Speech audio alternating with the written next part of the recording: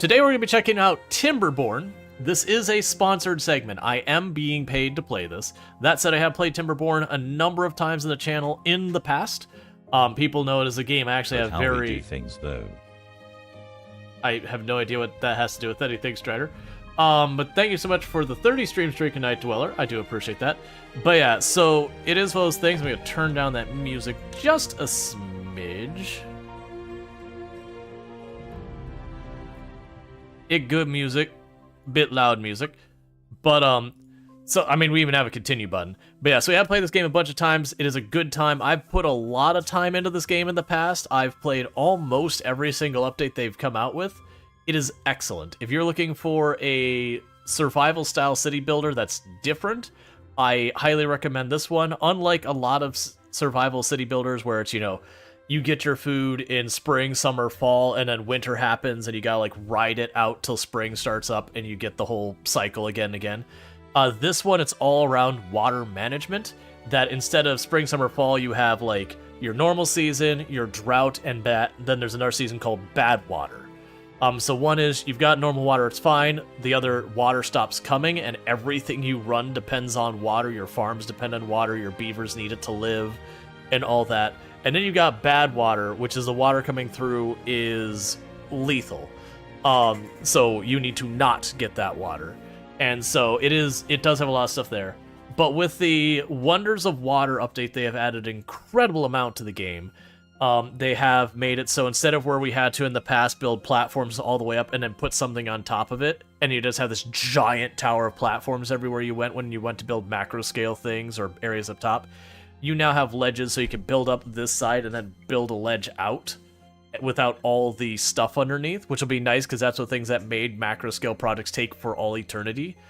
They've also made it so with the water and its physics now, we can start making stuff like aqueducts and all that. They've added automated sluices. So, like, for example, that good water, bad water thing, you could never really leave the game idling for any length of time because if a bad water event happened and you weren't at the helm, then that bad water got into your good water supply and everything got really bad really fast. But with the automated sluices, in theory, you could stabilize your city, hit fast forward and walk away if that's what you want to do. You could ant farm style the game, and I don't see that as a bad thing, by the way.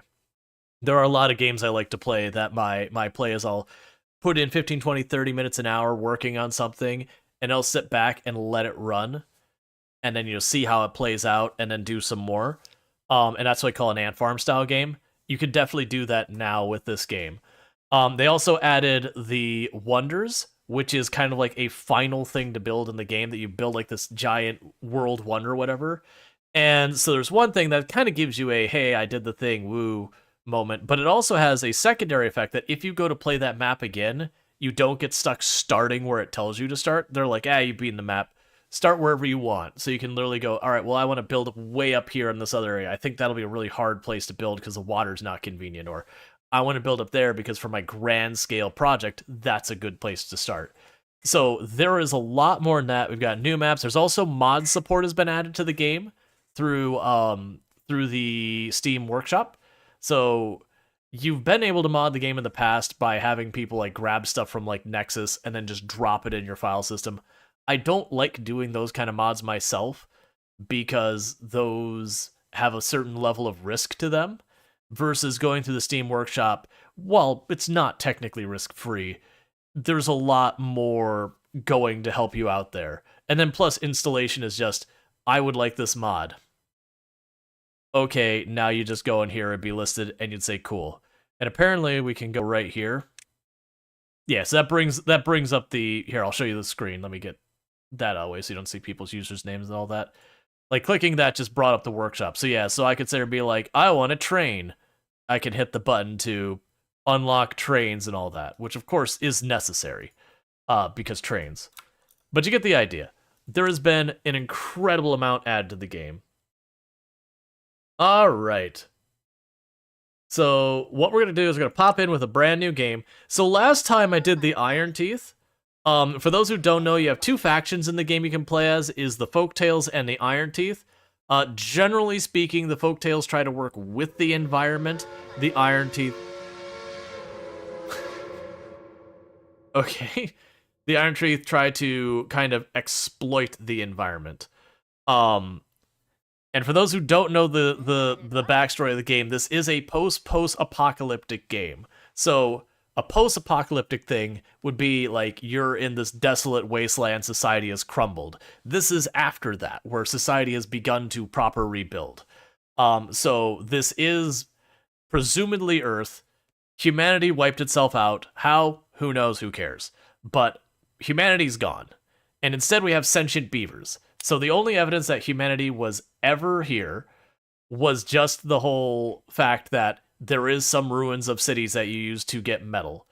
But generally speaking, they do a lot more stuff like robots and machinery and that kind of stuff. They work more in line with the environment.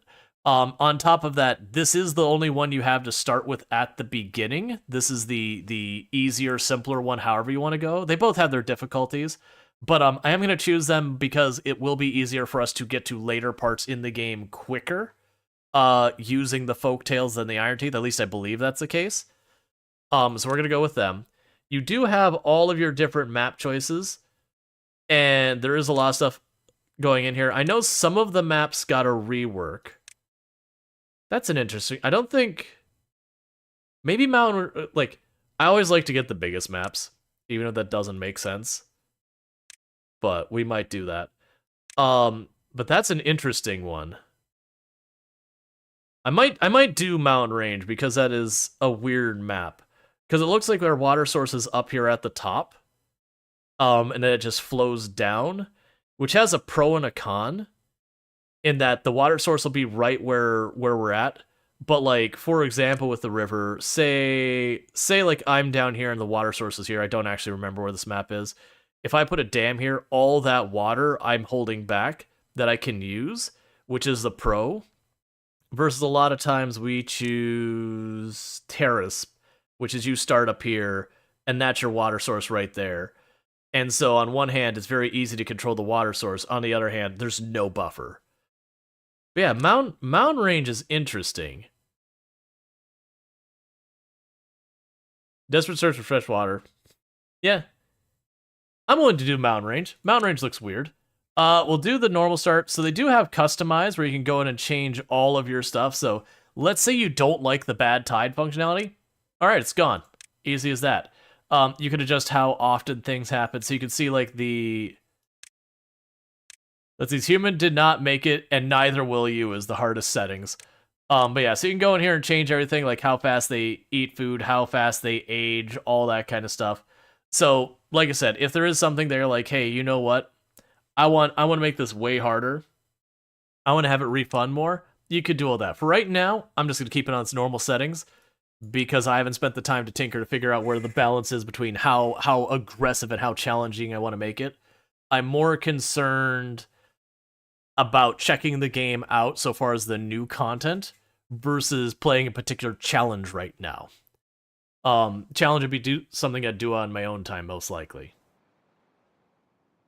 Alright, so now we have the name of our settlement. This is always the hardest part of the entire game. But yeah, so naming things is hard. So we're on the top of a mountain.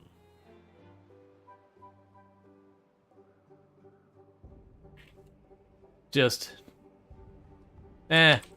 Beaver Mountain. It's not an amazing name, but it is a name, so we're not stuff. Name beavers after chatters? That is always such a time-consuming thing. That's the problem. Okay, so we don't start at the top. So there's a water source here. So you can see where it says water source. So water comes down this way and goes here. And there's another water source there. That does appear to be the only two water sources on the map, which is fine. That's not unusual. We do have a lot of bad water sources. Because regarding the watch streaks, in chatty, the notifications say watch executed streams this month. On mobile, it doesn't say anything about this month. I have no idea. But yeah, so I like naming the beavers after chatters, I wish it was something I could automate, because the beavers actually live relatively short lives, and so it does become kind of a bit of a maintenance nightmare. So the last bunch of times I have played, I have not done it, because it just takes too long. I spent half my time naming the beavers after people. And I won't even notice when they die. Alright, so where we start, water is your lifeblood. Water is everything to the beavers. They need water to drink. If you don't give them water, they die. So that's one thing that's going to need to happen right away, is we'll need to have the pump to get water. And it doesn't do us any good to try and take it directly from the pump, so we will need a place to have the water. And for right now, I had to put 2 of those down there. So that'll be our source of water. So that's one thing we need. The other thing we're going to need is we are going to need a lot of wood. So I'm going to mark all the trees that I can reach for cutting, because wood is what we build everything out of. Pretty straightforward. Wipe out all the trees. So one thing I'm noticing about this start versus the other ones, we have a lot less trees than I remember on our other runs. Hey, Longclaw, how's it going? So we're going to get those queued up. That's telling me I'll probably need to have stairs to get to this side of the river earlier than I'd really like. Yeah, for those who don't know, Longclaw, another content creator on the platform, somebody definitely recommend checking out. So we're going to have problems with that. I'm going to go ahead and put a path around the main building here. And we'll have that go down this way. Okay, so I've got that. And I'll make a path that goes all the way over here. And so where we marked it that we want to cut down the trees, we have to have someone who actually does that cutting. As soon as I remember where that is it's over here. So you can go here. Yeah, and I can reach all the trees over there, so that's good news. The next thing we need is we do need food. So we're going to go down here. I'm going to make another path that goes over to these berries. And then it was over here in the food. We get the berry collecting person. And we've got that. Now, the important thing is to get ourselves to be sustainable as early as possible. And the key to that is to get the forester. Once I have that, I can start planting trees. So we're going to be in trouble with that. I have to get science for that, which requires planks. I'm going to go ahead and get that going as well. Now, challenge with the planks is they are going to require our ability to get stuff. Let's unpause with what we've got here for right now. We will need houses and all that in the long run. Your beavers won't die if they don't get a place to sleep. They'll be unhappy about it. There's this happiness rating here that basically the idea behind it is that the happier beavers generally the happier your beavers are, the more efficient they are working. They go a little faster, they build a little quicker, all those kind of things. The beavers will automatically assign themselves to open jobs if they don't have one.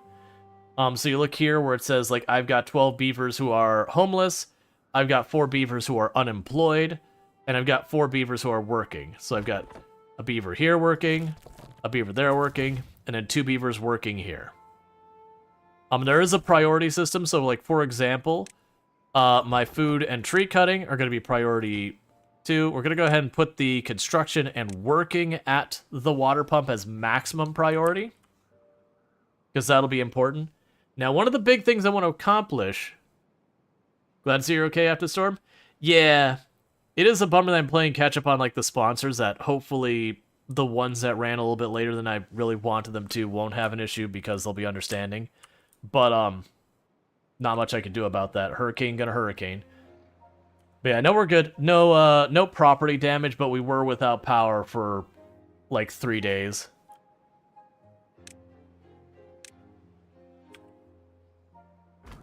For right now, I'm gonna go ahead and get a second woodcutter. I'll probably ultimately want that in the long run anyways.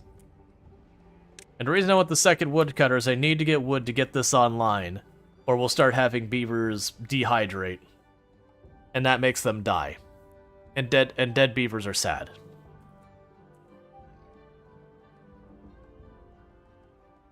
After that, most likely I will build a home for our beavers, but I need to get the basics set up for producing lumber so that I can make a forestry, because once I get the forestry, I can start planting trees.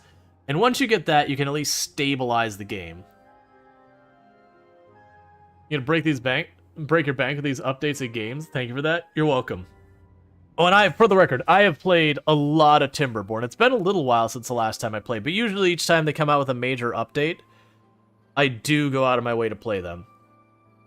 Alright, so the beavers are all gonna go sleep on the ground. We are trying to get them jobs and all that.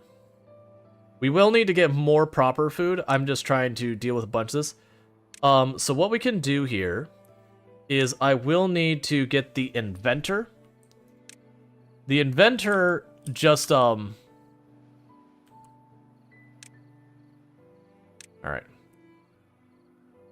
Yeah, so probably not gonna have water up there for a long time. So that's a good place for me to put the houses and all that, away from this area. We can actually...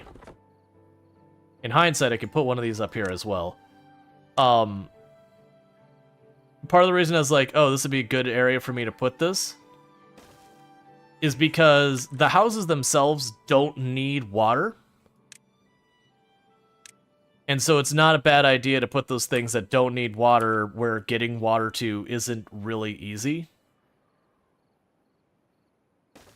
Yeah, put the science building there.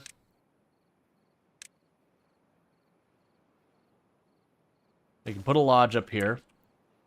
The other thing we'll need to do that I haven't done yet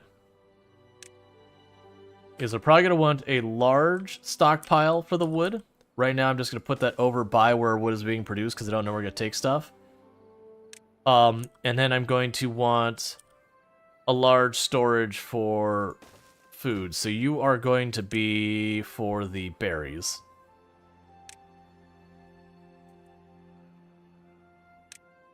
Alright. So we're getting a bunch of stuff queued up.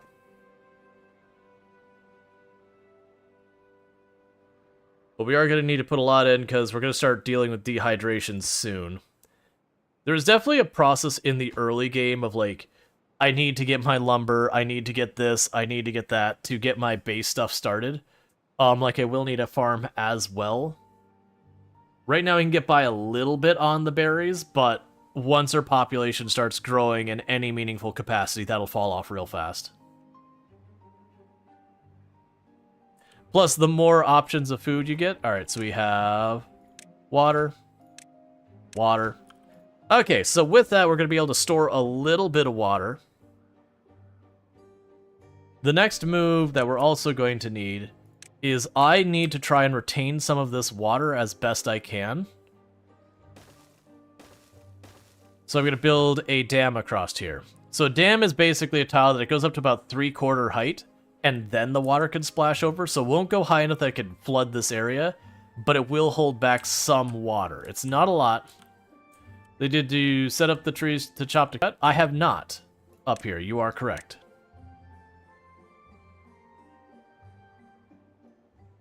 And now I have. Okay, so we're getting our storage built. I've got 2 beavers who don't have jobs yet. We're gonna get that taken care of in a moment. Once they get all that, so we've got beavers starting to complain about dehydration, but they're able to just go grab water real quick. It's fine. We're definitely going to need more storage than I've got here at the moment.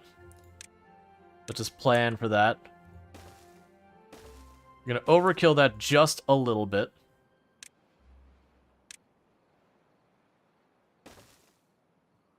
Okay. So with that, we've got that earlier stuff set up. The next on my to-do list is let's go ahead and get a water wheel started here. Because then I'll put my timber. Because the idea is a lot of your buildings need power, mechanical power. And you can do stuff like you can have like a hamster wheel that a beaver will work a job of running in the wheel. You can have a water wheel where the flow of water going past the wheel will power the building. But for example, where I'm going to make our lumber mill, you see how it has here 50 horsepower is required? You get the idea. I got to get 50 horsepower out of here to be able to run it at full speed. At maximum, this thing goes to 135, but that does depend on how much water is going by how fast. And so I wouldn't anticipate us getting... We probably will get enough that it can run, but not fast. Okay, so we do have our inventor going. That's how technology works in this game. So if you look at this, it has a little lock down there. And it has like the 60 and has the science symbol here. Basically, as the beaver is working there, we slowly get points in science, and then we cash out those points like they're a currency to get science. Forestry is my very first need on that regard. Okay, so you're going to be logs. So I'm going to need to get those materials to be able to do much with this. I actually think I might need a path. No, we can wait. But as you can see, I'm very quickly burning through my trees. These small trees, they'll grow in before we chop them down. But you get the idea. I'm going through my wood really fast, and I am going to need the forestry to be able to plant new trees. Now, the trees, if I remember correctly, I do believe they will spread on their own. I believe that's the case. Same with the berries and all that, but it's very slow. So it's one of those things that, like, if you have part of the map you're leaving alone, it will recover. But realistically, for you trying to, you know, just delay consuming them or whatever, it's probably not going to work for you. And stairs are a bunch of science as well, because otherwise I can cut across here and cut those trees down. Yeah, so it's one of the major early game things is to get your forestry up just so you have a supply of wood.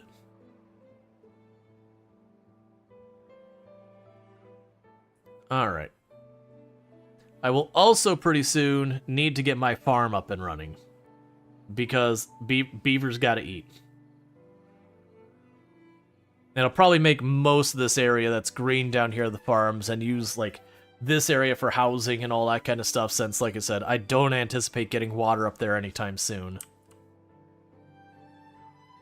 But yeah, so, like, right now where I'm building on the flat terrain, very genuinely, I could decide later that, no, actually I want to have my farms up here, and I could literally wall that off and flood this whole area to be one giant reservoir. You will do a lot of that stuff in this game. He'll do those, like, macro-scale water manipulation things. We're nowhere near that point yet. We just started, but that's fine.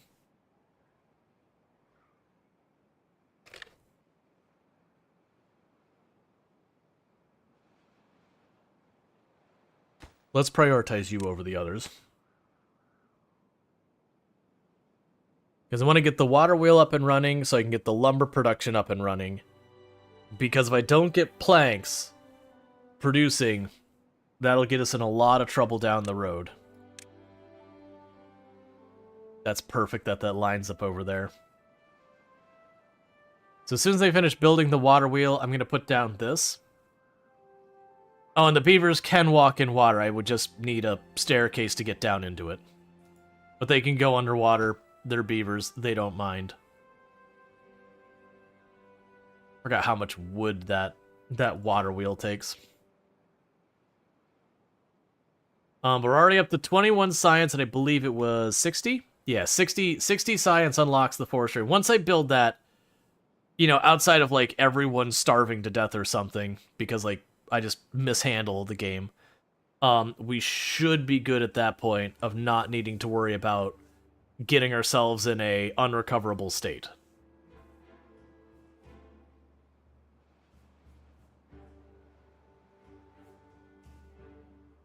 But this is one of those games that you can grow way faster than you can handle, and that can get you into a lot of trouble.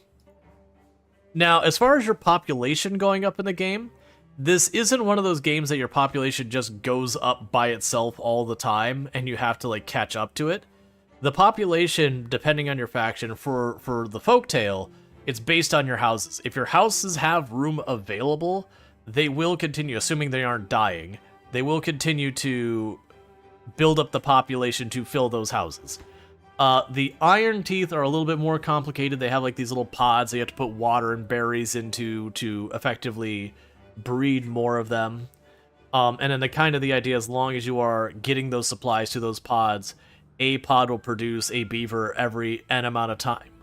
N amount of time, because the beavers don't live super long, it boils down to like one pod is the equivalent to being able to sustain 7 beavers or whatever.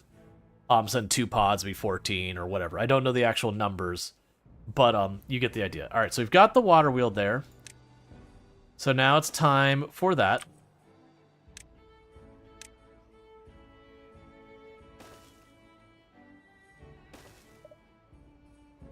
And that'll be our lumber mill. Once we have that, I can make planks.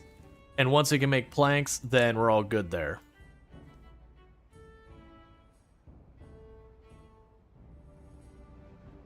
But I want to limit how much stuff I am building on the green area that doesn't need it, just because I have limited grow area. And so if I'm wasting that on a bunch of stuff that doesn't need to be there, it is going to limit me in the future. Got you set to low. Oh, yeah, you're high production. That's fine. Because I need that online. We're a bit over halfway to getting our forestry. The forestry will be down kind of in this area because I'm going to see what range is. I would like to get as much of this area over here to be forest. And then that'll be my wood production. And then over here we'll make farm. Later on we'll probably expand. We'll see. I'll have to figure out. So definitely want to block that up. I might just... Well, no, because flooding that, I'd have to wall the whole thing off. So we'll figure it out. We'll go through and we'll expand area. Like, for example, if I get rid of these stones, I demolish these. That means I'll have a little reservoir of water there that'll keep this area fertile as long as it doesn't dry out. Now, you'll notice up here where it says cycle day.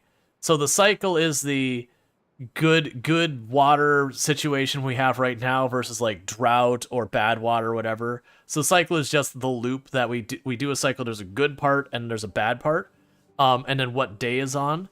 Now, the game doesn't have like a strict, here's how many days of good, here's how many days of bad you have. It does escalate as the game goes on, where you get a nice long good water cycle and a really short bad water cycle or drought. And then later on you get maybe a little bit shorter of a good water cycle and a little bit longer of a bad water cycle. It does hit a cap that once you've gotten there, you're just good. But it's just something to be aware of, that the game does have an escalating mechanic. Okay. So this will actually work out alright for me. It does look like I've got a whole area down here that I could potentially farm as well. I didn't notice the ramp there. Alright. That. Cool. We are producing lumber now. So that's helping that now I've got a little bit of spare wood that isn't urgently needed for something.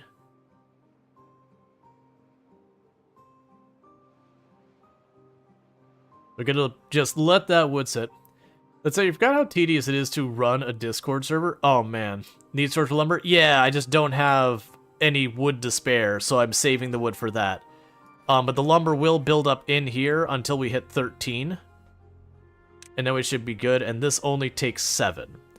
So I'm just being really careful in the early game that I don't accidentally push myself into a situation where I just don't, I just don't have what I need to get the lumber mill. Because I've done that before in a past run on the stream where I got greedy in the early game, so even though I was queuing up the stuff for the forestry and all that, I built too many houses and all that trying to grow fast.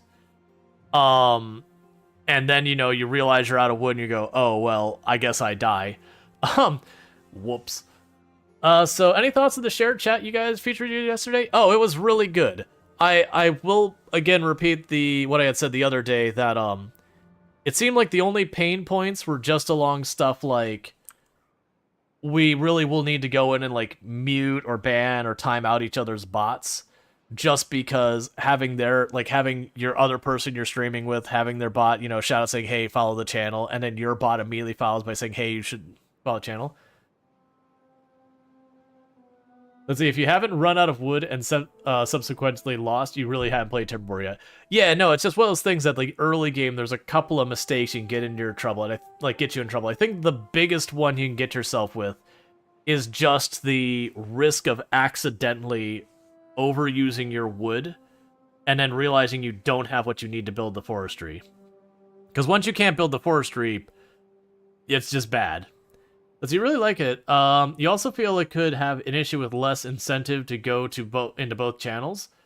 So one or the other gets screwed viewership-wise. Well, that's the, to be clear, Lardine, one of the things that is coming with that is that the viewership will count on both streams. I thought that was already in place, but from what Sui was saying, it's not. Like, I knew it last time we used the stream together, it wasn't in place, but I thought they had since resolved it. I know that they had been experimenting with getting it all sorted out. It's coming since 2023? Yeah. To be fair, I think Twitch announced a lot of stuff, and then layoffs happened after that. So we still have more beavers without jobs for right now, so I don't mind temporarily putting another one over here. We're just going to hack down that forest, and then I'm not going to replant there. Okay, 2 more and we get our forestry, and that's when our wood becomes sustainable. And we'll still short-term have some wood problems because we gotta wait for trees to grow. Which is one of the reasons why in the early game, usually I'll do like half the trees, the ones that grow really fast but don't give you a lot of wood. And I'll put like the other half will be the trees that give lots of wood but take a long time to grow. Because as far as labor amount on the beavers, the trees that grow really slowly, one beaver can handle planting a lot more of them. Alright, and that's you. Well, I can actually get you a little bit far over here than I thought. Okay. So if I planted there, I can actually reach I could reach almost this whole area. And honestly, if I build a bridge across here, they could probably reach that area too. So that'll be way more than I need. So that's maximum requirement. We did get the dams built, which is good, so we will have some water retention. But once I get this built, I can not stress out about this nearly as much. In the meantime, for growing, so we've got birch, which is 9 days for 1 wood. We've got that's 12 for 2, 24 for 4, 28 for 6, and then 30 for 8. So we do the comparison. 9 days gives me 1 wood, 30 days gives me 8 wood.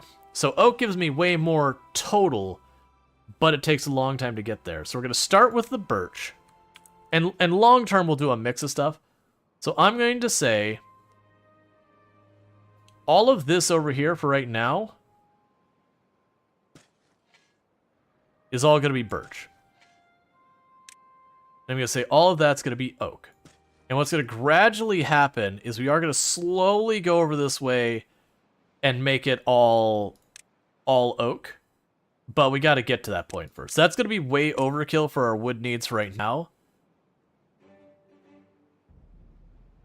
Cool, so we've got all of that queued up to cut down. So once that's built, the next thing I want to do is get the farm up and running. And my plan is I think we'll put the farm down here for right now. It is curious that this ground looks fine because we are getting bad water mixed in there. I would have expected this... Oh. Yeah, so we'll get this figured out. So I need to get the berries planted.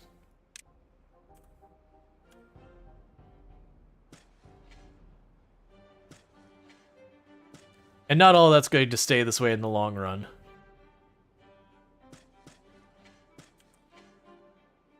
Yeah, so all that's in the range of the forestry. But then we'll try putting the farm down here.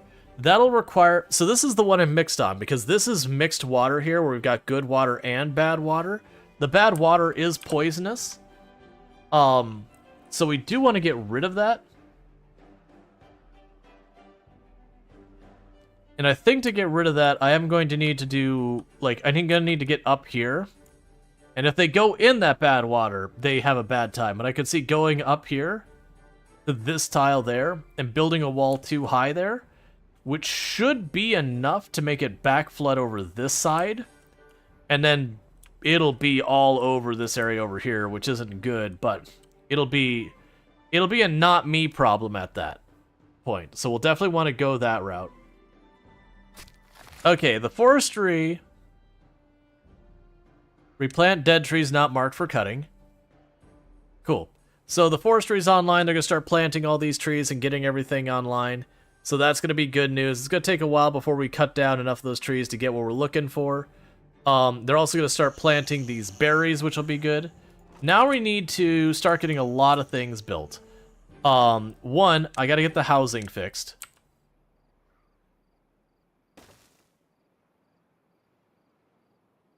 So let's start getting all of that sorted out. Because if I don't do that, we're going to hit a point where our beaver population starts crashing. Because while we have beavers growing up, we're not replacing the ones that are growing up. So you're getting 3 beavers per house, and I've got 12. So I need at least 4 to keep the population at what it is right now. No growth, just sustain the existing population. Now, one thing you'll notice about this game is you can build buildings on top of each other. I'll need stairs and platforms and all sorts of stuff to be able to do that. So we're not quite there. Okay, so that number of houses should allow growth. I also am going to want to get our things expanding. The other thing I need to do is we will need to get an efficient farmhouse, which can cover all of that area, which is way more than I thought it would. And then we're going to go here to the crops we want to plant. So right now there are a ton of crops here, but I'm not going to be able to use most of them right now. So I'm going to start by just saying, hey, oh, I didn't want to actually go to the other side of the river. Hey, let's just get all the carrots we can get down. We can worry about getting more interesting and involved food options later. But right now is to make sure we don't starve to death. Now, what is going to happen is when the drought happens, these crops are going to die. That's just what's going to happen. Are you starving? Is that what's happening? Yep. So I didn't get on the farm fast enough. There's no additional food nearby, so we are going to take some heavy casualties. So that's great. For the record, this isn't a particularly easy map from the looks of it. Alright, so water is fine. We are going to have beavers starve, though, because these only grow so fast. I am going to prioritize the berries, because we can at least get that up and running there. But there is a very good chance we're going to lose a good number of beavers to starvation here in a moment. So you need to be at max priority, you're at max priority, and you're at max priority. So basically, getting stuff for food and for water, maximum priority, everything else is a secondary concern. I needed to get the farm going earlier, but I was being paranoid about wood. Which, again, I've had a number of runs that I ran out of wood at the beginning, so that is a thing. I still need a place for the lumber. You don't even remember running into food trouble before the first drought? Wonder if they tweaked the food consumption? I think it's this map, because I had just this one spot as the only food nearby. So I think it's just the nature of this map is a harder map. Which is fine.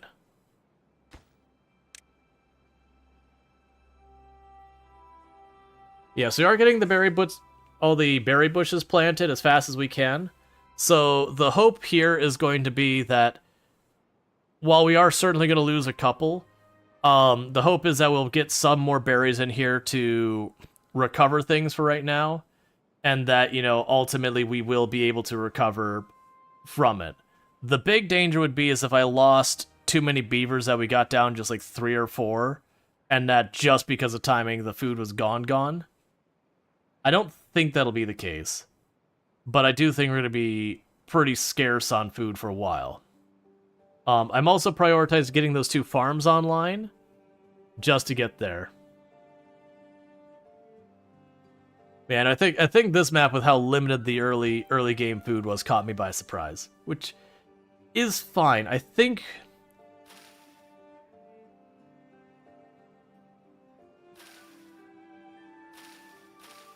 oh, those are not very close, are they? Well, actually, we've got some of these at like 70-80%, so let's hope they do grow back, because I need to keep at least 3 beavers alive. Otherwise, well, I mean, I could probably get away with just 1 beaver, but I would really rather not.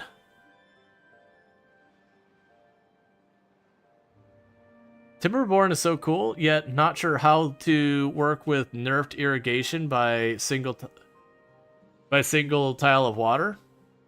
Oh, you're talking about like now you can't make the entire map green by just doing a single tile. You've never, like, I've never actually done it that way, but you can work around a lot of that. It's not super awful.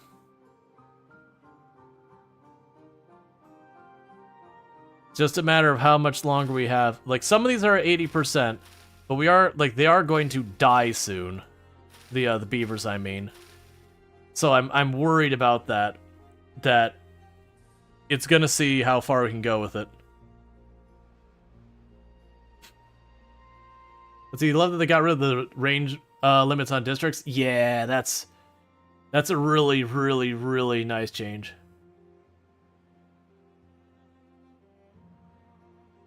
Alright, so we got our first farmers online. They're getting to work as fast as they can. Obviously, those crops are going to be nowhere near on time to help us. But that is something to help future us. In the meantime, let's just keep them working on what we can have them working on. So you'll be for the carrots. I have to decide where I want to put the timber. Like, part of me wants to put it up here again, so it's not using the fertile soil. But that is also a hike from that spot. But I also need to get rid of some of these trees. Okay, so you're done. You're not going to be doing anything else ever again, so let's go ahead and get rid of that. Because where it's at is out of the way from everything I need. And then these trees here aren't going to ever be used for anything, because I'm not going to give them water. So we can clear that out, and I'll put the lumber, or the the lumber up here. They're only going up like 5% or so. I think we're going to have a mass die-off, and there's nothing I can do to stop it. I may have had a bad start on this because I just didn't realize how urgent the food situation was. Because, I mean, if all the beavers die, there's no beavers to make replacement beavers. No one's starved yet, but I think it's going to be something like any time now we're going to start seeing them all start dropping like flies. The big thing is, if I can manage to feed 2 of them, then we can recover.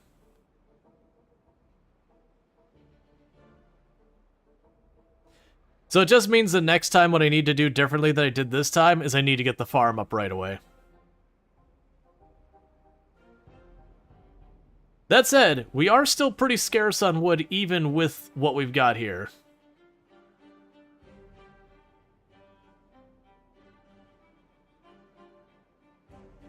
Yeah, long day. Don't rush the farm from the latest release. Map, colony dead. Yeah. Like, I got some of these that are so close. Like 89%, 90%. And I just need 1 or 2 of them to roll over to having a berry and get harvested. And that'll be a beaver survived. And we could just get to that point. Like I said, even if we take a pretty bad hit to the population, as long as I have some, it will recover.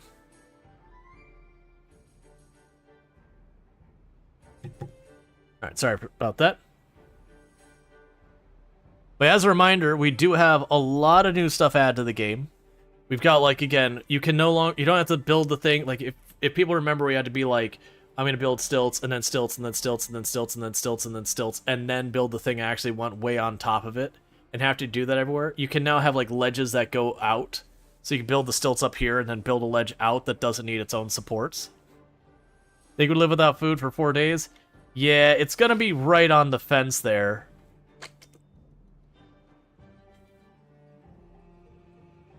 I'm not sure what side of it we're on that fence, because I don't know when the last one ate. But like, they're getting real close to dying here. We might get lucky. That one's at 94%.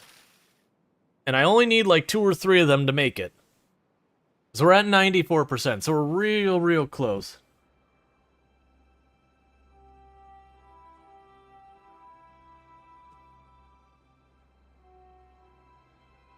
Alright. And the good news is, once I get that first barrier to we'll be good there. I just gotta get over the fence. I also don't remember if you need to have 2 beavers in the game to have more beavers happen, or if it's just hand wavy or population's not wiped out, there's more housing, beavers appear. Alright, we're having our first deaths to hunger. The farm is fully planted. We're at 96%. 2 probably. Let's see, did you see that they added workshop support for this? There's a lot of maps with some decent quality of life mods. I did see that they have workshop support for it. I haven't looked at it yet. Alright, we're looking at it. We're at 97%, chat. That's what decides if this colony lives or dies. 98%. You just gotta hold out long enough for those first berries to happen, at which point then we'll start having a rotation of things recovering. Like, we'll have, like, grab a berry or 2 and all that. Got some more deaths rolling in here. Lost a couple there. This is not looking good. 99%. There's only 3 beavers left.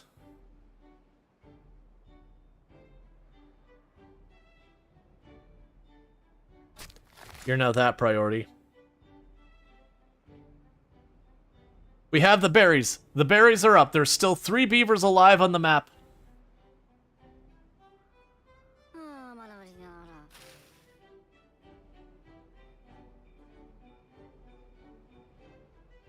Go eat the food. Go eat the food. Where are the other beavers? It says there's 3 alive.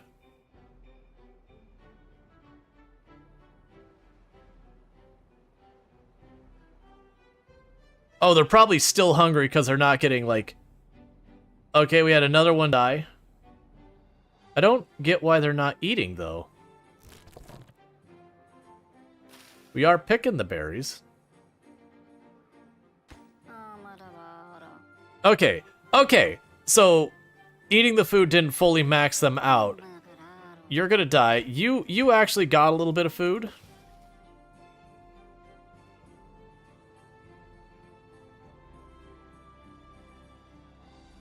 And the problem is the one eating there, or the one farming is the one, or harvesting is the one there. Well, we still have 2 beavers left. Like I said, I don't know mechanically in this game if you have to have 2 beavers or not to continue. Like, obviously, real-life logic would dictate otherwise, but this is a video game, and real-life logic need not apply.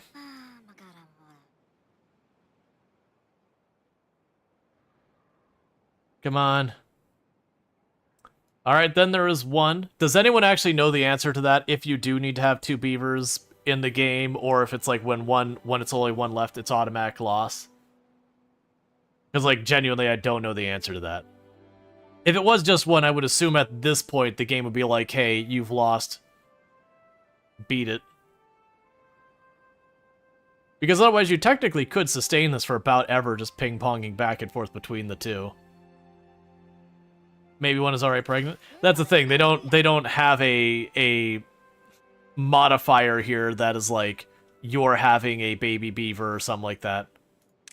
Well, let's just full speed fast forward for a minute and just see if we,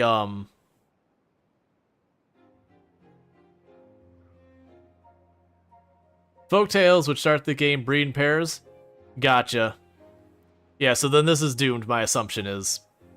Alright, well then, let's not dilly-dally if this can't be recovered, because then apparently what we're doing, we're just waiting for that beaver to die of old age.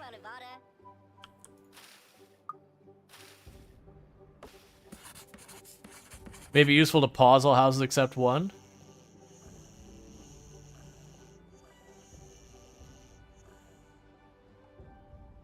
Yeah, it's trying to see if it would tell with the population on that.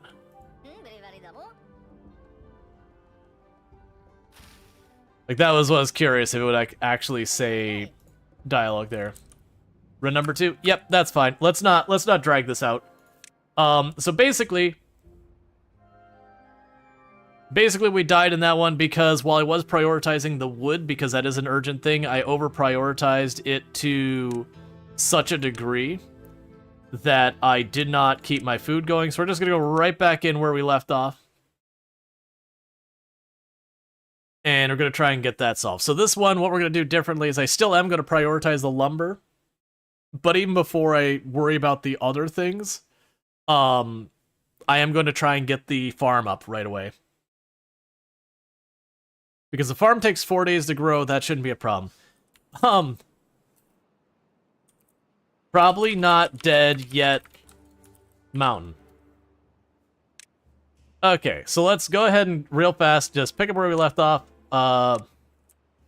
We are going to need the pump again, because without the pump, your colony just straight up dies because you need water to live. News at 11. I'm going to put the 2 things there again. We will make our paths real quick. I'm going to try and go a little bit faster on this one to bring everything up. And go way over here.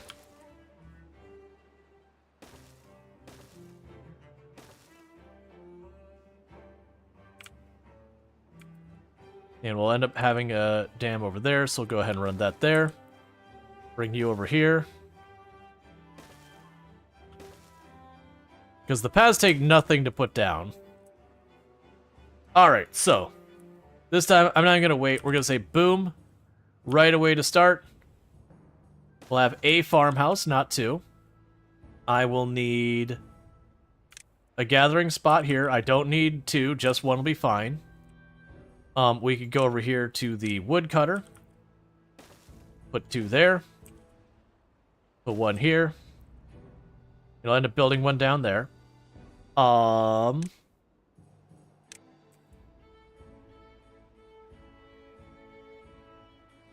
Let's actually reshape that square just a little bit. Let's see. Dismantle.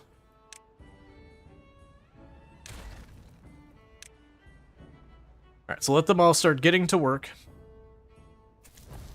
Early on, I'll give extra employees at the area to build. So you can get building real quick. And then once we get some of these lumber things online, we'll start tearing that apart.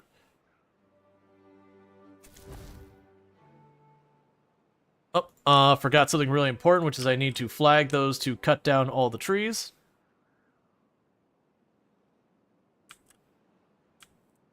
I'm gonna cut down every tree here, so let's just flag all the trees here. Clear that spot over there. Flag all the trees up there. Cool, so we're gonna get all the trees. You're getting the berries. We will need the science building up here again, because that's necessary to literally do anything. Okay, so you are high priority, high priority. You are high priority, high priority. You are moderately high priority. And you're moderately high priority. Alright, so let's get this all going real quick.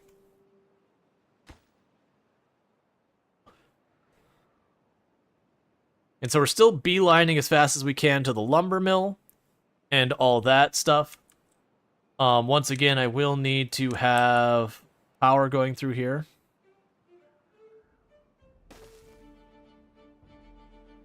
And then go from there.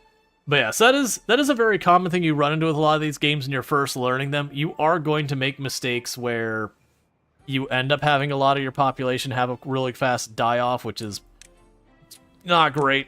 Okay.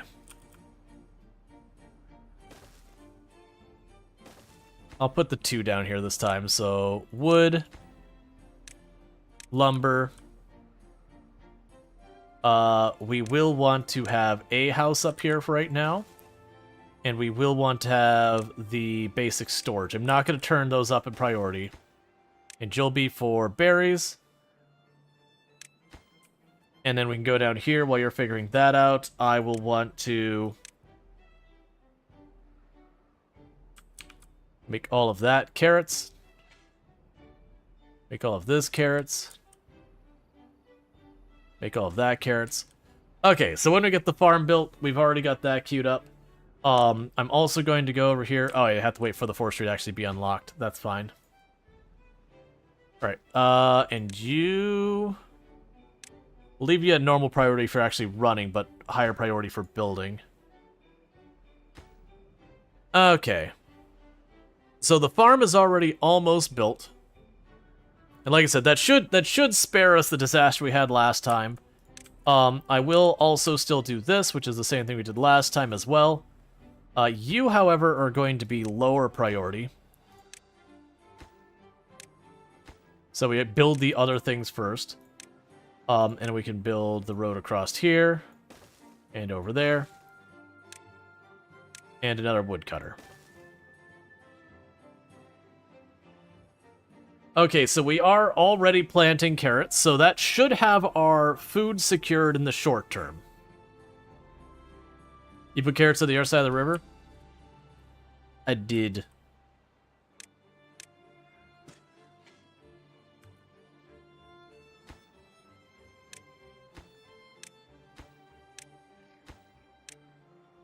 Those won't happen anytime soon, but if we do get down there, they will.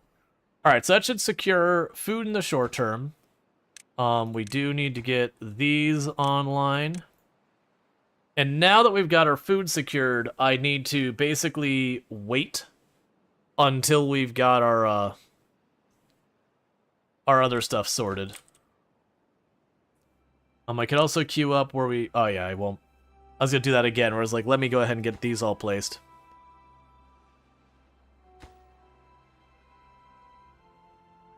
Yeah, so we're cutting wood as fast as we can. We don't have any housing. I will also try to, pretty early on, get the extra houses built. That way, now that we've got, like, the food at least temporarily secured. Now, the problem with this food is when the drought happens, it is going to be at risk. So it will be a thing that I'm going to be doing relatively early, is getting the stairs so I can go up here. And as I mentioned before, I believe... Yeah, so you're 1 high. I believe if I go around here and I make it a wall that's 2 high, 2 tiles high, it'll backflow this way. And, like, that'll make all of this a, you know, polluted disaster. But then I can work on this area, make this nicer, and then later on find a better way of dealing with this. Because right now, that's going to limit this area a lot.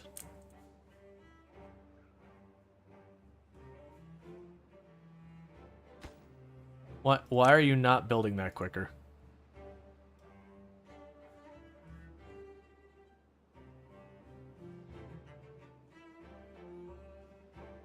Oh, everyone's already employed? I see. So the issue is we're not getting any wood cutting done because I have too many assignments and not enough beavers to fill them. Which will start to fix itself as we have the 3 children beavers become adult beavers. I need that wood to keep rolling in.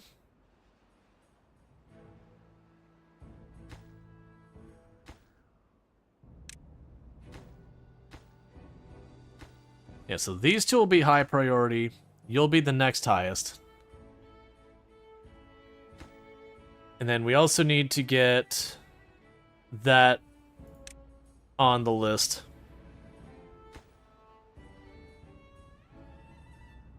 Because I'm going to need to get more water, because you only store 15, which is not enough to ride out anything. Alright. I need the children to grow up. Their being young is inconvenient.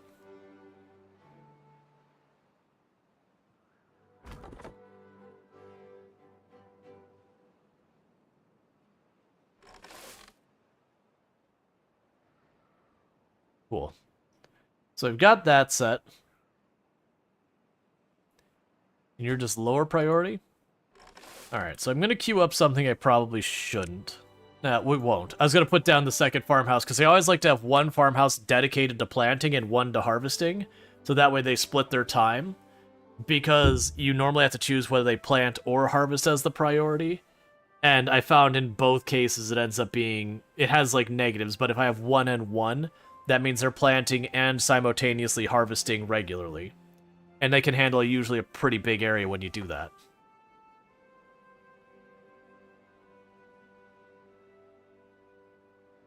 Alright.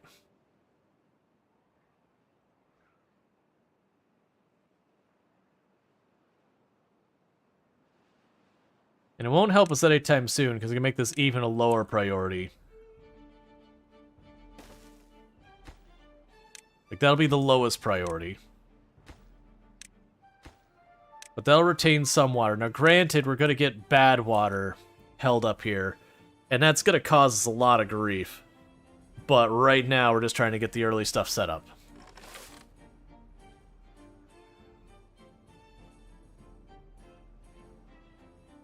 Okay, so we finally at least got our first of our water reservoirs done. Hopefully pretty soon... Oh, you know what we also need to do? Take those 2 back off those jobs. That'll help a lot, actually. I forgot we had 4 people assigned to help with the construction. And with the supplies we have, that's just not needed. So that should triple the speed at which we're getting our wood for right now, so it's the cutting of the wood is the bottleneck. But then we can get the inventor online and try and get that sorted out. Also might need some storage for carrots. I will. Right now we're dealing with wood to get things going. But yeah, that is on the list once I get what I've got here mostly built. Yeah, like right now that's for the berries, but yeah, I'll need a storage for carrots once we get this going. The big thing is I gotta get the lumber production online, otherwise I won't be able to get the forestry, and that's a game over situation.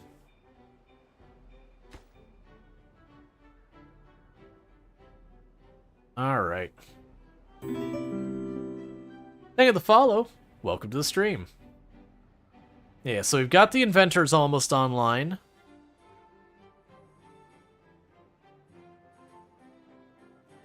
Yeah, and all jobs have a worker with no spares. So when that comes online and the lumber mill comes online, I do have 2 more kids that need to grow up yet. We'll get that sorted. I'll go ahead and queue up.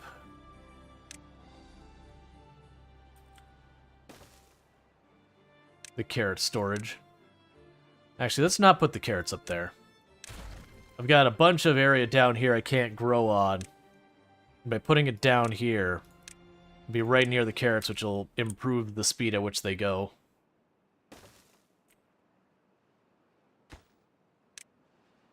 Nah, make that a normal priority.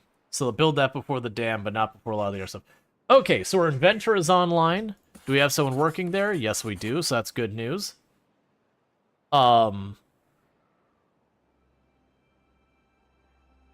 so I got 1 job that's currently not filled.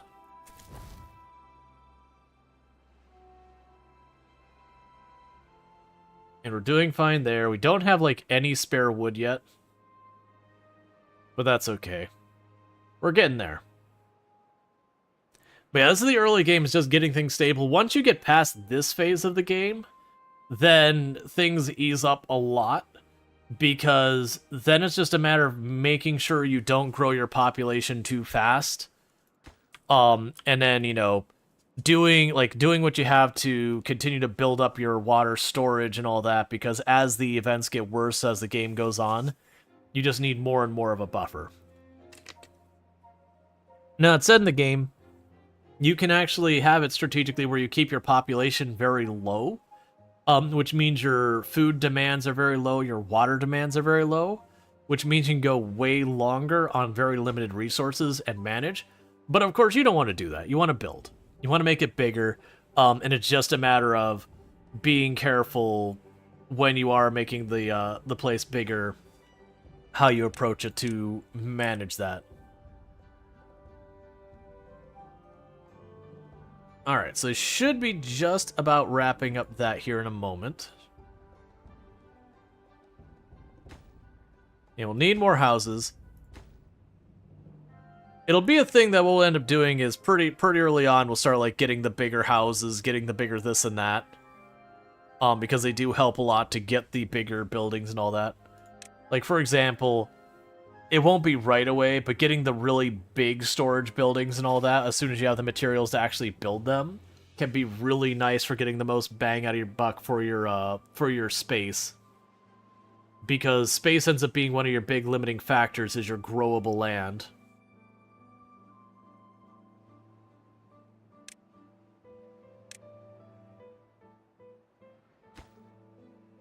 Yeah, so you've got all the wood. Alright, so that's built.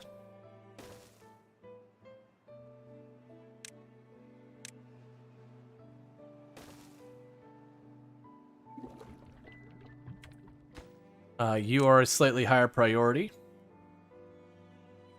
And we can go here.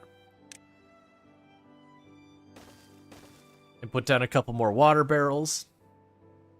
And I'll end up building a second one of these. I've always needed two fairly early game. We've got our wood storage built now, so that's good news.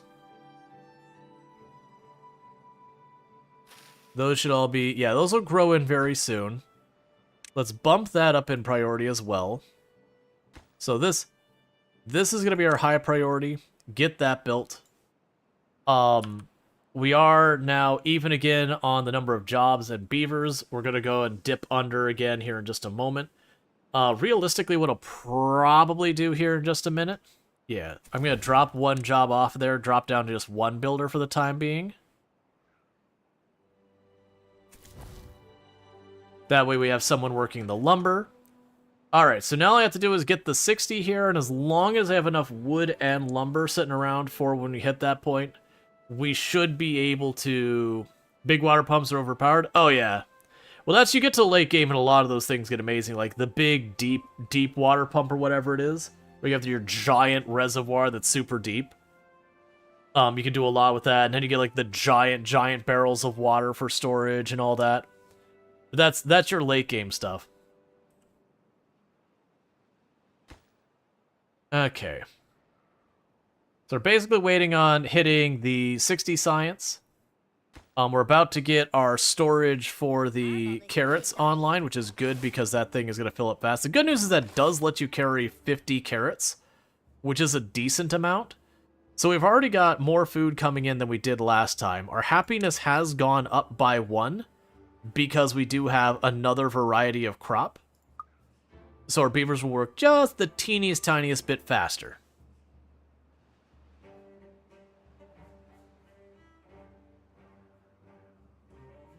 But then once I get the forestry, we're going to get enough housing for everyone. We're going to start building more storage.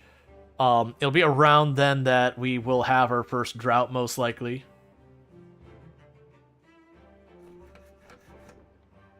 Yeah, so you're producing the plank still. That's good news. We're halfway just about to our, to getting enough science. Okay, so we do have one beaver who doesn't have a job, so we're going to bump that up one more. You carry carrots.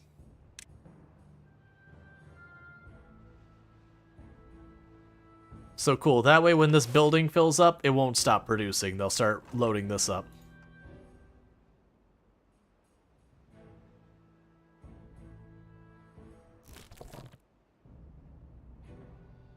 It's also kind of good because we didn't get this built as fast. We are kind of pacing the berries versus just obliterating them. And that should help a little bit.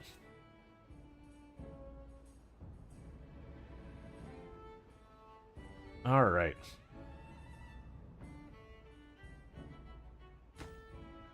Okay, and we've got our first house built. We're going to hold off building the others I need, just for the moment. until we get the forestry up. Because like I said, I've killed myself more than once in this game by overbuilding at the start, not having enough wood left over to build the forestry building, and then just kind of got stuck. All right, so we've got our berry warehouse thing built. So that's good news. They should start on the dams here in just a minute. And then after that, we can worry about the next thing. All right, we're up to 2 for average well-being because a couple people have shelter now. So that's good news. Every little bit of that makes us a little bit better. Which I think is a good system for that.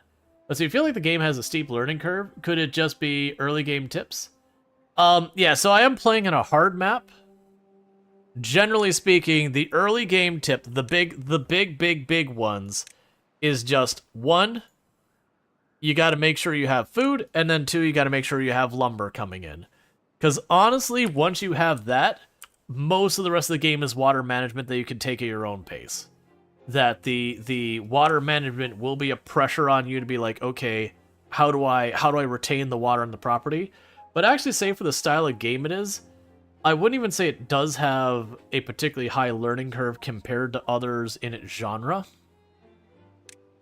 But it is one that, like... I'm going to pause this building for a minute. Because I got plenty of planks and I need to not consume all my wood.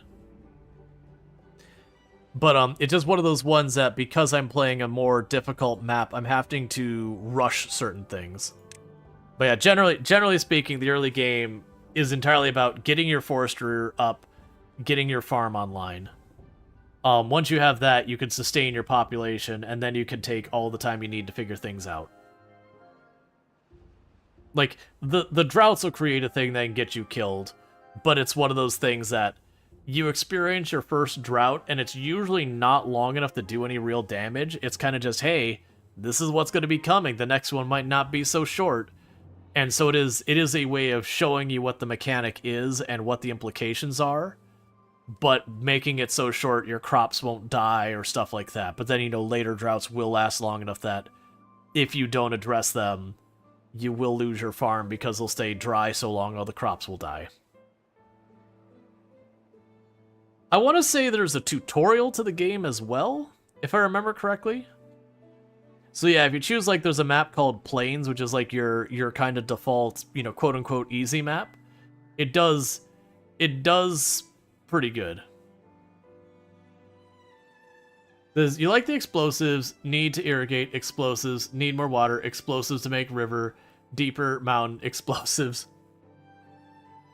I mean, you can go hard in the explosives. All right, two more points, and we unlock the forester. 1 more. There. So basically, I'm doing almost the exact same thing I did last time.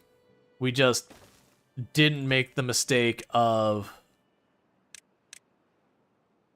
the other stuff. Okay, so here, same plan. We're just going to make a bunch of this birch over here real fast to begin with. Because it grows quickly, so we'll get a fast turnaround, and we're going to gradually convert it all to oak. And then down here, all of this for the time being will be berries.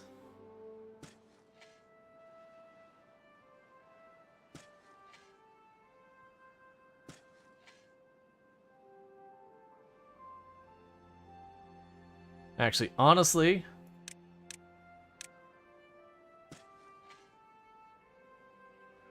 that's not going to be berries. But the rest of it will be berries. Because that I'm going to want a second water pump here.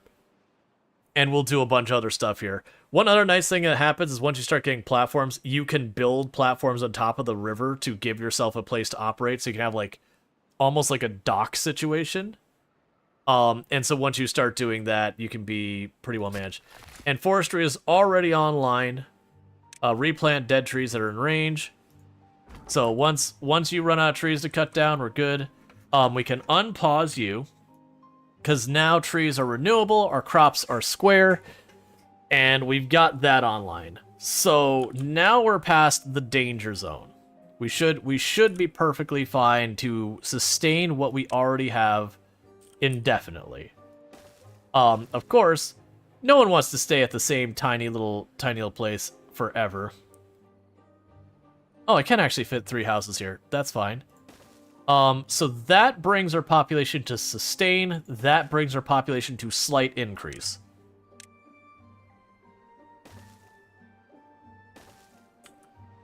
So let that do its thing.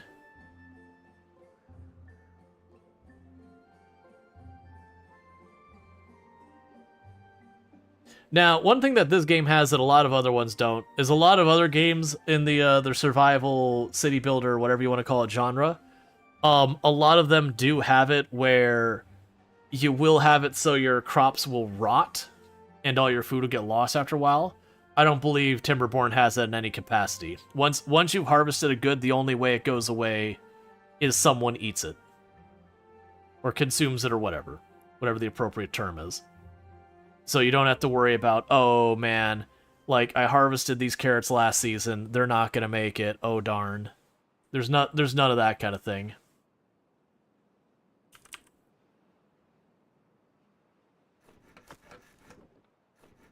Let's again pause you.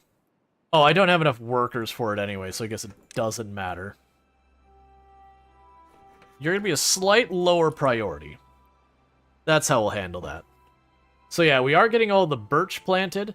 So my intention of how we're going to approach this is we will be planting all the birch, and then I'm going to readjust it to be oak. So we'll get that first influx of wood, and then we're going to go for the oak and grow an absolutely obnoxious amount of wood I've got to wait a while for.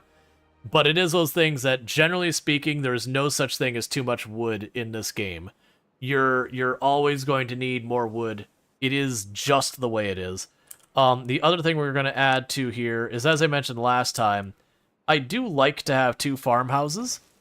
That way I can have one dedicated to harvesting and one dedicated to farming, or for planting. That is a thing that, like, what I'll probably do later is get a ramp down here. We'll be able to access more of this. It might even be that this area eventually gets converted into farmland. We can actually grow stuff in the water. And if I have to, I could even see, like, adjusting it so they don't have 3 people each, that maybe they only have 2. And that'll go a long way. And we've had a new happiness of 3. So we're going to be working a little faster. We do have more beavers who have shelter, and we're already at 4 as our next higher one, so that's good. The average well-being is getting higher. And all of that means we work a little bit faster, move a little bit faster. Sweet.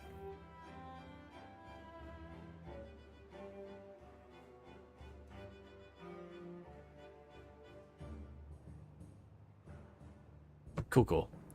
Toom got back to me and said she was going to pick up dinner. Because it's one of those things that, like, normally I try to do my sponsor segment in the second half of stream, to get, like, the early viewership boost and all that.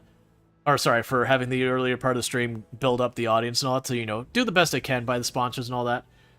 In this particular case, I did it early because I've realized I'm getting to the point where I really need it to be done.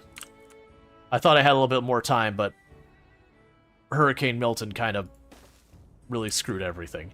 It's not really another way to put it around that. So, and I want to do right by the Timberborn devs. They have individually sponsored this channel a number of times, and I have nothing but positive things to say about them. Alright, so we're going to go ahead and get more water production online here. You will be a high priority workplace, because water is life. So we'll want to get that going. Alright.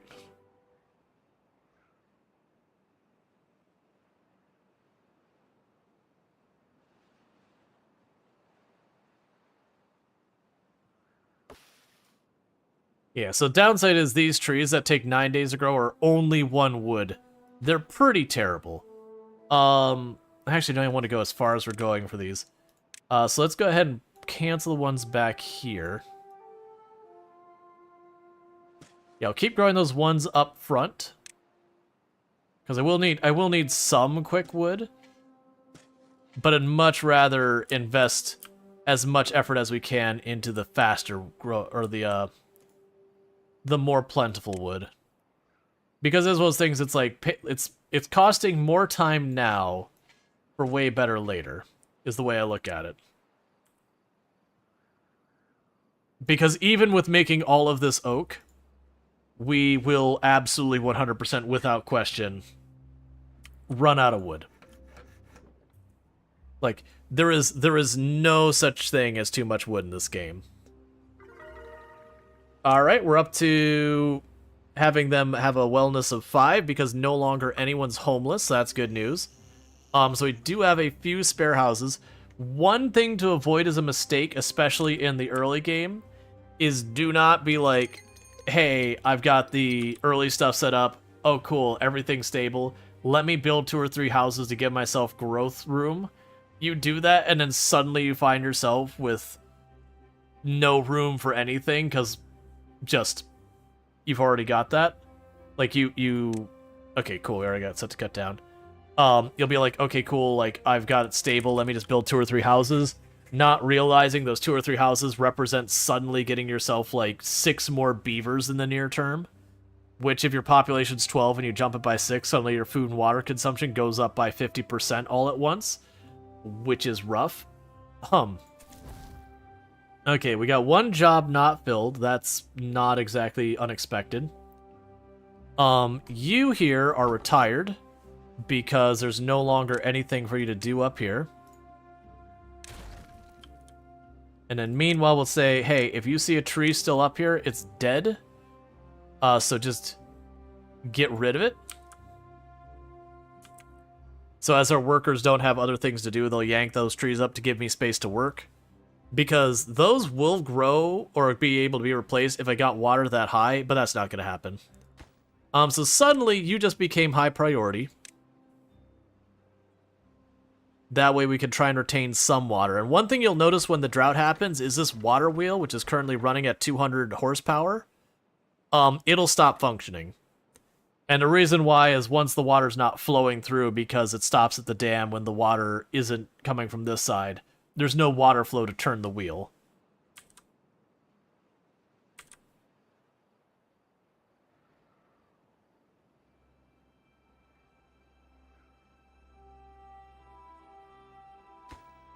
Alright. We'll see if that gets built fast enough.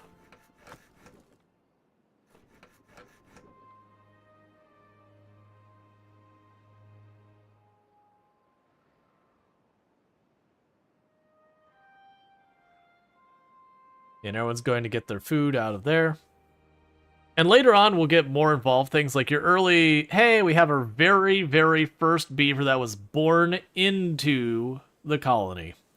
So the first 12 we had here were ones that came with us at the beginning. We've got our first brand new beaver to the town.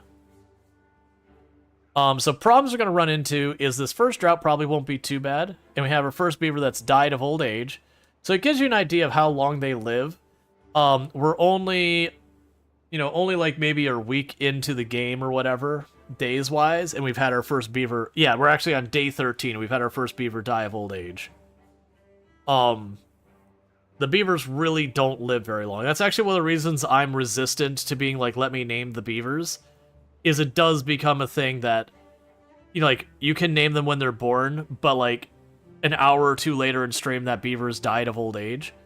I do wish that the game would offer Twitch integration that you could be like, hey, just something like some way of handing it, like when you start, that you can say like, hey, I'd like to have a beaver named after me, and that it could just keep pulling from the queue.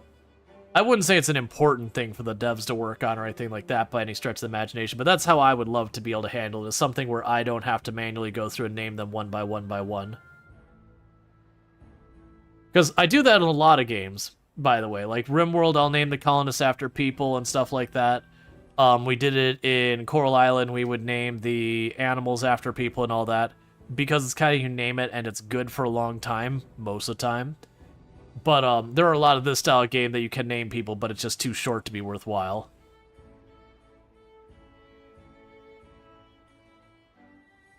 Alright. So I'm still not building more right now because we're still waiting on wood. That's where we're kind of at with this, is I'm going to be basically out of wood until I get this dam finished.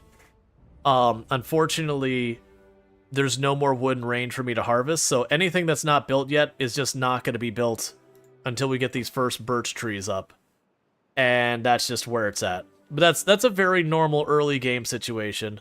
But like I said, in this particular case, I think we'll be perfectly fine. We do have a lot of water stored.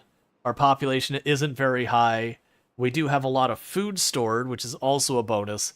And then most likely this drought will be fairly short, couple of days. So I don't think we'll have any crops die. And we've got a couple more beavers being born. We got two more baby beavers in the colony.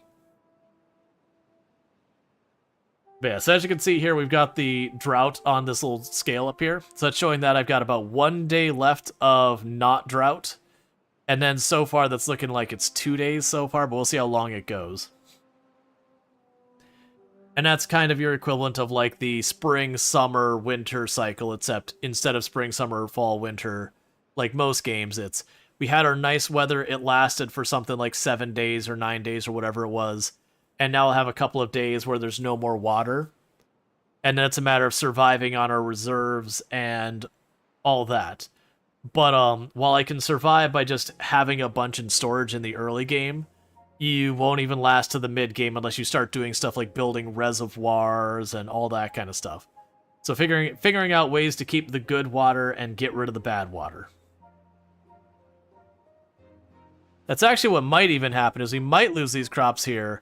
Because I don't remember if when the drought happens, if the bad water goes away too. I think it does. But if it doesn't, then this will all be bad water down here, and then these crops will get poisoned and die. You know, and then the good water comes through and they'll be able to replant them. So we'll still be fine for this, but as the droughts get longer, it'll become more and more of a threat. It'll become something that we have to address, basically.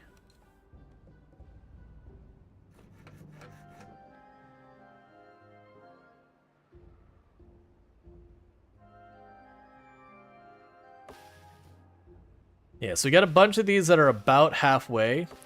The other downside is all the things will stop growing during the drought.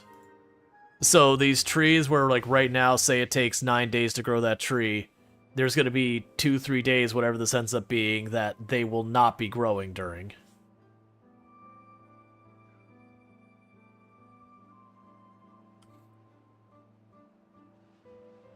Alright. So I could actually technically have way more carrots, but I just don't have the storage capacity for them.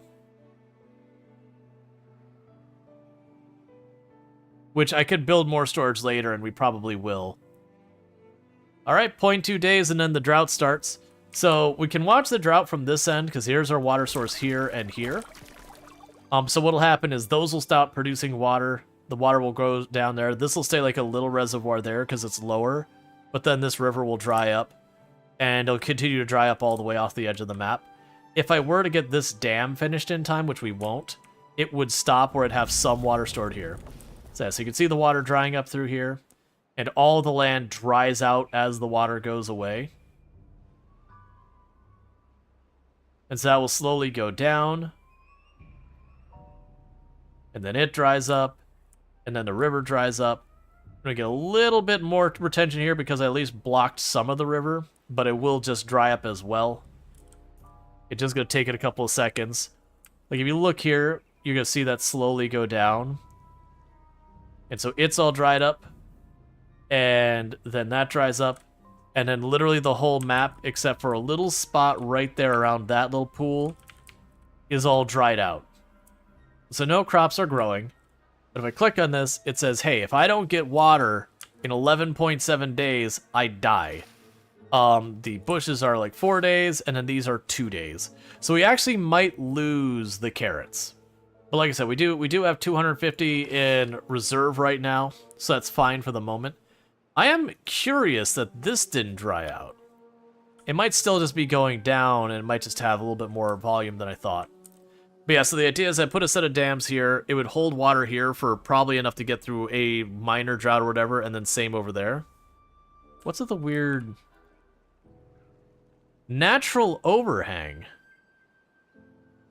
Oh, interesting. So there is like a little reservoir there. Okay. Yeah, so good news is the bad water source didn't go. I like this. Like, why do we have to clean up the humans' mess? Oh, right. They're all dead. Yes, I'm a little curious about that staying filled, but I mean, that's whatever. Alright, so we're already a day and a half into the drought. But as you can imagine, when these droughts start lasting like 10, 12 days, and all of those crops would die in the meantime, and we've got these reserves, but you can see we've already knocked down 2 of my barrels about halfway, and we are at about the halfway mark, so I should have plenty. I should have almost 2 barrels left over, but again, as the droughts get longer and the not droughts get shorter, you'll just put more and more of a strain on your resources until eventually things cave. Plus, the water doesn't come back instantly. It has to fill up all those areas and splash over to the next area and all that. But then on top of that, these aren't growing right now because they are dying. But yes, this is one of the new things here. Is you'll notice there's no anything underneath there. It's an area on top of that. That used to not be a thing in the game. You used to have to build stilts up to hold that up. I am curious, like, with demolishing it or not, what like the decision making you'd have there is. Because it is retaining a tiny spot of water, but it's not enough for me to matter.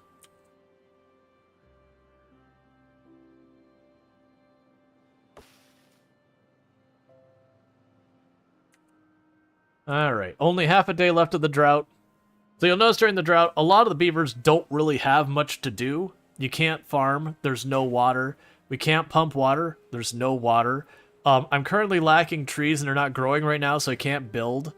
So literally everything depends on water. Like, the whole everything in the game, water is just a must. Okay, so we do have 100 science that I should probably put to use. We can make the gears. I'm not worried about that right now. We're nowhere near metal.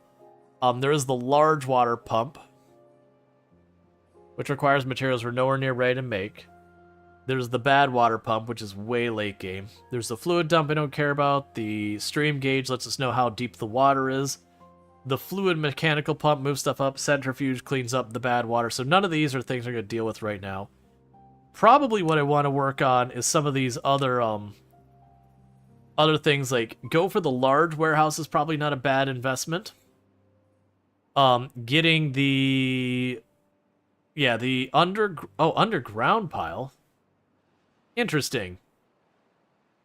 Yeah, so get the large warehouse, which just gives me more storage than the current ones.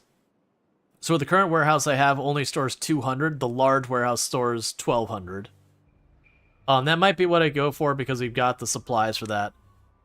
Some of the other ones to consider is like the levees and floodgates and all these. Also the wood stairs. Cool. So we are now out of the drought. So if we go up here, we will see... Oh, that's interesting. If we look here in the middle... That's an overhang in there. That implies it's hollow underneath that spot. Which is an interesting curiosity. Yeah, so as you can see, the water will slowly refill this area. All of it will begin to turn green again. It'll gradually work its way down here. So you get the idea of the urgency of water, of like, if there's not water nearby, everything dies. But now that the water's going in this way, all of our trees will start growing again. Our bushes will start growing again. So yeah, so getting these dams built is high priority right now. Which we actually have set it. Oh, did some of these actually die? Yeah, so we actually did lose a bunch of the carrots to dying from drying out. Not all of them, but like probably a good half of the thing. Now, granted, I had such a surplus of carrots, I don't care. But later on, when I start getting like 30, 40 beavers, where one storage box we would tear through pretty quick, that could be the thing that leads to not a wipeout starvation, but losing a lot of people starvation. Which is where you hope you've got your priorities set and stuff like water's your highest priority, then like farming is pretty high up there and stuff like that to make sure you can recover from that stuff relatively quickly. Alright. I'm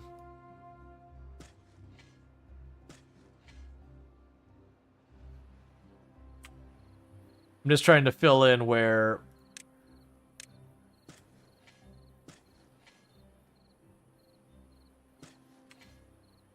we have tiles here that had pine trees that have been chopped down. So we grow every single tile. So I got one last pine tree over there that we'll cut down soon. Then pretty soon we'll have the birch. And then I'll unzone the birch area and set them to oak as well. So we'll get that little influx of trees. And then once we get our oak starting to go, we won't be able to handle it. Alright, so we've already recovered most of that stuff. And like I said, we're kind of in a holding pattern for the moment right now as we wait for our first trees to come in. Once we get the first ones, we'll also get a bonus that once we get these 2 spots of dam here, I'll get a nice little influx of oak right there, which will give us a lot of wood in the short term. And that should be enough to get our 2 dams. What I think I will do in the meantime is let's unlock the wooden stairs. I'm going to need them. But then the plan will be to get up here so I can get the bad water going somewhere else. Yeah, if I get right up here, so you're the same height. So I gotta cut across there. We can actually mark that. I will need the levees, so that's 120. But yeah, so I will need to put a levee across here. And the intention is to force the bad water that way. So that I no longer have to deal with it on my side of the river at all. Because all this land that's poisoned, it won't grow stuff.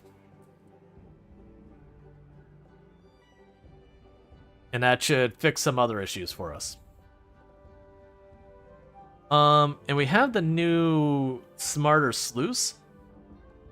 Containment barrier stops, that's now I'm looking for. Impermeable floor stops floor water from leaking through. There we go, sluice. So it's 400, and it does require metal. And we got Doppelganger in their 25 stream streak. Thank you so much for catching the last 25 streams, Doppelganger. I really do appreciate that.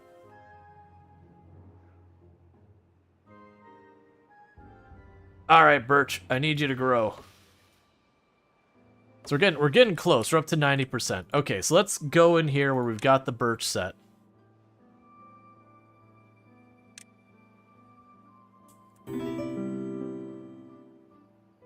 Thank you for the follow.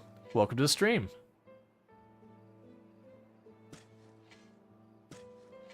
Let's go with that. And we'll say, hey, plant oak. So as you can see here, it didn't let me queue up to plant the trees where we've already got them. And that's what we're looking at doing.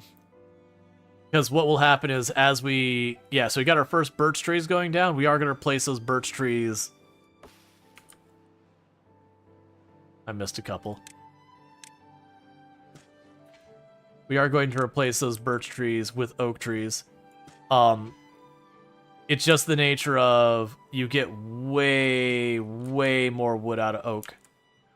Both for the time of effort and the amount of time for it. It's just needing wood now versus needing wood total.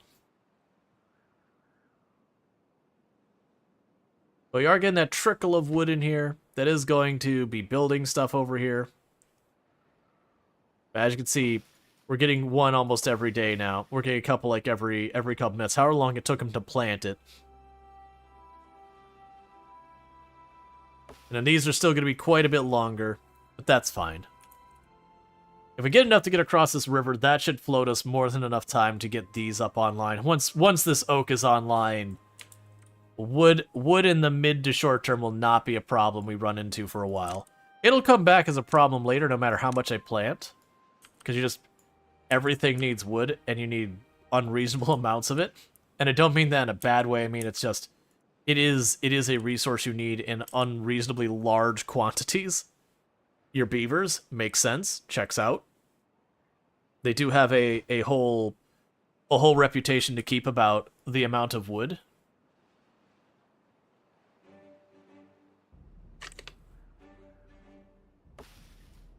But yeah, so you look at it, they produce 1 wood in about a third of the time it takes to get 8 wood. So if you take the multiply by 3 versus 8, I'm getting literally like 2.5 times amount as much wood out of an oak tree as I do out of a birch. It's not quite, that's an estimate, not exactly the math. But that's the whole thing. And then plus, you know, you only have to plant once in a long while. So we are doing a juggle now where we're having a beaver die from old age, and a beaver be born, and a beaver die from old age. That is going to improve. Once I've got the wood stabilized enough to do so, I will probably build another house or 2. But for the time being, we're making do.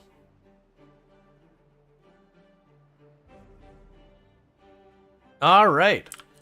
And with that, we now have ourselves another wood cutting post out here by this oak. And each one of those is 30 wood, or 8 wood each. So that's going to be a bunch of wood rolling in. So we should be able to get that second dam built relatively quickly. So let's plan to deal with the bad water next. Oh wait, what's your problem? Ah, chipped teeth. I forgot about that. So we have chipped teeth. This is just a thing that happens that they'll chip their teeth, they'll get upset about it, and you get a sharpening wheel, and the sharpening wheel will fix their teeth and make them happier. So when we look at this, broken teeth, we got a minor mood penalty, or a minor wellness penalty for it. We want to fix that, because wellness affects how fast they work.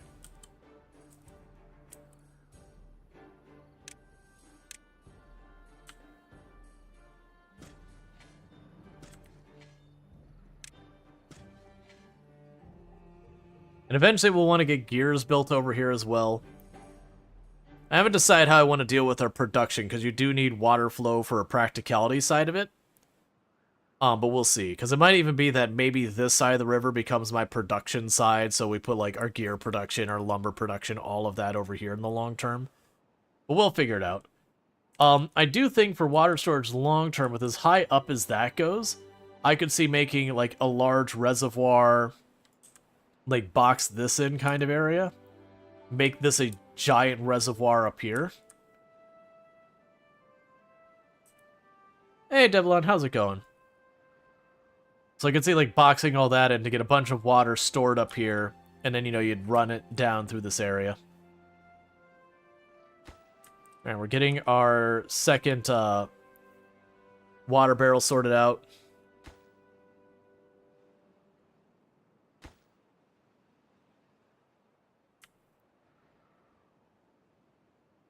Yeah, we can just leave that alone and let them build. Yeah, and they are starting to fix their teeth on the grindstone. So, like, if you zoom in, the beavers are fairly adorable. And they'll do all sorts of stuff as we get, like, campfires and all that. And our berry storage is getting full real quick. I like that they actually had a thing. They can't sleep, might as well game and watch streams. Hey, I hear you there.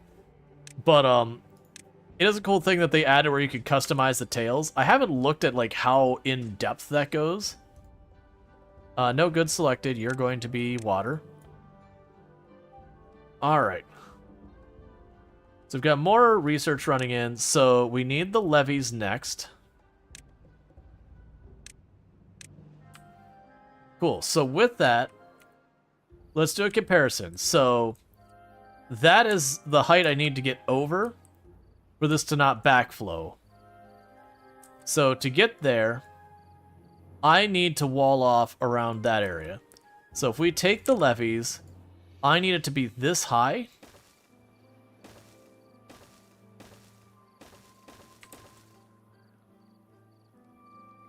No, I don't. You don't need to exist. Yeah, you don't, like, that's what needs to be built here. If I build that, the bad water will go out that way, and that could be a later me problem. We don't want our beavers to go wandering through that water. That water is real bad for the beavers. So what we're going to try and do is make a route here.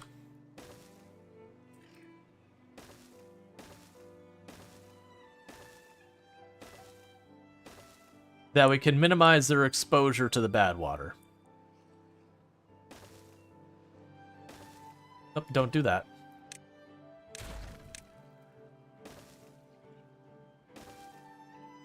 And then by doing that, that'll clean up a lot of the stuff over here.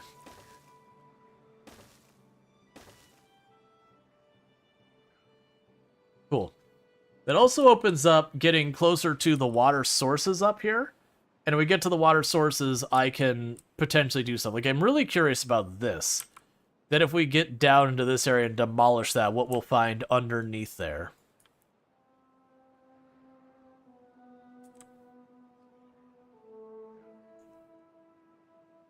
Alright, so we got our water pumps online.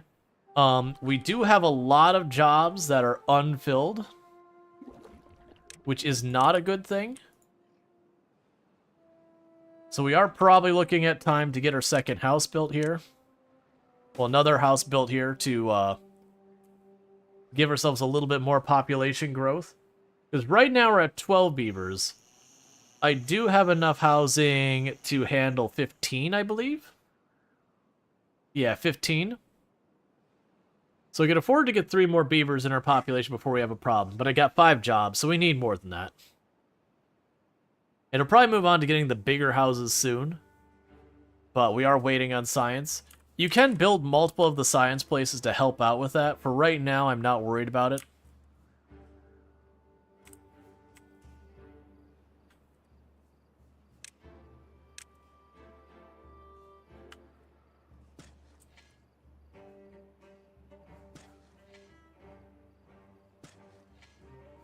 Okay, if I unlock the gear production, you're 100.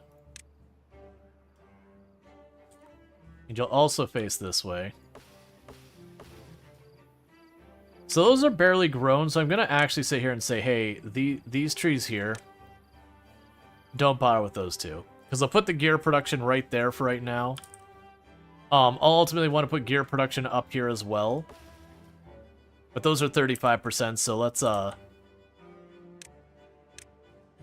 just unqueue those ones, so that way when they get chopped down, they'll stay clear, and we can put a storage place there for the gears in that area for right now.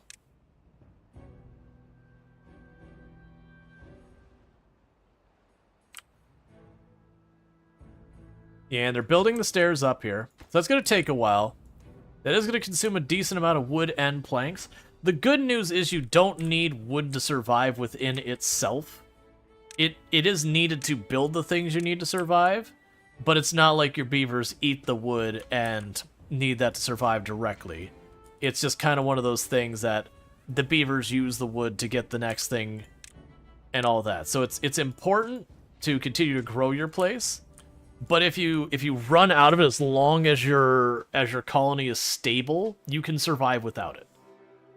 Whereas stuff like food and water, if you run out of, your beavers die.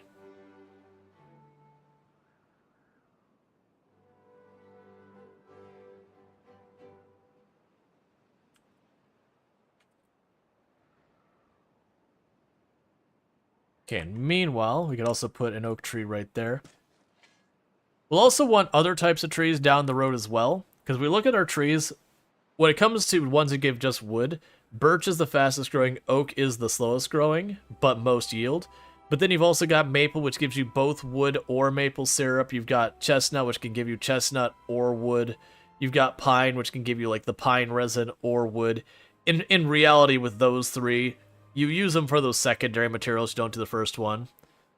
I don't remember what the dandelions even are used for. I know maybe you cook them for something? I genuinely don't remember. It's fine. Alright, we'll probably also want to do other wellness buildings soon. Because all these buildings, they give you bonuses to their mood and everything. So for like right now, It costs almost nothing. We can put down a campfire there. Bad water antidote. Okay. Gotcha. Makes sense. Okay, we've already got that area cleared, so that's good news. Right, because we canceled the stuff there. So we're going to go ahead and when I have 100, we'll put the gear workshop down there and start having gears happen. We will end up needing to put more of these wheels on here, and I'll end up needing like 2 or 3 of the lumber mills and all that. That is going to be a later us problem. The right now us is just trying to get all that stuff online. Go here. There's more of you, so I got a couple more birch trees that are going to grow in. We do have a bunch of our oak trees are hitting 50% or so. And like I said, that is going to be a slowdown. Let's pop over here and bump that up slightly in priority. And I'll grab one of these. Yeah, that's fine.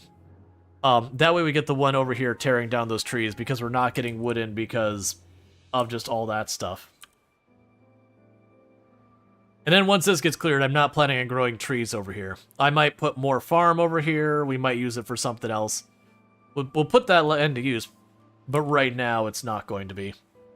It might even be that literally I build a bridge across here, and then maybe we do grow... Maybe, like, I could see putting, like, the maple trees or some, like, other kind of tree we're not using for wood for that. Because, yeah, these won't reach over there and need a separate cutting spot, and we'll get rid of that one. So we'll probably grow a different type of tree over here I need for some other material. So if we look at that... I think the chestnuts will be the one who'll be able to do something with the fastest. Because I want to say under food.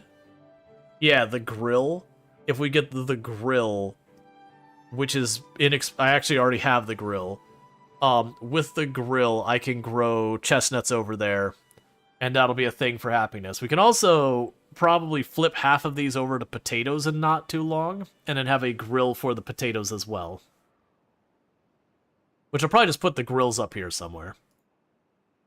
We'll be losing a lot of efficiency due to pathing. In short term, that's a big problem, but later on, you can get a hauling post, and basically that gives you dedicated haulers that'll help a lot.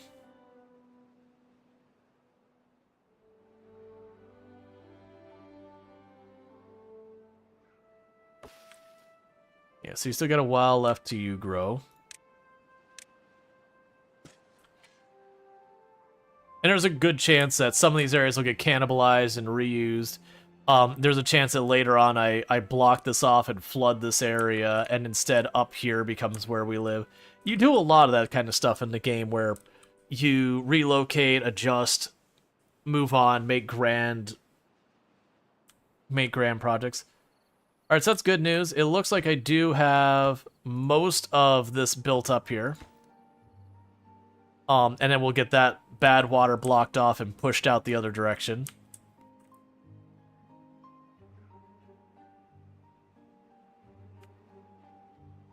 This will be like a little bit of a reservoir here. And I could... There is the thing that you can do in the game where I could literally wall off the border of this map to make that into a giant reservoir. There's interesting stuff you could do with that. That is, if you just really get in the game and you want to see, like, how absurd the scope is, you can get to the point where you, like, wall off the border of your map to make, like, little islands that you live on, but literally the entire rest of the map is just water. There's a lot of challenges you deal with doing that. Some of those challenges being around now with bad water, there's no way to really control the bad water easily otherwise. You have to put a lot of effort into keeping your bad water under control when you're making your whole map into one giant reservoir. Usually the way you do that kind of stuff is at your water source up here. What I would end up doing is like boxing that off, and you have this is the route the fresh water takes, that's the route you want the bad water to take. And then you'd have sluice that switch back and forth so that you can just route the bad water off of the map as fast as possible.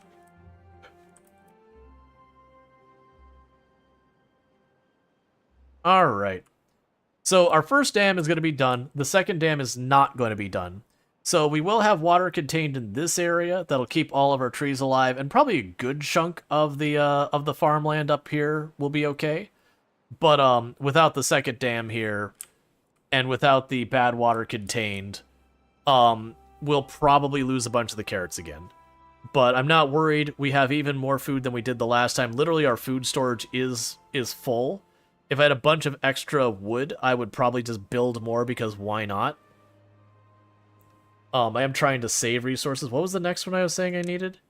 We can get the bigger... Oh, no, it was the gears. The gears was the next thing I wanted to unlock. That's right. So let's get the gears unlocked, because there's a lot of the later tech depends on it. So we can get that being built.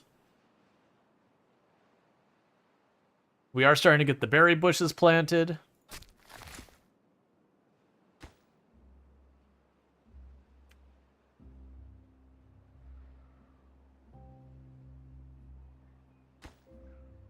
Yeah, so it's just wood. Like I said, once we get these first oak trees, once the very first oak tree is up, we're probably not going to have any wood problems for a long time. Like, I'll still be able to occasionally get ahead of it when I do, like, macro scale products where I'm using literally thousands of wood. But those are going to be kind of outliers. Alright, so we now have a campfire. So I'll have the beavers visit the campfire. And now they're slightly happier beavers because they have a campfire to go to.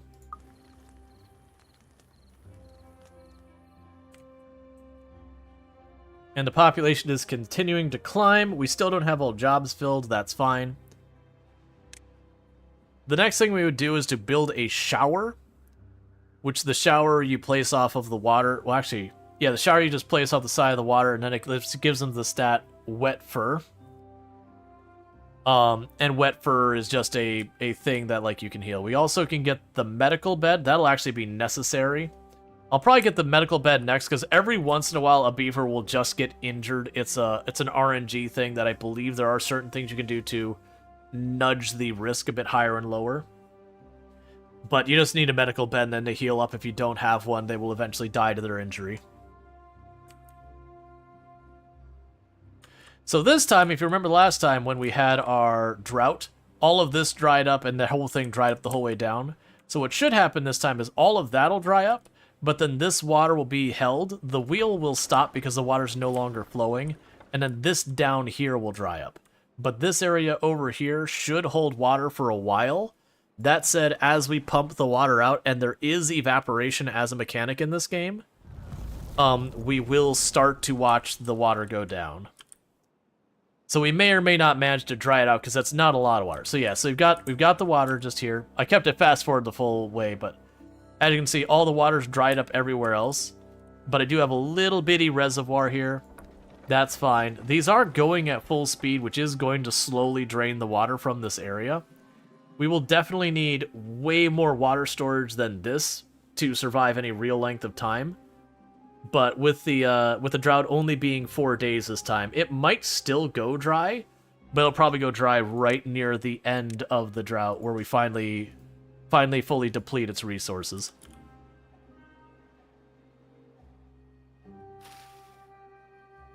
Yeah, so these carrots over here are gonna die, but these ones over here will survive because they're close enough to my water over here that they're still growing per normal.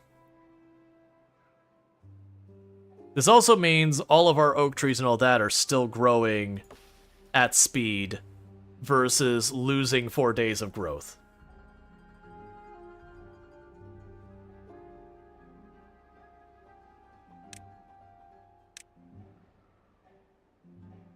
Alright, once I block off the bad water, I gotta decide where I'm gonna be making a reservoir of some kind. Some substantial water storage, because this little spot here isn't gonna cut it. I could potentially go up here. The challenge I'm gonna run with getting up here is occasionally these will give me bad water instead of good water. Just like the drought event happens, it'll have a bad water event. And I don't have a real way to contain it right now.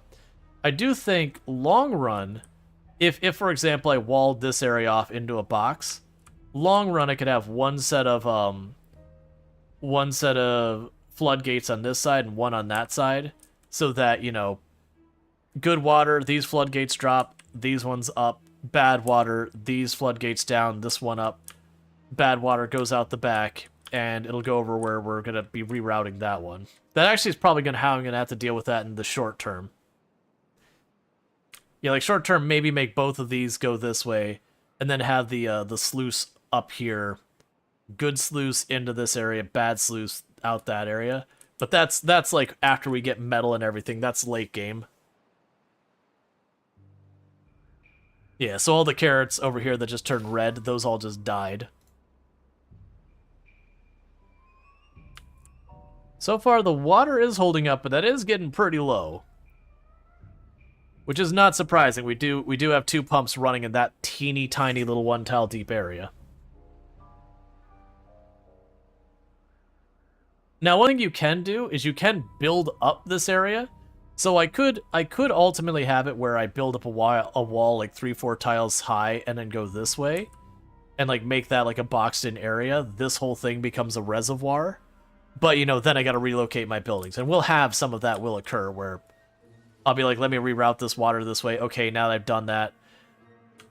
Like, genuinely what I might even do is I could see building this up over here. I mean, it's tricky because this water wheel needs water going by it. It's fine. We do get a lot of macro scale projects in this.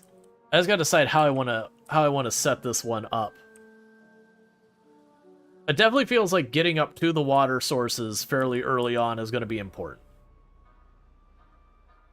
Because if nothing else, even if I just put a box up here with floodgates, I can lower them so that as this dries out, I lower the floodgate, release some water, it fills back up.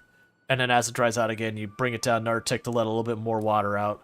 And then we just slowly dump the reservoir into this area as it needs topping off. It could even be what we do is after I finish this, I can make ramps up this way. Set this up to just chop down trees for temporary wood or whatever, I don't care. But get up here to start building. It'll be a very long hike for the beavers doing the work. Cool. So the water did hold up for that whole time, but that was getting dangerously low. But none of like all the crops in range survived. We should be able to get these dams built before our next drought, which should retain enough to keep that going. Yeah, so you can see that is starting to poison the land. Luckily, as we get the good water in there where it's diluted, it seems to be okay. Alright, how much longer on the first trees? Okay, so we do have our oak trees are getting to be like 80-90%. So where we have been starved on wood for a while, we are starting to get that wood in stock. We still have more beavers needed to fill jobs. What is the next level of housing? 50? We can go up to...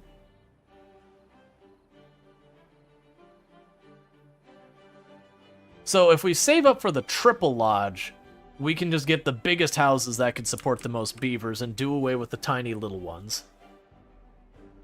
Which is probably worth doing.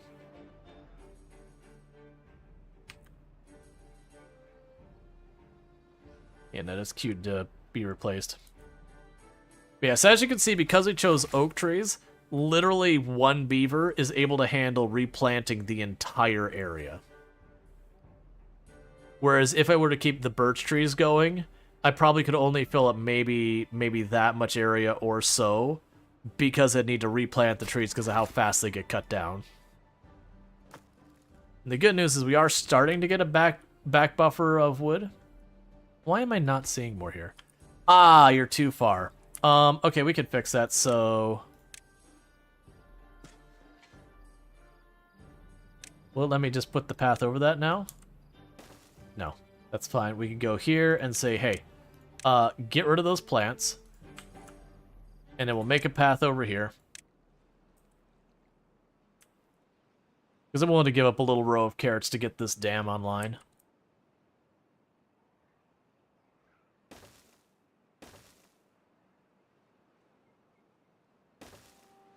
Alright, so we'll get the dam online in the meantime. You're waiting on planks. And you don't have enough workers to operate because I have you at a slightly reduced priority. I'm going to make you a neutral priority now.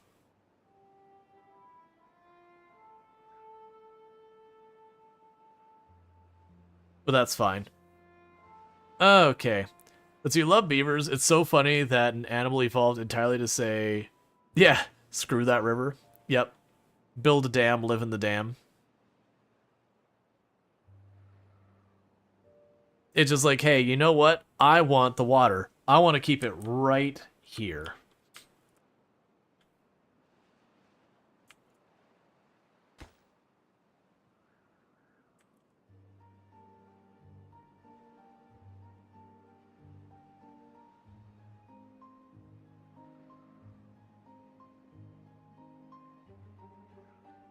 Build dam roads because, when they flood, because running water must die. It makes sense because, like, to a beaver, you wouldn't go back in time and be like, roads, contextually it makes sense that this is supposed to be a path. They would just see it as like a different road route or a different river route and be like, oh, I gotta build my home here. Because, you know, having water held nearby me is survivally really worthwhile. Alright. So we're waiting on the research to get our population a little bit higher. I'm going to go for the big houses so we can get rid of the littler houses. Then what I'm going to start doing is I'm going to put the 2 grills up here for probably chestnuts and potatoes. And maybe we grow the chestnuts on the other side here, build a path across there, and then build that up there. I am going to have to figure out the water retention situation because I don't really have a lot of great places to work with down here. I do think short term, making a reservoir up here makes sense to me.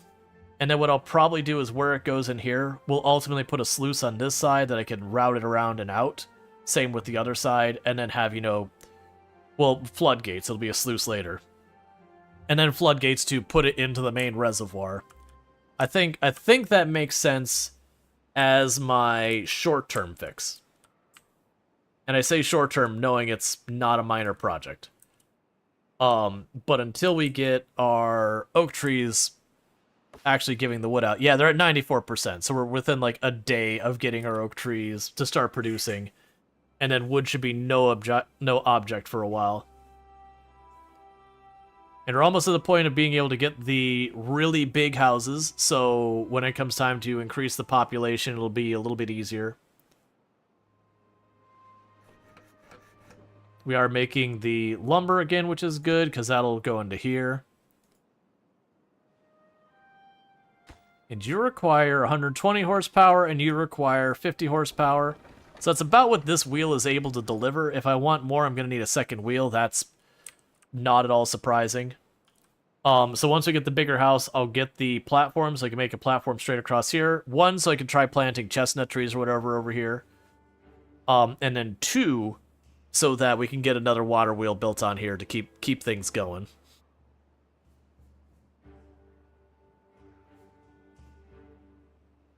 Also, the way they slap their tail on the water, 10 out of 10, cutest thing ever. They are pretty adorable. I don't know, like the otters holding hands so they don't drift apart from each other is pretty ridiculously adorable. So that's a whole thing.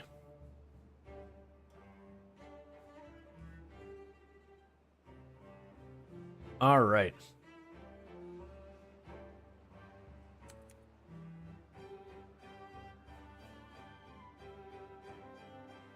Otters are cute, but you've learned too many horrible things about them. It's been ruined. Yeah, I mean, they are a fearsome predator who does some pretty ridiculous stuff. Okay, and we are officially at the point we are starting to build our levees to get the bad water going someplace other than to our home.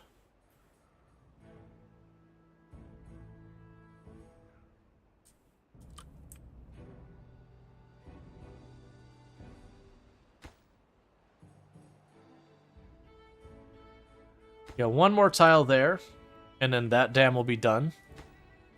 The backup to neutral, because still marked as deprioritized. We'll also need to get in the not-so-distant future get the bigger storage buildings.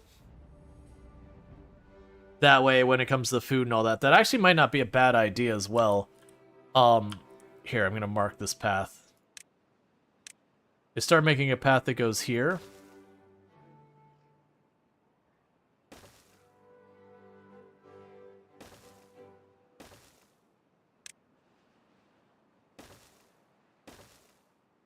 That way we can put the storage for the food up here by the houses.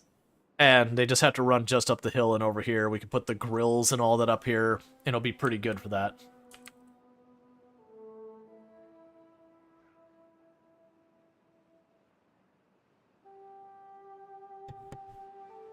Okay.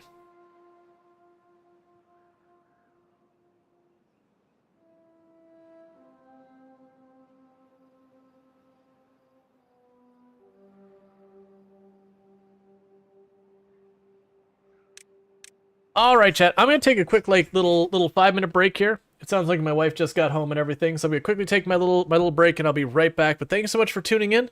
I'll be back in just a couple minutes to continue things going on. The sponsored segment is only for 2 hours. We've already gone over it, but I'm gonna keep going because I like Timberborn. At some point during the stream we will switch, but I kind of want to make sure I'm honoring the sponsorship as best I can. But I'm gonna quickly use the restroom and all that stuff, and I'll be right back. So thank you again for tuning in.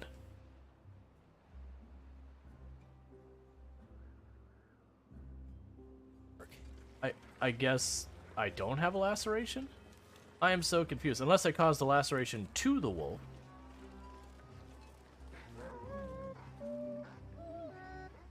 What?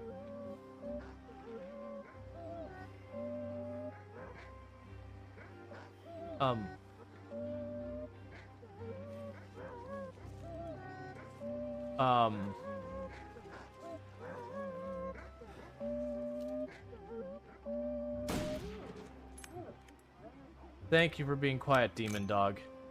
You're really messing with my mindset.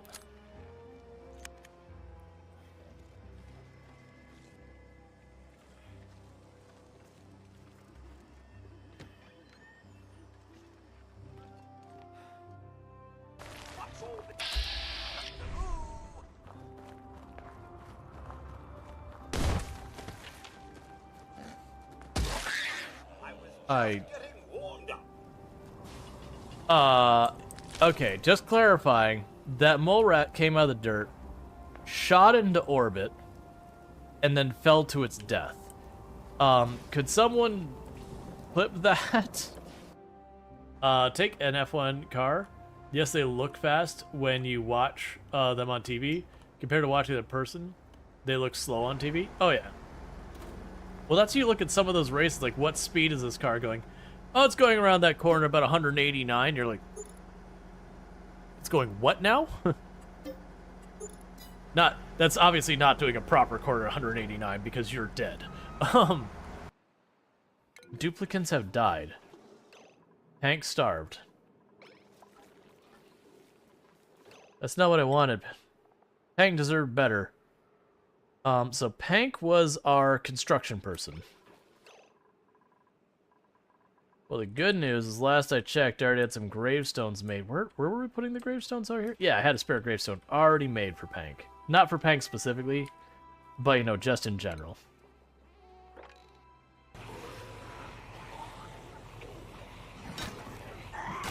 Metal pipe is actually a pretty crap weapon. No. I missed.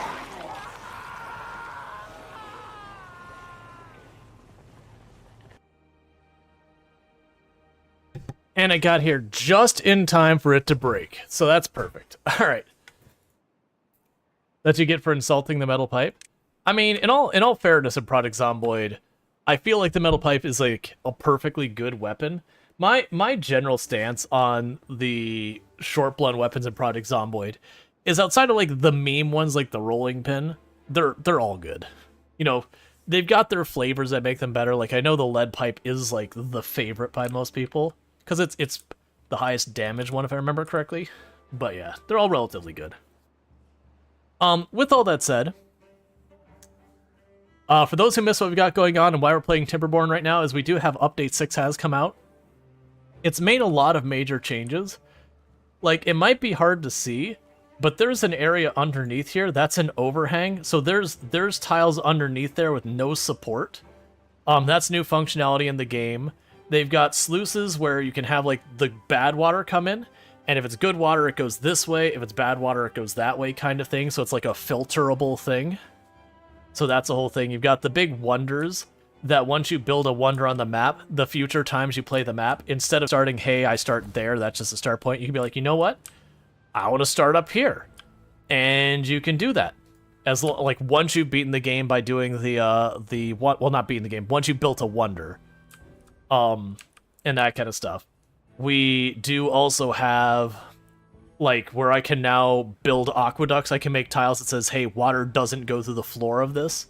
Because if you don't do it that way, then water just, it won't, like, once I put something underneath, the water will just fall through. And so, like, they've done a lot of major overhauls. There's no more districts. That's actually been a while ago that update happened. But districts, I mean, you can do districts, but they're not required. They can go as big as you want now. All right. So we are starting to see a little bit of the rerouting of the water.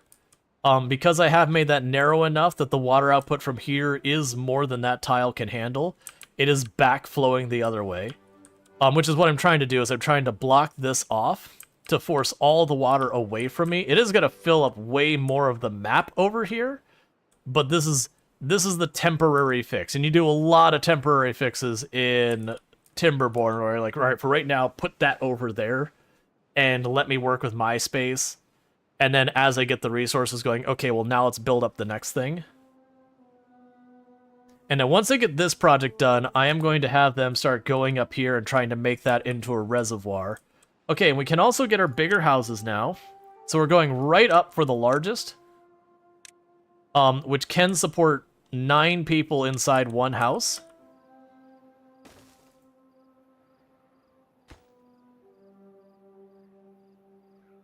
Yeah, that'll be fine. We'll make like a weird little cattywampus block.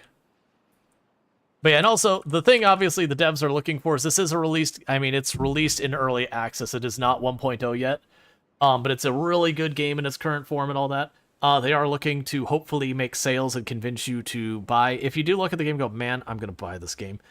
If you do click on that Lurk It link, I know it looks weird as heck. It just takes you to the Steam page. But that will let the devs know that, you know, you did find the game through this channel. I don't get like a kickback per sale or anything like that. So I'm not going to try and convince you to buy a game that you wouldn't otherwise be interested in buying. But it is a thing that, you know, demonstrating that, hey, they sponsored this channel and that resulted in sales is a good thing. Oh, I thought I could put the thing up here. So let's not put you there.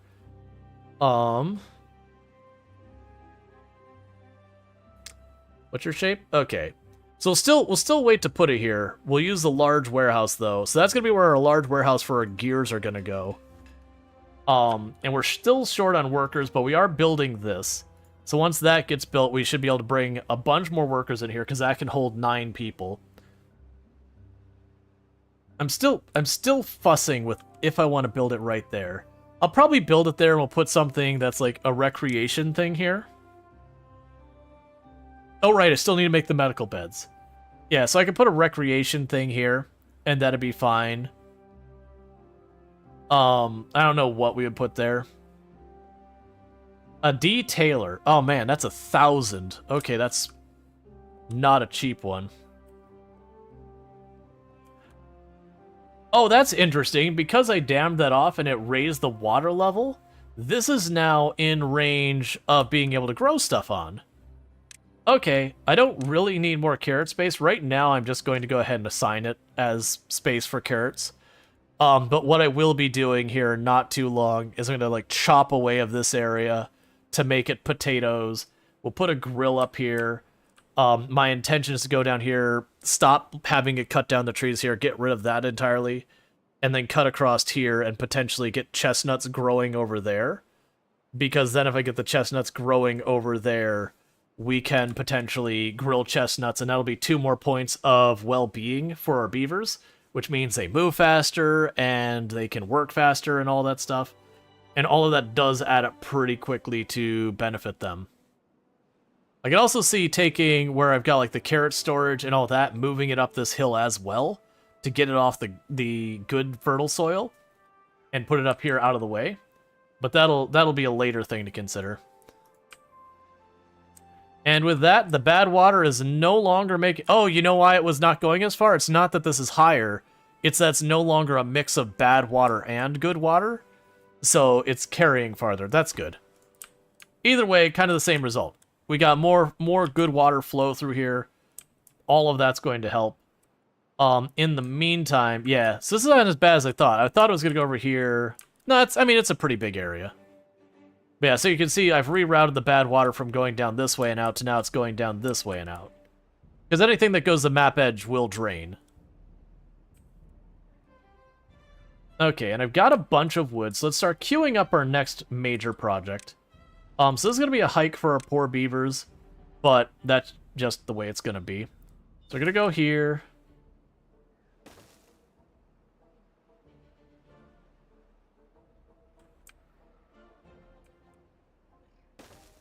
All right.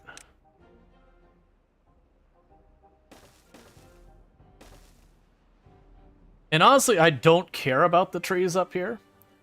So we are just going to carve a path through them.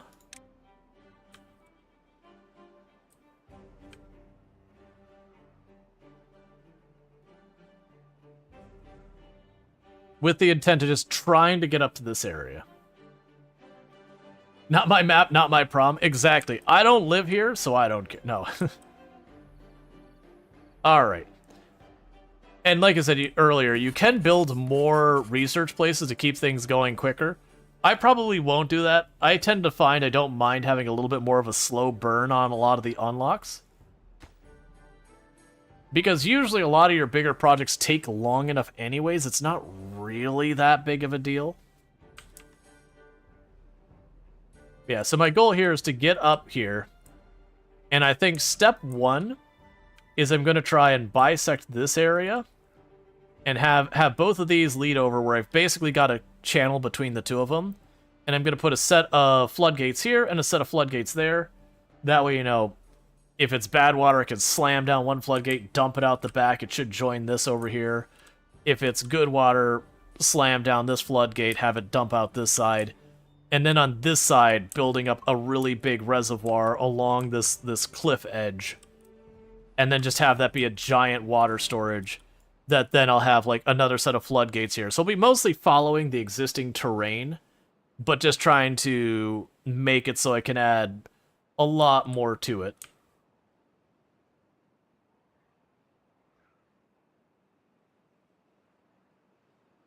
I wonder if you were able to put, like, down here at the bottom. I don't know if, like, the sluice need to be on the top or whatever. But that could be. Hey, Chunky and Funky, thank you so much for the raid. I do hope you had yourself a good stream.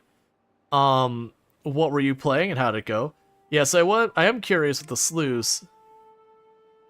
Other buildings can be built on top. Okay. Yeah, so that might imply that literally I could go here, put a row of sluice down here. That then goes to this area, and it would slowly bleed out the water. We'll have to see how the physics work. I haven't tinkered. I also, as I mentioned first, we noticed that these are overhangs, which implies there's something underneath that. I am really curious what's underneath those. Well, that's going to take time. How are we doing our planks? We're not doing great. That's partly due to a lack of workers. This building? Oh, that's right. You're the big one that everything starts on the second floor. That's fine. I just forgot. So what we're going to go ahead and do here... Actually, that's not going to work.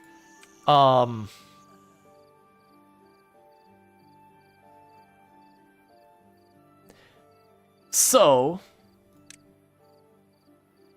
You're 100.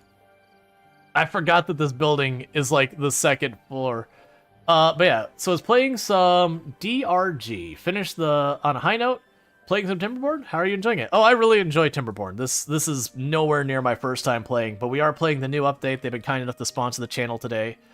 And so absolutely enjoying this. Yeah, I forgot the triple lodge is interesting in that the door is on the second floor. That's fine. There's a lot of stuff we could build on these second floors. So what I'm probably going to do is see where I did not leave myself much place to put stairs to get up here. Basically, I'm thinking we get up to the second floor here, and we can put like the there's a recreation building called the Roof Terrace. We could put that up here so we have another recreation thing and all that. Make the area to go up to this area. I very much do like the vertical building. It's one of the things I tend to do a lot of in this game, but that one caught me off guard. All right, so I could put the stairs there. When I unlock the platform, we can make the platform that goes over to let the people in over here. It's gonna take us a while because we need science.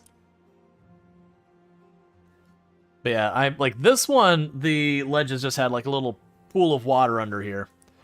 It's also good to see Uzi and all that. But yeah, again, if you are so when you're saying DRG, what is that acronym for? Because unfortunately, I don't recognize it. But if you're looking for like indie games and all that, there's plenty of that going over there with Chunky. So if you enjoy that, you can find it over there. But in the meantime, yeah, so we are playing the new update for Timberborn, update 6. The big changes they have for that is you'll notice here where it says natural overhang.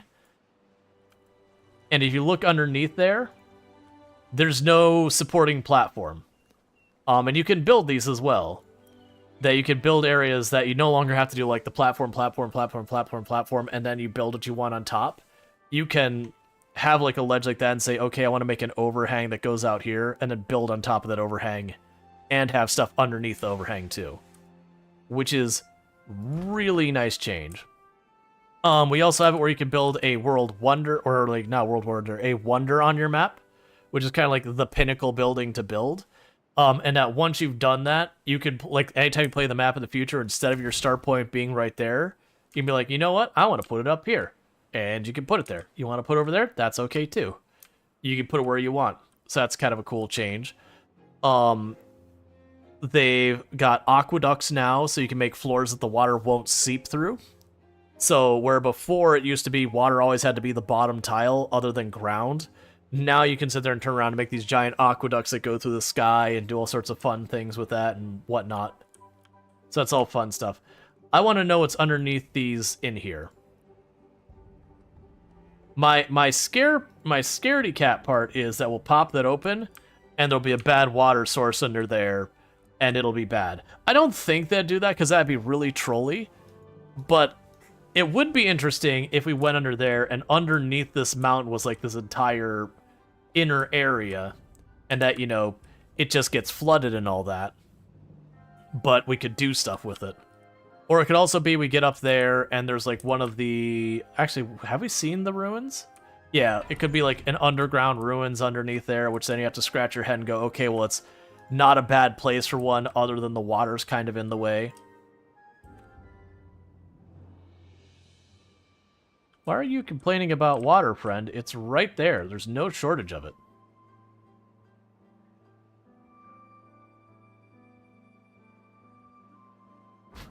Alright, so for right now, I'm going to deprioritize that wood cutting place because I need more workers.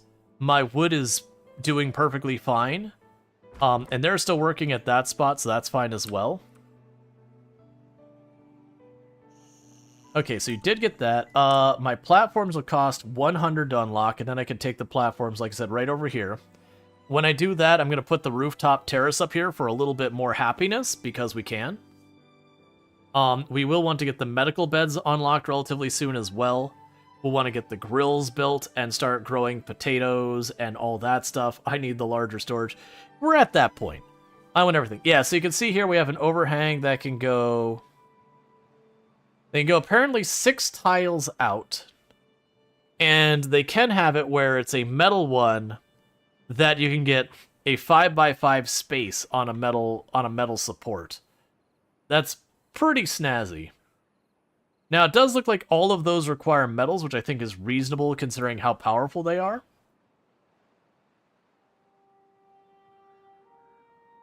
Yeah, and I think the medical bed will go right there.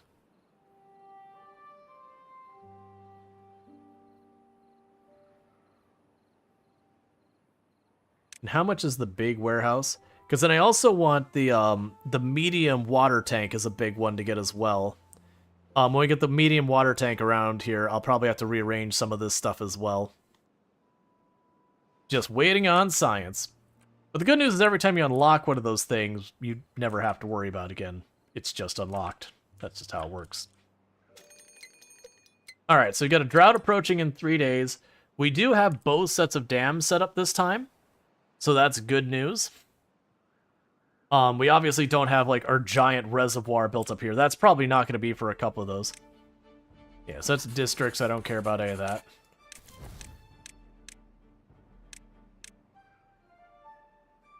And then resources-wise, we're still pretty early. We're doing really good on wood. I need to get my platforms unlocked, and we're going to start building more of these houses. This is not really good position for this. It's fine. Down here, I can put down 2 there. Or actually, I can put 2 there, have the path go across. We have the rooftop terrace there. This will become another one here. And then this, we can just do whatever. Those I can rip out and make into one of those. Because this building here is literally the equivalent of 3 of those houses.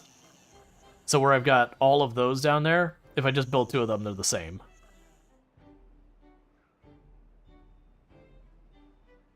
And then plus they are making planks and all that gradually as we work with this. So that's good news. And when we get that, we're going to be boosting our population a bunch. We are going to want to see what we can do to better secure our water. And I also appreciate that gradually this beaver is knocking all that down. Okay, making progress here.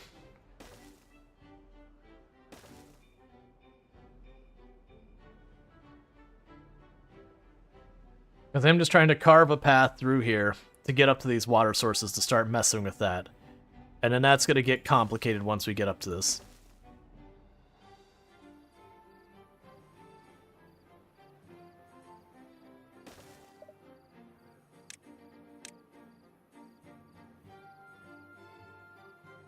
Alright. But yeah, no, back in the day, if you looked at this, you'd see this line here. It would turn that dark red, and then that would be like the hard cutoff. You weren't allowed to build anything outside that range. They just wouldn't do it. Nowadays, they will. That said, it's incredibly inefficient, but if you're going to like do this one-off thing where I'm going to build a dam at the edge of the map down there, like, which I'm going to do right now because that just crossed my mind, that's probably worth doing. But like now it's like, you know what, I don't care. You still have to have a road that goes near it. But it's still one of those things. So we're going to go ahead and put a dam here. This won't do much to help, but it will retain the water a little bit. And it's just kind of one of those things that every little thing I could do to reserve more water, the better. The big thing is I do have to get like a proper reservoir up here, which we're working on, but we're just not getting there quite yet. We're almost at the point where we get the platforms over here to start getting all of this set up, and then I'll have tons of stuff to build. One more point. Cool. Alright, so with this...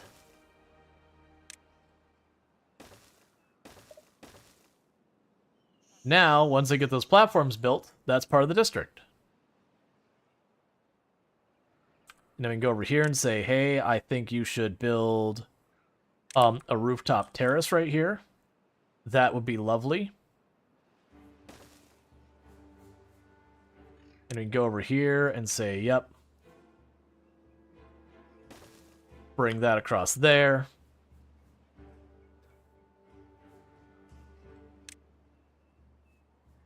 Yeah, honestly, we could see what we could build up here, because we'll figure that out. But the point is we got that attached.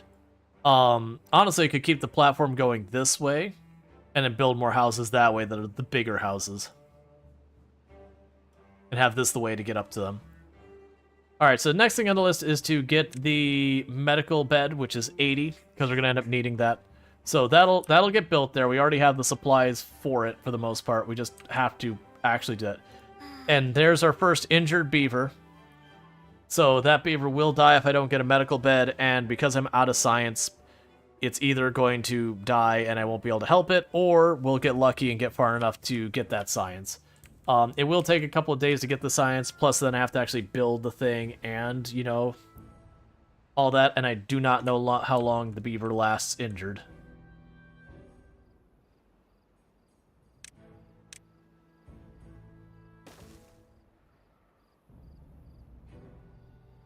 Alright. So meanwhile, what we can do is start looking at how I want to organize this. So, the plan is straightforward. I want to take both of these water sources and kind of bring this area into being a channel between the two of them. The important thing is I need to not accidentally put the water out that way. If I do that, everything goes wrong really fast.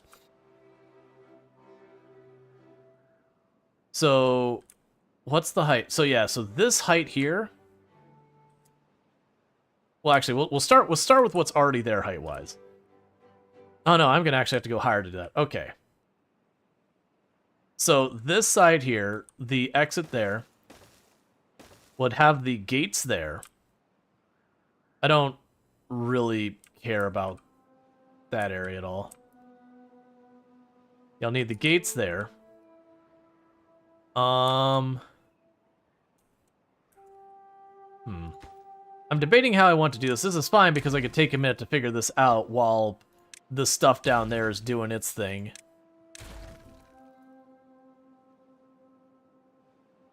Because the point is I want this to be the reservoir spot up here, but I need to reroute the water down to this side and be able to, like, A-B it, where A is it goes into the rest of the system per normal, B is we shove it out the back door and call it a day.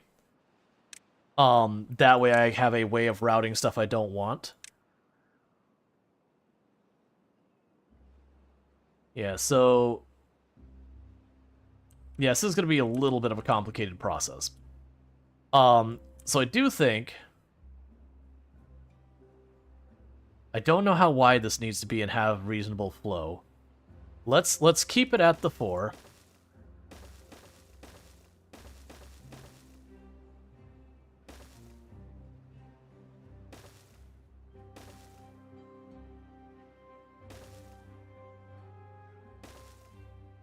And you're gonna need, like, a weird little,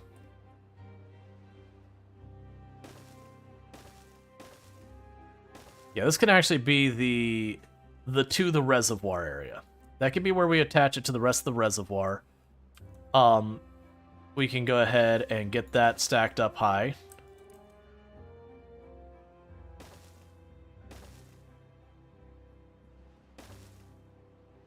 Alright. Yeah, it's fine. Don't worry about it. Get out of the way. So this is going to be a big project. Okay. So the plan here of what... if you're trying to see what I'm doing, what I'm trying to do here is I want to shape the way the water is going to flow here.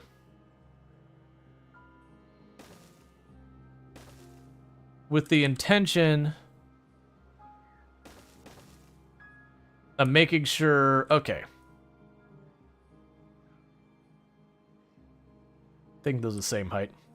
Yeah, so then the idea is we'd have floodgates on this side that I can lower the floodgates. And let the good water into here. And then this would become a big reservoir on its end. I think it needs to be one higher, which I know I'm going to regret, because I'm going to have to box the whole thing higher.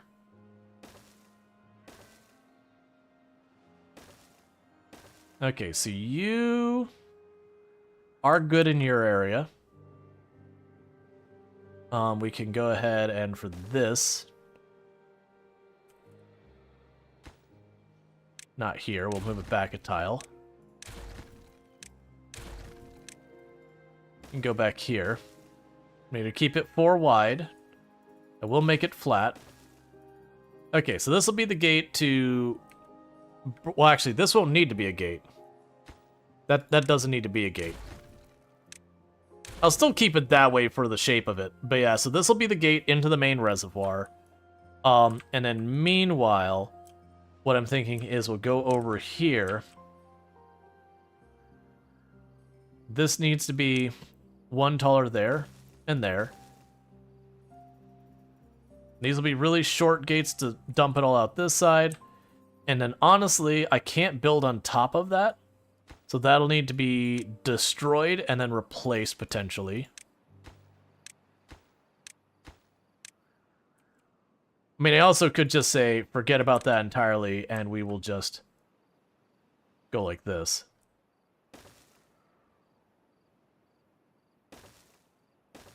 Done deal.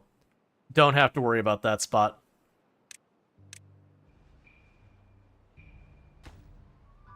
That's fine. Okay. So yeah, so what we're doing over here is we are getting the reroute. So if we look at what I got so far, that's all being built there. I'm going to want floodgates over here and over there. And then the idea is this will hold a bunch of water. Probably a bigger area than I want to allow the bad water to get into when we have a bad water flow, but you get the idea. Bad water flow, it goes through here. The real challenge I'm going to run into is I think the bad water likes to come to the top, which should let me have it, you know, pool out this way and get out of our life. So the next step of this is going to be actually building our reservoir. Meanwhile, let's see how we're doing over here in this aspect. You haven't done much of anything. You're working on other projects. That's fair. Okay. So we didn't get that dam done. The good news is we did get all of this, so our farms won't die every time. We are still working on getting that done over here as well. We don't have any power. Oh, that's... Yeah, so we don't have any power to get gears or planks. That's fine. Hey, Ronger, how's it going? Thank you so much for the 35 stream streak. I really do appreciate that. I hope you've been enjoying the last 35 streams. It means a whole heck of a lot. Yeah, so they are trying to block off that area. Yeah, we've got the bad water channeled away from us. Yeah, so we're going to be starting to make this into like a proper giant reservoir. So I think we'll just continue on what it's doing there. So I think this makes sense as we're to do the cutoff. We go that 4 wide.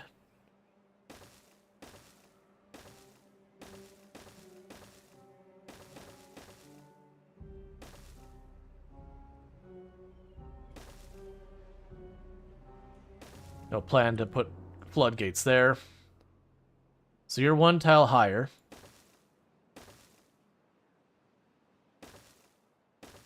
This is a very macro scale project.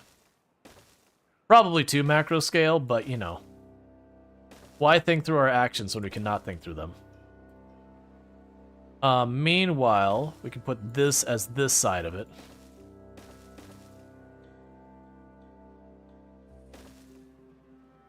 Then the plan would be to go over here.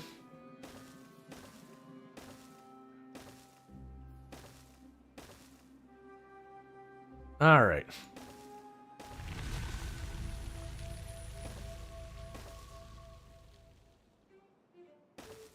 Because the goal here is to try and store a lot of water and keep that going. So part of this is going to be we need to get rid of these plants. So these plants got to go. So I have to get over there to that. But that's, as you can see, that is a major, major project.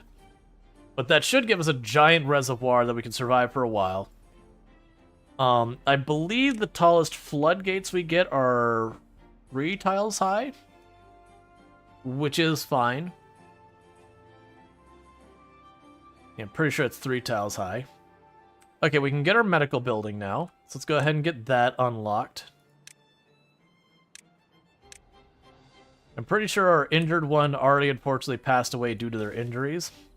But, you know, in the future they will be taken care of.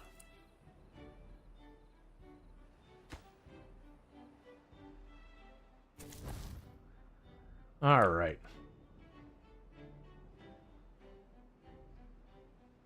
Yeah, so they're building as fast as they can, but I've got them spread out doing way too much. Okay, and interesting, this is just something you run into with from time to time, is you will have, like, almost a backflow that happens as the water settles in to begin with. But yeah, so the idea is I'm going to hold most of the water up here, and then I can slowly release it into this area until we get a better solution down the road. There is better ways to handle it, but we've got a lot more work to do before we get to that. And as you can see, wood is basically no object to us anymore. Our wood is entirely full, and I've got an entire forest here. So this woodcutter is gone. Their services are no longer needed. We'll get rid of the path that they had going to them. And I am going to actually tell them to go ahead and pull up those trees. And tree stumps, just get rid of it. Because we are going to clear that area out. And I'm also going to go where I assign this as an area to cut down trees. That is no longer the case. And the reason for that is I'm hoping I can build a path across here. And then put chestnut trees over there for... you know, for us to get another type of food for more happiness. Because the more happiness, the faster we move. The more efficiently we can reach places. The more range we have on getting stuff done.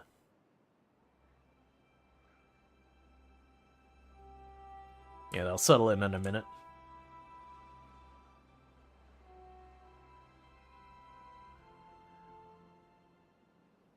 Yeah, unfortunately, try and go straight. Actually...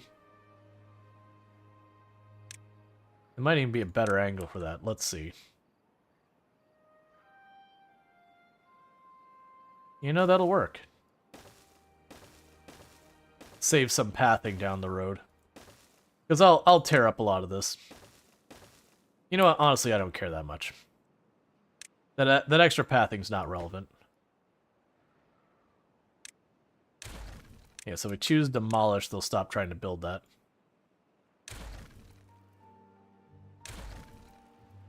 Alright. Because the extra couple of tiles going over and then up shouldn't matter. I was going to make a straight path, because I'm not planning on doing, like, a long-term build-up up here. We're just going to build this thing. And there'll be work to be done with that. Like, I'll have to get rid of a bunch of trees up here and whatnot. You can actually assign that as well. Demolish, pull up the trees.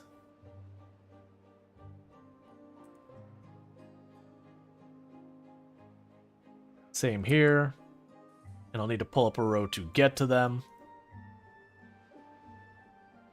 Okay, but that'll be our first big project to work on. We did get all of our dams set up. Everything's back square. Our food is more than under control.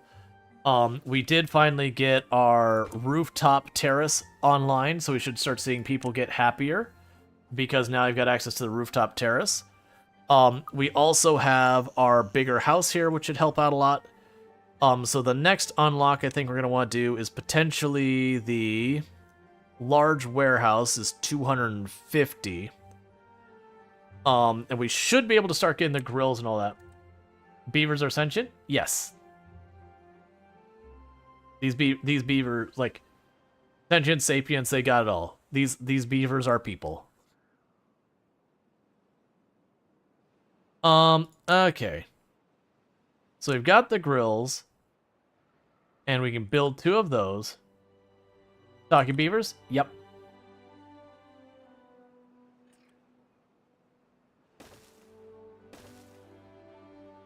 Okay, so we can get the 2 grills built there. I get a road to them. Beavers do talk, we just don't understand them. Yeah. The implication is these are beavers who have hit, like, human level of intelligence. Are they... They are non-violent. This isn't a combat-based game. It's a city builder, like survival city builder. So if you think like Banished, that, except all around water management and less around not freezing to death in the winter. So instead of dying to cold in the winter killing your crop, instead it's drought and then, you know, contaminated water and stuff like that. So we've got our grand scale project to be done over here. I've got the grills started here. So with the grills beginning to happen, it's time to start switching our crops around. So what I'm going to go ahead and do is we're going to go to our crops here and say, hey, you know what? I'm really just not feeling the carrots in this area anymore. And I really think at this stage in your lives, you could really, really use some potatoes. There's just really feel like you really just need potatoes in your life instead. Yeah, post-nuclear apocalypse, super intelligent beaver people. Basically, I don't think they ever specify what wiped out humanity. Just that humanity is no longer present. So grilled potatoes will be that one. You will be grilled chestnuts. We'll also want to get Spatic going at some point, which is like, it's similar to we did to ourselves. Yeah, well, I mean that's kind of the implication, but they don't specify. Was it war? Was it famine? Was it like climate change? Like they don't bother. It's not really relevant to the game's story. It's just beavers are here now. The only thing left of humanity is some ruins and pollution. And so they're like, why do we got to clean up after the humans? Oh, right. They died.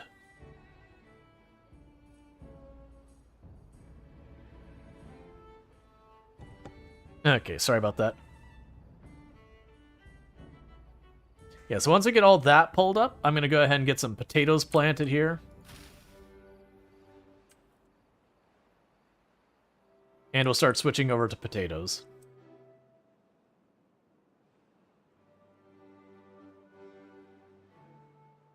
Because I'm going to need to get that sorted. Yeah, so I mentioned the wood wasn't going to be a problem for much longer. This is what I meant here, is that wood is basically getting sorted. So now we're going to go ahead and put down the chestnut trees. What is your range now with that path? Oh, not as good as I was hoping, to be honest. I mean, I'll still do it, but that's not amazing. I do have a kind of a workaround for this one, though. And that workaround is what you can do, is I can build another forestry over here somewhere, plant the chestnut trees, get rid of the forestry place, because I don't need to cut them down, we just need to harvest them. What I do need to remember is, what do I collect the chestnuts with? Is it the gatherer person? Is it this person? I could connect the path through here. It'd cut the number of chestnut trees I have, but...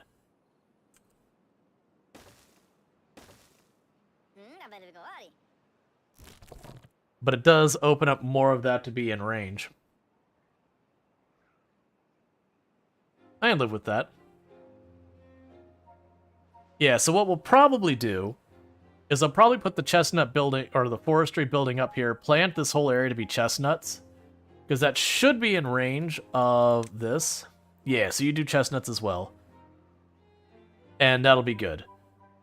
So we can go here, forestry, forestry.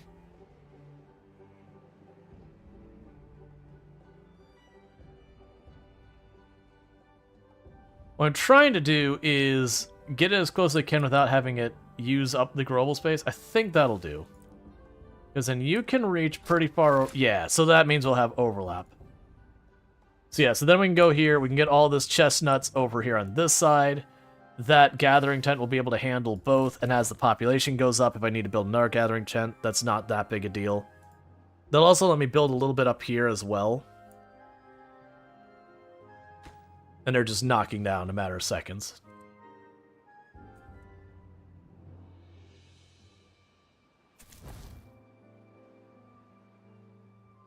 And those are still scheduled, but they're clearing out the other stuff we've got first. What map start is this? This is, oh man, what was the name of it? It's like Mountain something or other. But it's a longer, thinner map. So if you look at it, it's not the maximum size. It's got one dimension that it's a bit wide here, but really long the other way. So it's like 2/3 the size in one dimension. But yeah, this is, I think it's a new map to this version. But it's the Mountain whatever name map. Sorry, I don't have the name off my head, and I don't think we can look at it super easy. Let me go ahead and save.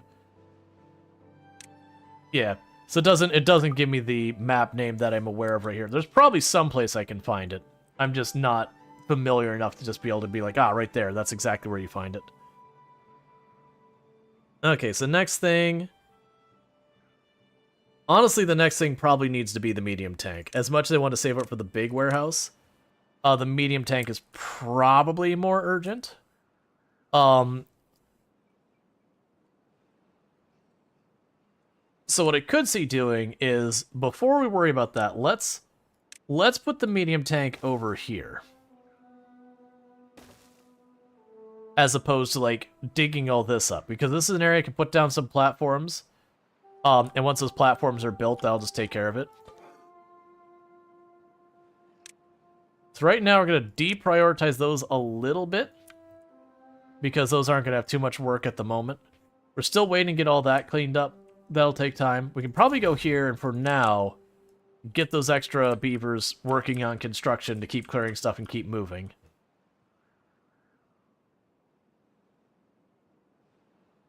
Do you have those iron beavers unlocked? Yes, I do have the iron beavers unlocked. The last time we played, we did actually do a run with the iron beavers, which is part of the why I wanted to do these beavers this time. Is just, you know, mix it up a little bit. And then plus I wanted to get into the later game earlier, which I could do faster with these ones, I believe. Just because the later in the game is where I'm going to see most of the interesting new things. Alright, so chestnut tree. Let's go ahead and get you all planted here.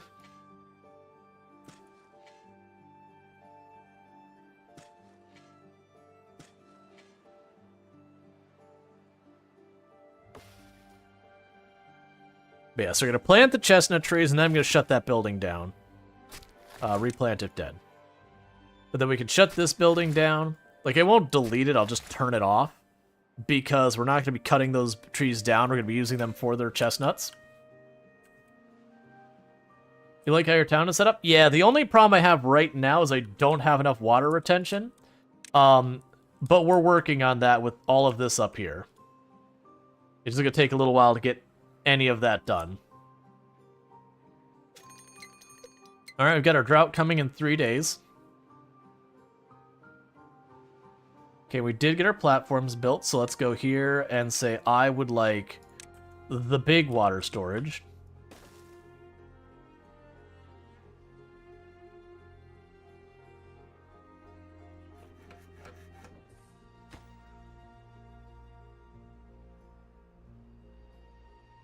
Okay, so we're still doing okay on planks. Gears we don't have many of, but that's okay.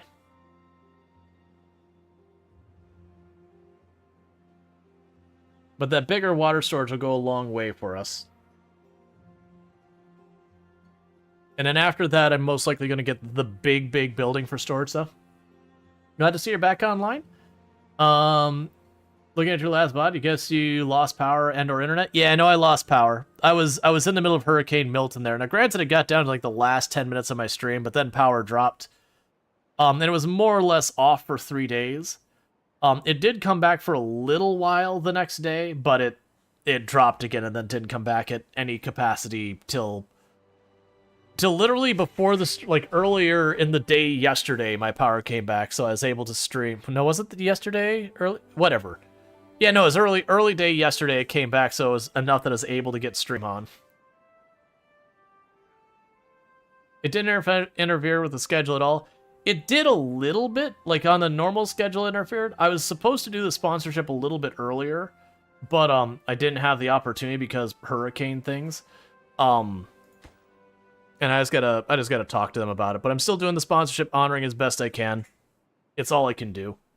Hurricane gonna hurricane. Yesterday, Saturday, you weren't paying attention to Twitch at all. That's fair. Man, I've absolutely, like, really enjoyed Timberborn in the past. But yeah, as you can see, I definitely have just way more trees than I really need. But that's fine. That'll end up being a thing that, while a little wasteful right now, later on, the amount of, like, I'll probably get the builder's building, and then you'll just see, like, a flow of beavers going up here, just putting up block after block after block. Yeah, so we're waiting on the gears. That's fine. Right, because I don't have the building for the gears, so it's just what stores in here. Because I want to unlock the bigger building, and that's 250. And I keep coming up with, oh, I have this that I need. Which makes it a thing. Alright, so the downside here is, I've got only 2 beds free. And I got 6 jobs free. So I think we are getting to the point, it's time for another house. I gotta be careful. We are expanding our housing quite a bit pretty fast, and that can get you into a lot of trouble really quickly. Because you are just boosting your needs on a lot of things really rapidly. Alright, we've already got all the fun things for them right here. Okay, we've got all that set up, so it's time now for us to switch these over to potatoes.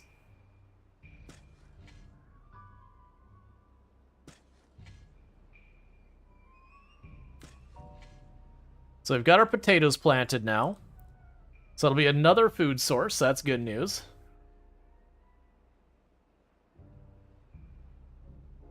Well, no, to be fair, Lardine, I agreed to when I was going to stream it and everything. And so if I miss, like, if I fail on my end of the agreement, that is on me. Like, I've done a lot of sponsors with Timberborn, I've never had a complaint. But if they were like, hey, this really, like, we really need it these days. Now, granted, I would expect them to be a bit more understanding with a natural disaster, but at the same time, I don't know what their important things. Like I said, they haven't pushed back or anything like that. I need to talk to them about it. Because technically it's supposed to be a little bit earlier. But not like multiple days or anything, like literally the window they wanted was earlier today, but doing what I can. I don't expect a problem. Like, I expect to be a little, like, back and forth, but I don't expect a problem. If it is what it is. It would be on my end, even though there is, like, a disaster at the same time, if they had a need and I failed to meet it after agreeing upon it. That's the nature of it. But like I said, I've had no problems with the devs. I don't anticipate any issues. If it is, that is what it is. It wouldn't be something that I would be miffed at a sponsor for if, like, I failed to meet their timeline or something. As opposed to, like, this hasn't happened to me, but this happened to other creators where they will have a sponsored segment and they'll be like, okay, we want you to have the call to action to, like, you know, be a legend, you know, whatever. And instead you're like, be amazing. And they're like, you didn't say legend, so like, you didn't follow your contract. Like, when you hear about those stories, that is something I'd be like, hey man, that's not reasonable. But I personally haven't run to that, but I've heard a few. And the ones who did run to that, they still ultimately got paid. It's just, they had to argue back and forth a little bit. Some people are weird. Those are ones when you run to people who do those kind of pushback. That's when you're like, all right, hang on. Hang on.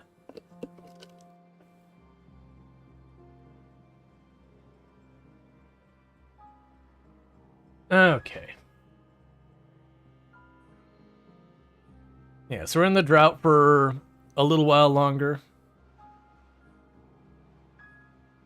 You just gotta ride it out. Yeah, so wood is an amazing place. It's honestly just getting things built faster is the big holdup right now. And then having enough beavers to do all the jobs. Yeah, I actually do have enough beavers for all jobs. Okay, so you're done. That building can just be turned off. Because we have planted all the chestnuts. That's good. We do need storage for all these buildings. I'm trying to just wait on the science. Oh, you managed to get the road up here when I wasn't looking.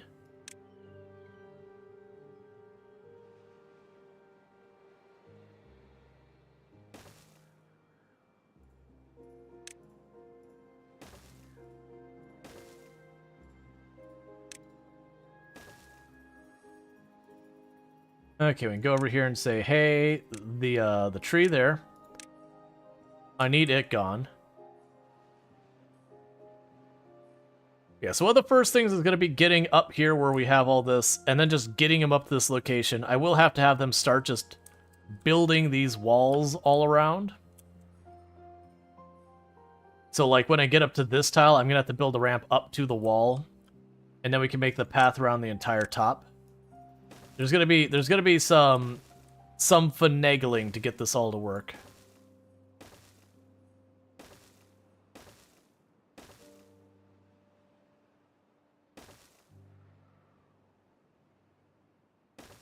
All right.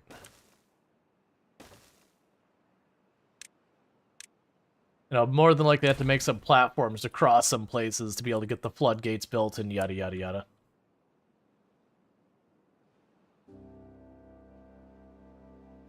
Okay, so as you can see here, we finally ran to the point where I'm pulling up too much water here, that this did go dry. So these trees are starting to die, but they need 14 days to die versus we only have 1.3 days. So that's kind of a big warning flag for saying, hey, we officially hit the point there wasn't enough water in our reservoir to keep things going. But that's what I'm trying to do here is get it so I can slowly bleed off more water into this to keep things functioning. Ultimately, that's not a long-term solution because it's very manual, but with all that, what I will be able to do is eventually, after I make the giant reservoir, I could probably make something down here for a smaller reservoir and all that. And we'd also potentially expand up here by the reservoir that would, you know, potentially, you know, hold water, not permanently, but for a very long time. Yeah, and they are starting to build the reservoir wall because it's close enough that they can do that. That's fine by me.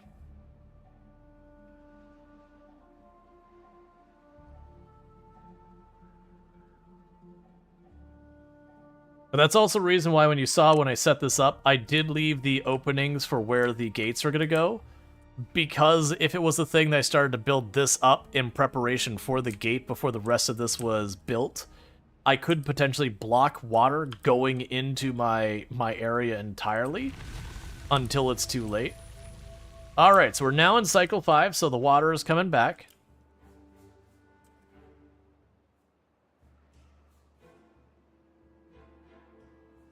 Okay. And we are at 250, we get the next larger warehouse. We need to get the underground one, but that's 1,000 science. And there is also, if you go here, there is better science stuff going on.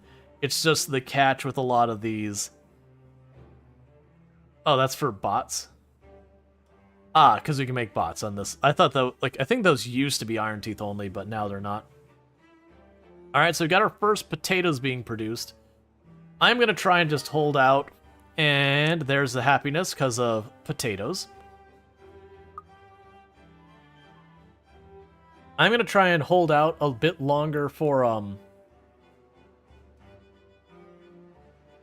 building the storage. In the meantime, I didn't realize literally all I need was the sunflowers. I forgot about that. We can go here to the sunflowers. So you reach that far. 2 tiles from that corner.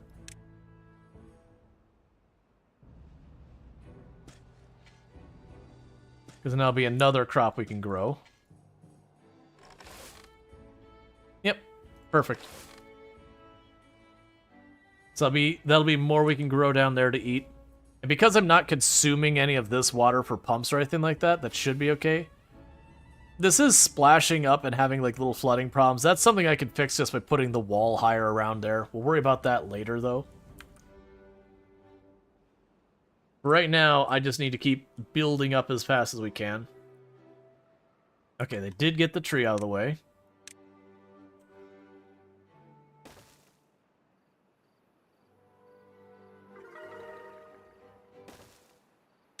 And just like that, we got a little bit more happiness.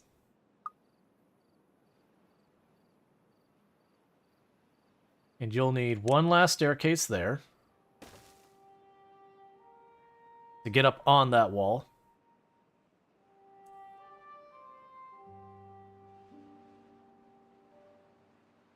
Yeah, so if I make a place I can cross here with platforms, I should be able to reach all of this, all of that. This I am intending on getting filled in.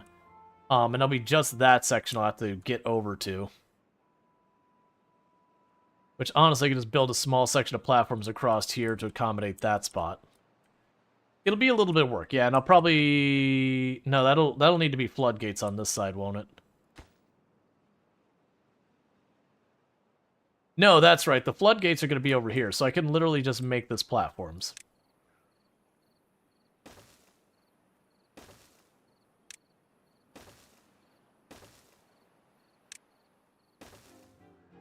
Okay, so then all of that'll be reachable. Okay, yeah, then we could just also over here. I'm basically just figuring out how we're getting around to build everything is what I'm figuring out now. And bring you right there and right there. And then that'd be the path here. There'll be a wall there once we finish it. I would need to tear up the berry bushes here and there. Just create a path to connect that. And after that, it'd be everything is reachable. I just gotta make a path across here somewhere. Which I'm tempted to, instead of going up and over. Well, no, I'm gonna have to go up and over.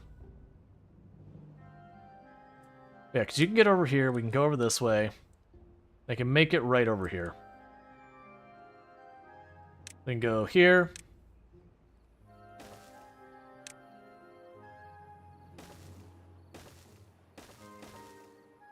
And then back up there. Right, and that'd give me access to all of that. And then I will want to be able to step down to check that area out. Probably my best bet is just to have it go right up and over and right down.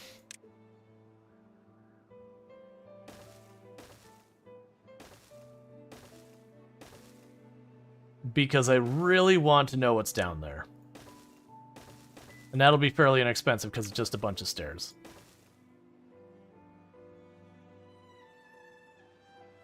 Okay, so we already had more trees grow in here since I had first set that up.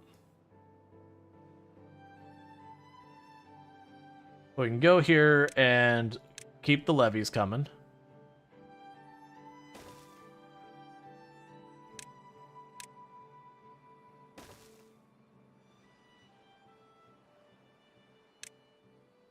It's too far from the district, yada yada, that's fine. So I will pop the one. I might immediately regret that, but that's for later me to worry about. In the meantime, we do have all of this stuff going on. Relatively soon we get the chestnuts. We're about to get the big storage. When we get the big storage, that's when a lot of stuff's going to happen, because we're going to build like a storage up here for the chestnuts, a storage up here for the potatoes, a storage up here for the grilled chestnuts and grilled potatoes and carrots and berries and sunflower seeds. To get all that stored, we'll get rid of this one down here and probably make that into more potato area. I'll get rid of the... Well, actually, I can't really get rid of that storage right there. We'll probably change it to something I don't need nearly as high capacity as food. We finally do have a lot of extra beavers jobs-wise, which is good news. Okay, so we can get the bigger storage. So here's the big storage. Alright, so first, you go there to hold gears. There you go. And then you go here.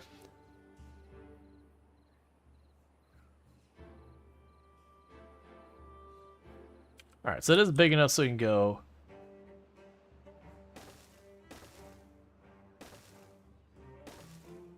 We're not going to have planks to spare for a while. Alright. Grilled potatoes. Regular potatoes. Regular chestnuts. Where are you at, chestnuts? You're here somewhere. Where are you? Chestnuts. Grilled chestnuts. You can bring this road right over here. Let's go do a little shimmy. And so that's those. And then we have the large warehouse for carrots, the sunflower seeds, the berries, and I'm just going to assume I'm going to want something there in the near future anyways. But you get the idea. Now I've got those large storages, I've got a lot of things I want to store.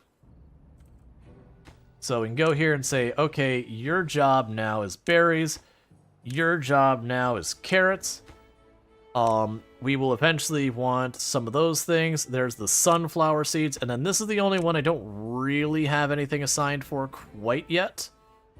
But like I said, there's a lot of stuff that could potentially end up here. Bread, apparently punch cards are a thing in the game now. Yeah, so we'll leave that alone for like a future food source. But yeah, so that's gonna be a lot of construction. That's gonna take us a while to get there. We are burning our wood up a little bit, but not at a particularly fast rate, just by the sheer number of things we got going on. I don't really have room here for another production building too easily. But we would be able to do it. I could potentially just put it over here. Oh, I mean... So the problem is I want more water wheels along here, so I don't want to use up that space too quickly. Alright, and we gain some more, because now we bring sunflower seeds in as food, so that's good news. I still also want to put down an aqua farm here at some point. I don't think that's urgent, though. I think I've got too many, frankly, construction projects already going, because this is a macro-scale project that's using mostly just regular wood. And these are also using a lot of regular wood, but on top of that, it is a lot of planks. I'm probably going to need to get a building... Oh, we can already have the hauling post. Okay. I didn't realize we could already have that. I'll tuck that in right here. And then what I could do is I could attach you there. And we can make a shortcut right here by getting rid of this potato. And building a staircase right there. And then with that, I can dedicate a bunch of beavers to just hauling stuff around the place. So instead of the farmers picking up some potatoes and then bringing them back and doing that a whole bunch and then moving them up, the haulers will just do that on their own. And that'll give a lot of work for a lot of people. The other one would be the builder's hut, which is 100. That's not a bad idea, but that gives you a bunch of dedicated people to build stuff. So for like these big projects, you just have more beavers running around working on it.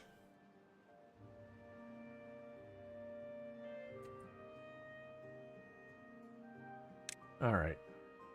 Keep...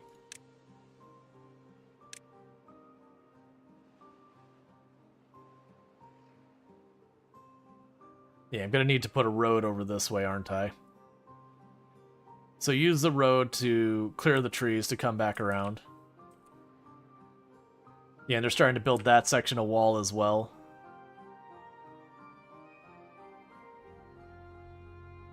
That's fine. We'll get there.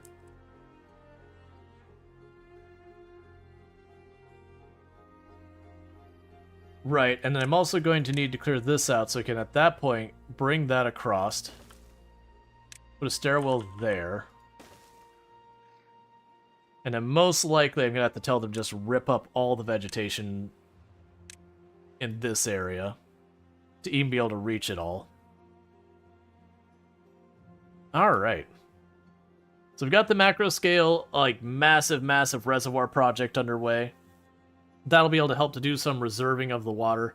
We've got a ton of projects down here being constructed, but we are running into limitations on the planks and all that. That said, we are producing them. It's just going to take a while. We do have plenty of woodcutters, like we're not running low on wood. It's actually the builders that are the bottleneck right now. But that's okay. You don't have much water in there. Potentially just need more water. I could put another water pump over here, and it should be able to reach down there to draw from that one, and that wouldn't be a bad move. Yeah, we could do that. So get rid of that section. And then I should be able to put a water pump here. Yeah, so I need to face that way, so I gotta get a little bit more. But yeah, so with that, I'd be able to bring more water over this way. We could probably rip up this area too. And then put more of the large water reservoir, so as we expand, we're good there. But that way I'm pulling some water from up here and some from down here. To try and divide out that consumption, so I'm not just drying that one out and the rest of this all holds just fine. Ultimately, we can do a lot more with it, where I'll start platforming this off to build on top of it for like a lot of the pumps and all that to not cost me more growing space or whatever.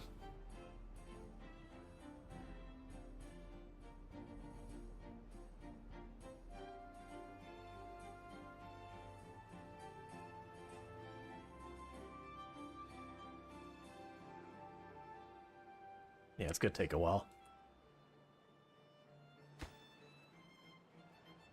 There's just a lot to build. And that'll be a thing. If I get the builder's hut unlocked, which I think we will.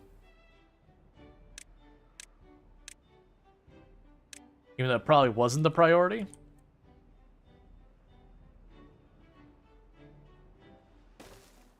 You're now maximum priority. So we're going to get the builder's hut built real fast. And with that, I should get more builders to run around and get things being built to speed the process up. And that'll all be good for us. It would be nice to get the aqua farm, the spatic farms going. We could probably put those down here. And the reason I'm thinking down there for the spatic farms is by putting them down there, I can continue to put like industry stuff up here for the short term, and that would help. I am very heavy on the growing stuff right now, as opposed to any type of industry or whatever. One thing that is concerning me is just we're not making nearly enough progress on my water production right now, and I feel like we're going to pay for that. We're not storing enough of it. And that's just I got to get another water pump online and get that stuff figured out. Okay, so we've got you, and instantly we got 4 beavers working at that place. So that's good news. They're going to run around and get a lot more progress in the projects. Now, one nice thing that's probably going to happen is they won't be able to reach enough of the different tiles to build pretty quickly. And once that happens, you'll have like 1 or 2 on their way up to build like that tile. And then you'll have the next one will build over here because they can't go there. There's already... beavers have already queued up the next tile kind of thing. Then they're going to finish that wall soon anyways. And that should help get more stuff built. Wasn't there a thing I could change the priorities here? Alright, so priority. Maximum priority to get rid of those so I can get the next water pump going.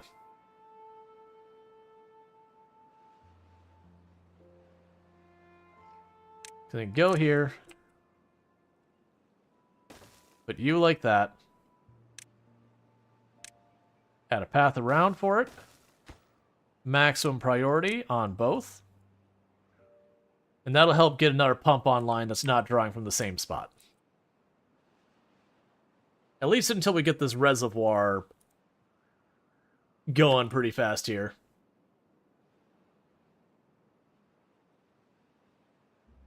Okay.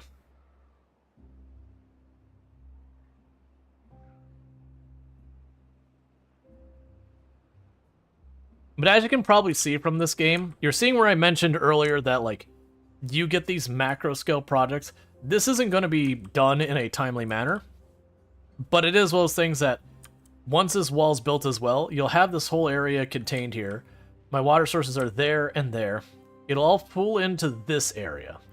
I will have big gates on this side that I can slam up and down.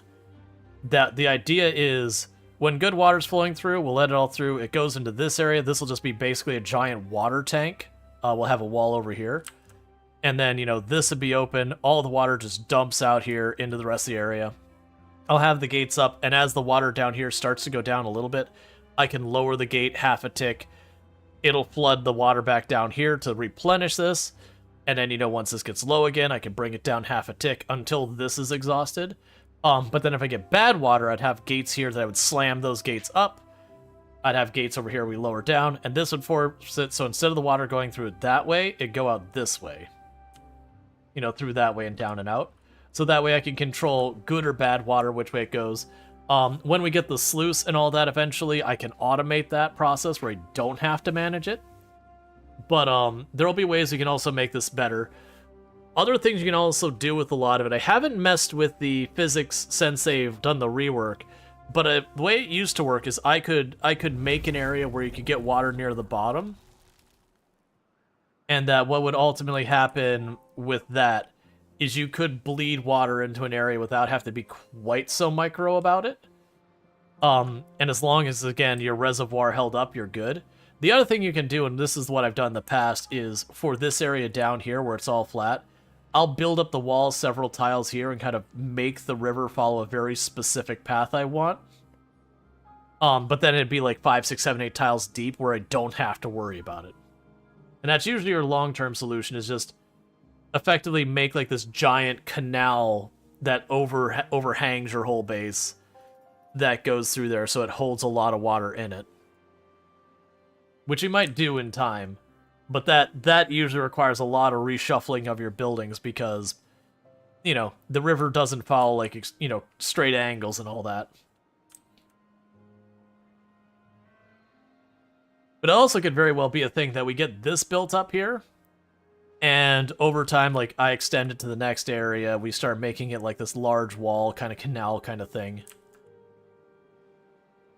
Because then you can start doing a lot, because there's the ability to move dirt tiles around. It's later tech, but then I could sit here in these mountains that are way up here. I could start grabbing tiles from them, put them down here to like level out the area around where I made my giant wooden reservoir, that kind of thing.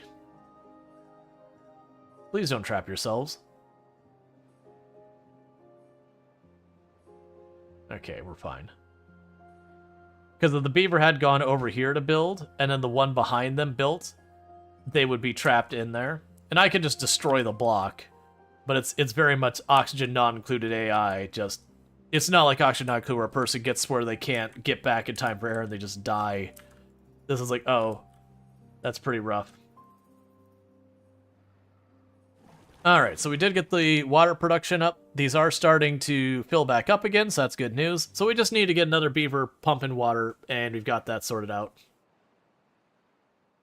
So the next thing probably we need to worry about is I need to start saving up for the really big floodgates.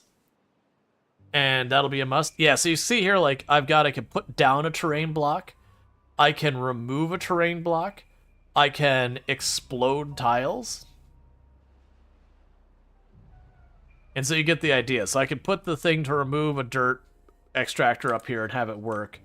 And then later on I can grab, you know, the one block. So it's a slow process to move Earth. So you can gradually change the entire layout of the map, but it is a slow process. So you're typically not going to go through and completely change the entire aesthetic of the map unless you want it to be like kind of a forever map.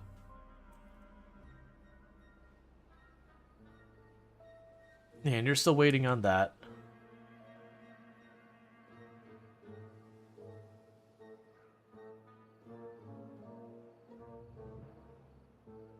We can probably honestly tell you just to go up here and all of these trees need to go.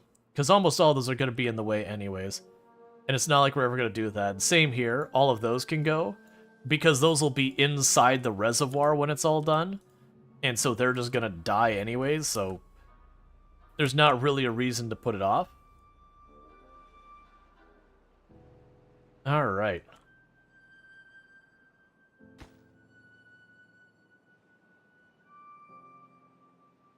And I probably should actually go over to some of these and say, hey, you're here, let's bump these up in priorities. Because what's happening right now is because everyone's building the reservoir, literally nothing else is getting done. So we're gonna bump all of those constructions down here that are a little bit higher priority. Get them to work on that at least until we run out of planks. And I'll do that faster because it's right nearby. So that way we can get more work for the other beavers we've got. And keep everything moving. Alright. So, for the levies or the floodgates, the cheapest one is 1.5. This is a 2 tall levy we're going to have. And that's going to be 3, and that's going to be 3. So we can get the really small floodgate first, and that would let me just finish up this area right away. Well, actually, sorry. 250 for the double. And we could just save up for the triple, because the triple I could put it here and just slam it down the whole way, and that's good enough. It'd cost me more materials than necessary, but that's fine. They're working on it. Yeah, so now they're starting to actually get all these things built. Make you a high priority, because that's the one that actually gives people jobs, and then they can run around. So once again, this area has run out of water before the rest. The drought is just about done, and that's not surprising. That's probably not going to get better with time. If anything, that'll stay worse, unless I get to the point that I'm pumping up so much water so much faster elsewhere that we're able to get that water into storage before these two do. But that's unlikely with them sitting right next to the storage. But this is a midterm solution for that.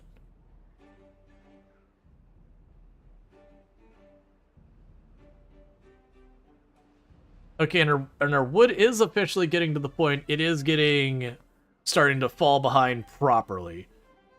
We do have wood cutters going full bore on it, but they're just not keeping up anymore. Having 8 builders going at absolute full speed is faster than 2 woodcutters can keep up with. But that said, that's fine. We'll get there. We do have the chestnut trees sitting here. So we should start being able to start gathering from those chestnut trees, which will be good.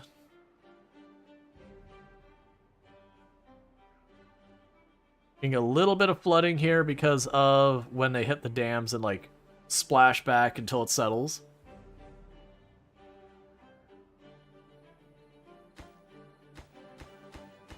Yeah, almost all of those are getting the wood in there.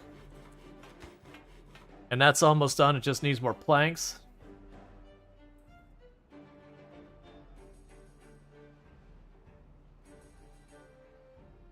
All right.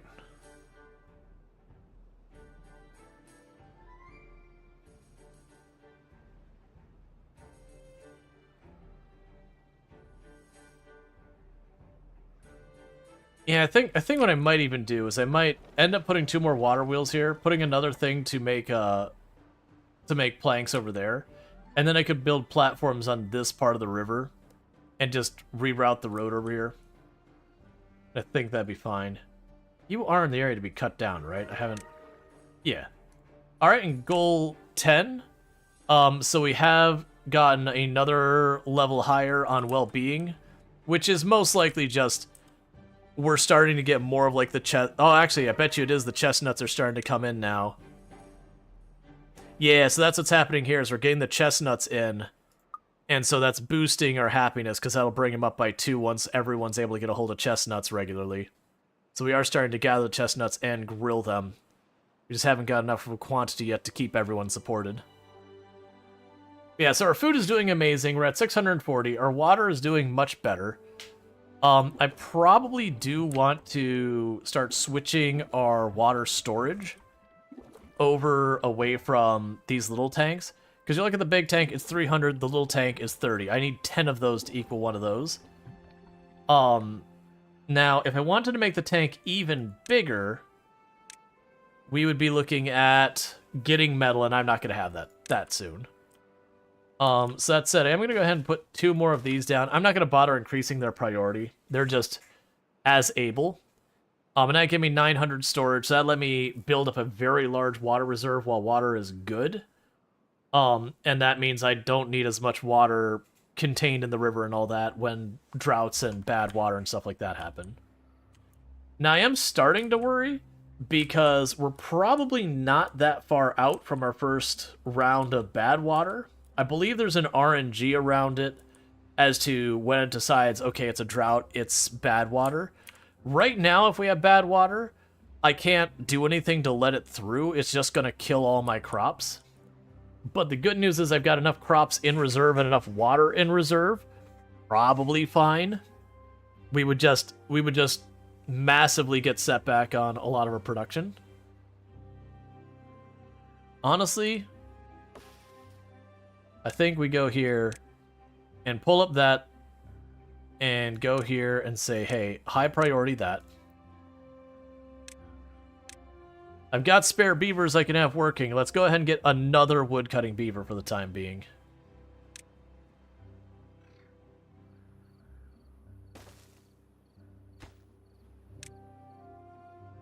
Because that way we can catch up our wood. Because right now we're building so fast, we're just obliterating our wood supply.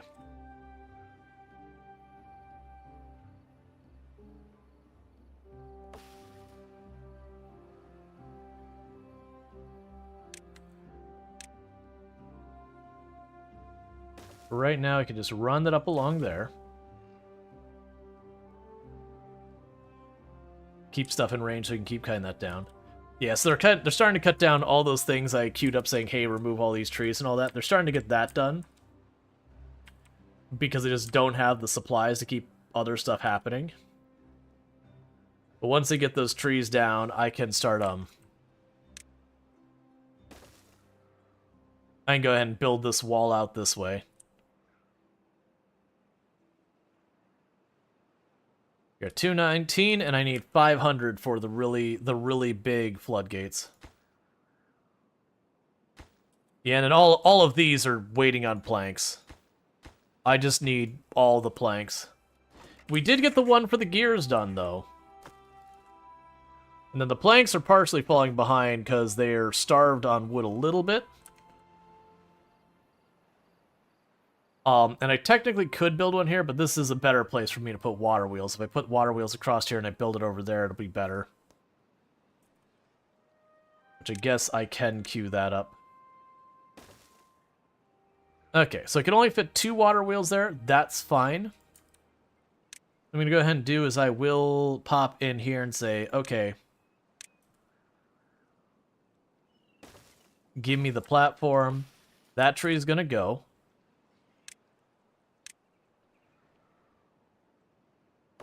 Make that a high priority. And then I'll say to put another plank building there. Since I'm going to need a lot of planks and a lot of wood and a lot of everything.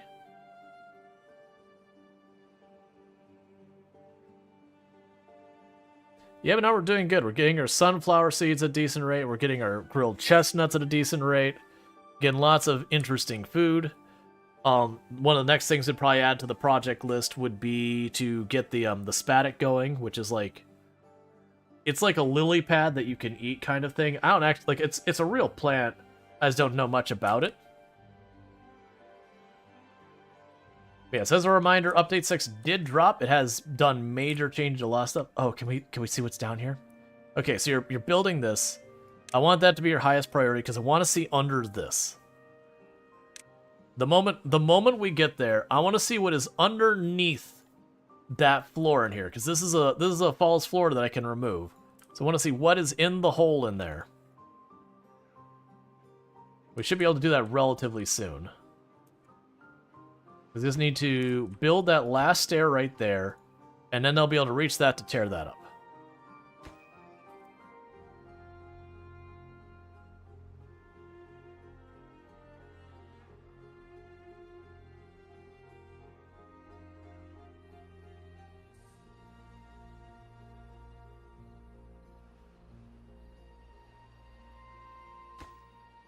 Alright, so it's got the planks and the wood. They just got to finish assembling it, and then they'll be able to tear out the natural overhang. And then we'll be able to see under what's going on.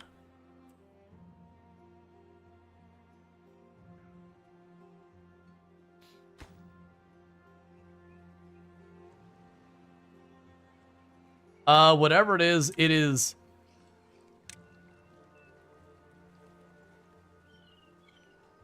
Okay. So there is a ruin down there. So downside is that cave needed to fill up. So that did pause our water for just a moment like it was a drought. But there is a metal ruin down there. My worry, the most trolly thing they could have done is they could have put a bad water thing down there where I would have opened it up and then suddenly all my water is poisoned. And I'm glad they didn't, because that would basically be, haha, your run has just ended because I can't put it back. Are they finding a Balrog? Probably. I mean, the Balrog isn't going to find itself.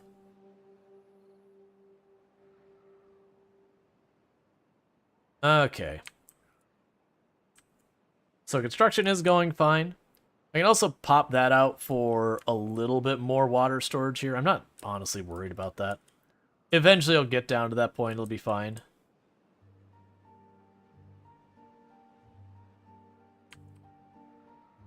Okay.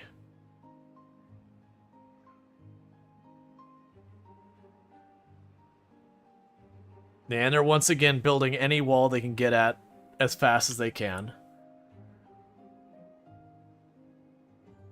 Oh, wait. I can go ahead and queue that. I forgot, I got a platform right here we can go along the inside. So we can go here and tell it, hey, here's the next section of levee. Let's make sure we got that right. Cool. So that'll be that section of levee there. And I can put down a road around here so I can keep pulling up those trees. That area is probably basically done, but there's no point in me tearing it up either. And they'll be able to wall that off. And then once that's built, we could tear up that and get this part of the wall done here. Some of these should be getting close to done. Oh man, they're 80 planks. That is one downside with those things, is I did not take into factor how many planks I was going to require. That's still fine. We are actively working on expanding our production of planks. Okay, let's bump these two up to the highest priority. I do have the spare workers. And then getting a second place to start making planks would be good, because we got that extra woodcutter in here, and now that we have them, our wood is managing to hold up that it's ever so slightly getting ahead of the speed that the builders can use it, which is good.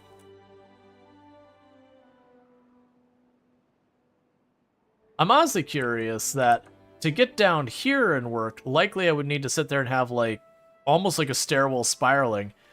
I was kind of hoping we were able to peek down there and find like a big cavern down there. Like, it's cool what is down there, but like find like a big cavern and you have to sit there and go, okay, but how do I use this? Because now I've got all this water that flows up above, so you'd kind of have to wall that area off so you could get down into the area, build your base inside the giant hole in the ground, knowing that the water is over top and you'd have to come up for the water.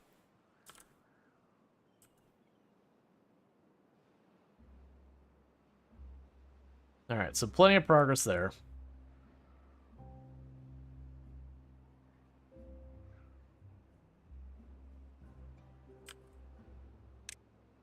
And so we won't be able to build this whole section until we get over there, because this is the route around.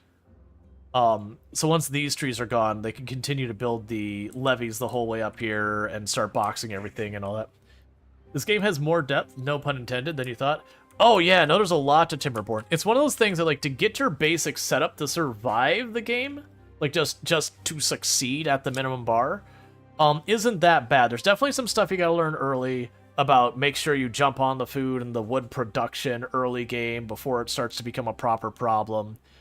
But then you sit there and when you start getting to like your macro scale projects being like, well, I want to do this to this, because like you can survive as a fairly small colony for a very, very long time. But if you wanted to start the red tide the first time you encountered it too, that's the big problem I have right now, is we have not got ourselves set up to deal with bad water in any defining way. Like, I rerouted this away from us, but once we get the bad water goes here, I am setting up what I will need to make ourselves safe from it. The problem is, I think realistically, the bad water is happening well before I'm ready for it. And what I might end up needing to do to accommodate that is just going somewhere here, breaking down one of those so I don't have to worry about them trying to path over this way, and waiting it out, and just... It'll kill all of our plants and everything, but I should have enough water in storage and food in storage to just ride it out, knowing all of my crops and trees and everything will die. Because you barely got a block off bypass levee system to redirect bad water away when it comes in time. Is the red water just polluted? Yeah, but it's like real bad pollution. Like you got radioactive symbol level pollution. It's not just, oh, there's some badness in the water. It's like, no, this is real bad water. It kills all your crops and trees. If your beavers go in it, they'll get really sick and potentially die. So it is one of those things that'll wipe out all of my stuff here. But the good news is I've got like 800 food and storage, which is a pretty ridiculous amount. I've got almost like about 500 water in storage and climbing. So that's really solid as well.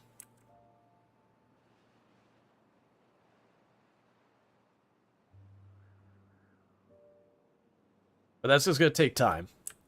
But that's kind of what happens with all your big scale projects you do in the game. Alright, well, we get to see what happens. So I think what we will do is we will ride through to see how the bad water rolls through. And then usually about halfway through stream, we will do a vote to see what we're doing for the next part of stream. So I'll put up that, and I will include Timberborn as one of those options. Because I've enjoyed it. We played a number of times on the channel. The red tide comes. Wet beavers don't like red tide. It's no fun. Only doom. Yeah. Well, that's the big thing. So I think what we're going to do is once I don't have a beaver up here, I'm going to knock down one of these stairs just to make this area inaccessible. That way I don't have to worry about them submerging themselves in the bad water. Okay, so, boom. That whole area is off limits now. You can't go there.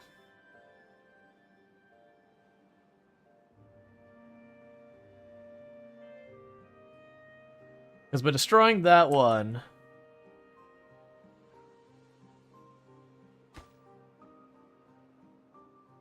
I don't think they'll be able to go up there. I think because of the way the pathing works, if I click on this... Yeah, so that's not marked. Yeah, so they shouldn't be able to reach any of the water.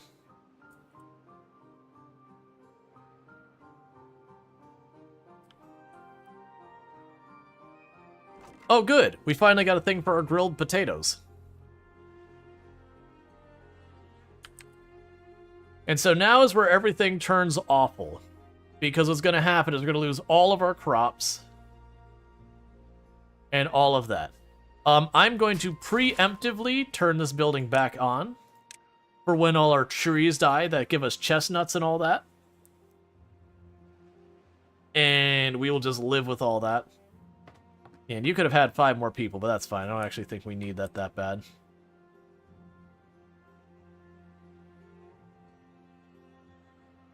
But yeah, I could have gone through and paused all of this stuff, but just destroying that's faster. The new water physics going good. I haven't gone to experiment too much with the new water physics. Like we did see that there was bad water flow over this, so you could see like where there's a little cave over here, so you could see it splash over and then it would backfill. But unfortunately, I haven't had the chance to build the aqueducts and all that, because that is the impermeable water here, and that's metal is required. So I haven't been able to build like a proper aqueduct at all. But generally speaking, I really like the idea, like the overhangs and all that. I feel like there's a lot of fun you can do. I'm kind of looking forward to being able to put the big platforms that are really tall, 5x5, on top of a steel thing with nothing underneath it, so far as like supports and all that. So you can build your whole base underneath it, put this big platform over top, have water going over that platform above you, and all that kind of stuff. So instead of right now where you kind of just redirect where the river goes, you could like aqueduct it here and then have it drop down into a reservoir in that area that you then build place around the spot you dropped it in. Alright, so I slowed down time so you can at least watch it flow in a little bit. So you can see all the water here is going from blue to red. And as it goes down here, we'll start seeing a bunch of the plants will,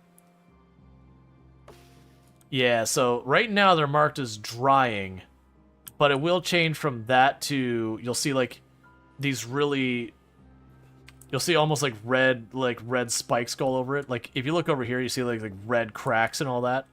Anything in that will die really fast. So the good news is it's only, like, a day or so. Oh, I didn't think about the farmers down here.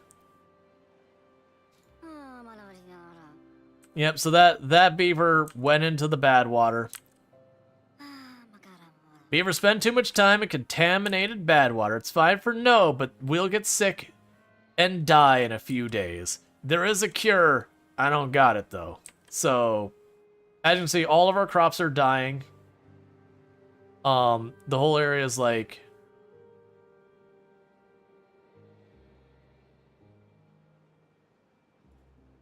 Yeah, so we got 2 who are unwell. I could have destroyed that one as well. I'm just hoping it doesn't pop up too much. Yeah, so it's just a short cycle of bad water. But, it's gonna do a number. Yeah, so it's contaminated. So the carrots are all dying really fast. Interestingly, not all of them are showing as contaminated that fast. Yeah, so you see all these trees along the edge here died. All of our crops are starting to die from the edge going in. So I don't think... Yeah, and we lost all these chestnut trees along the side. The only good news here is it's a very short bad water cycle, so while it did kill all the crops in the edge, most of them did okay. So what will happen to the big pool of water here? As the good water runs through, it will gradually not be contaminated anymore.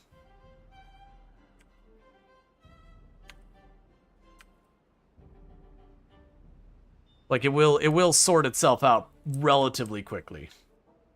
So yeah, so basically the bad water has killed 2 of our beavers. It also did kill probably like 10-20% of our crops and plants and all that. But honestly, that's not that bad for being unprepared for it. If we had been more prepared, like, if we had this all walled off, we could have been fine. But yeah, and meanwhile, I've got like 500 potatoes and all that. We're sitting at 1,100 food, so that's all fine. What I am going to go ahead and do is I will get a poll going about what are we doing now. And I am going to keep Timberborn on the list for people who are like, no, I just really want to see more Timberborn. I will put Satisfactory. That's fact. I cannot see. Satisfactory on the list. I will put the Planet Crafter. What else did we have? I'm not going to include TCG today. We played a bunch of that, and I do think I'd rather play other things right now. I think that's the one we got on the list right now. Yeah, let's go ahead and just do those 3 for right now. So, what caused the toxic water? It's just a event. There's a cycle to the game. So, like, in most games, you have, you know, spring, summer, fall, winter, and then, like, you gain everything in the first 3, and you just try to ride out the 4th. This one, it goes... Your normal season, drought season. Your normal season, bad water season. But whether you get bad water or drought, there's an RNG to that. So sometimes you'll get, like, the water will just stop coming and you have to ride out the drought. And then sometimes you'll get bad water that you then have to manage that. Which normally it is, for the drought, you want to just retain all the water you can and just kind of keep it for keeping yourself alive. Whereas the bad water, you want to divert the bad water away. So it's like a drought with an extra kick in the teeth. But if you do not see the poll, make sure you pop into the poll, and then you go ahead and drop a vote in there. But we've got Timberborn, which is we'll just keep doing what we're doing. We've got Satisfactory, where we'll pick up on our factory that we were working on. The factory we had just started Phase 5. And then the Planet Crafter is where we terraform a planet from being a barren wasteland of a planet to making it lush and nice. With Planet Crafter, we had reached, I think we're just getting ready to be able to access Zeolite. We were, I think, in the later part of the Moss stage. But looking very heavily like it's going Timberborn. But yeah, as a reminder of what's going to end up happening on the next couple of days is, so tomorrow we will be having another sponsored stream of a game called Overthrown, which is kind of a city builder slash survival crafter slash has Zelda-like mechanics slash has kind of a Minecraft type world. Like, it's not aesthetically Minecraft, it's not everything is boxy and all that. Your characters actually do look like characters and all that kind of stuff. But it is kind of a mash of a bunch of genres. It looks really good, but I've not played that one before. But that'll be a sponsored stream. That'll only be a demo, so that'll be like 2-ish hours of stream will be spent on that, after which the rest of the stream will do something else. Probably Planet Crafter, because I'd like to see that go on farther. But, we'll get that. And then on... Yeah, then we also have a Kingdom 2 Crowns. They've got a new DLC. I believe it's called Odyssey. It's very... Was it Odyssey or was it Odysseus? I don't remember off the top of my head. But it's for those who have seen Kingdom 2 Crowns, same game, but it's a DLC that gives it kind of a Greek vibe. But there's stuff like you can get a giant spider mount, a Cerberus as a mount in the game, and all sorts of stuff like that. But that one doesn't have a specific date associated with that. That'll be soon. Otherwise, when the DLC becomes available, we'll be checking out the Factorio DLC. When Planet Coaster 2 comes out, we'll check that out. Farming Simulator 25, we'll check that out. In the meantime, between all of that happen, we will wrap up our Satisfactory run. I would like to finish, do the whole playthrough of the Planet Crafter. That doesn't need to happen today or anything. I don't know if I'm gonna go back for more TCG. It's a really good game, but it definitely was feeling like I was getting in the repetitious cycle that is fun for me as the player, but for spectating, probably not a great experience. Like, I feel like me opening packs of cards in very quick succession to see if I get something good again and again only holds interest for so long.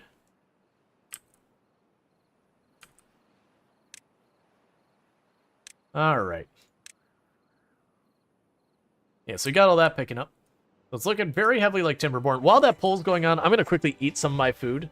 But in the meantime, we'll keep this going because my wife did pick up dinner for me. We're well past what I would consider the sponsored segment of the stream because I agreed to 2 hours and we're at 4. And I do not mind playing this game for the whole stream because I have done that many times. But all that. Anyways, I'm gonna mute my mic. I'm gonna eat my food as soon as I'm gonna eat my food and we'll get back to it. Which with whatever wins. We got about 30 seconds, but unless there's like a major upset, it's gonna be Timberborn.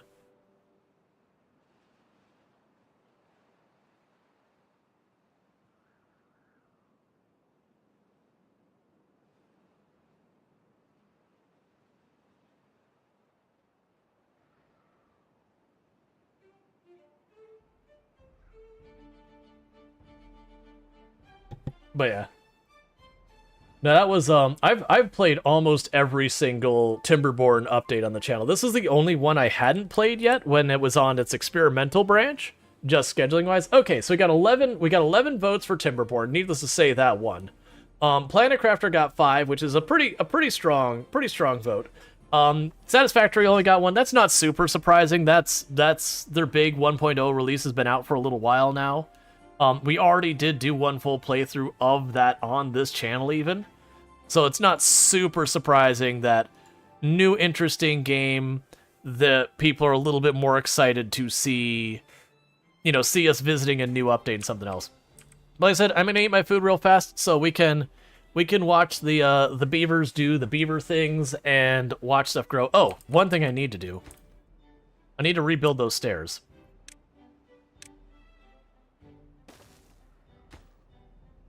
And then let them get back to work up there. But what I will do is I'll get ourselves a decent camera angle to try and see all the stuff get built and all that, while I quickly make some food happen. Alright, I'll be right back. So thank you again for tuning in.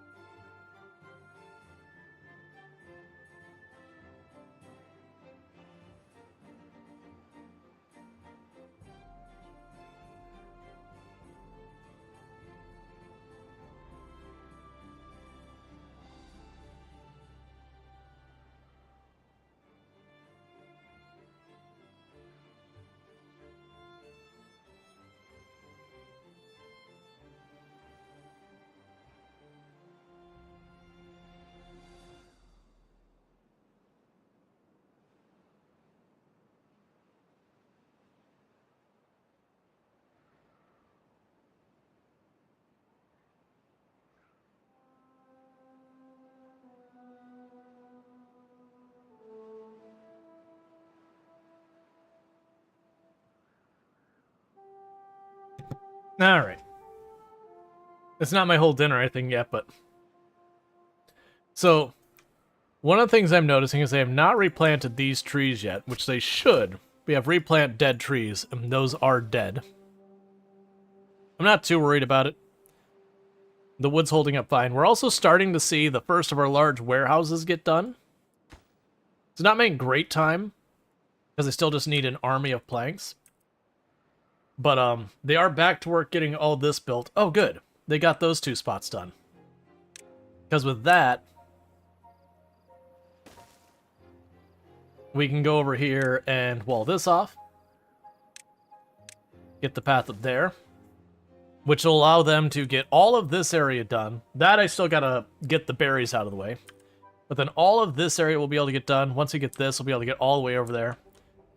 We do have where we're gonna put the really big flood walls or whatever. I'm gonna go ahead and unlock both the tier 2 and tier 3. Not tier 2 floor and 3 floor floodgates. So yeah, so if we put these here, this is our the bad water goes out that side. Let's see, you can set up a series of dam gate to channel the bad water through an alternate route and keep growing your fertile. Yeah. That's actually what I'm kind of doing here. Is right now, I've got this area. I'm gonna have floodgates right here, and so this is one water source. That's the other. And then the idea is when we get bad water, I raise this floodgate, lower that one to reroute the water out the outside, out the back of it. As an alternative, what I'm assuming you're asking is I could have like 2-3 tiles of the fresh water go this way, and then the bad water kind of like eke around that way. I can do that. That would work. The downside is this area wouldn't be growable because the bad water would be between it and the fresh water. But you could literally do something like that where I have the fresh water on one side, I have like a separation in there, and then the bad water routes around it. I've not tried doing that in the past, but it should work.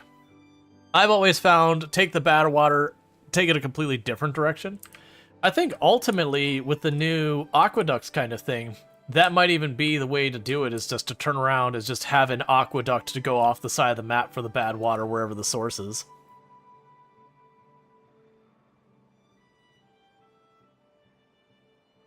Alright, but now they're just going to work on building all that. And then these will be the triple floodgates here and there. The big thing is I don't want to touch this gap here until all the rest of that's done, just so I don't accidentally divert my fresh water away from my city. I'm surprised that beaver hasn't died yet. Because it is a thing that once they get contaminated, they will die unless you got the cure for them, and I don't have the cure ready, so... Beaver is dead.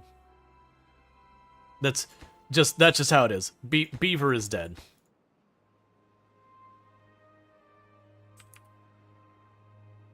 But yeah, there's lots of ways you can manage it. That's actually one of the fun things. So I could even turn around and do something where I box that in and have it go like way up. So this is like a just giant reservoir. And then I could potentially put the sluice right on the top and then aqueduct stuff around. That might be something worth checking out later when I have access to metal. I just don't have access to metal yet. The metal's up here. It's not super far away from me.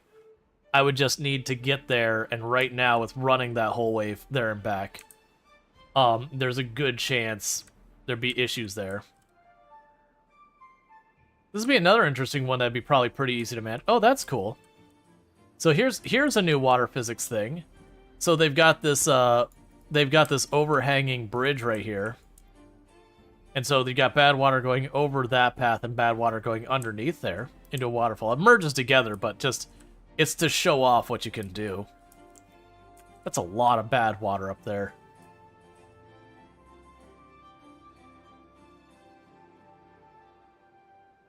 So I'm trying to think of how I want to even handle getting more water stored in this area, or making a reservoir strictly for pumping water. So like let this be what it is and just don't have them running the pumps in this area at all. Because they do that, that water shouldn't run out very quickly. What it could even be is once I get the reservoir up here, then I just put my pumps up here on the reservoir itself. That's honestly probably what we will do. But that is a long time later kind of solution.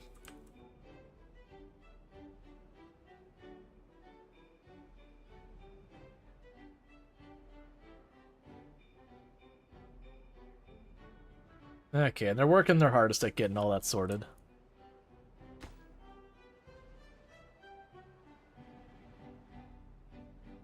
Yeah, so all the other things are dragging just because of that.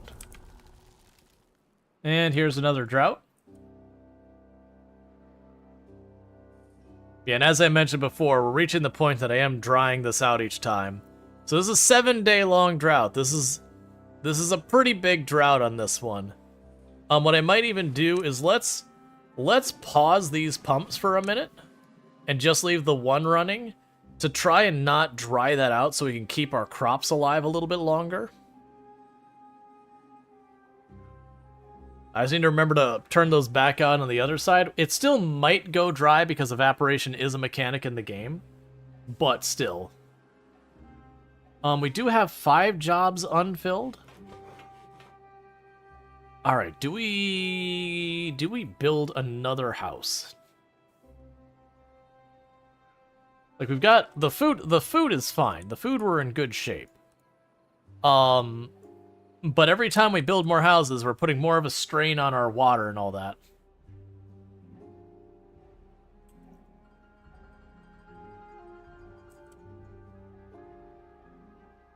Now, I could turn around here and start making a channel that way. Like, keep this area with water in at all times. Basically making that a little bit deeper. It wouldn't help that much.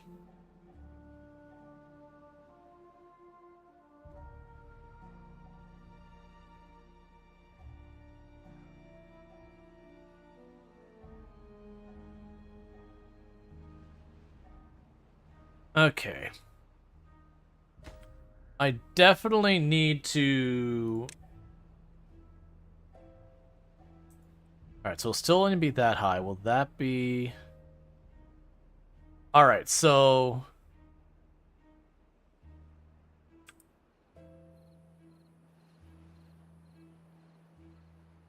I think we'll still be okay. Yeah, so you're 1 tile higher than that area, so we'll be okay. So we'll still go around that way. I was getting worried for a month that they're going to build this water, or this wall, and then the water was going to divert out this way and massively cut down the amount of water going through the area. Yeah, so we are slowly burning through our water resource. We're still pretty early on in the time. I think we'll turn on one of these now, so that we're not putting it all on this one where this will all dry out. But we are going to need to get that dealt with. These are getting longer. I kind of went for a pretty big project right from the beginning, which may not have been the best move on my part, but that's what I chose to do. All right. Yeah, the bad water's fine all over there. And we do have steel up here, well, metal. We do have metal over here. With the paths we have, I mean, I guess it's neither here nor there. Yeah, I'm really debating rerouting the water here to make that deeper as a temporary thing to keep at least something going.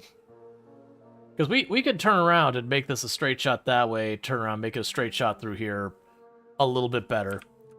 But we gotta get to that stage. You do like imagining the beaver just tossing logs off a cliff and it automatically forms a solid set of, you know, damn stairs. Yeah, they're just torpedo it into the ground, just like stick straight up. I'm glad they did that, because it would be really obnoxious to be like stairs, stairs, stairs, this level, rip up the stairs, build platforms the whole way across, build the next level, you know, tear up the path, put the platform across. That would be obnoxious. But you do have to do that a little bit with the actual floodgates, because you can't walk through the floodgates, so you do have to get, like, your 8 people able to get behind them. It's usually not that big a deal. Usually be just like put a set of stairs over here and back.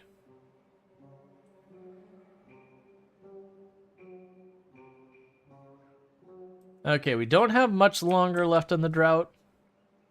It is looking like that bottom area is drying up faster, so let's turn back on all our pumps.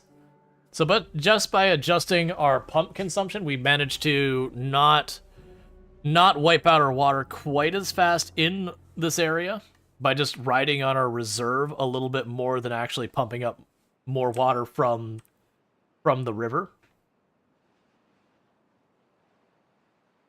And I did mention another thing to do later is I could go along this area and make this into more reservoir and all that. There's a lot of ways we can deal with this. I just haven't fully committed to, like, the only one I fully committed to is getting this giant thing sorted. I do have a lot of research there. Right, we're saving up for the triple floodgate, so we're almost at the point of getting our triple floodgate online. We did finally have the one beaver that was contaminated. Both of them finally did die. It is what it is. The big thing is to make sure you manage the bad water to avoid that as much as possible. It's just a way to lose a lot of beavers.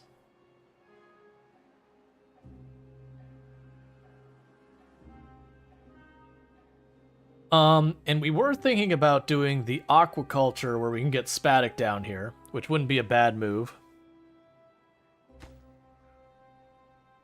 But that's going to wait till we get our current projects farther along.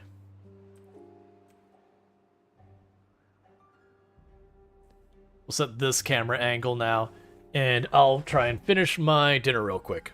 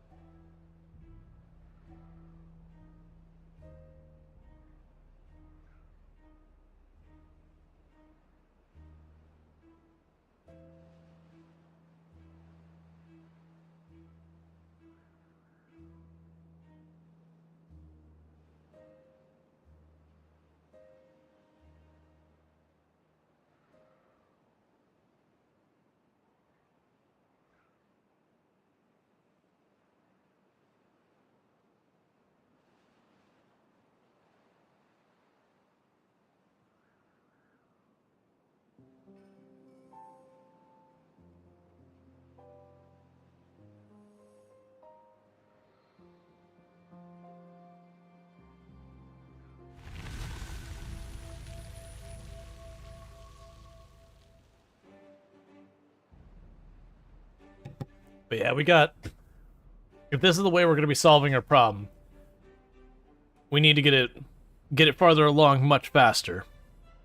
Because it is going to quickly become a problem that if I don't have this done, that it will just be a thing that the droughts will get too long for me to manage on my supplies. And that'll be a costly issue for us. But they're working on it.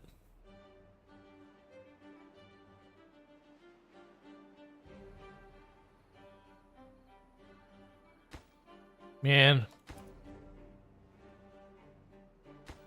Oh, right. The reason none of those are getting done is like, man, I set that to high priority. The reason it's not getting done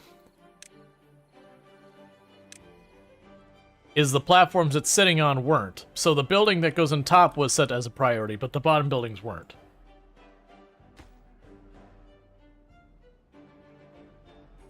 You love watching this game? Yeah, no, it's a nice chill game, and like the watching like the beavers like slowly work through everything is really nice. You just kind of see like the gradual progression. It just has a really nice aesthetic to it. It is a very gradual, like, things getting done type deal, but there's a lot of visual feedback so far as When it dries, you just watch everything start drying around you. When you have like the water pick up, just watch everything turn lush and green around it. And so where you start with the map where it's only got like this little sliver of green the whole way up here, as you get later and later game, you end up getting more and more of the map. You start committing to making it green because food is a limiter, and so you need to start getting yourself more and more places you can get food. I really don't think I should build another house, but I'm going to. Just because what I'm dealing with right now is kind of going to be limiting on this. I'm not going to prioritize at any real level, so it's probably going to be a while. But as we get to the point that things start wrapping up, we'll get that queued up. So then we'll have our nice little block of houses here. And then one other nice thing about this is once we get up to like the next level here, we can keep building up and up. I really like the vertical building of the game, like having like your housing district and having like this tower of houses. But watching the water get rerouted is really fun.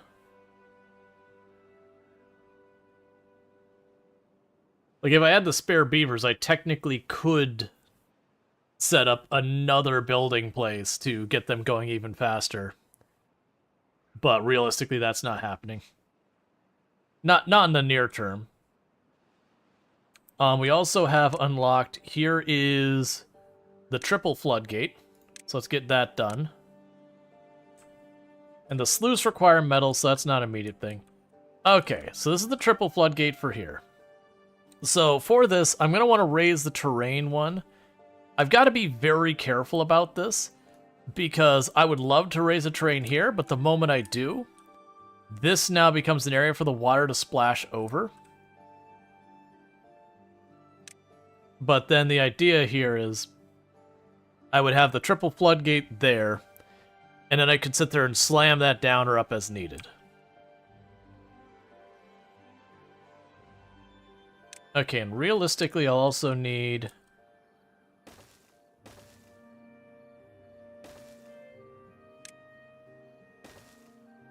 You put a path over here to give me multiple routes around here.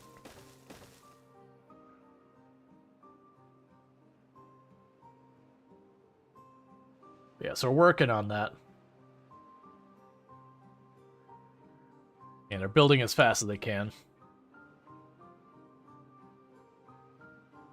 Like, they're genuinely making a lot happen. It's just... It's all being built up there. And these are set to a higher priority. Oh, you actually did get those done. Alright, well, that wasn't part of the plan. That's fine. We can go here and say, hey, make those as the highest priority right now. Did you finish the other... No. What priority are you? Only medium. Okay, so get those platforms to get my next house online. Because food we're really well off. We're doing really good on the food.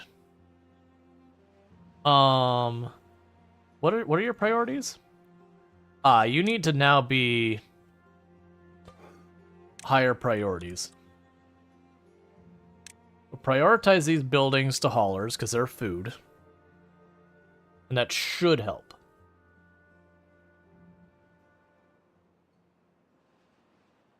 Because, yeah, I was about to be like, oh, I have tons of food. I'm like, wait a second, I actually don't have as much food as I think I should. And it's because our people who are making the chestnuts and the potatoes, I didn't have enough workers, and they were set to a low priority because earlier I didn't have the supplies, so I didn't want to get them caught up, so I just had to fix the priorities there.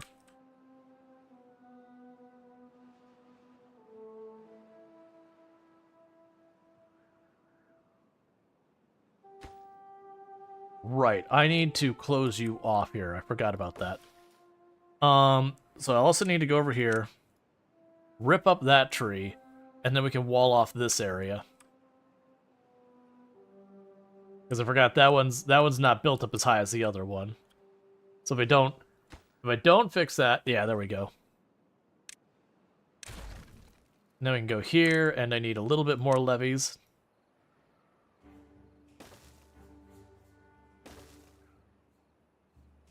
Of course, I'd line up just perfect with the one tile I couldn't do.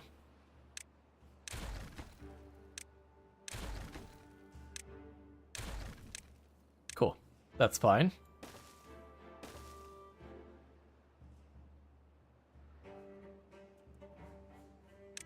Interestingly enough, I can just literally cut across there. And just as before, honestly, just rip up all the blueberries. If I want them there, I can plant more later. And we'll probably do something up here. Like, more than likely over time, I'll probably put platforms up here, and we can build a bunch of our industry up here in some manner or another.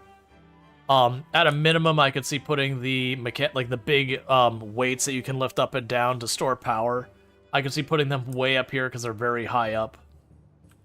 So that'd be a pretty good source of power.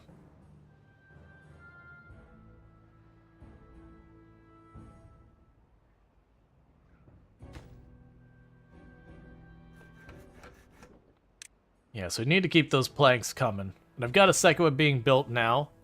It's just taking a minute. Yeah, so it's got one more platform here to do, and then we'll have a second building making planks. And then it'll be on to get these next platforms up here built so I have more workers to work on stuff. It'll keep expanding and doing all that good stuff.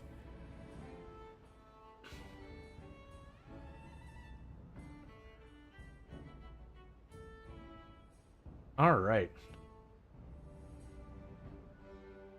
Yeah, so in the past, this major product up here, before the districts were unlimited, I would have had to build, like, up here somewhere, a separate district, ship over all the goods to the new district, and give just the bare minimum for our beavers to live in that district, long enough to work on the project, and then when it exhausted supplies, would send them back and forth kind of thing.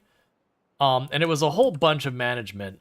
But they did a whole lot of work on optimizing their pathing and all that stuff for long distances to make that no longer a thing they had to do. Building lacks workers, so you have the one lumber mill, the second lumber mill, and you. You're now a slightly higher priority again. Okay, so now they should get that set up so we can get more beavers in here. So you can have more workers. And we're producing 400 horsepower, and we're consuming about 220 of it. Which is fine. So that should help with our lumber woes, which should help with getting our warehouses and all that sort of stuff built up. And that should also help us get more beavers and whatnot. And we can try going from there. So the next thing I want to look at potentially unlocking is if we go into our food is our aqua farm at 150, which will let us do cattail roots and spatterdock. And I'm trying to remember, so we have the spatterdock we make at the grill. Right, and then the 9 tails you make into flour that you can then bake into bread and crackers and stuff like that. So right now we're just looking at the spatterdock, which is just used at another food source. Which, again, all those things make our beavers a little bit happier, and every little bit happier they get, they move a little faster, they work a little faster. And so, their happiness is necessary to be able to get to the late game stuff without it being painful. Just because, as you can imagine, running this whole distance, if I even got them moving 10% faster, would be a major boon in getting projects done in a timely manner. We did get an injured beaver. I already have a doctor's bed or a hospital bed or whatever it is, so we're good there. And our chestnuts have fully recovered as well. And we're getting more of these buildings done, which is good news. We got our other place up here done. So now we have storage for the non-grilled chestnuts, so that should be good. Pretty soon we'll have storage for the potatoes, which will be good. So we'll be able to store way more food. We're already up to 1.2k now.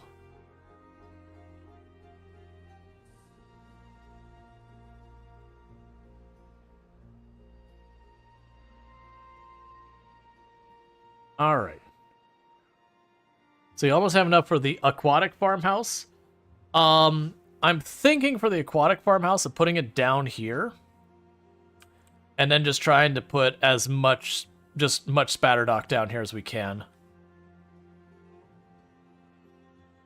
Because I want to say all those crops, it has to be 1 tile deep water. You cannot go deeper than that or it drowns the plant. At the same time, if it doesn't have at least a little bit of water down here, the plant dries out. Like even like it's kind of the same thing as these, but it needs to be actually physically in the water. So a little bit more limited. Okay, so we can have you.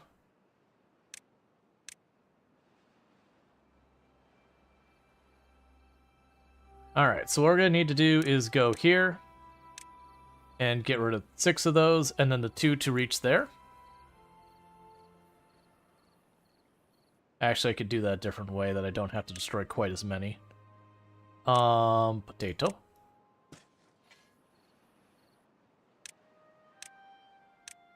Keep those 6 gone, and then don't worry about those 2. Alright. And then what we'll do is over here, we can just put a stairwell down there. And then we'll just have to see what the range is on that. And that'll just be another thing to be built. That's just going to take time.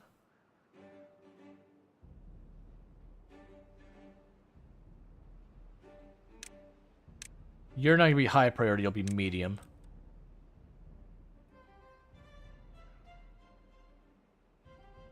Okay.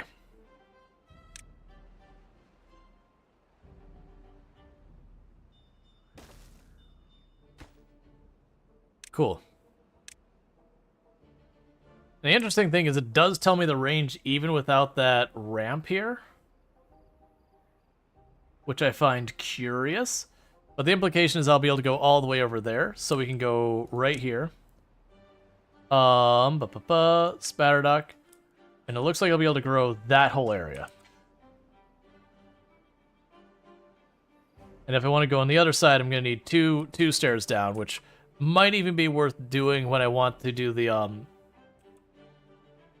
cattails.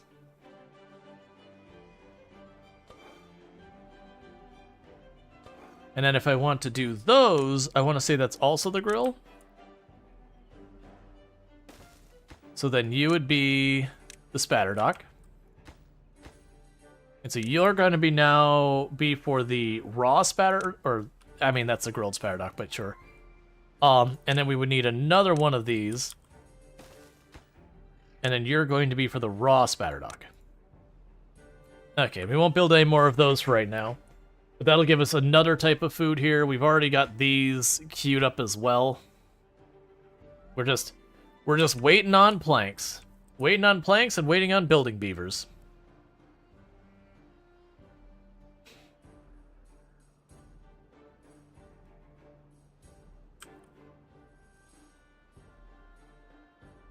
One nice thing is, okay, we got a drought approaching again.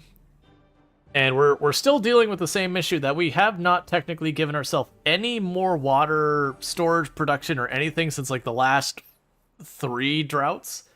Because I am working on that macro project that is going to then give us a lot of breathing room for a very long time. But the problem is until it's done, it's doing literally nothing for us. But that's just what it is.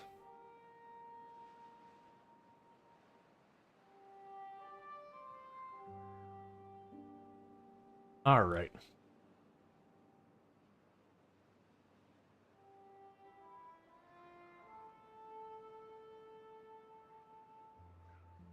Yeah, so we got both farmhouses working as hard as they can right now.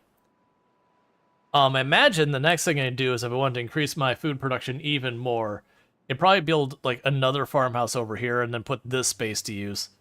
More than likely at that phase, it'd probably be leading into wheat would be my next thought. Put wheat over here. Then I would need power to run I believe you use like a flour mill kind of thing, and then I need separately a bakery. So I'd want to do that. That's more complicated than the Spatterdock, though. So I'd probably wait till the Spatterdock is all done and sorted by then. It just takes a little while to get everything sorted out.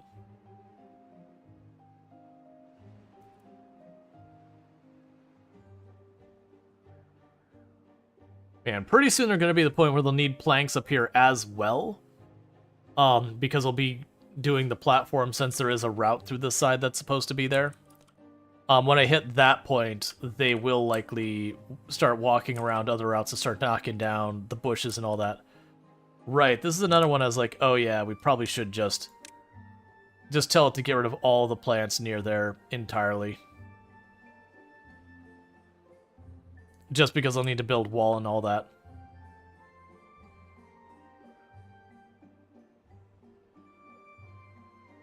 Alright.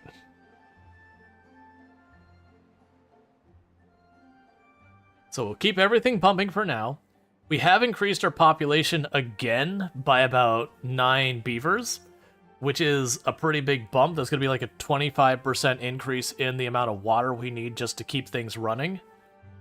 So while we are pumping plenty to keep our storage filled up, the issue is that does mean I'm going to be consuming about 24% more water out of our storage.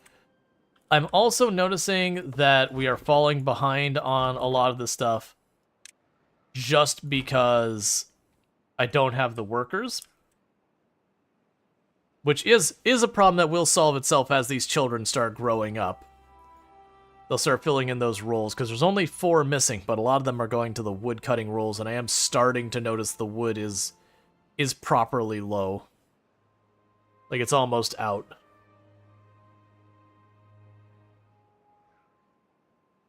That's okay, we'll get there. That will also mean all those builders will stop building because they need that wood to keep that going, and they've been going as hard as they can.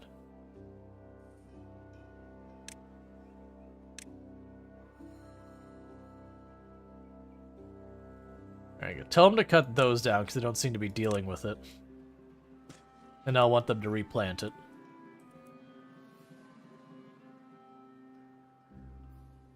Yeah, so the wood supply isn't from the tree growth time. It's... I literally don't have enough people running around cutting the wood. The good news is two of the kids just grew up, so now I only have one job that doesn't have a worker working it already.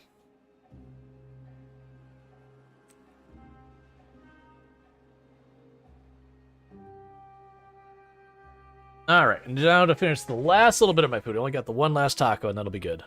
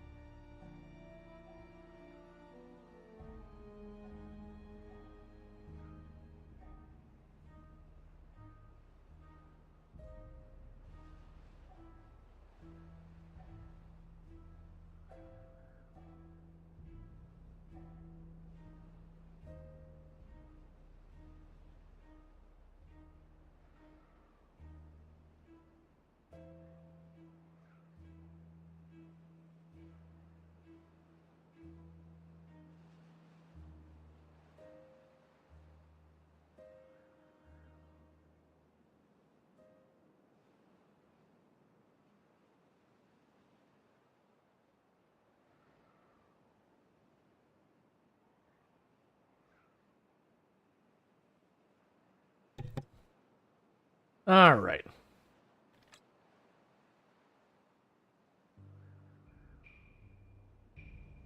So yeah, so that's another drought that looked like it was a 8-day drought. Ooh, that means you two need to stop doing. You're already super low. We've already probably tapped too much of that. Yeah, both of those areas are already looking pretty low. I don't think I want to turn off the other pump, though. I'd rather just let it run dry. But it is a thing that we are getting to the point that these droughts are going to be a problem very, very soon. If I can't manage to get the everything in order. The good news is we now have spare beavers. I have 5 spare beavers, so once we get those jobs set up, we'll be good.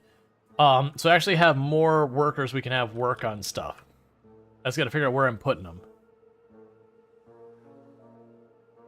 Oh, and you're not needed here anymore. You get that out of here. All right. And we're getting more and more of these online, so that's good news. Little by little, we're getting all of that stuff sorted out.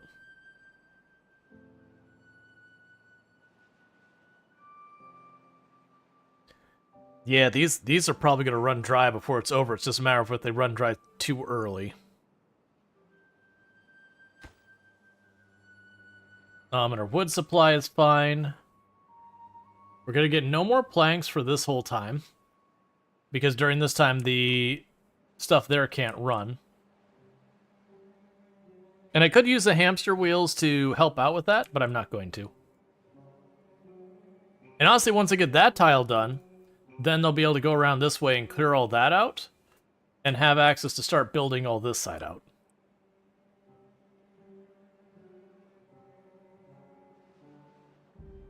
Cool. So that means all of that's built up except this part.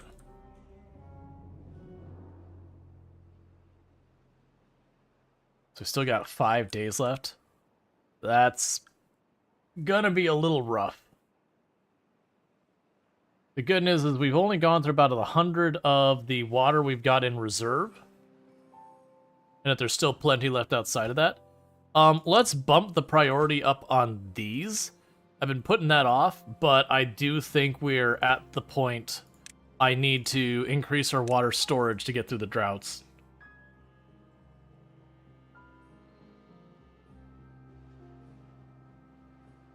Yeah, because we're going to probably get about... Honestly, we're going to get probably over halfway through our water reserve before the drought's over.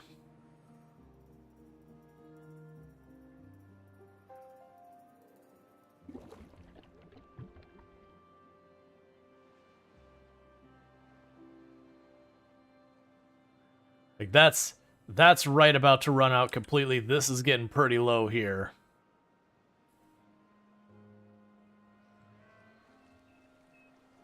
Yeah, you can look at that and see how close it is. That's the ramp there. That thing, this is done. This is done. Pause it. You're not getting any more water out of that.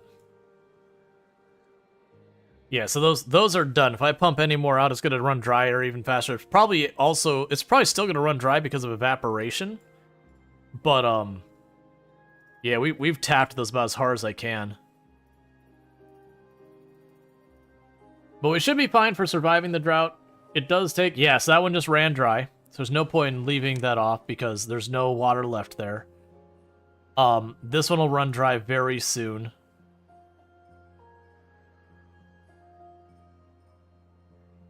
So that's going to be trouble.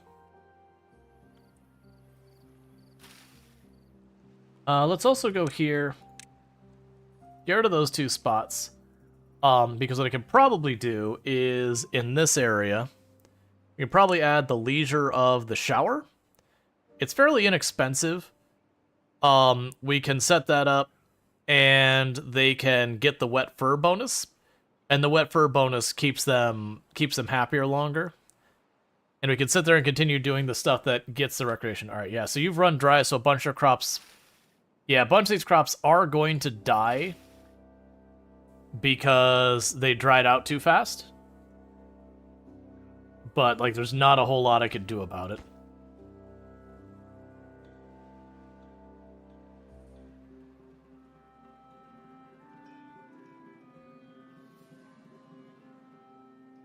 We're doing what we can to ride out the drought.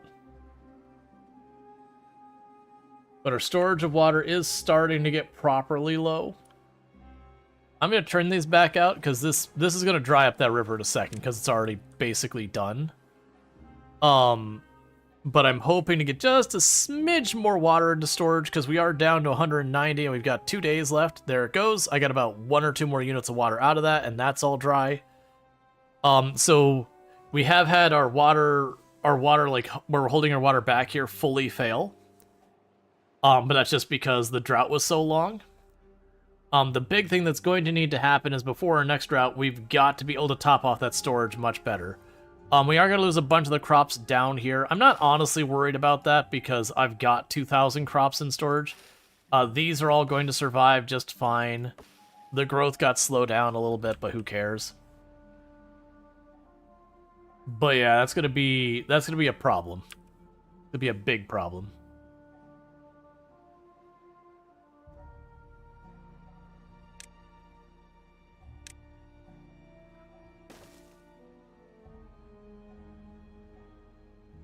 Yeah, they're continuing to build that. Yeah, so they've got a little while longer before that runs out. Yeah, we're down to 100 water. And that's because for my water conservation plan here, it's not a bad plan in the sense for a long-term thing, or a mid-term thing, I should say, but I probably needed to, like, I don't think we're gonna die here or anything like that. Not this one, but, like, I don't think we're at the point where we're at risk of dying in, like, the next event or anything like that.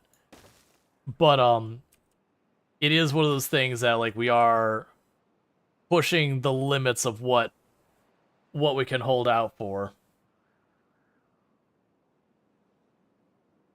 Yeah, now all the beavers having nothing better to do are just working on shredding all those crops I told them to.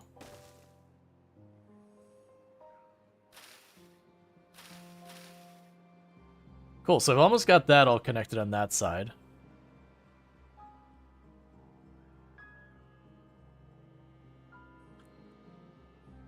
Yeah, so our carrots are dying, that's not a surprise. So we are completely out of water, but the water has resumed. So we are going to have a little bit of a juggle while all of our pumps try desperately to catch up. And that's just what's going to happen. I don't really have a workaround for it. So we basically hit pretty much the exact limit of what we can survive unless I get this sorted. Like, the next one I could potentially survive, there'd just be casualties.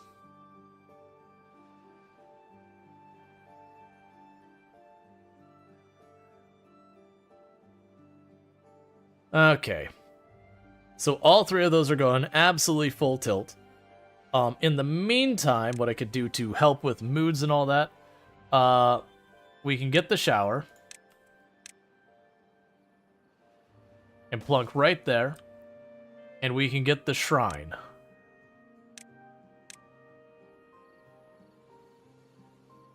And plunk right there. And yeah, we'll plug one down here. The Lido and all those are going to take more space than we have available, but that's good news. So we did get ourselves some more stuff for morale that we're going to get built. That's just going to take time. We're building everything we can as fast as we can. Now at least we got our planks in production again. And slowly we're building up our water storage. The good news is how fast we can replace our crops, at least when they die, as long as it's not a total loss. It holds up for a decent amount of time. And how are you doing? Yeah, so pretty soon we'll have the large warehouse for the carrots will get built. And then what I'll probably do is take our small warehouse that's for the carrots here. We'll probably get rid of that and then make that for potatoes.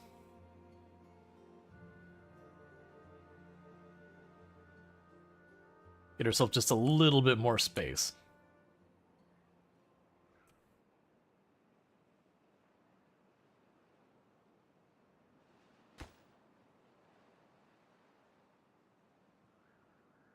All right.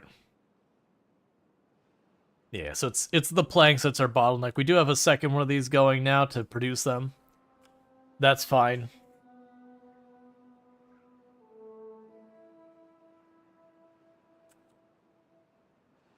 That's not going to be done in time.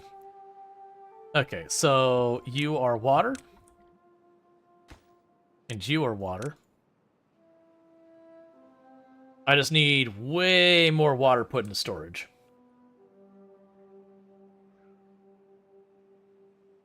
And then what we'll probably need to do is figure out, like I said, I could see putting our water production up here somewhere. That way I'm pulling directly out of the reservoir. The downside of that is that's way up here versus way down there. Which does mean I either need to dedicate people to be haulers just to bring the water from, like, the up here storage down, or something of that nature.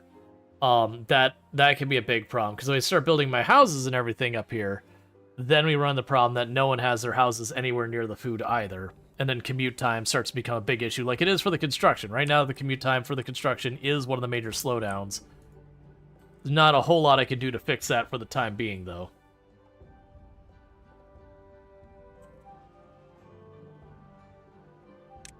Let's go and tell you to get rid of these bushes here.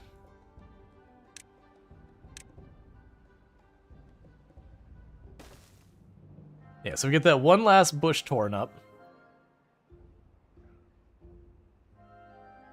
Cool.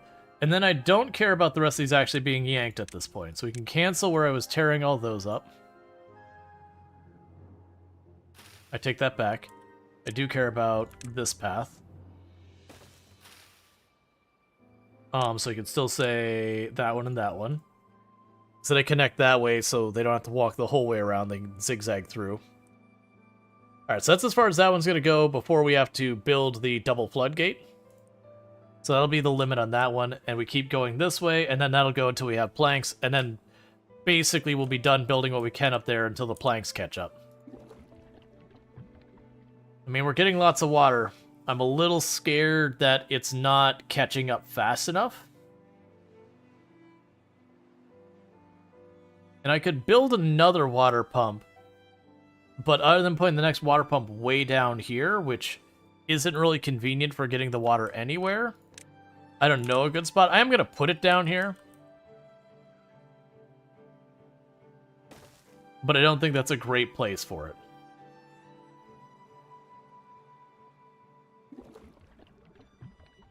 We've got spare people, so we'll have all the haulers we can.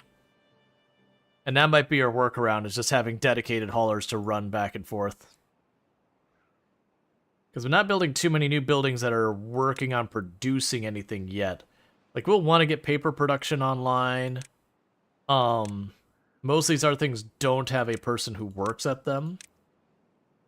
Yeah, it's district crossing, I don't care about that. We've got the big houses. The large water pump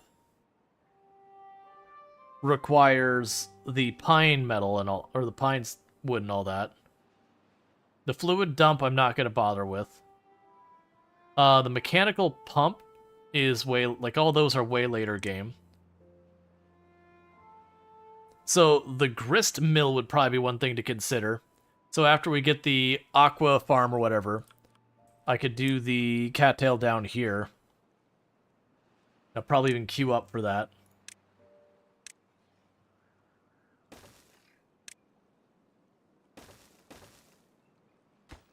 Can you reach all the way to right before there? We can go down here and say, hey, the cattail. Believe got that far? Yep. So with that, we would need to go up here, and I would need to have the cattail and the flower. So I can go to the cattail. Where are you at? Cattail. And then we need the cattail flower. Put paths for this.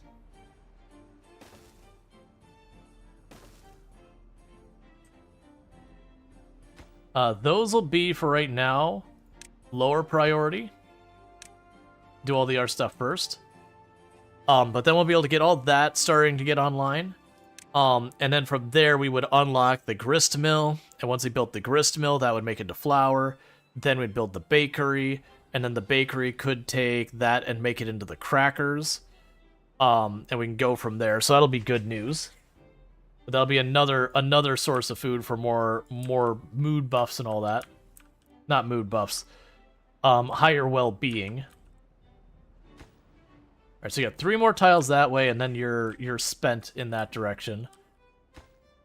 We are continuing to build more and more of these. How high a priority to you? The Spatic? Let's lower the priority of the Spatic stuff. Well, I have you as higher priority. That's fine. And your higher priority? Sure. Alright, yeah, because we'll have that later. Okay, so we've got you running. And my hope is, in the time... Yeah, so at the time it takes them to get water, we do have our haulers dedicated to running it back and forth. It is a pretty lengthy hike, but that should help bring water from 3 different sections of my base, so it's not being pulled from any individual area. So kind of spread out the load of getting all that water. Those will be things will change later, that once we have like a giant reservoir, I can dedicate pumping just from the reservoir and nowhere else and not have to, like, we'll still have to lug it, but we'll be lugging it from one location to another location, so I can make it like a dedicated hauling route or whatever. That you can go up here and say, hey, this building here, prioritize building by haulers.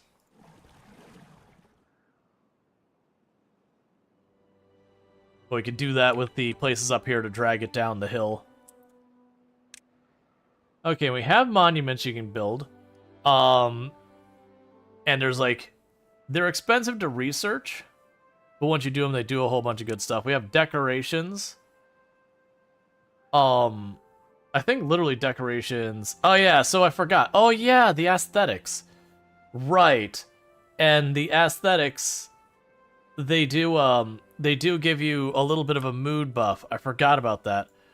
So we go down here on the list. There should be like aesthetics listed. Yeah, aesthetics, shrub, and all that. So there's 6 different category of aesthetics. So if we get all that, that's more well-being. Which isn't too bad. You can just like literally plunk them down and people, as long as they're close to it, get happy by them.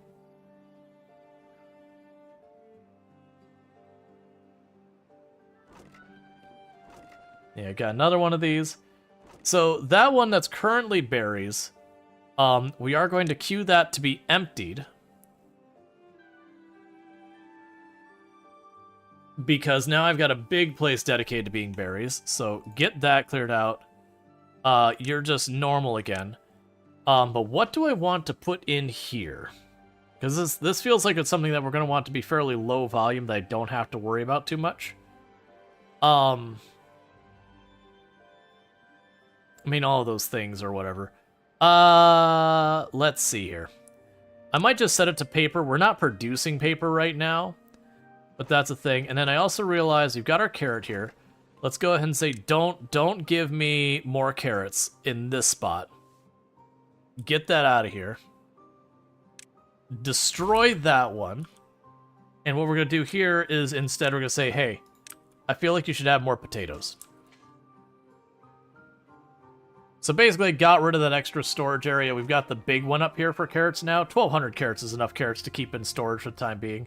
So we're adding more potato production. I don't have more potatoes there. Like I've got a storage place for them. But we can work on that. That's all good news.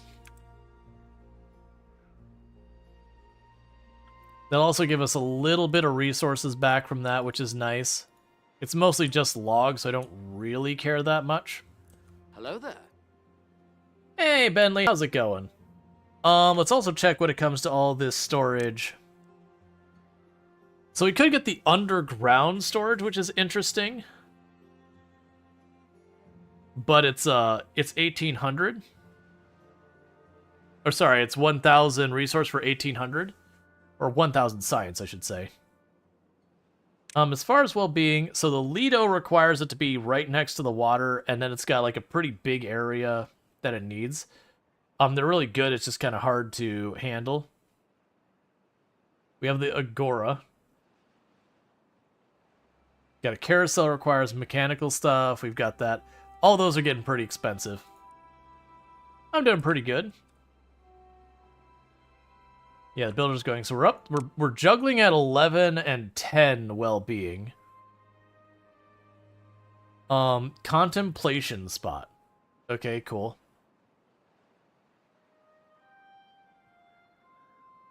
All right.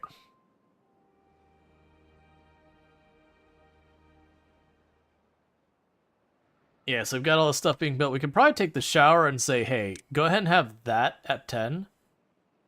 Because if we get more of them to have the wet fur bonus, that'll help keep us on the higher rating, and that thing costs like nothing.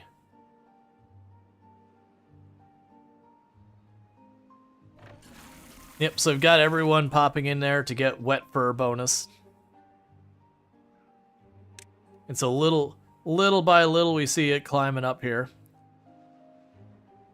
The game still runs on the screen? No, it doesn't. Okay. Yeah, so that should start giving us a mood bonus. We got the shrine built, right? Yeah, the contemplation spot.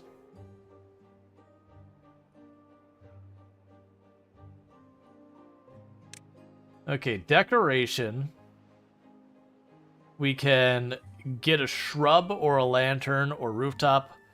All those seem to have very limited range.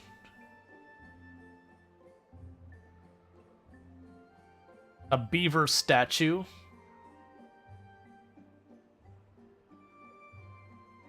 Okay. Shrub it is.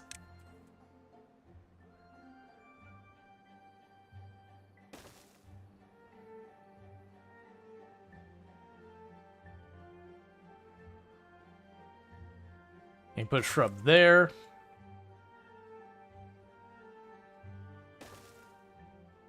I'll try those spots and see if we can start getting some aesthetic bonus with that to help with our well-being as well.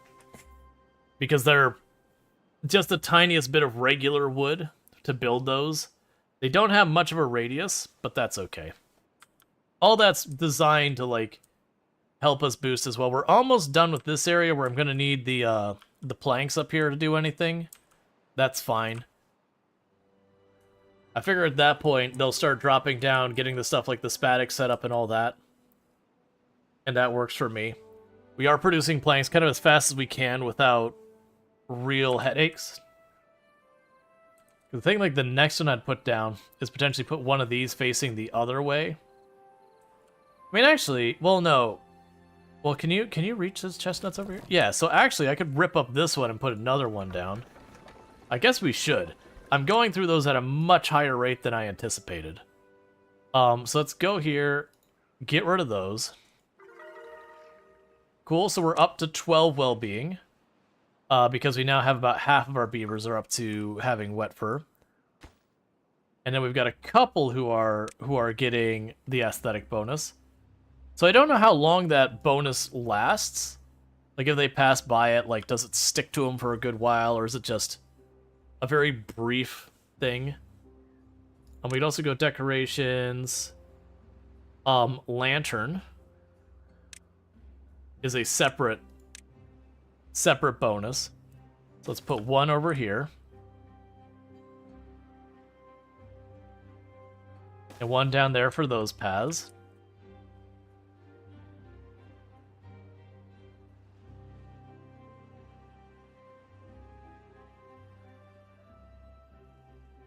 Trying to see where else we want to put them to try and cover as much area as possible. And there should do. Okay, so putting down a couple of lanterns. I'm trying to put them where they leave their houses to go to places so that hopefully they pass it and we get the buff. And like I said, I don't know how long it sticks. It doesn't seem to be like... No, it seems to stick for a little while. Bad tide approaching. And it's a 3-day bad tide. Well, the good news is they're no longer going through the water, and there's 13. They're no longer cutting through the water to do anything up here. So that's good news. The bad news is they are over here. So for right now...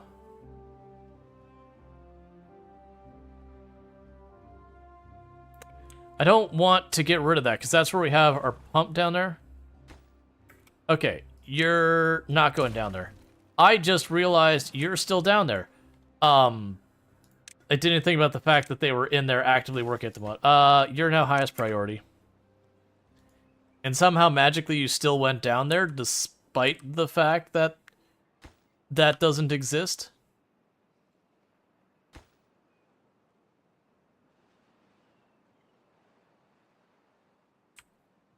Yeah, so we got the bad tide showing up here soon.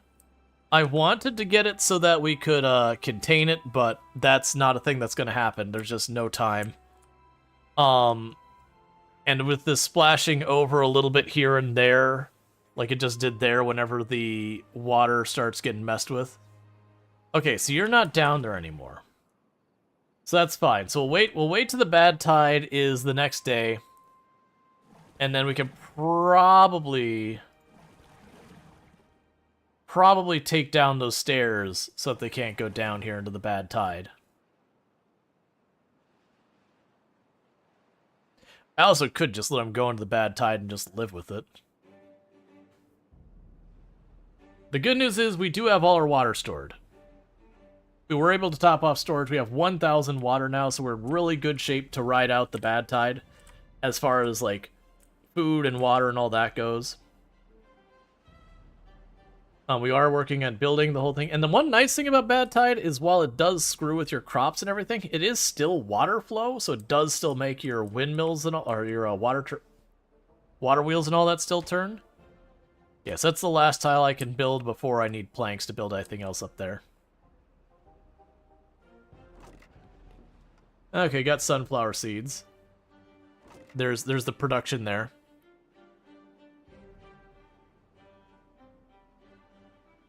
All right.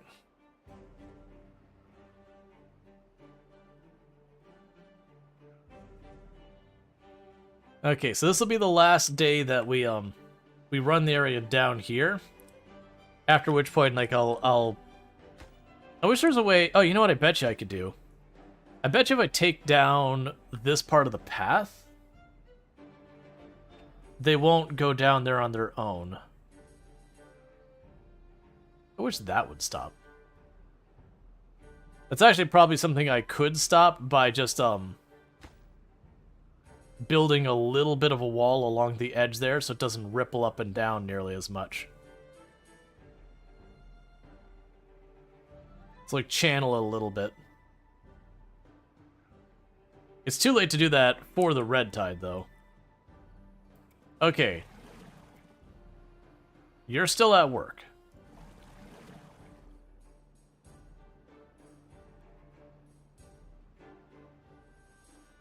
Everyone should go to bed momentarily.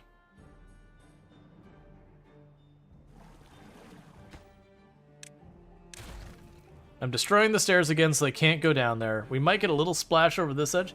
What is this game? This is Timberborn. It is a survival city builder that is a post-apocalyptic game with sentient beavers.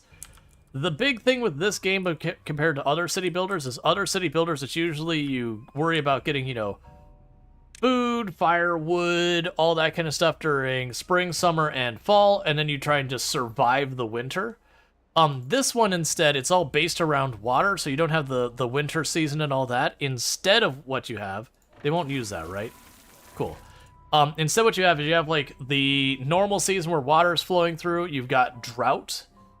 That's the whole thing. Why are you down there? No. Okay, cancel that building. Get out of the bad water. So instead what you have is you have like the normal healthy water season. You have drought, which is you just don't have water. And then you also have what's called bad water, which is basically radioactive water.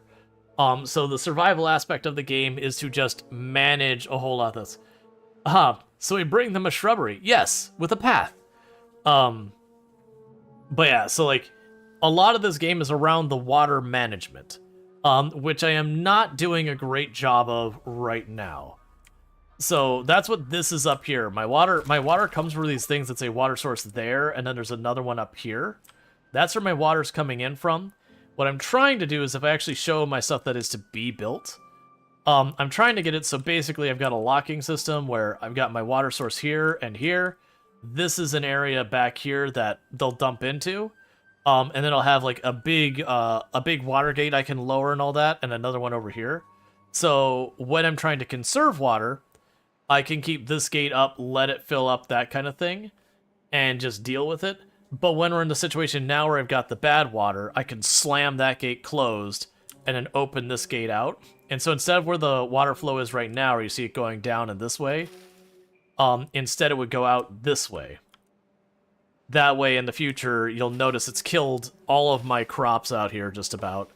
Almost all of my trees have died because of the contamination. Yeah, like that has fully wiped out most of my trees and all of that. What would happen in the future is I could prevent the bad water from doing that. Okay, so the bad water is done. So gradually we're going to see the good water replace the bad water.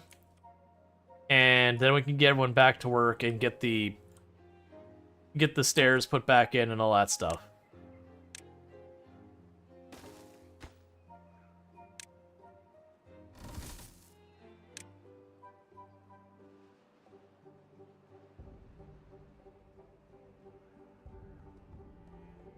Alright, so now we're getting our spatter duck grown, so we can start cooking that, which we got going up here. We did get one of our beavers got too exposed to the bad water, so they are going to die. But that is what it is. Unfortunately, we do have a lot of plants to replace. Turn that back on.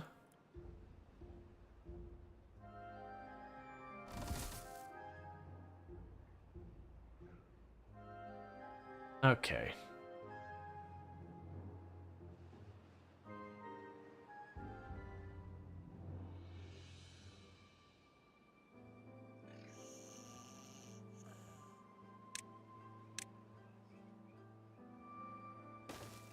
And build another house over there, which is going to put more of a strain on our resources, but I don't have enough beavers to work the jobs I want them to work.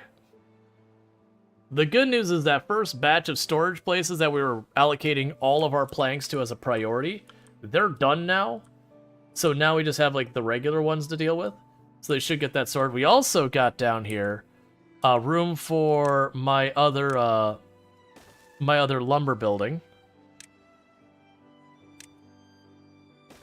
so that we can get another lumber mill online.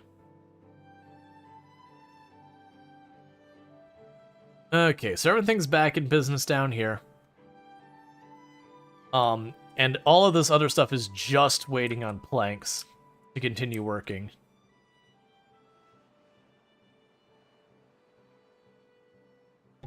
Sorry about that. Yeah, so you can build that path back there to deal with all that.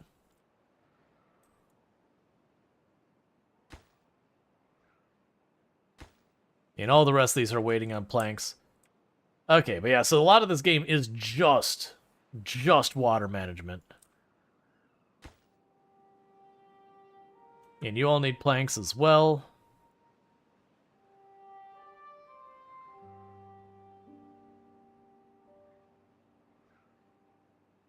All right.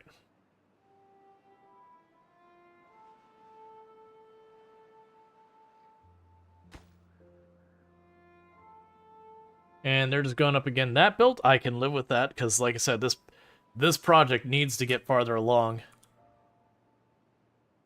At a minimum, if I could at least get this part of it enclosed, that would give me enough to work with the bad water. Oh, and we're good here to do this.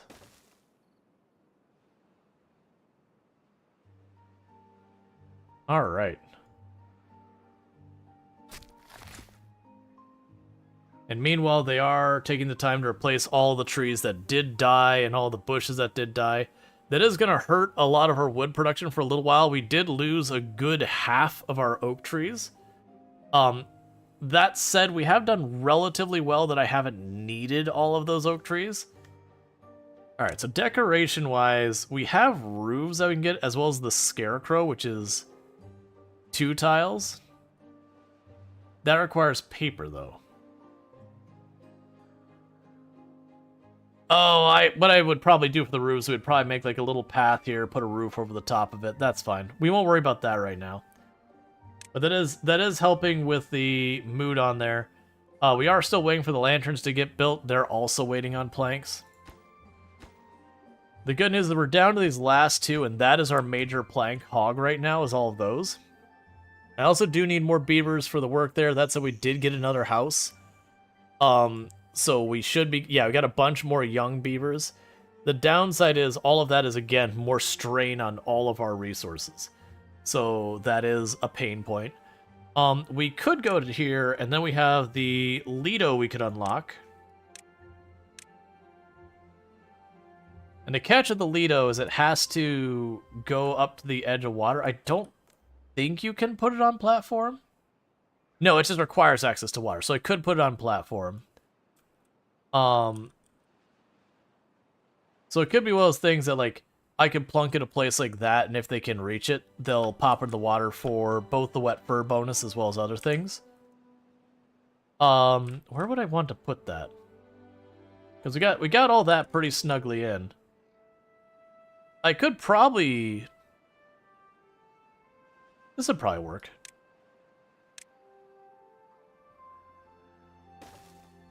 So I could put that there. Oh, I'm willing to bet the Lido I need an extra tile, don't I? Let's check. I can't remember where the entrance exit was for the Lido. Yeah, so it's blocked. Its entrance is blocked, so I could actually build it like this. Just not that spot, so I can put it here. I think we will. Because I'm going to go ahead and do with this is... That's still going to be a problem, isn't it? Alright, change of plan. Cancel building those. Because I was thinking is I'd get rid of one of these, and I'd build the Lido here. And that would be fine. We can still do something kind of like that. I just need to adjust where it is. Yeah, so I could put it right here. That'll work. So I can go here. I would need this here and there.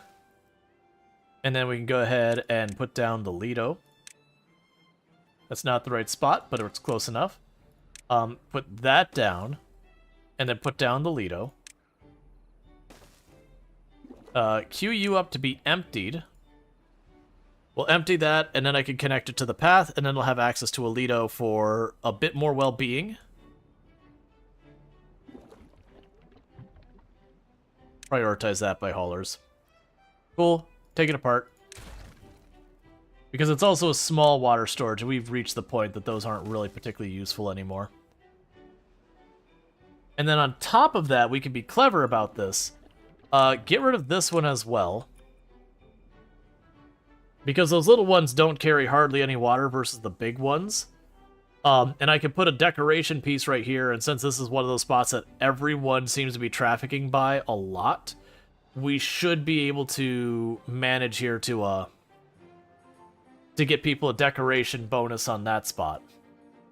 Put, like, the scarecrow here or something so that anyone who comes through this whole area gets the bonus.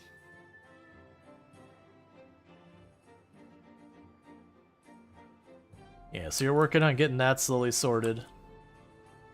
Working on that side, getting slowly sorted as well. Just making time little by little. Interestingly enough, they're building there without tearing any of that apart. That won't last very long, because once they get these 3 tiles up, they won't be able to reach the rest. Let's pop over here and say, hey, could you maybe rip up all these crops?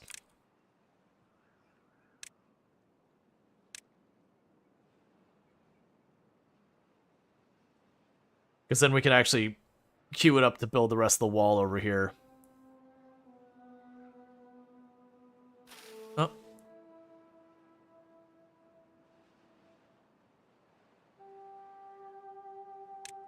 Well, let me build that just over top of that now. Yeah, because they're dead, it will.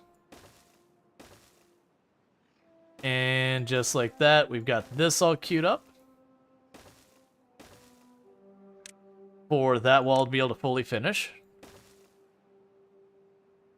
Cool. So that means literally all we're waiting on is just for them to construct everything. That's fine. We can go ahead and cancel them tearing out these trees because that's not necessary. They'll just drown and go away. Alright. And they're still replacing all of the trees and bushes over there, and these trees over there. That's fine. You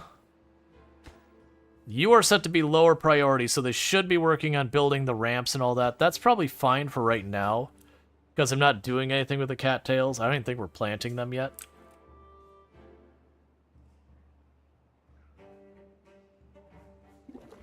Okay, so you're empty. Get rid of you. So from there, we can add another decoration. So you're expensive, but you have a very large radius, and you're not really that bad on supplies, and it's a large area. So I could see saving up for the beaver statue and putting that there for even more bonus and whatnot. Yeah, so basically everything's got its wood stocked up on it. It's just waiting on planks. And they're just doing all this because we're waiting on planks. We actually have 90-something planks now, so we should be good to build whatever we need. It's just the builders actually having time to do said building. Alright. And we have the exact right number of beavers for working and all that, so that's good news. You're almost fully replanted. You've got 2 more of those to plant, at which point then this beaver will have nothing left to do. Oh no, it can help with the bushes over there. That works. But yeah, and then that beaver will basically no longer be needed, so we'll go ahead and turn off the forestry again. And then hopefully that'll be the last time they'll be able to get the bad water at least. Like, if we don't have the reservoir, that's fine. But as long as I can deal with what I gotta deal with. Yeah, you're done for now. The rest can be reached from the other forestry. Yeah, we're getting there. Little by little, we're getting there. It's interesting that they prioritize this wall as opposed to continuing to build forward, but whatever. It all has to be built for any of it to matter. We can actually go up here, though, and prioritize a bit better. Let's see. We can go here and say, those need to be a higher priority.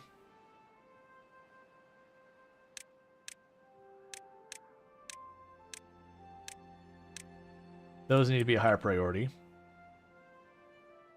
That wall needs to be a higher priority. That needs to be a higher priority.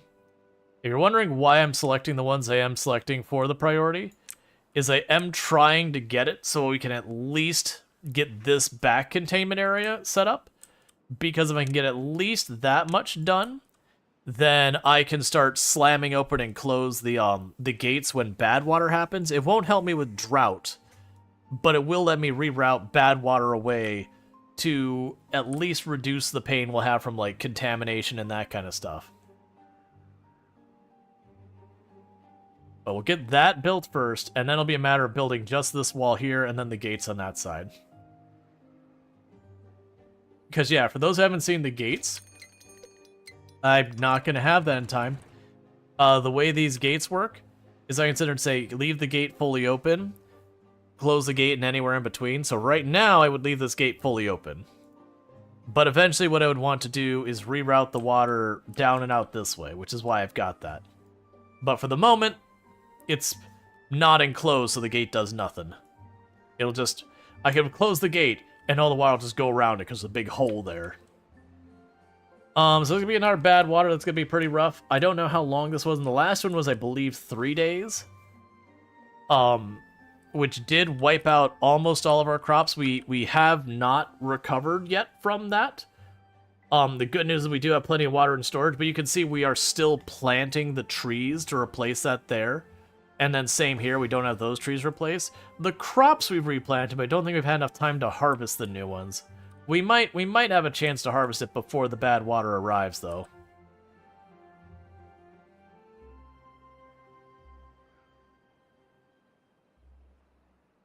Okay. Now what is going to happen is... Once the bad water is looking like it's about to arrive... Actually, I'm going to get ahead of it. Get rid of that ramp.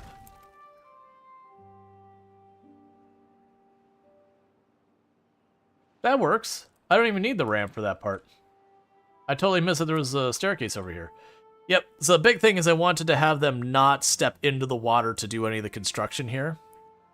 That'll be another thing here, is we should be done with this stair being needed for anything, so I'm going to get rid of it.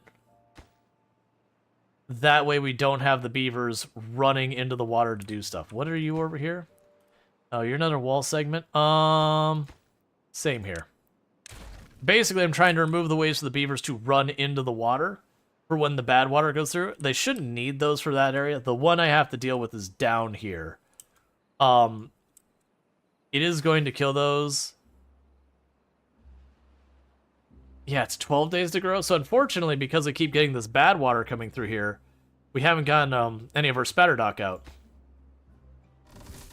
It's just, it starts getting grown, and then that goes through and wipes it out.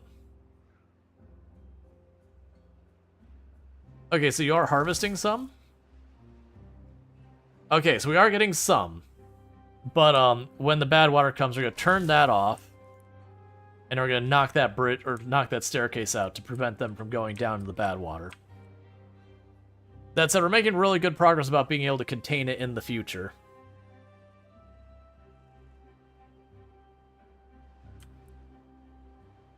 Like, I've got most of this built. We got a pretty long range around here. I got that wall to finish. And that'll be this back area. And then I just have this wall to finish, the staircase there, and then we just have to put in the floodgates there.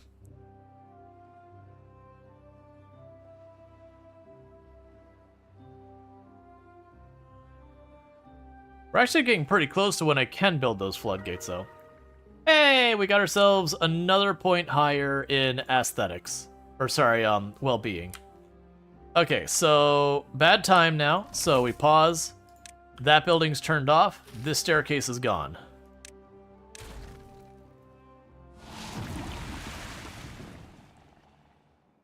And so with that, no one should go in the water.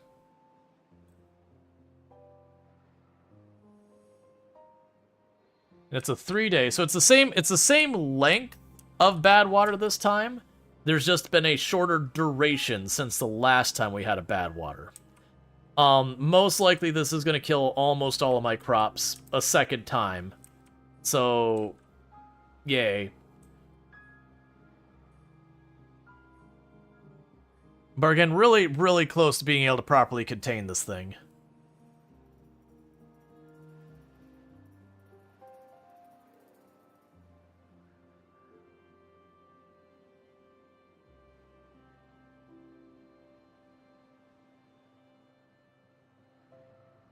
Yeah, there's a good chance by the next bad water. Hey, and we're up to 15.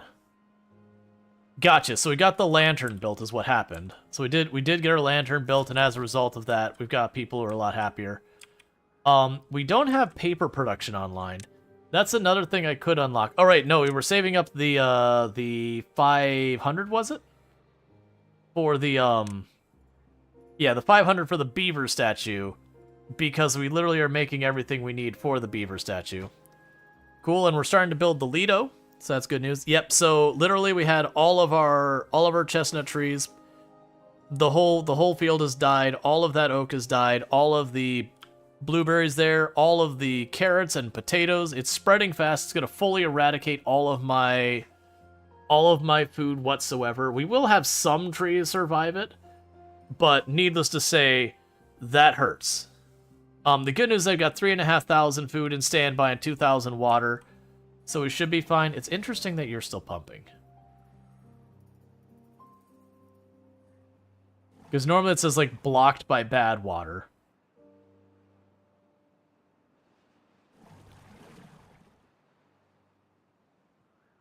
It's fine. Yeah, so we're getting that walled off.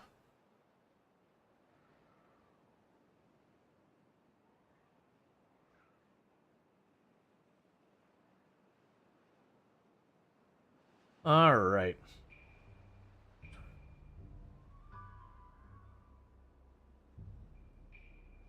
One of our beavers got contaminated somewhere, and I didn't see where it happened.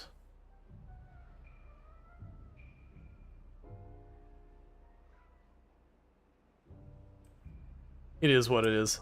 It's probably someplace like they were working out here in the field and like splashed up and they just stood in it for a minute while they were working on the field.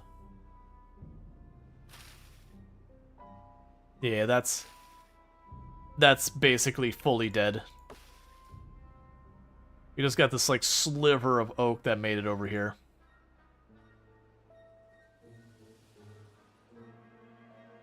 So you're gonna be needed again.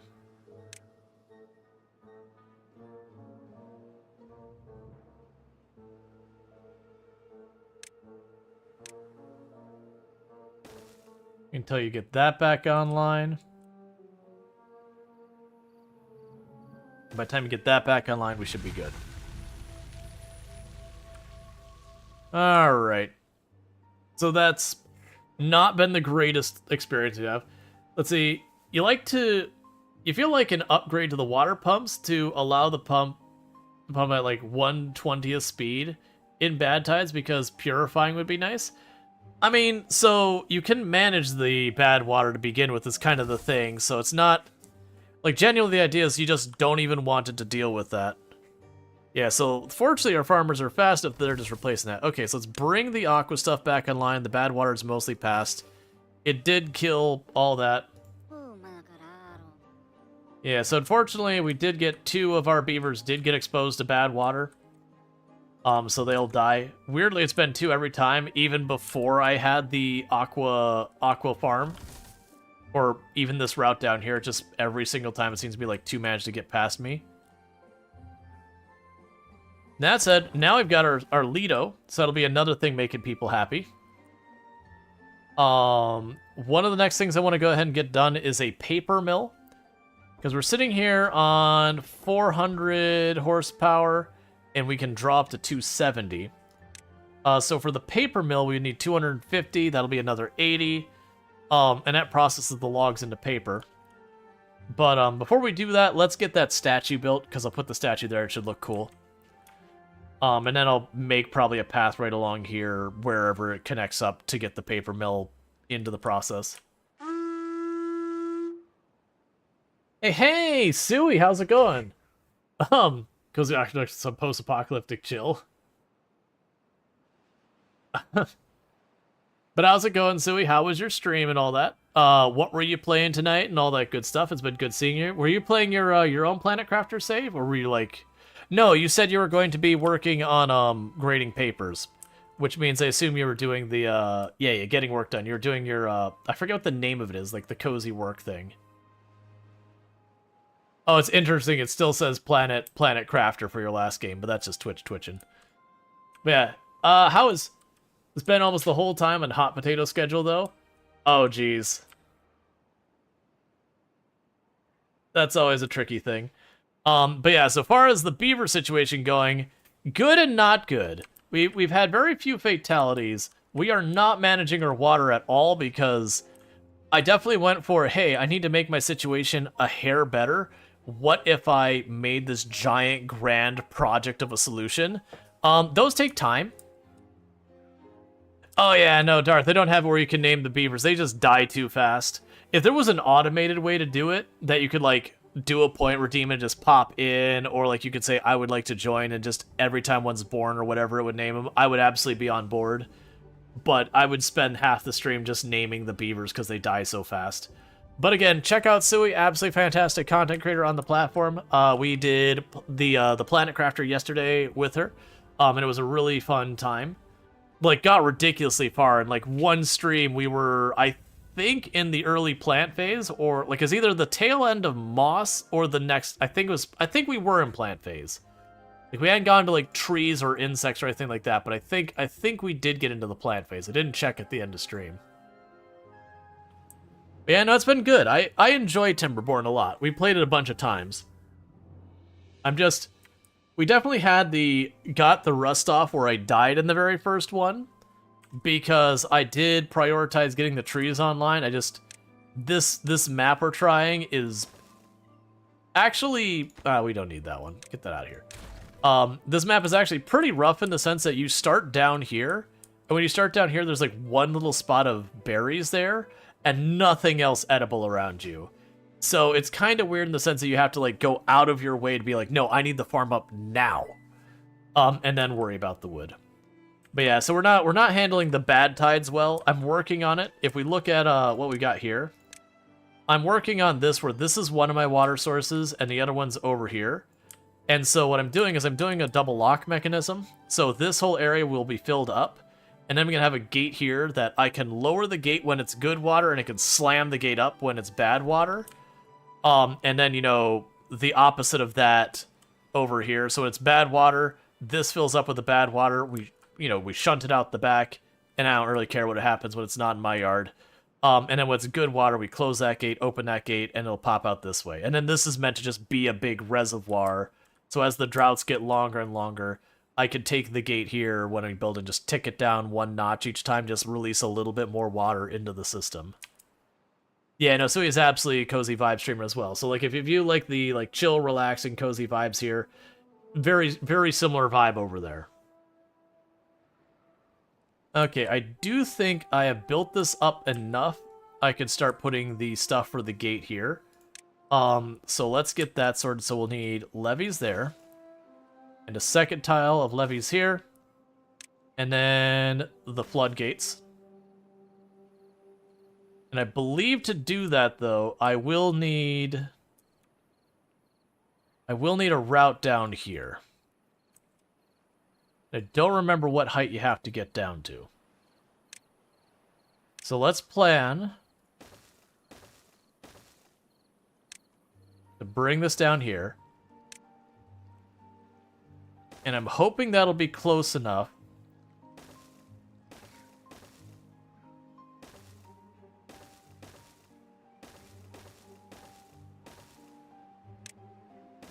Because you can build a lot of stuff by just being above it.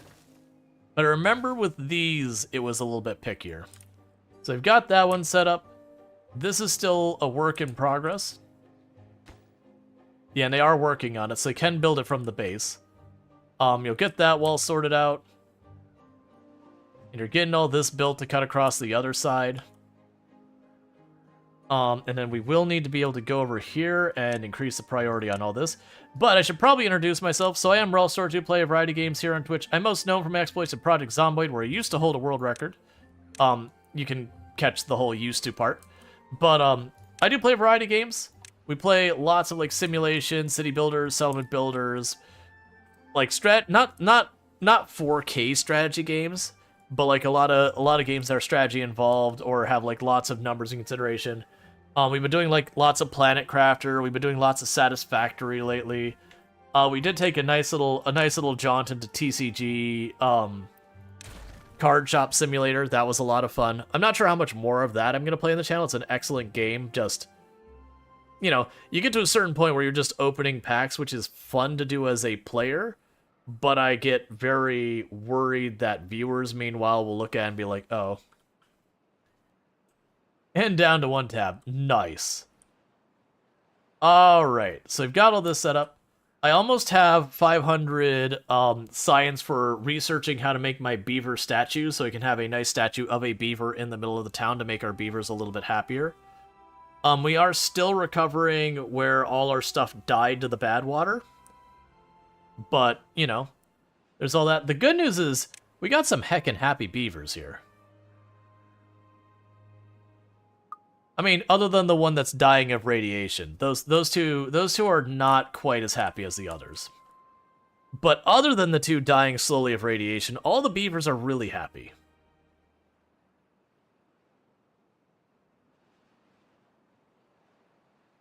Yeah, so we're trying to get that part of that wall finished. Let's set that to the max priority so they build that first.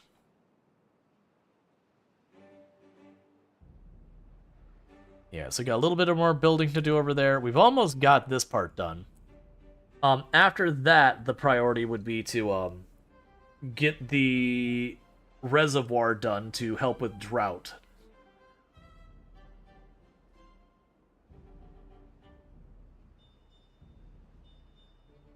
Because this is just for handling the... I mean, this will actually work as a reservoir a little bit, but this is mostly for handling the bad water.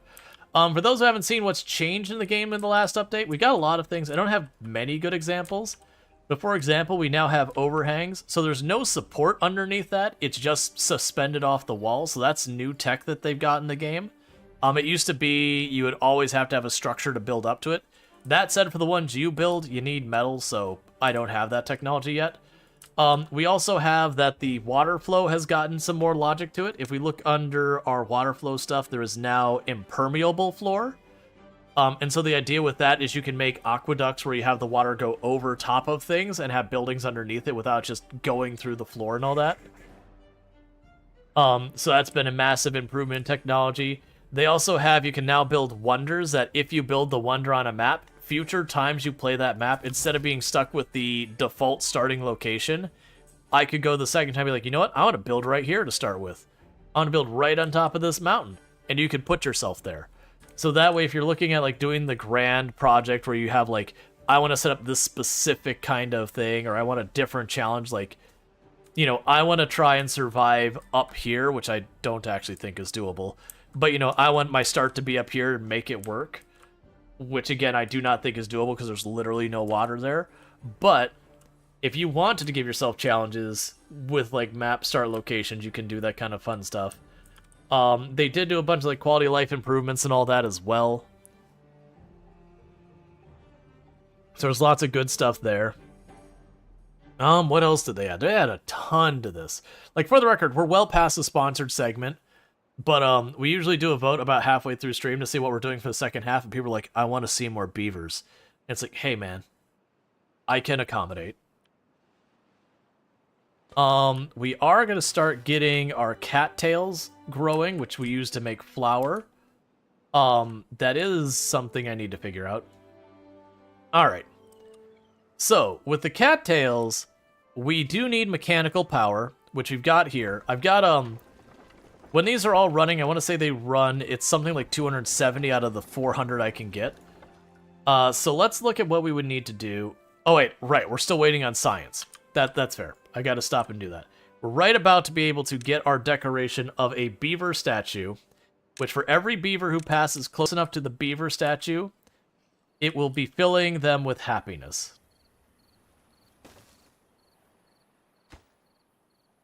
So we will make the beavers a little happier by having a cool little beaver statue in the middle of the water district. It's not actually a district mechanically for purposes of the game. I'm just calling it a district. We are slowly going down on food, but that's because we lost all of our crops to the bad water. It should catch up as those plants regrow, and then hopefully we'll have the bad water handled by the next time, where when it rolls through, it won't be a complete eradication of all of our agriculture.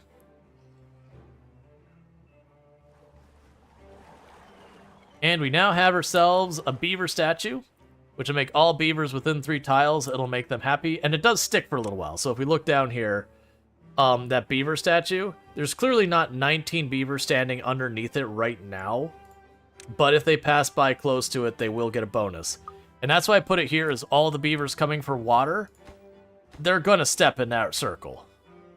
So every beaver, when they go to get water, should get a minor well-being bonus. And the well-being bonus makes your beavers move a little bit faster and work a little bit faster. So you want to get that as high as you can. I probably need another campfire. Yeah, so we've got 1 beaver who's injured. We got 2 who are dying from the radiation from exposure to bad water. I don't know how or when they got exposed to it other than during the bad water, but it is what it is. Okay, so the next up on the list is let's plan to get paper production online. That's 80 horsepower. And the shape of that building, okay. So it's a 2 by 3. And okay, so what we'll plan to do for that is let's plan to get rid of the trees over here.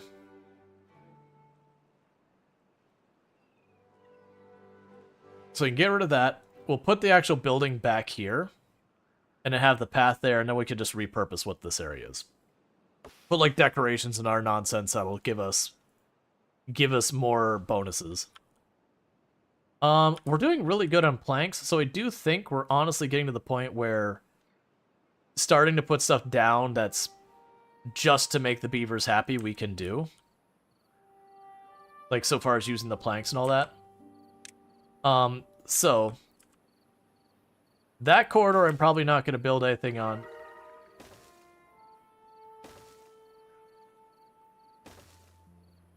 Okay, so we've got 16. We've hit a new happiness thing. So when we get to 60, I can do a 1x1 roof, and we'll make like a little covered walkway along this main road here. Then that should get them all close enough to that they should get an aesthetic bonus. And I've got everything need here for that. And they'll work their way around that side, and there'll be a whole thing. Did I already get the stuff we needed for this side sorted? Okay, so I do have to watch. I do not want them to build up this area until the other one's done. So what I'm going to do is I'm going to go to the bottom floor of this, and I'm going to say you are a low priority. These are low priority builds. So do everything else first. But then we're going to go here. And then the triple floodgate. And then with that, I'm going to need to make the paths. This will be a whole thing.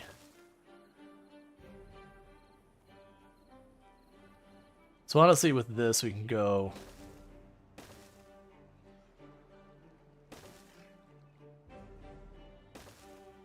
Alright. Oh, right. That's not going to quite line up, is it? It's fine.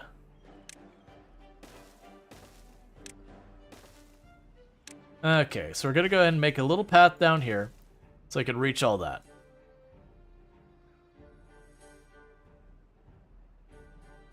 Okay, so good progress is happening. We're getting that all enclosed. We've almost got this side enclosed. That'll be good news. Once we get that, then we'll have the floodgates right there. And once those floodgates are built, then we can handle bad water however it occurs. Meanwhile, we're doing pretty good on carrots. I've got a pretty good reserve of those. We've got a good reserve on the blueberries. The grilled chestnuts have fallen way behind. We're starting to get the spaddock cooked. And there we've got another bonus, which is because the spaddock is a new one. So that's good news. We could definitely use more sunflower seeds. And then as far as the cattail, we're not doing anything. No! Give me a break with the bad tide. Let me recover, friend. Like, don't get me wrong, I've got the food and the water to withstand it. It's just... no mercy. Alright, so where do we have places that they can get to the water? This is the big one. So when the bad tide shows up, this gets turned off, that gets broken. That way we don't have to worry about people running down there. Up here they can't get to the water in any way. Like, they can do the Lido and all that, but they won't with the bad tide. So we're all good on that regard. Up here, this is all above the water, except these little spots here. And actually, that's okay. That isn't actually in the water other than these two tiles. And we've addressed that these two tiles are actually not necessary. Yeah, this is not necessary. We can go ahead and get rid of these entirely. Yeah, so it'll be just that one tile. So we should be fine over there. Over here, that's fine. That's above the water level. This should remain above the water level, so we should actually be good to just keep them constructing everything up here without break. The only question mark is that one tile right there, which I might actually be able to get past. Hey, you're now the highest priority, and you're now the highest priority. If we can get that built, then I don't have to worry about them running up there. Yeah, so it'll be just when the bad tide starts to turn off this water pump. Well, I mean, sorry, just break this bridge so they can't reach this part of it, and to turn that off. If we do that, no one should get exposed to bad water.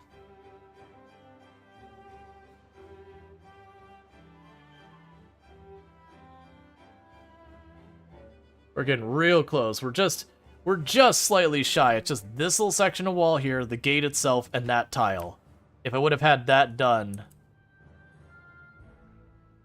we would be good to go.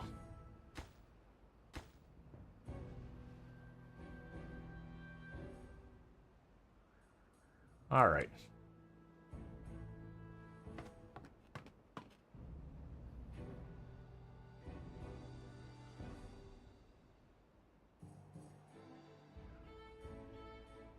The downside is, like I said, we've got our trees. They're not even half grown, and we're getting hit with a bad tide again. Happy beavers equal good beavers? Yes. Happy beavers work really hard in the game. Their ability to get work done is directly proportional to their happiness. Okay, so let's see if we can't get the gate all done. Okay, so gate is done. Now, that's this side. So what would normally happen is the moment the bad type starts, I would slam that gate open, the water would spill out this way, and we're good. In this case, because we don't have the other gate, though, I can't slam it closed to force the water to take a different route. And honestly, this being open doesn't matter. It's just that gate, I've got 0.2 days. It's not going to be done. We'll go ahead and, just in case, keep that open. And since we're at the nighttime before, so no one else is working, we're going to pause, we're going to destroy those wooden stairs, and we're going to disable that building. So it should keep anyone from going into the bad tide water. So now the gross radioactive water is spilling out through here. And what that's going to do is that is going to shut down all, like, it's going to kill all of our plants over here and all that. Which isn't what we want to see. So yeah, the Lido just went offline. Our showers just went offline because they're blocked by bad water. Our pumps themselves will go offline when there's no more good water as well. And so this whole area is bad water here. And all of our crops will very rapidly start dying, as they both dry out and then get exposed to bad water. So it's going to wipe out just about everything. We do have plenty of food and all that to get through. It's just a massive inconvenience.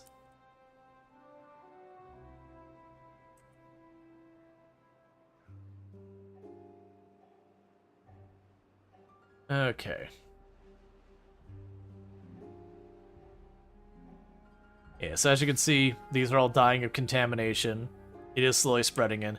We're really close to being able to handle the bad water event. This one was 4 days, if I recall correctly. I didn't watch carefully. It was either 4 or 5 days. Which does mean it's a day longer than our previous round. So again, they're happening closer together, and they're getting a little bit longer each time. So if I don't get it handled soon, we're going to have die-offs because it'll last long enough that we're going to deplete our stuff between hand. That's the cycle. Like, it gets harder and harder as the game goes on and all that. It is a challenging game and whatnot. But that said, like, it's a very manageable game. The big thing about the difficulty in the game is it scales directly with how many beavers you have. If you keep your city down to, like, 10, 20 beavers, you can survive incredibly long droughts because of how little water you consume. Eventually it'll still be a problem, because eventually you get to the point that the water goes away due to evaporation, not your consumption with how long it is. But that's where you need reservoirs, because the reservoirs take way longer to evaporate. Due to depth and all that. Alright, so we are in an ad break for the moment. So what I am going to do is I am going to let the game run through here, and you can kind of watch. But I'm going to quickly stretch my legs, use the restroom, and I'll be right back. So thank you again for tuning in. I'll be back here in just a couple minutes.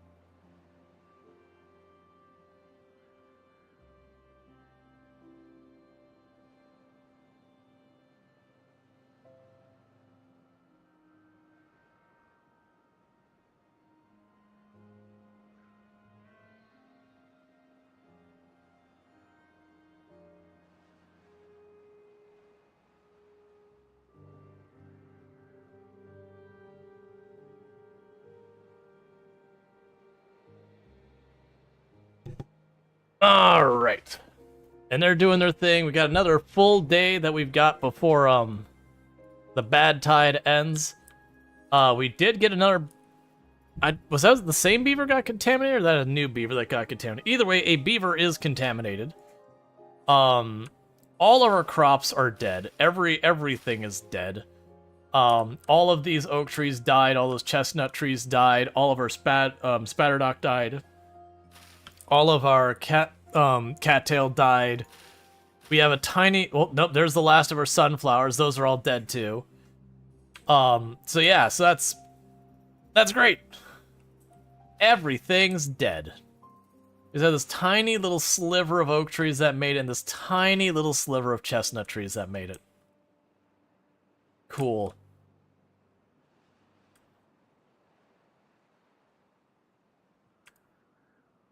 You got that little spot there to go, and then that, and then we'll be able to handle the next one. So we should be in really good situation so far as handling our next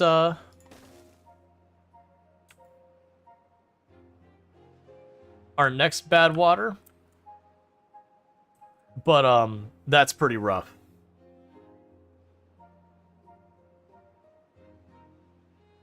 Okay. So just letting it all start turning blue, and then we'll get this back online once the bad water is cleared out. What a time to open stream. Yeah, no, it's we've been mostly handling it okay. Like, it's not great. But that's because I just got two grand scales so far as my managing of it. Like, this will be great once we've got everything set up until we get sluices and everything. When we get sluices, all of this becomes irrelevant because I will simply put sluices up here that says, hey, if it's bad, get it out. And then we'll have sluices over here that says, hey, good, keep going. But we don't have that technology yet. Alright. Are you not built? Yeah, go ahead and get that sorted. The real downside is we're officially running out of wood. Because of how many trees we kept losing to the bad water. Which will not so wonderfully, you know, have the side effect of making it so I can't do much to handle the bad water. In the short term, what I can do, though, is I can get around that in the short term by saying, hey, all of this, just go ahead and cut down this entire forest up here. I don't want it anymore. I didn't want it in the first place. It just was here. And someone is going to have the very inconvenient job of working at the top of that mountain. Cutting down trees. Because I got spare beavers, and I got trees that I can use. Because that wood must go. Hey, we got a new level of happy beavers, so that's good news. Probably getting more of them managing to get into the Lido and everything, so that's lovely. We're at 240 science. Right, I was going to go here and unlock you. So you're 1x2 and 2x2. We'll just leave it at the 1x1.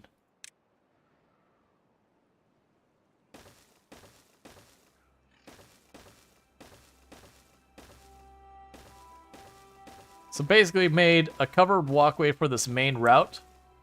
So it should give us an aesthetic bonus for everyone who passes through there, which is going to be pretty much literally everyone except for the one. Like if they go, because yeah, everyone has to go for water. So literally everyone has to go through this route to get water.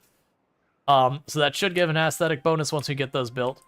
They're at just normal priority versus this is at a minor high priority. So that should get done soon. We are down to literally just finishing this last two rows here, that little corner there, and then the gate itself. And then our double gates for the bad water is handled.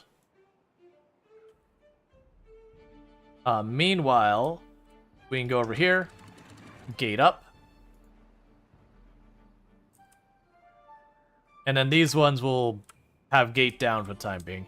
Which actually, with gate down, I could probably leave it quite a few ticks up, as long as it's lower than that gate. And so that'll work as kind of an okay reservoir. For drought. Yeah, and they're still planting all the trees and all that. That's going to be a setback on our wood Oh, in the meantime, we'll add to our construction options. You need 250. Yeah, so get the 250 for getting the paper mill constructed, because the plan is to put that here. And then I'm also going to need to have the grain mill thing built,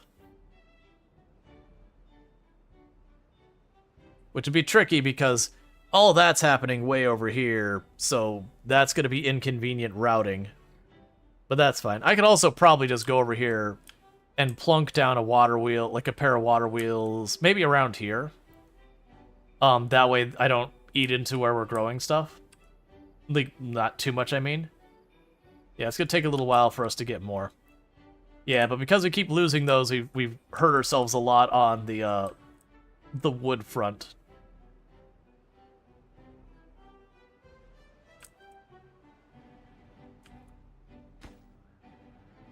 You are set, yeah. You are set to a decently higher priority. Alright, so I got one more row of those to build, and then I'll be able to get that. Then I have to do the ramp down here. You got that spot there. It's that spot there, and that spot's there, all that's left to finish this.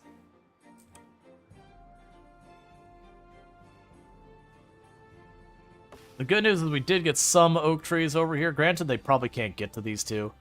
These did survive, so we will get that oak still. But all of this loss is going to set us back on our wood supply.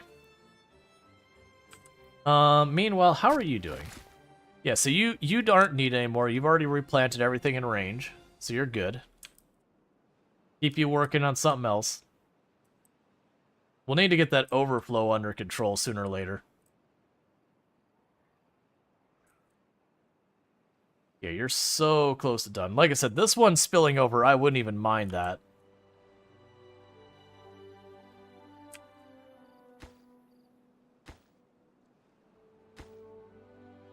Yeah, so they're working on it. The big thing's gonna be getting all of these ramps and all that built to get the actual gates in place.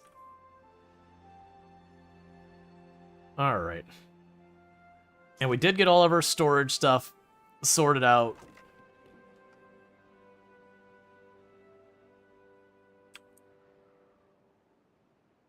Okay, and one more and we can get the paper production online.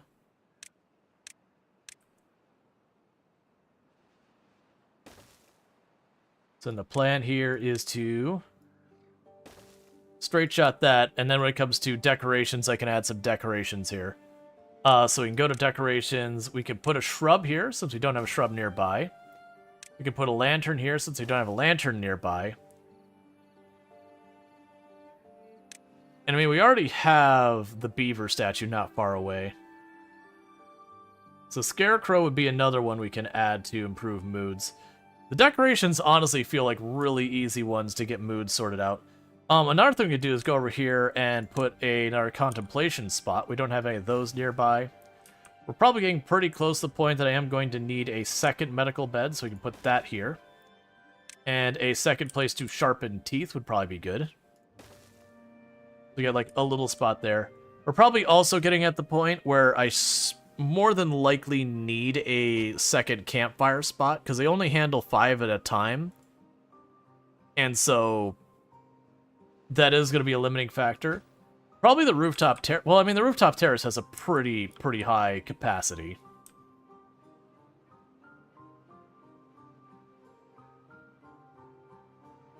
Alright, you're so close to getting that done.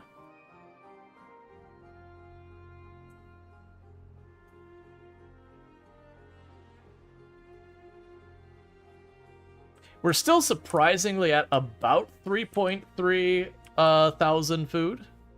And 1,000 wood. It's just, it's gone from being a wide range of food to just getting narrower and narrower and narrower. Because whenever they get something that isn't those 3 things, it gets gobbled up instantly as a priority. Since, you know, that's what keeps the beavers happy, is to eat a range of food. So like, we're getting these grilled chestnuts. They're gonna have those, and then they're gonna get eaten up in a matter of seconds.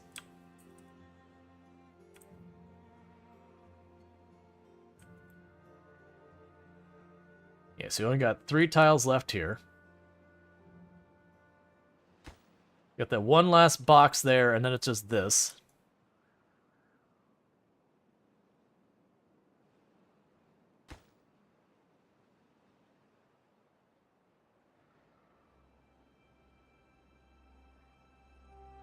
And I start building the platforms and all that for the big gates here as well.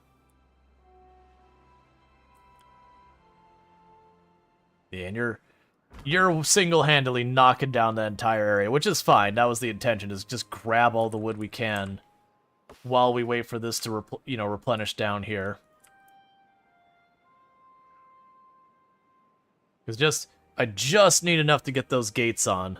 Literally, the gates here is the last thing I need. That little hole there I can actually live with. Let's see, what are the things that look like ruins near the reservoir? Oh, these? They're ruins. Literally ruins. Basically, this is what's left of humanity. Isn't it lovely? Scattered throughout the land, decrepit human ruins provided beavers with an unimaginable resource superior to wood. Scrap metal. Yeah, for those who didn't catch, this is a post-apocalyptic game. So this is, you had the apocalypse, humanity died. We have no idea how they died. We don't know if we went to war with ourselves, if we poisoned the earth, climate change, some plague. No idea. That's not important to the story. But humanity gone.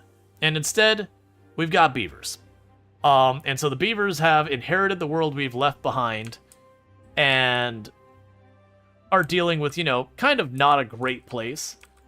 So we have, like, radioactive water as a threat and all that. I still do like the bad water nodes. It goes, why do we have to clean out the humans' mess? Oh, right. They're all dead. So for a game with these adorable sentient beavers and all that, kind of dark. But yeah, so you take apart the ruins as a source of metal. And then what you also do is, we can't really get a good look at it.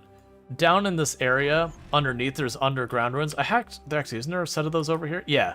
So you actually have, this is your unlimited source of metal, is the underground ruins can be exploited using certain buildings, versus these ones, I get like, maybe 1,000 metal out of the whole area, and then I've taken it apart. These are basically like skyscrapers, and who knows what that's supposed to represent, like, I don't know, subway tunnels or something.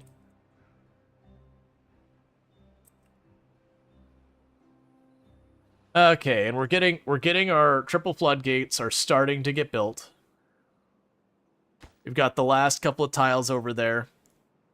And then with that, this whole area back here should start to flood. And if drought approaching. Okay. So we might get this built in time for the drought, might not. If we do get it built from the drought, then this will become a reservoir for us, which will help a lot. I don't know how well suited we are for drought. We haven't had a drought in like 4 or 5 events. So I haven't gotten a feel for like where we're at scale-wise on it. But we're going to try to do what we can. If I can manage to get the gates up before the drought hits us, we're golden. Like, because I'll just slowly, like, I'll keep the gates at the top, and I'll slowly bring it down a tick as I need more water into the rest of the system. If the drought arrives at all before those gates are done, then we just ride out like a normal drought. But the good news is that at least means the critical part of being able to get some type of buffer will be done. Can you prioritize what they build? Yeah, no, we've already got that set. You see how that one's green? Those are a slightly higher priority. Those are low priority. Well, this is neutral. This is like up 1 tick, and then you can have one that's even higher. And all these gray ones down here are neutral. It's just, it is a very long hike for the beavers to do any of it. And there's only so many of them building.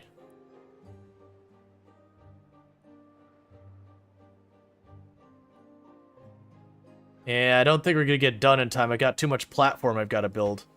We're almost done with these 2 outside floodgates, but this platform I got to build here in the middle isn't looking like it's going to get done in time. That said, we are getting the water level much higher back here. because there isn't as good a flow in this area. So it is backing up a little bit.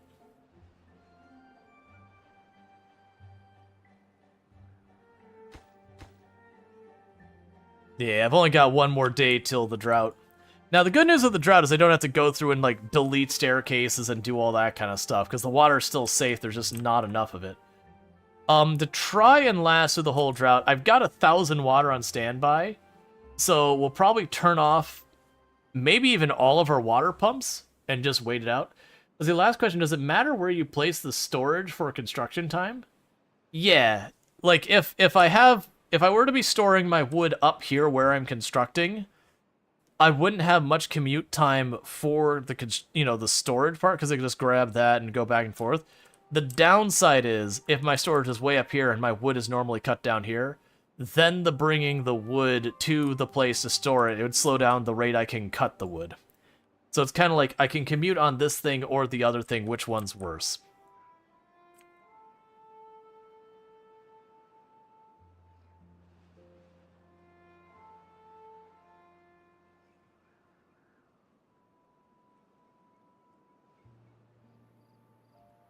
Yeah, and they're building that one because only one of them can be working on these at a time.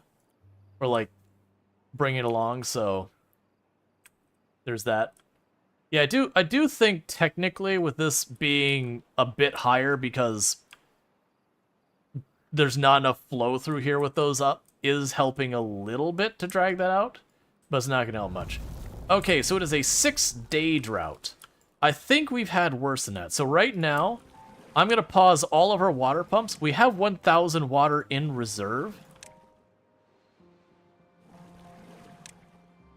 So there's a pretty good chance that with all that water in reserve, I could just ride out the drought.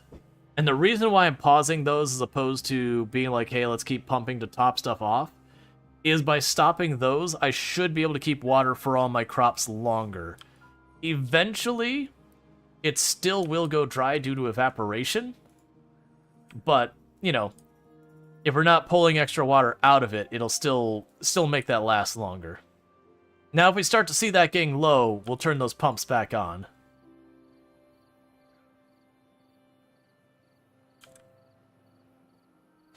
Yeah, and we've got some running over here just because I've got the beaver over here working on that. They'll be on their way.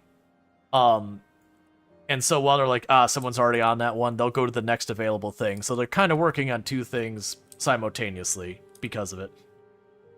We are getting some of this queued up as well as a result of that as well. That's fine, though. Alright, we're in the home stretch here. We've just got to get a couple more of these down, and then we're going to be able to get those last two in here. And once we get the last two in there, then at least I have some level of a reservoir and some level of a way to handle the bad water.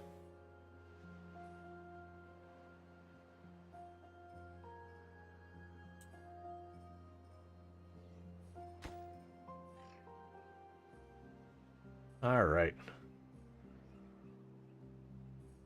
And then the good news is for the really big reservoir I'm building, I just need this wall and then another gate over there. But that's lower priority. This is the big one right now. Is this has to get done. Because not going to take much in the way of like bad water and droughts after that to finish the job. Okay, so this one ran dry.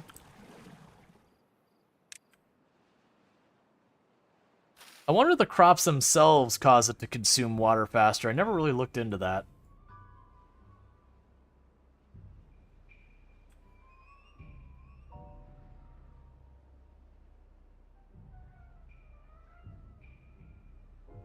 Okay.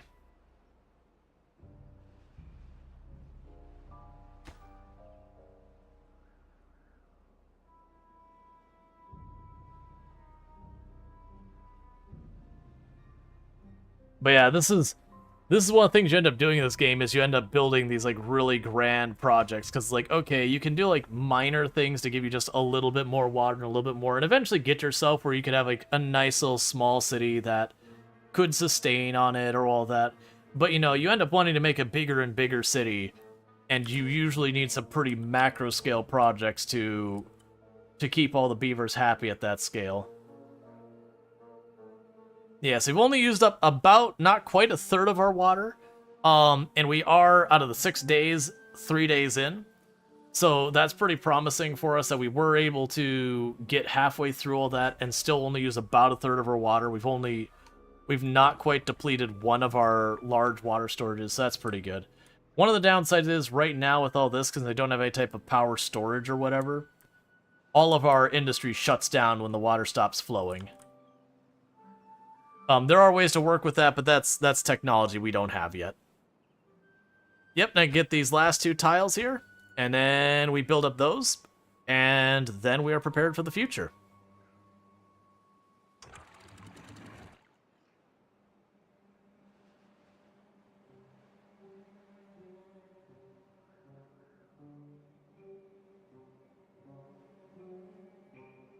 Okay, now it's just building those last 2 sections in. Cool. And then all the rest of it, they can just build 1 tile at a time, get that thing done. Get that outer wall fully constructed. I wonder what the platform ledges, like... Oh yeah, no, I forgot. There's ones that you can have it stand up where it's 5 by 5. So interestingly enough, our food is actually going up this time, because while we are in a drought and we've contained it all, the only crops that have died is this little section here, and then the cattails, which I'm not actually using for anything yet. We're still growing them because I haven't had a chance to set up the machine to turn those into flour, to then turn them into, I think it's crackers. I think, because it was wheat you make the bread with, and I think the cattail you make into like crackers, but it's still food. It almost treats them like graham cracker kind of things. And that's the flour. We will need to add on to our storage here. And you will be set to be the crackers. Where are you at?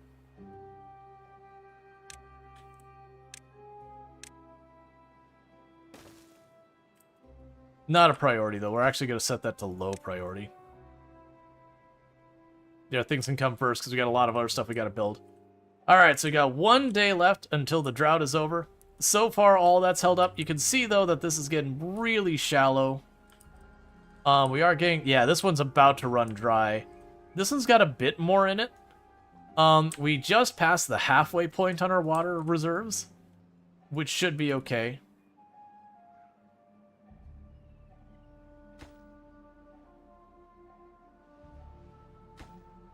Yeah, and we'll be able to get that levee built.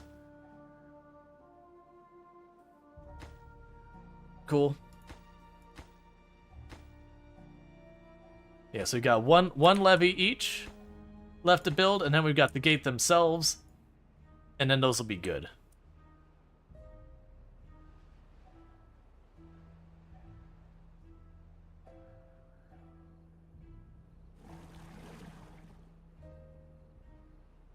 Alright, so we're at 0.2 days. I'm gonna go ahead and turn these back on. They might still run things dry, but the water should come back fast enough that nothing should die. Like the cattails died, but that's whatever. Alright, drought has ended.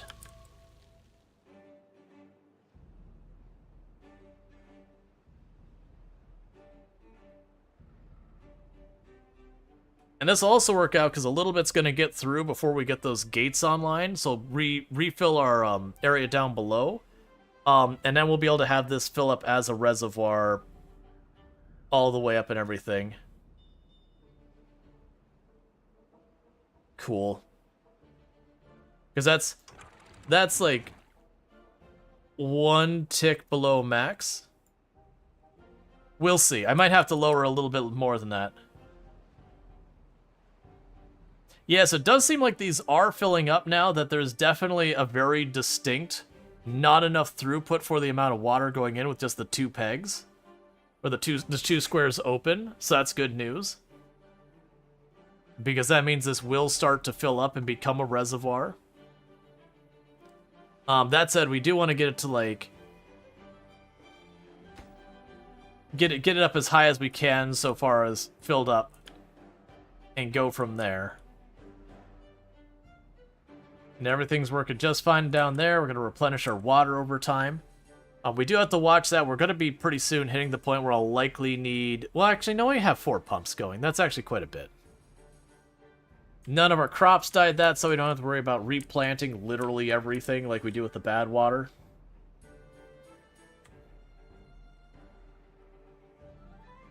Yes, it's going to get just to the point where it's going over the top of these, and then we should have enough throughput to handle them all.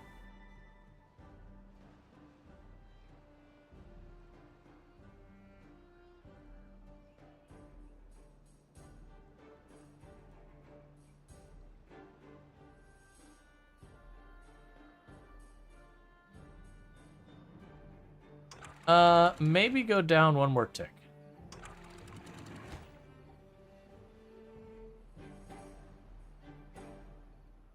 Okay. So it appears to be the limit, is that 0.9 seems to be as high as I can go. If I go higher than that, it just the ebb and flow causes it to overflow off the edges. Alright.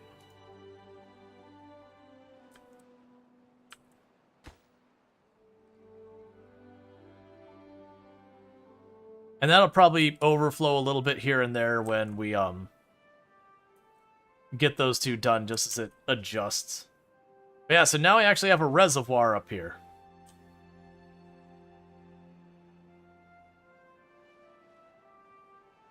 Right, we're short on wood. Did you finish all the wood in range? Yeah, so that's what's happened here.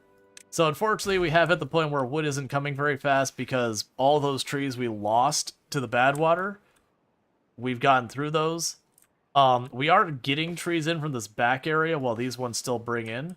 But that's the reason why suddenly our construction slowed down. Is we got down to that last little bit of wood we had, and now we're just waiting for it to get replaced.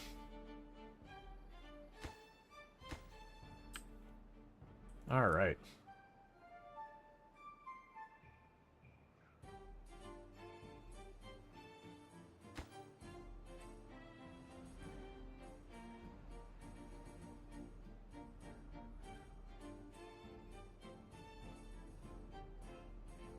Yeah, so we're starting to get those ones in the back that are popping up one by one. That should be fine, though. Like, these are coming along.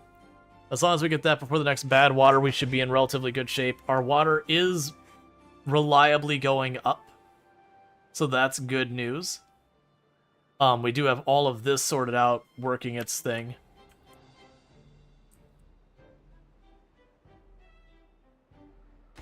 Okay, we've got our next one. So this might overflow a little bit up here while it adjusts to where we blocked off another tile's worth of area. If it does, we'll, you know, adjust the gates more. And then we're down to our last tile here being built. And with that, we are good. Let's see, is the dead trees in the next planned area so far to be cut down? I'm not going to bother. I could, but I don't have a route to get to those well. Like, if you look, there's no path here. What I'm going to just do is build over the top of all this, and we'll just flood it and not even worry what happens to those trees.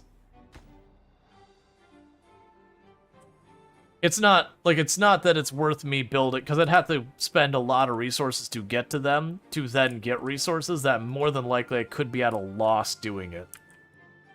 That I spend more wood to reach it than wood I get out of it. And you don't get the full value of your construction back when you deconstruct buildings. I think your difficulty settings determine how much. I think it's like normal is like 75% or something like returned. And with that, we have our locks set up. So we've got our first reservoir way up here, right at the water source. So it is those things that when we run to a situation where we got bad water, I slam this gate down, slam this gate up, the bad water routes out. Once this starts filling up with good water again, we reverse that. And so then we will lose water that we could potentially use, but at least we won't contaminate our area. Which is part of the reason I want that next reservoir over here, is with the next reservoir, then I have the advantage of just it'll be just good water. Later on, we can get the sluice. The sluice allow me to automatically handle, like, switching stuff around like that. So that'll be good news. For the moment, it's going to take us a minute here to recover our wood supply. Which is where we're at right now, is just getting our wood supply caught up.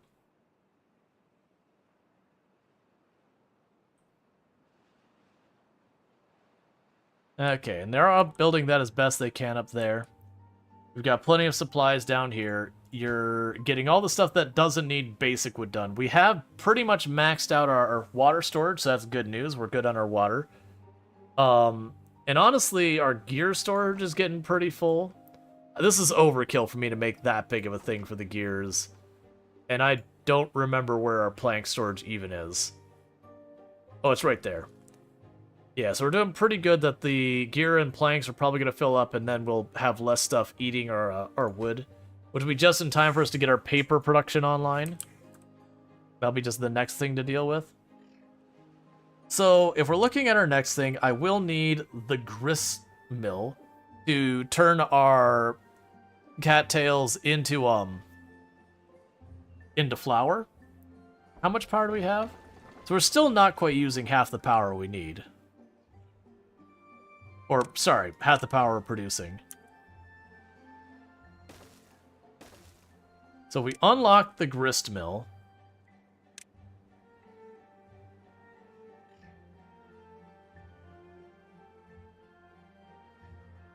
That'll be fine.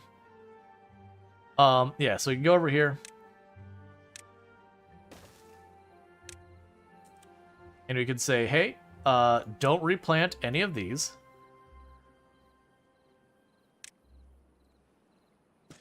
I'm going to need to make a path through there. We're in no rush to get the grist mill built quite yet, but we'll have it so when they cut down those trees, don't replace them. We can get the grist mill here, and we can probably get another industry building over here somewhere. And just build right over top of the river. As long as we keep that flow going, we'll have the horsepower.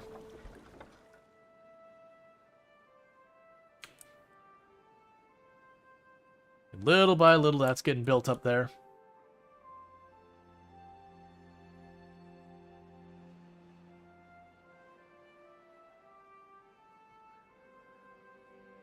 We can still use more sunflower seeds is another thing. Can you reach the other side of this river? Just a little bit. Probably not a big enough bit to be worth my while. That's fine. I'm basically looking going, okay, if I wanted to get more sunflowers, what do I want to do? Because I don't feel like I actually want to build the farmland out there with how constantly this is going up and down. And I can wall this off to fix that, which I'll probably need to do. I just don't think for the amount of land I'm going to get from it, it's necessarily worth it. Hey, we're up to 19 well-being. So that's good news. Yeah, so it's bread, cattail crackers, and maple pastries are the only food we're missing. We don't have, like, a couple of the things there. We can get the scarecrow when we get paper. We're already working on that. Bulletin pole, I don't even know where that is. These are our monuments and wonder kind of things. And we have books and all that. So we're actually doing a really good job on continuing to make our beavers happier and happier, which makes them move faster and work faster. They're making good progress there. I was thinking I could potentially see trying to put the farm up here somewhere. Like, put a farm up here for the sunflowers. Because with all this enclosed, we could keep water up here for a good while with the drought. It wouldn't be convenient for the people going to and from home, but that could even be that I put like a house or two, or the farm or two up here. I put a house up here, and then we can go ahead and put like some water pumps over the top of the reservoir,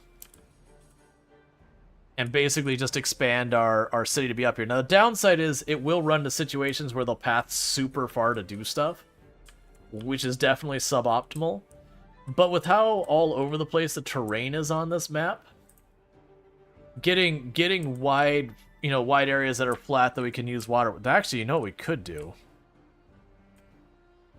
Huh.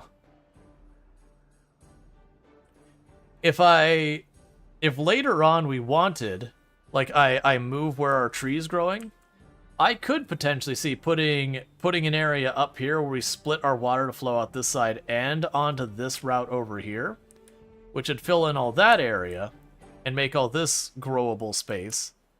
I would cut a big chunk of my tree farm out, but then if we potentially made this into where the tree farm is, that'd be good. But that's those ones where a lot of buildings are going to need to move around, and we'll do that. I do think one thing to do right now would be get our stuff up here. What is the building turned off the other side of the river? This, oh, it's a forestry, so it replants trees and all that. It was used to put down all these chestnut trees, but now that they're planted, I'm not cutting down the chestnut trees. I want the chestnut, not the wood. So it doesn't need to be here. I just leave it here for if we have a bad water or drought or something kills all my trees, I can turn it back on to replant everything.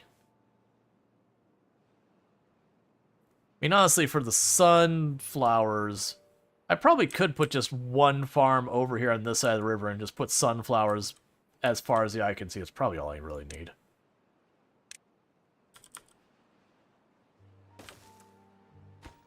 Yep, so all the way over there. So go here and say, hey.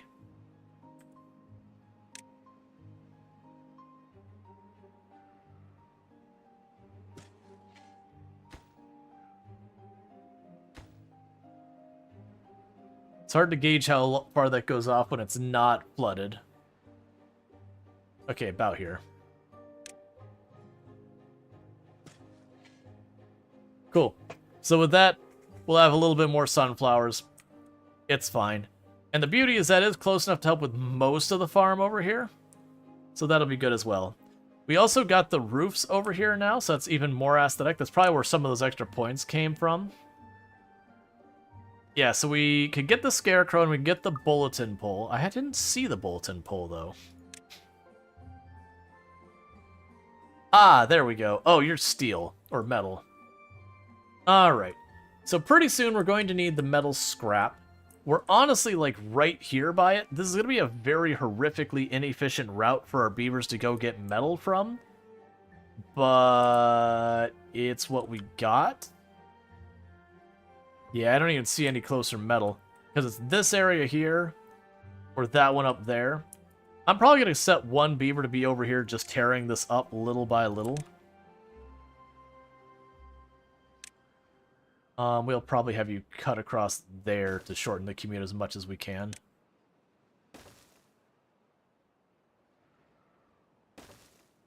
Then we go here, and...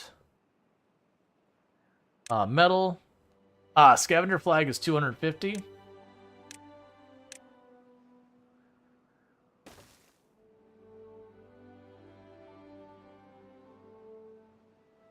Okay, so the smelter requires 200 horsepower.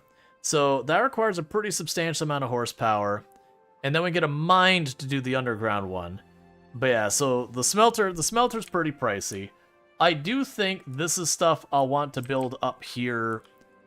Preferably where I can potentially reliably get motor power and all that. Wait, actually, if we go here, was it? Oh, you are the ones with the windmills. Okay.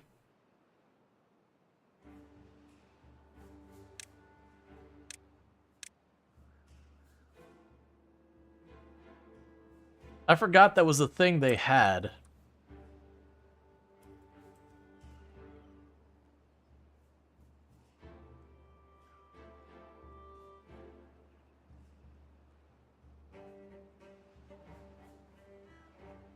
It's interesting that says no when I...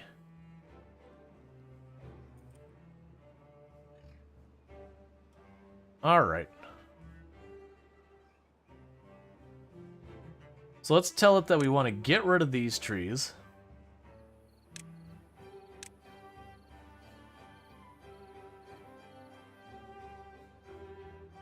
Because I could potentially put some windmills up here so that when we have a drought and all that, it doesn't shut down everything, even if I won't have enough horsepower without it. Now, granted, we haven't unlocked the big windmill. We haven't unlocked the gravity storage. Okay, so bad coming, so now we're ready for this. So for right now, I'm not going to do anything. But when we get down to sort of that last minute, this gate goes up, that gate goes down. And we're just going to dump bad tide water out the side.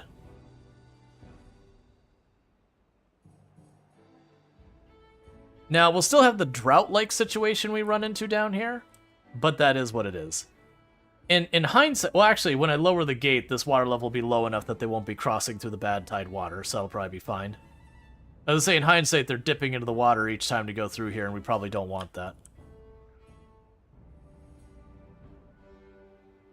Yeah, and you're making the path here to be able to build the gates. We just definitely don't want you building those gates before I'm ready.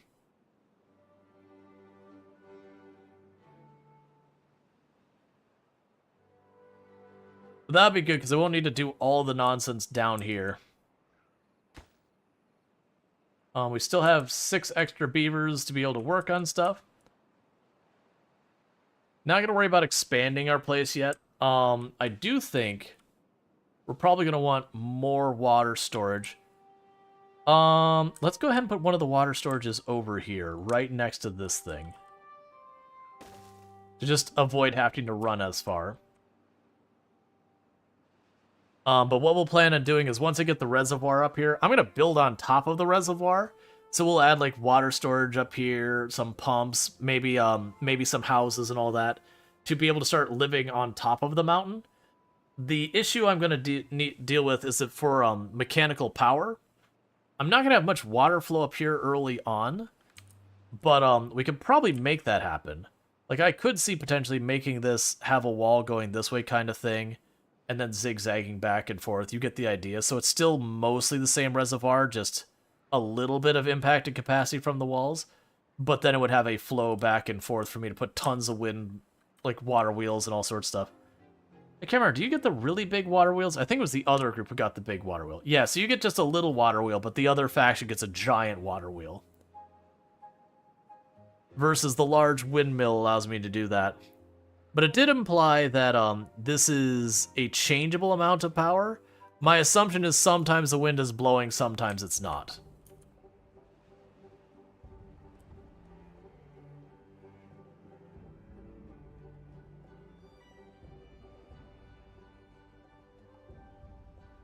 And you're making your way across to get our scrap metal production online.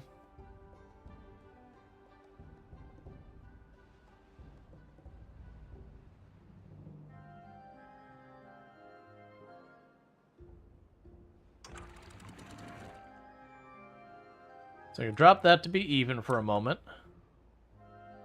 They're all going to go to bed.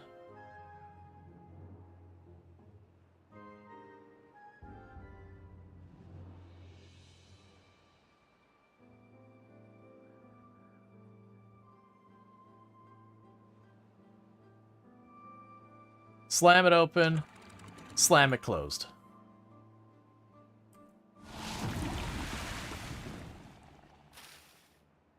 And so now all that bad water doesn't get to my base. It goes right on out the back.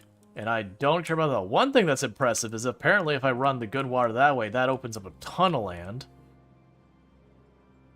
Oh, please tell me that's going to go down fast enough that you aren't going to just run through that all day. I can't tell if that's low enough you're getting affected by it or not.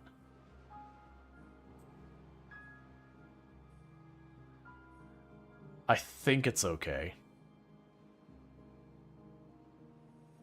Yeah, so that's the equivalent of a 5-day drought situation. Let's pause all of you for a minute.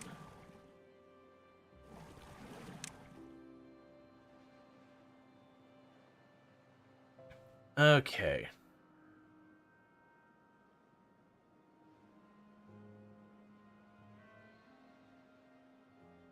That is a lot of area full of gross water. Yeah, so interestingly enough, dumping it onto that half of the map basically poisons the majority of the map, which we're doing for now. But I could definitely see down the road, instead of what I'm doing here, I could see making it go much higher into an aqueduct, and we just pull it open, and it just goes off the edge of the map and drops it off the side of the map, and we say later. There's also stuff you can do with the bad water. I also know you can put like a building on top of these to stop those from flowing at all. Yeah, so one of the beavers did get exposed to enough of that, so I guess it is hurting them. I'm going to choose to ignore it, because that's certainly a responsible thing to do. Because I just want them to keep working. Alright, so that ran out of water, so we could turn that back on. It just won't do anything. Okay. Alright, so you finished all with those buildings, so we can go over here to the paper production. Oh, no, we have paper production. What was the other building I was going to do? Oh, yeah, no, that was, we were going to get the gristle place. Start making flour. Right, and so I could turn that way. That'll all work. And then we could take our road here. Bring it around to this side. And then be able to put another production building on that side. For that, we could make a printing press. That's pretty greedy on its power production. Same with the wood workshop. You require a lot as well, and you're nowhere near the steel, so we'll see what I choose to do with that.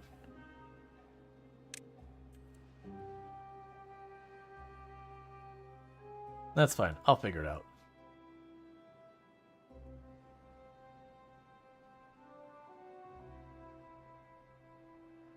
Yep, in the meantime, we are slowly getting that all built. Wait, that's what you want, like, the bad tide to be, is effectively, like, a shorter drought for the rest of your plays. So right now, it's like we're going through a kind of a not-so-long drought. We definitely want to figure out better ways to route this. That could even be a thing down the road also, is that I could... You know, honestly, what I could have done is just put a wall here and just dumped it out that way. And then this one's a little less convenient to get at. Because we can also build these walls up higher. Is there a way to make a bridge so they don't walk the bad water? Yeah, if I would have just left that flat, it would have been fine. I'm not super worried about it right now. I mean, they're getting sick, which probably not the best. But instead of where I built these ramps here, I could have kept it level. The reason why we had the ramps on this side is to go there, and it did save me building up one platform per tile. So it was more efficient resource-wise. I just didn't expect it to... I expected so when I slammed that down, it would drain fast enough that it wouldn't be that high. But yeah, no, I could definitely have made it higher than that. But at this stage, too little too late. We got some beavers who are going to get sick and die. Big bummer.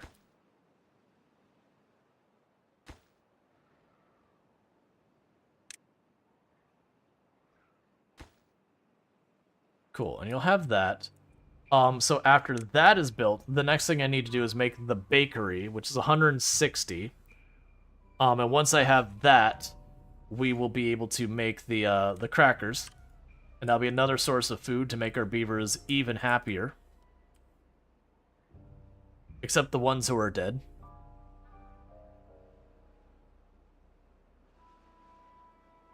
Alright, so we have run out of water in this top area.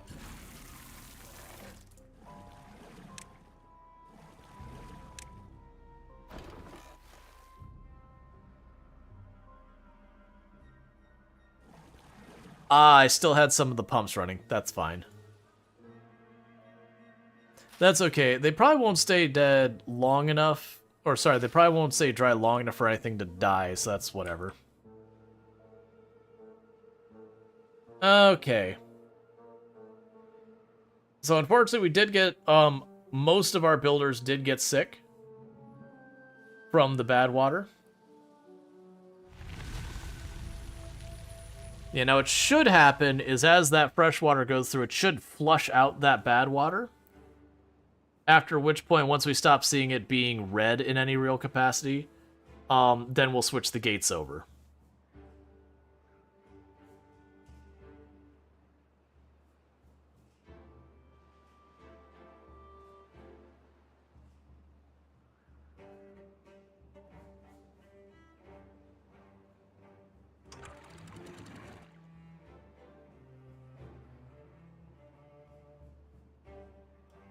Yeah, so just a little bit more in that middle area.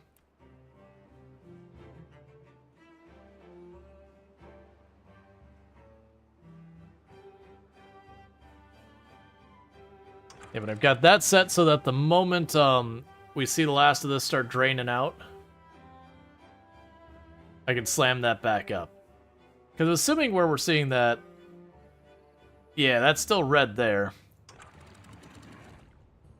So it's like kind of brighter. It'll dilute it away into nothing even if you don't quite drain it.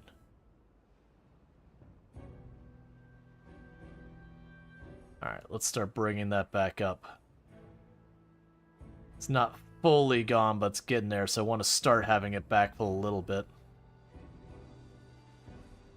Because if it's diluted enough, it won't matter. There we go, we're good. So slam that sucker closed. This will start filling up again, and then it'll spill over this side.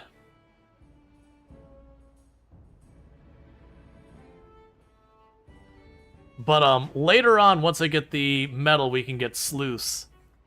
And sluice, you can do it just automatically. Well, that is the balancing of it. So that's definitely where we want to get sluice going on, so that doesn't happen. But with that, we've got our water back going through the system. Good to see. We had a couple of carrots and potatoes die due to drying out down there. That's stuff we just need to get sorted. But that's where this reservoir comes into play. With this reservoir, even when I've got the bad water flowing there, I can keep some water going down through the area safely. That I shouldn't have to turn off the pumps and all that constantly.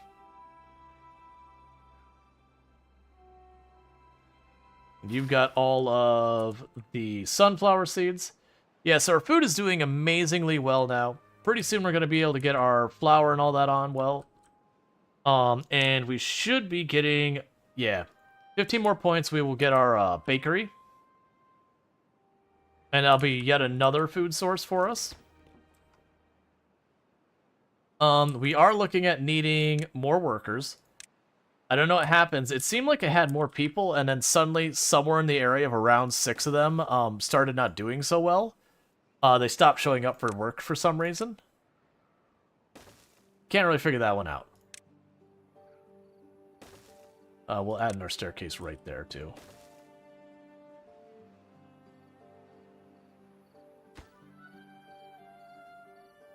Okay. Let's go decoration. We'll put a shrubbery here.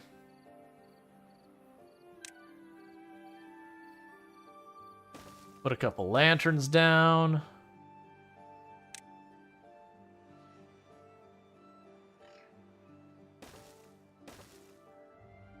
And a couple more beaver statues, because they're all inexpensive. There's no upkeep to them. And that should help keep people boosted. And there is a bakery. Alright, so bakery... Alright, so it's long ways. So I can sneak that in right there. You don't require horsepower or anything like that. And the recipe you're doing is the cattail crackers. And that'll be another food source for us. Entertainment-wise, so we have the herbalist, which requires a couple different things to make medicine. We don't have that yet. These require hullers and all that. The decorations, the only one we haven't done is the scarecrow, which is depending on our paper production. Well, actually, we have our paper production. So at this stage, when I hit 200, I can get the scarecrow for another decoration for more well-being.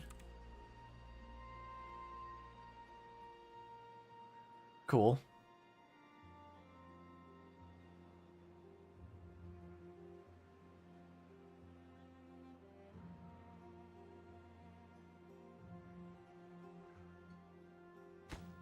Yeah, and you'll get built soon to do that. And it is warning me that's like, hey, your district is like really spread out, so the poor beaver going way over here is going to have a bad time. That sounds like their problem, not mine. But do you need a new road to the house? The new house? Yeah, no, I've already got it. If you look at it, it's platforms up here. Because this house has its opening on the second floor. Whereas the other ones have it on the first. They've got all that storage up there, so we're pretty good up here for right now. But that'll be the hardest part of this one, is dealing with getting the food and all that stuff up here. So that we have that. It's Canadian Thanksgiving. Of course they would take the weekend off. Hey man, sometimes you got to. Alright.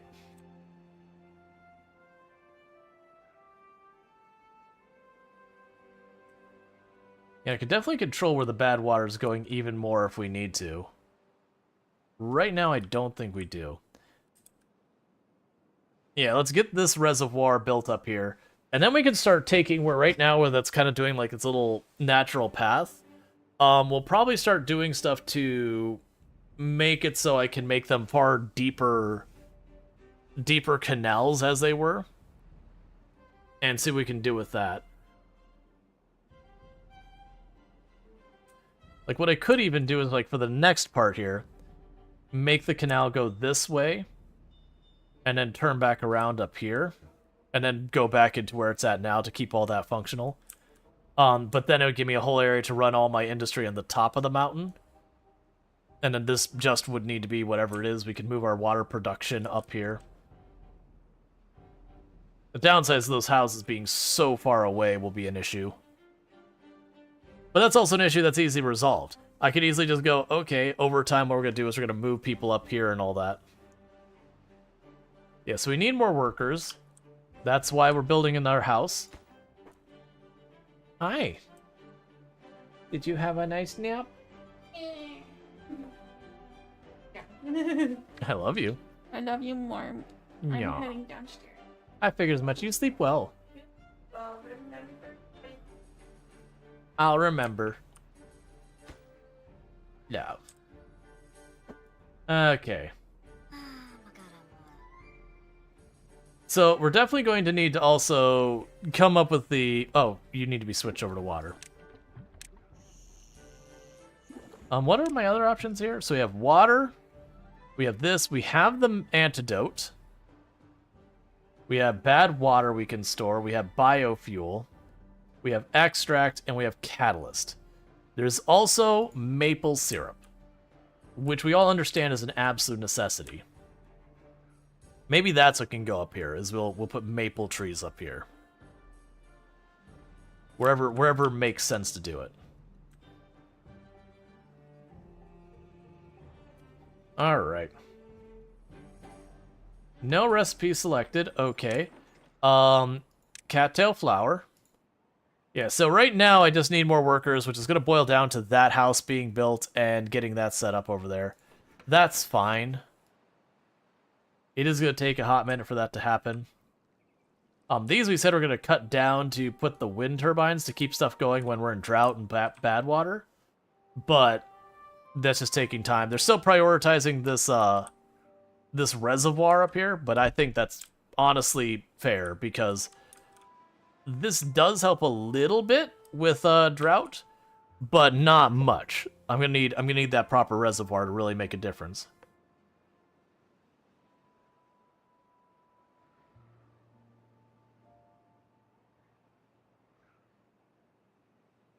Okay. We still have the Scarecrow to unlock, which is, I believe, 200 science. Yep. We can put that down a couple places to get even more, unconnect... Oh, it's because we don't have these built yet. That's fine. They're actively working on it. Alright. The hike those beavers are taking to build that stuff is pretty significant.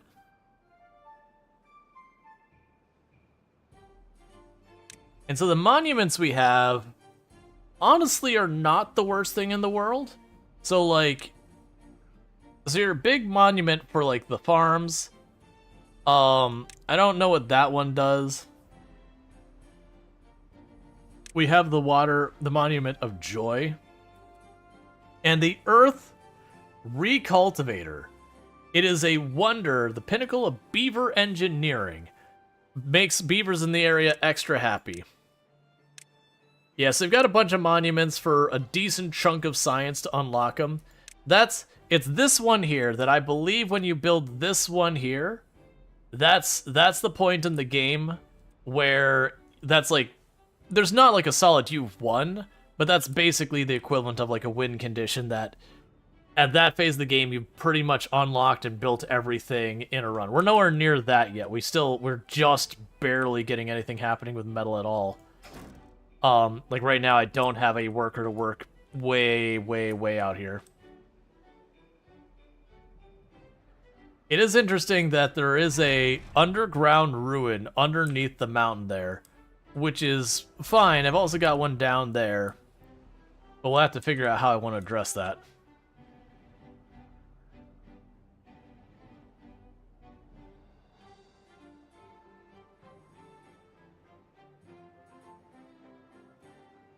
Yeah, so what I might even do after I get this gate built is we might start putting, like, effectively a path through the reservoir to operate as mechanical power for our buildings. It's just, there's a catch-22 of you need to be able to reach the soil to grow stuff. You can't, there's no, like, hydroponics you can put up in the air that I'm aware of. Okay, so we've got a drought approaching. Needless to say, the reservoir will not be ready in time. But that said, we still have some reservoir with this, so all we'll do is we'll go here. When these start to deplete, we just crack that down a tick, let some of the water that's up here down into the system. We can let it overflow a little bit as long as it doesn't go past where it's overflowing down here. But that is the idea, is I should actually be able to prolong how long it takes me to run out of water quite a bit.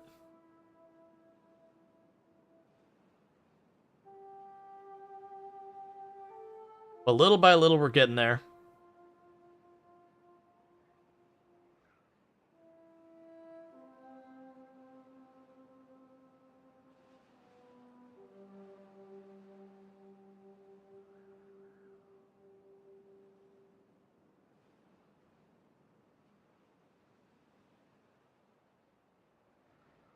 Yeah, it'll be interesting to figure out how I want to do this. Because I'm basically looking at how I can start having them move over here. I can make a separate district. That isn't necessarily a terrible idea. The only big reservation I have with multiple districts is to make everything as happy as can be, I would need to go up here and then make this district have everything that one does. You can ship stuff between districts. I've just found in the past I wasn't particularly impressed by it. Like, it works, and it's fine for, like, small amounts of things. But for actually, like, keeping all of your beavers as happy as possible, there's just, I would need to have, like, Spatterdock up here. I'd need the chestnuts going up here and a whole bunch of stuff. Granted, we are producing enough. Maybe I could do that. So that might even be what we do, is maybe I do experiment with putting a district up here. With its own houses and own stuff up here, and the big catch is then I need my own water storage and everything up here. Basically, it needs to be effectively a self-sufficient area of the map.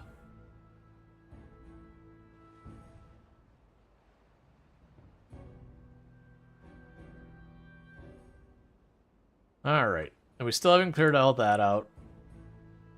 Everyone's getting their water topped off. It'd also be good to have some water storage up here regardless of what we do the multiple district, just so when they get thirsty up here, they can just grab the water and go. Looks like you need more trees? Well, the thing to keep in mind is our trees are recovering from when we had bad water. We're actually doing fine on our trees right now. We have 170-something wood, and then all of our wood products are doing extremely well. So we're actually not in a bad place wood-wise. We will build maple trees after a while so we can get our maple syrup. The maple syrup isn't really important until I get wheat, though. Which, honestly, we could probably make happen anytime now. 600 gears? Yep. 650 gears. Which is not really a reasonable amount of gears. That is a lot of gears.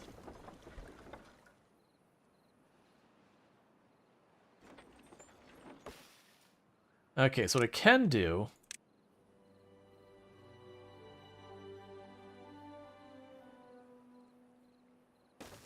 So you can go like that. There's the drought. Build a second one of those. That is going to be wheat flour.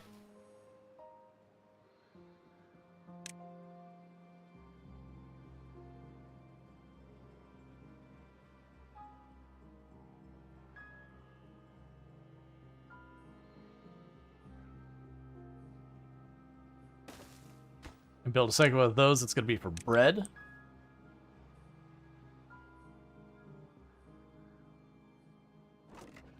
Alright, and that's going to be even more storage to be done up here. Okay. So we'll want a platform there. And we go here and say, alright. Wheat flour, bread.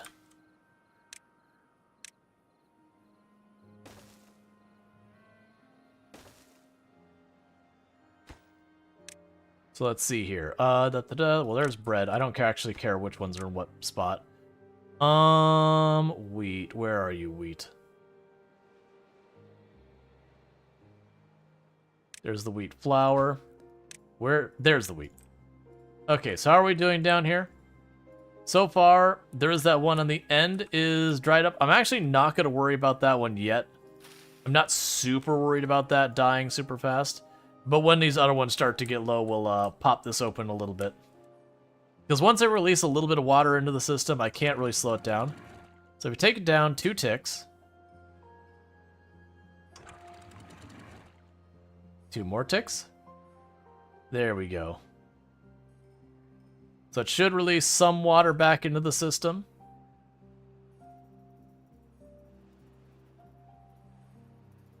Yep, and it has pushed over and filled in this area a little bit more. I don't think it'll... Oh, it did actually get a little bit into the last area. Not enough to matter. But yeah, so you get the idea. Is that's how that works. It'll just... Every once in a while when we start seeing it get low down there, just tick it down one more time. And that'll work until we slam it to the bottom, and then when we slam it to the bottom, there's just no more water. That said, every time we go, take it a little bit lower, the amount of water I'm going to get per going down will start to go down. So it goes from like 3 to 2, it'll be the same, but when I go down to like after 2, just because there'll be a bunch of these blocks that'll no longer be covered in water. So it'll be a smaller pool I'm pulling from. Okay. Yeah, so wood's fine, planks fine, gear's fine, paper's fine. We actually surprisingly already got the wheat flour place built, which does have the catch of that means I need to grow wheat now, which I don't really have a good spot for doing. The sunflowers are still not making so much that I'd be like, oh yeah, right there, that's a good spot.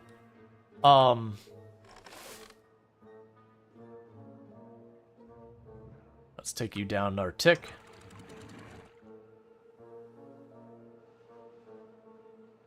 There we go. Where would I want to do that?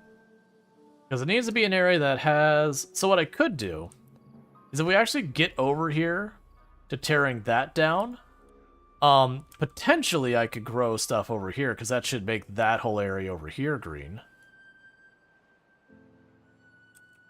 It wouldn't be a very efficient route, but I should be able to get over there and do that. All of this is useless over here. This spot up here would also potentially work, but when we get bad water, it'll all die.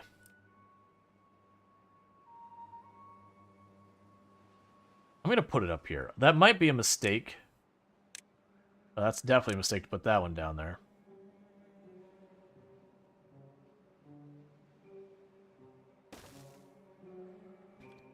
Yeah, so you can go here and say, hey, go ahead and remove all these trees, please. And instead we want wheat.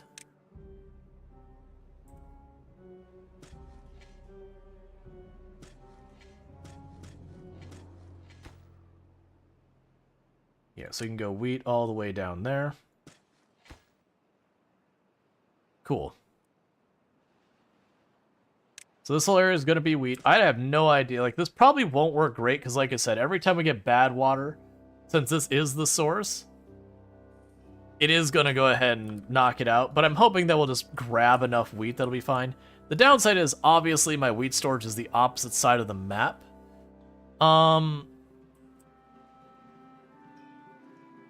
Let's cancel those. That's what we're going to do, is we're going to cancel these. Don't build these down here.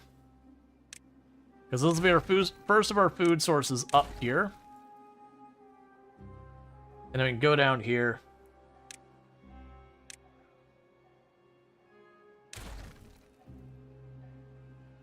Because right now that could sit at the bottom of the hill. But then what we could do is up here at the top of the hill. So we have the flour, the wheat,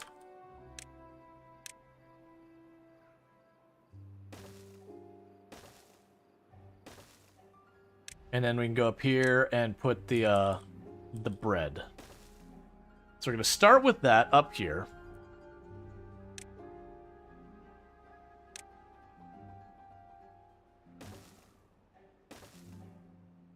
To start bringing some of our people up top to be able to support this area. You've already got the bread production down there, which is kind of a bummer, but that's okay. We can get the maple syrup growing. That's what we can do is up here, we can start getting the maple trees in the area. And that'll be something worthwhile. The downside I'm going to run into with that, though, is with the bad water killing them. I'm not going to be able to protect them, and there's nowhere I can potentially grow them over here. Like, you can see all of these trees did die due to contamination. So while that's not that big of a hassle, it's going to take a little bit of work to figure this out. What also could end up happening is that we end up raising that, building the sluice, so that fresh water I can kind of aqueduct over and bring it where I need it. But we'll see when we get there. For right now, let's just get the bread going, and then we can worry about what we're doing after the bread. Now, next up here, we had decorations. We have the scarecrow. Let's unlock that. So for the scarecrow, we go ahead and put 2 there just because, so it's symmetrical. I could put 1 on the route leaving the residential area from that side.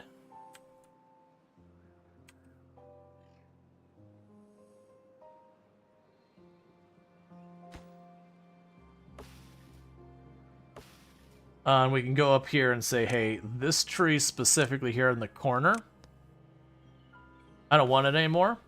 I'll make that a high priority, and I'll drop a scarecrow there. That way, when they leave this area, whether they go that way or that way, they should bump into the scarecrow as another decoration. And boom. And we can go ahead and let a little bit more water out of here. Because that ran dry and I didn't notice it, but that's okay.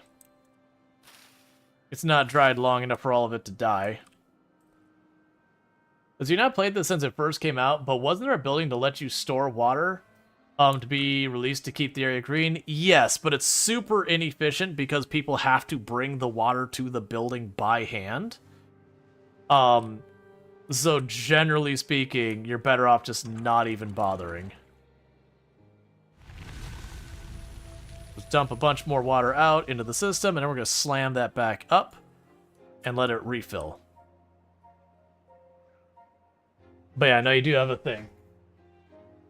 Yeah, so much space for bad water. Yeah, no, it is unfortunate, just with the water supplies being here and here. I do think what I'm going to try and do is, over time, I'm going to try and box it off in its own little box. And then when you have the sluice, like, bad water this way, good water that way kind of thing. But that's going to be a later on project. Right now I want to get like a proper reservoir so that even when we have bad water, we still have it coming in. All right, we're getting our first cattail crackers. So that's fun. And we do have some extra beavers that we can find jobs for. So the next thing on the list is I want to start getting some maple going. And I'm not sure where I want to do that. I could actually put it down here, plant the maple trees down here, and then have just a gatherer to collect the syrup. Nice water engineering, heavy breathing in Dutch. Yep. Yeah, so I think Yeah, I mean, how much space do I think I need for maple trees?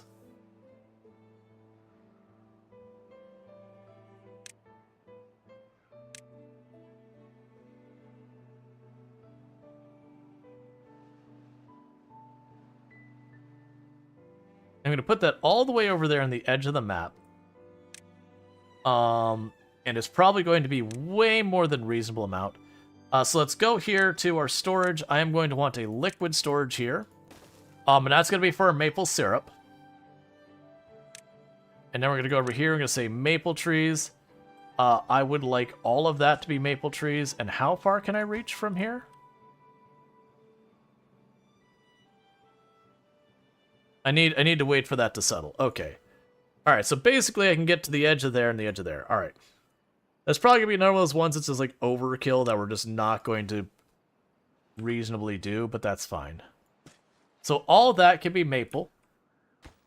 And you're going to be for maple syrup. And so get all that going. And with the maple syrup, if I add another bakery, we can make ourselves desserts now. So let's figure out where we're going to put that. Yeah, because you needed maple syrup and wheat flour. And with the maple syrup and wheat flour,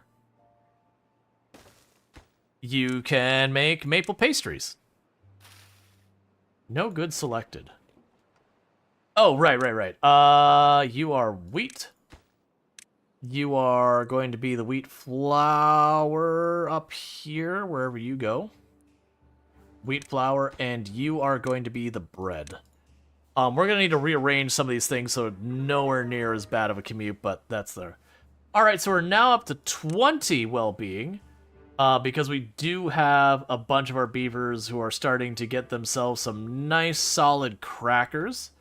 So they're all excited about that. We've got them almost all of the food options available in the game.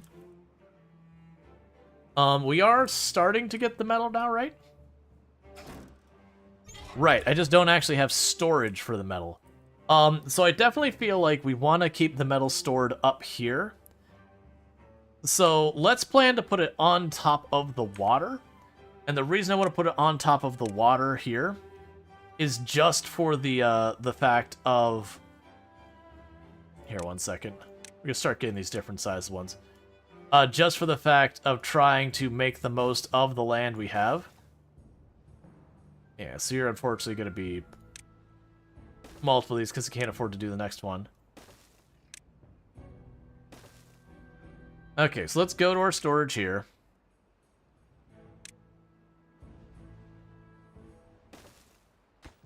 Okay, so you are our scrap metal storage. But we are going to start moving some industry stuff up here and all that kind of stuff.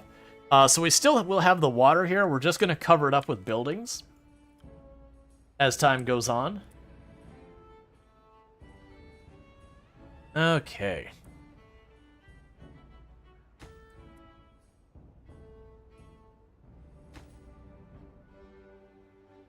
And this will be another one of those ones they'll plant the maple trees, after which point we will probably not bother doing anything else. Replant trees that are dead. You know, they're not marked for cutting. Cool. Alright, so that reservoir will go a long way to help us once it's built. It is still being built. It is a work in progress. It's going to take time. We are slowly replacing the beavers that got contaminated. It is what it is. But once we get that, the next move is going to be building a smelter, which takes a pretty decent amount of horsepower. So if we get the smelter built, we can get all that going on. We can definitely get these going. Did you ever clear that path? Yeah, that's what I thought, is we can go ahead and get this built here.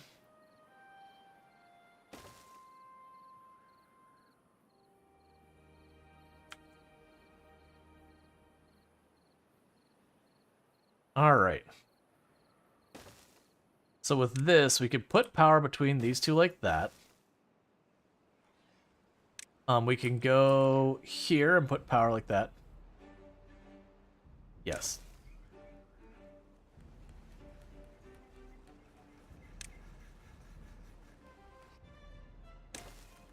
And all of this. Okay, so what we're doing there is I am just trying to set it up where we can get mechanical power into this without needing just the water wheels. So when the water stops moving, we do have some windmills going on. So we do have to get like where we have the torque and all that. These things don't produce nearly as much horsepower as those do, but we should be able to get enough horsepower to keep most of it running. The interesting thing is we are producing about 430 give or take horsepower, and we're consuming about 470.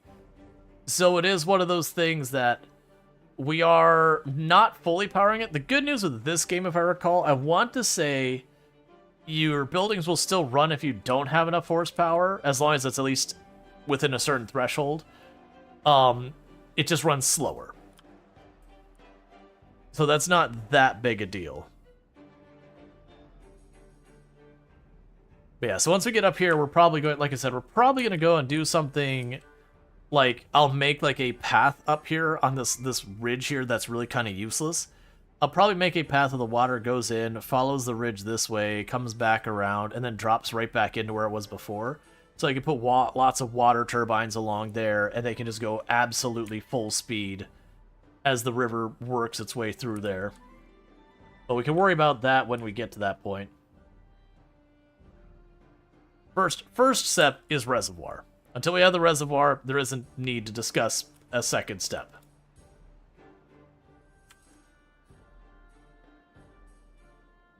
Oh, we're gonna need a gathering post, aren't we? So don't build on this spot.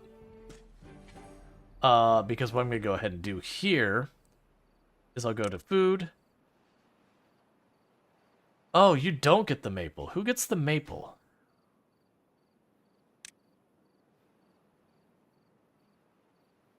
Is there a separate building for that? We don't see any of that here. Who grabs the syrup? Ah, okay. We have a tapper's shack, which is 500. All right. Okay, that's fair. That's perfectly manageable. So we can go here. Don't have that. We'll have the tapper shack there. Maple. And now that I think about it, that's right. We also have pine. So it'd be maple and pine we'll want to have over here. All right, I have no idea of how much of each we need, so I'm gonna make the pine just this little area. Well, actually, no, we're not. We're gonna make room for some pine trees here. So we'll go here. We'll get storage, liquid. We can go ahead and put you there, and we'll switch you over to. The pine isn't listed here, which is a curiosity. I guess it might be considered a solid. Yeah, nope, pine. Well, I guess it's okay. It's pine resin. It's not like pine sap. It's not as convenient. All right, let's figure that out. So let's get the maple back down. Well, actually, pine can be here. So at least we have a non-zero amount of resin. And then we'll go over here to this side. And that can be pine as well. I'm going on the assumption I'm not going to need as much pine. It is not a safe assumption. And I guess what we're going to do is just go down here towards the edge here, and I'll put a storage building down here. So we can go down here and say no to these spots. And we can go here and big warehouse, do that. And I will have pine resin, because I'll need that for the fancy wood. And then we get the Tapper's place in 500. We also have the books for 400. Yeah, but the Tapper doesn't require me to have our stuff. So we'll have the maple syrup and the pine resin coming in. But yeah, no, our place is coming along nicely when we look at it. Like, we still have these, you know, big cliffs up here that are all awful and gross, but by and large, we've got a pretty good amount of the area we're exploiting right now. We are finally bringing wheat into the place.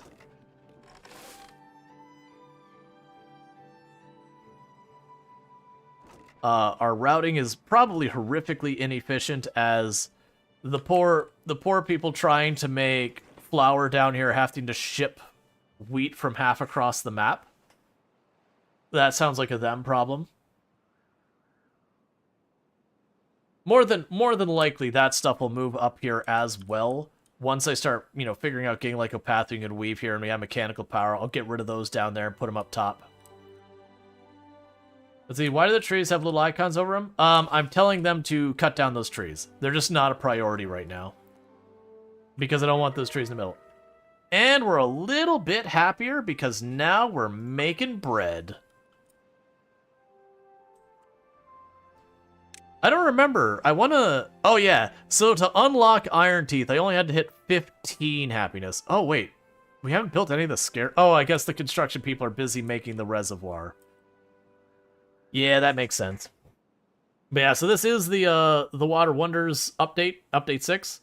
It's been a really good time. The stream was sponsored way earlier. We're way past the sponsored segment, but I just enjoy the game, and we put up to vote, and people are like, we would like to see more. I'm more than happy to oblige. I don't mind playing the games I already enjoy playing. Yeah, so it's the throughput of the builders that is the issue right now. Okay.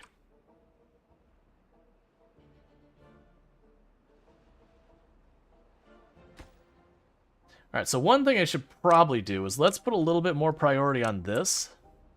And the reason for that is right now I've got a beaver committed to collecting scrap, who has nothing to do because they've got the 20 scrap they can fit inside their building already inside their building.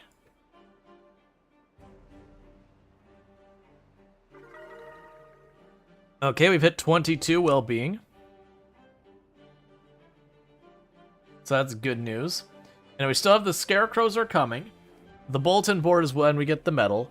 The detail carousel and all that we can get going. Books we can get going pretty good.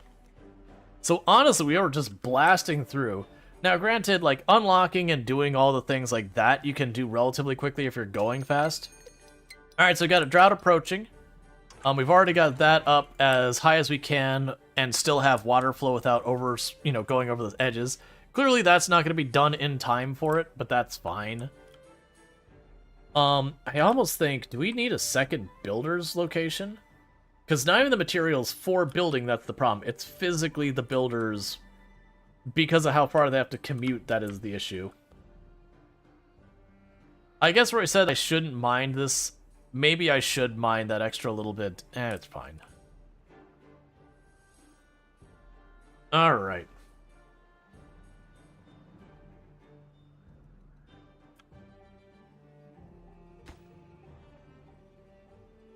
And we made those lower priority until we start getting this wall done. Because if they accidentally blocked it off early, we're in trouble.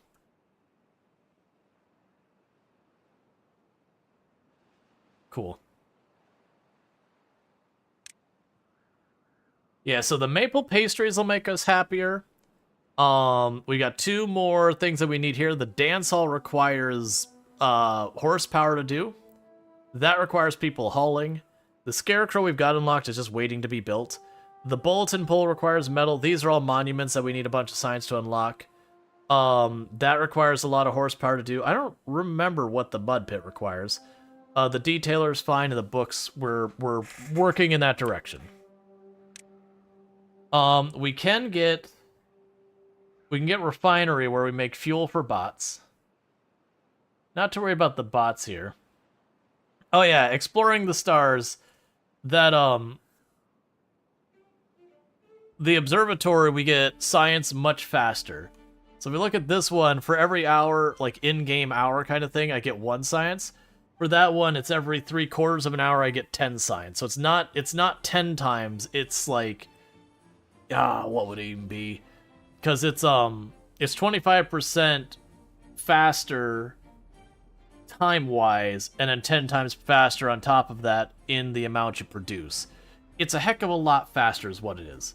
That's the important part. But it costs 1,000. Then we got all this stuff here that we can unlock. Yeah, and so we have the herbalist. So for the herbalist, I'll need the flowers to make cure. We probably should unlock that next. It is relatively inexpensive. I would just need to dedicate some farmland to it.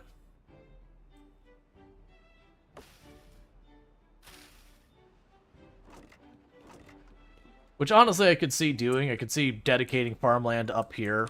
Because it's not one of those ones I desperately need to be reliable about. But I don't really have a lot of flat area to work with. Because, I mean, I could put it up here and have this be the flowers for making the cure. That area is useless. None of that is going to get handled anytime soon. This area is just too hard to get to. Like, I could put it over there, but they'd have to run this entire length just to get to that spot. Okay, so we did get our metal... scrap metal production there. So the next thing in the metal area would be the smelter, which is 200 horsepower.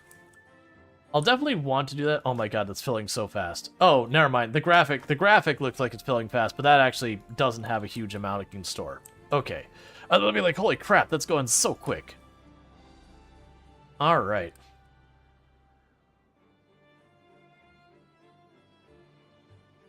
Right, no, wait. The thing we need to unlock is the tappers. So that's 500. So we're waiting for the tapper shack to unlock. Alright, so the drought's up. How are you dry when the drought literally just started and you've got those on the end? I mean, it's fine. I'm not that worried if the cattails die.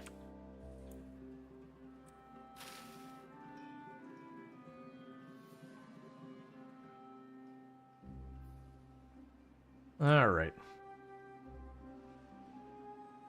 The big thing is the rest of all of this operates.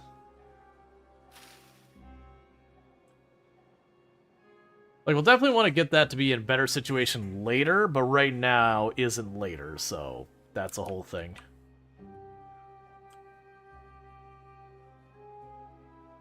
But once we get steel, that's the last resource we need to be able to build literally anything in the game.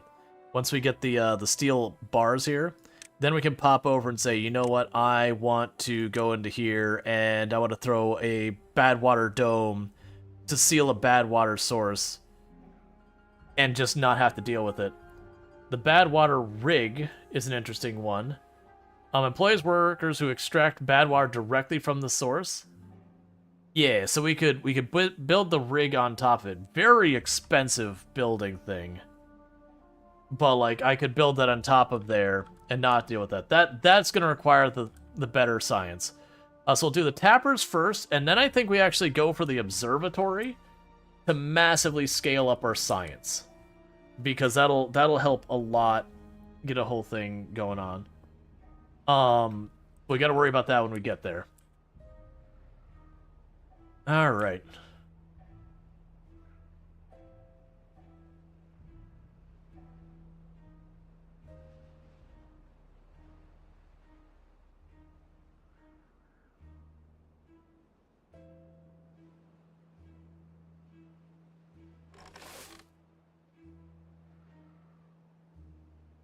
Yeah, so you're starting to get a little low. And we got a new well-being bonus. I think it's just for having more of these topped off. I am noticing we're not getting anywhere near everyone at the campfires. I think we just have that campfires kind of like maxed out. I could probably put a campfire up here as well. There's space for it.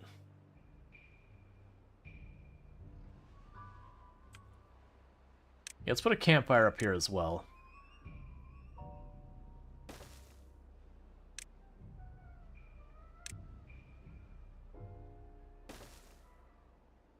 Alright.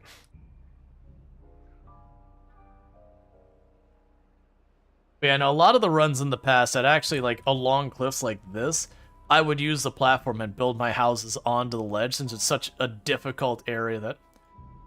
are you no longer shutting out the water pumps? Nope, don't need to anymore. Because what I'll do is once that gets too low, like it's getting now, I can just go up here and say, hey, I would like a little more water, please. And we can just splash some more water into the system. And to keep that topped off enough that I can get it going.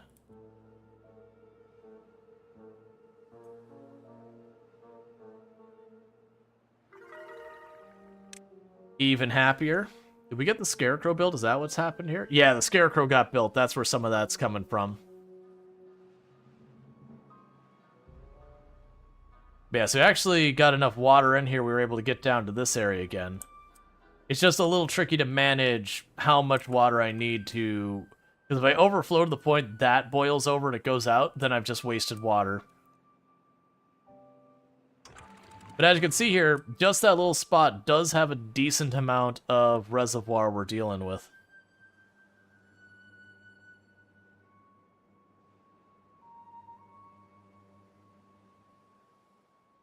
Alright.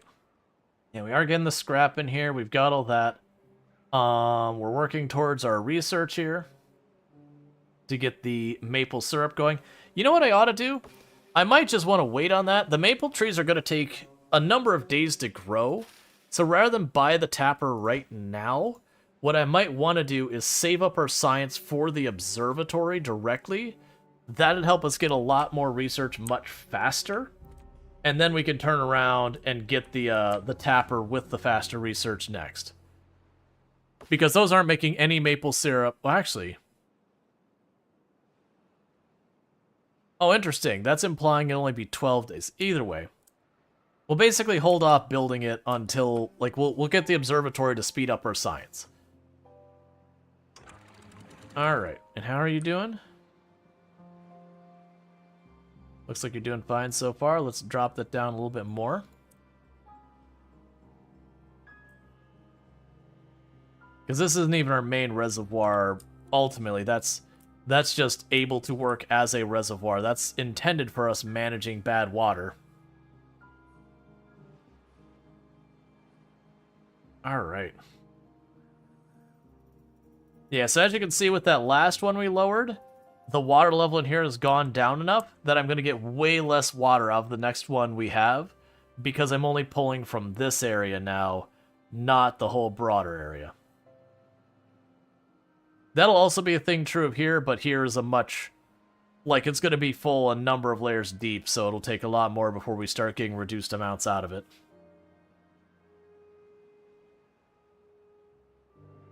Alright.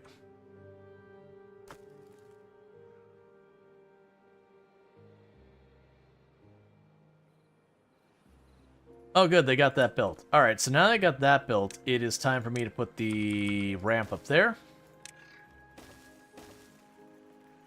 So that you can reach that. And so now with that, every one of my buildings still gets to run at least at some capacity, even though the water isn't moving. Because I at least have some stuff going on here. And also, because the lower water level, a bunch of the wheat is dying. That's fine. We kind of already figured that was going to be the case. Alright, you're getting low again. You could take down another tick and flood a little bit more water into the system.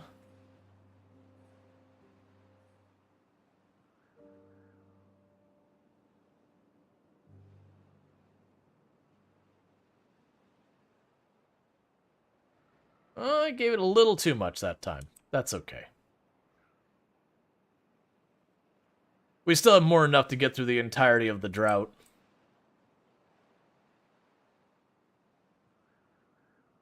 Okay. It won't be too much longer before we need to start getting more housing. And my plan is to put that housing up here somewhere. Actually, I could probably literally put it right along this ledge. Because that'll put on the second floor, and I won't even have to build up the area. So I can put two houses right here. But the idea is to start basically making this a second place people can live easily. I'm just hoping to get that part of the reservoir done, because once I do that, I can go over here and start building up like a place to pump water and store water and all that up here. And then we should have all their basic needs handled up here. And I guess eventually I can go down here and like break this path, make this its own district and all that. We can worry about that when I get there. Alright, we need more water in the system.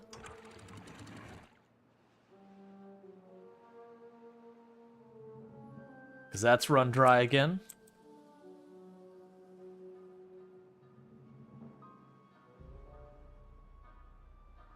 That's kind of how I'm gauging is when I see this go dry down here, that tells me I need to give it a little more oomph of water.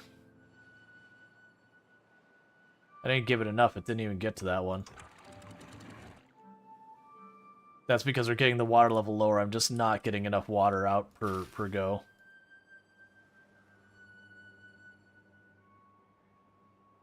Like I said, I'm not super worried if the cattails die. They die too rapidly for me to worry about too much. Oh, did I save them last second? Nah, I saved some of them. Not all of them.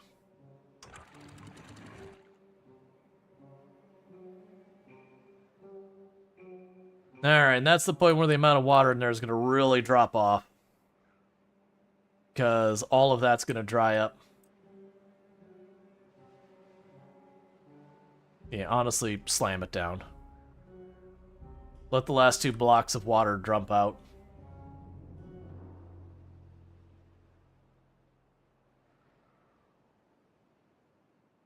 Okay.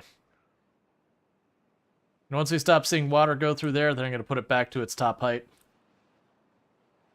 But yeah, so as you can see, even a little reservoir like that, we're good. Yep, so it's dried up, so put it back up to its normal position. Because we're getting no more water from that top half. But we have less than a day left till the drought's over. And we haven't had any of this run dry yet. And then with this will be a much bigger reservoir than the one we've got. And then when it is a drought, I can use both of them together. I can bring that gate all the way down. And then, you know, just leave this one as the one managing it.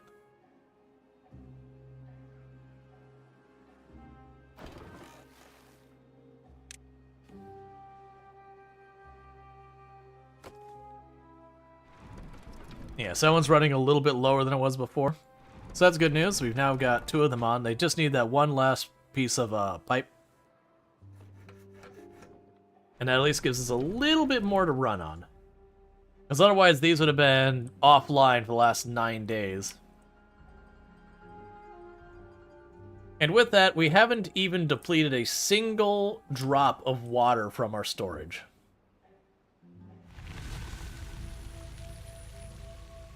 Alright, let's actually let the water through right away at the beginning, so that hopefully we can catch these crops that are going to die from dehydrating. We won't be able to save the spatter dock, but that's fine. But we'll let that first wave of water just rush through, and then we will bring that back up.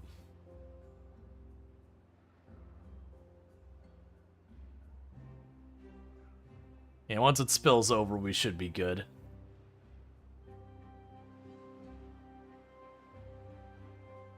There we go. Alright, so bring this back up to 2.9. And then this all fill up again.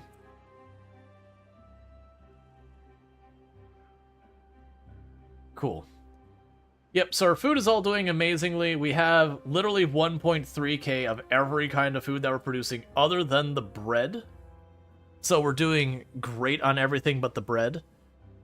With that said, we are starting to get enough wheat. That's probably just commute times getting us in trouble.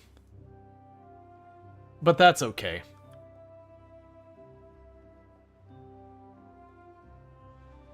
And we're fast approaching 500. And that should spill over any time now. Yeah, there we go. Ooh, you're starting to build that first levee despite them being a low priority. That doesn't make me happy.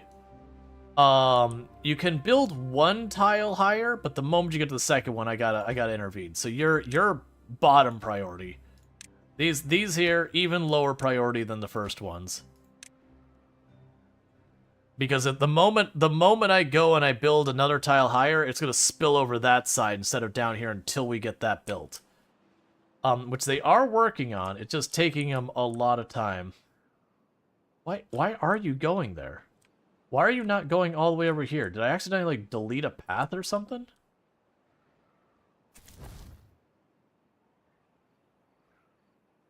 No, you were just, for whatever reason, choosing to do that spot.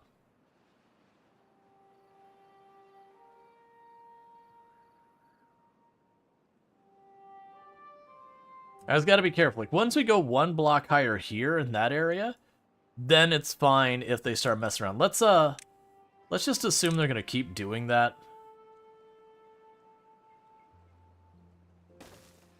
Get rid of this spot. Alright, one second. Get rid of you. Get rid of that spot. Put the bridge there. And put it here. And then do this. And we'll prioritize this higher. Because if we do that... If we get that built, they shouldn't focus on this. They should build this whole wall here. And once they build that one tile up, they can put the next tile here. You know, 2 tiles up, then they can go there. Once they're at 2 tiles up, they can just go for it all they want. Because at that point, it can just leave the gates at their lowest setting. Well, actually, 3 tiles up, they'll leave it at their lowest setting. And it'll still go the correct route. Alright, we got our campfires and all that. Don't have a whole lot of people staying up there, but that'll probably improve once I get to the point... Sorry, once we get to the point that we have people living up here.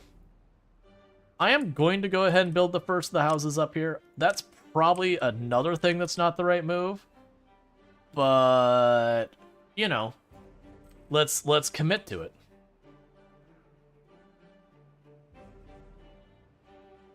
And meanwhile, let's go over here. You don't need to be here anymore. Get rid of that. It doesn't do anything. You've got your spot there. You're getting pretty full. We do want the smelter. The problem I have right now is we don't have any type of good place for a water wheel up here. I mean, I could put a water wheel here. It wouldn't run great because I've got water coming this way and that way. It is vaguely moving this direction. If I were to add, like, 3 or 4 tiles here and put the water wheel right there, it'd be really good because it'd be all the water rushing through there and out. Which, again, might be something we do down the road. I could also just build platforms and toss up a windmill and, you know, it wouldn't be great, but it would be more than nothing. I actually could put it over here, too. It wouldn't run during a drought or anything, but it would hold up. One of the things we can do is, hey, all of this crap over here, just get rid of it all. It won't happen in a timely manner, but then I can build stuff over here. Yeah, so I could put a water wheel there. Looks like there's a decent amount of flow along here as well. I could put some water wheels if we really wanted.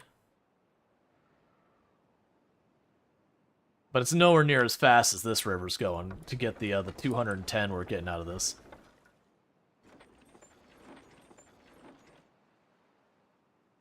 All right.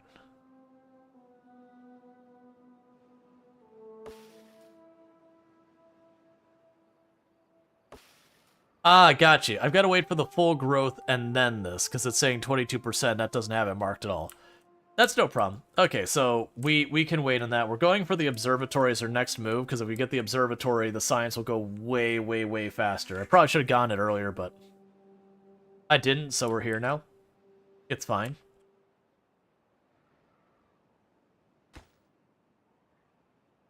And you're just building as quick as you can. So there we go. That's what I want to see. So with that, I'm a little less panicked about them supposedly getting that wall built. Thank you for the follow. Welcome to the stream. But yeah, so now they're just going to work on getting this reservoir built up. And then what we are going to do is we're going to do like we did down here and built up this spot. I want to make sure it's on this side of the floodgates here, though. Just by the fact that if it's on this side, this is my actual reservoir. It is going to retain water in most situations. Whereas this, when it's bad water, we're just going to push it right out the other side. One of the nice things we will also be able to do is, once I get the metal going on, it's not expensive. We can go ahead and make the sluice. And with the sluice, I can go right over here to this side and said, hey, if it's bad water, just dump it out the side. And then once we have that, I can go over here and say fresh water, sluice is here, good water this way, bad water that way. I don't even have to think about it farther. I'm willing to bet with these things. I bet you I could make a lot of this narrower down too. So instead of where we have like this big area that the bad water is going into, I could probably literally channel it just straight through and out. And keep it fairly narrow. Honestly, with some of that, I could potentially even bring the fresh water over top and just drop it in. And then I wouldn't need to do the thing where I have to like toggle these gates at all on this end. If I want to use this as a reservoir, I'd probably still want to. That is one thing. It says you can build on top of the sluice. One thing that does make me curious is if I built the sluice on the bottom here, I'm wondering if it would slowly dump out water at this same pace it has been until it like fully depletes this area. Like basically, could I use it as a means of flow control so that I could let this fill up, it could spill out the water as I need it. That kind of thing. I'm not sure, we'll figure it out. Any higher and water becomes too heavy to hold it. Oh, yeah, it's a triple floodgate, that's whatever. Sluice. Yeah, no, it doesn't tell me that much.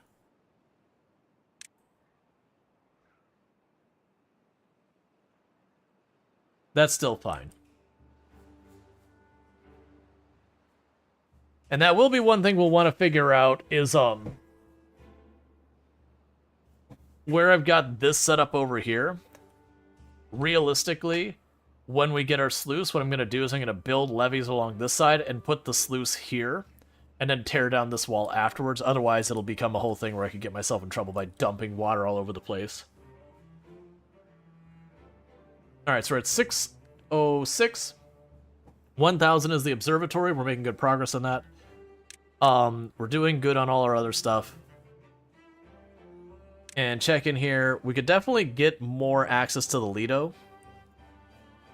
That does seem to be the thing, is our Lido does get a lot of action and all that, which is nice. But there's just not enough Lido to go around.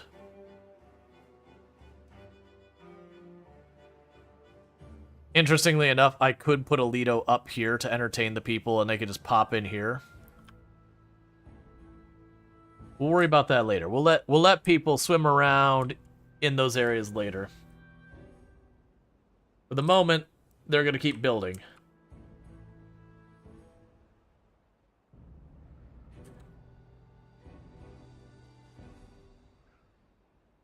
Okay.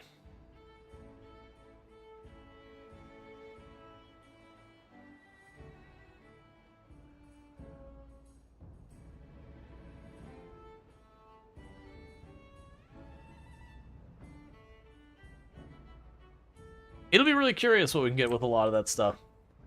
The other thing that this will open up is we will be able to start, once we get the metal, I can start getting the platforms built.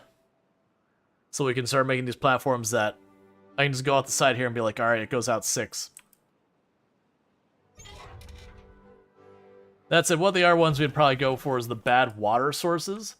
Once I get the observatory, there's a pretty good chance of the bad water source. I'd want to go and start working my way towards the bad water rig. That way I can just seal up the bad water sources entirely, and then we can have the people pull out the bad water to do stuff with it.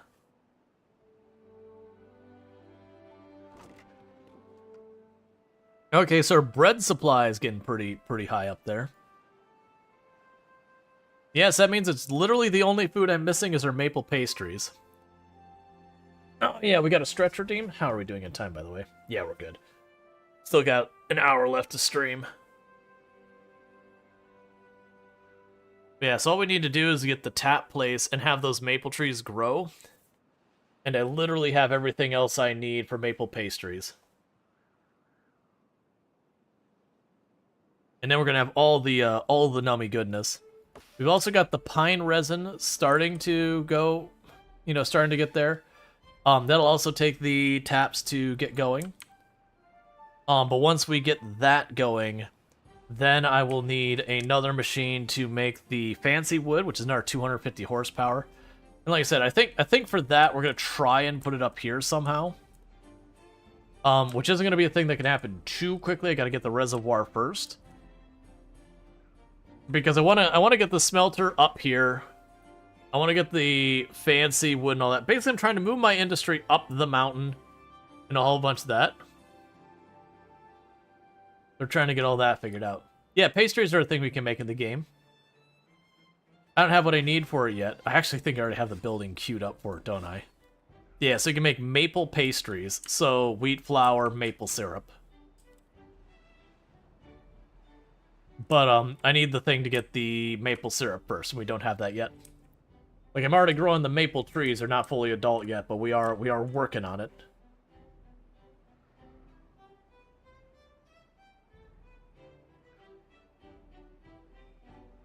Okay.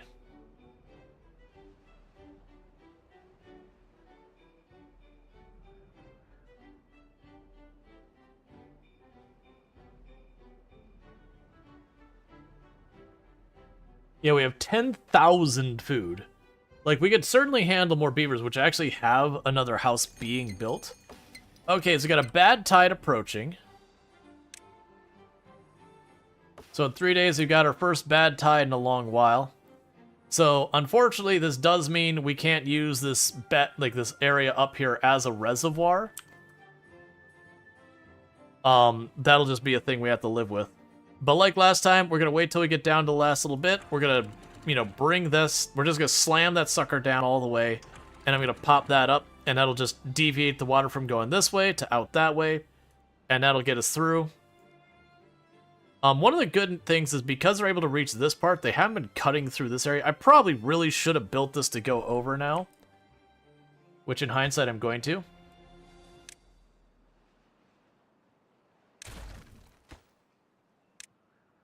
I didn't trap you over here, did I? No, you're not here. Cool. So I'm gonna do here is no more taking the bad water bath. We're gonna go ahead and put the platforms here and there, and put this over top of them. Okay. So no more bad water baths.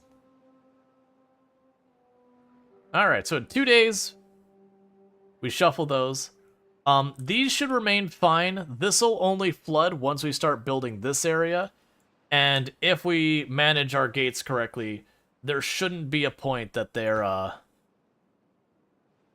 in danger of, taking the bad water bath.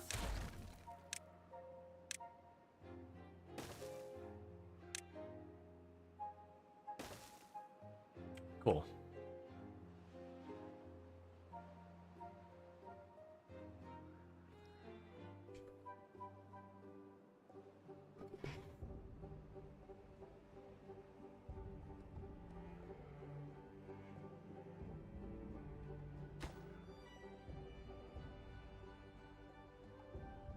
One of the other things is there's machines that will hold energy based on how far you drag a weight up, and then the weight will slowly lower to give you mechanical power again. This area being so high, we can probably get a lot out of that. Like, it's not perfect, but we could definitely drop them down like this side and get a good amount of power storage into them. Especially, honestly, now I think about with the overhangs are going to be great for that. Because I could definitely put, like, the overhang way over here and then just drop the weight where I no longer have to worry about, like, these 1-2 tile-off edges. Alright. Yeah, so you're doing really good in getting all that built up. We have no shortage of planks. We're good on scrap for the moment.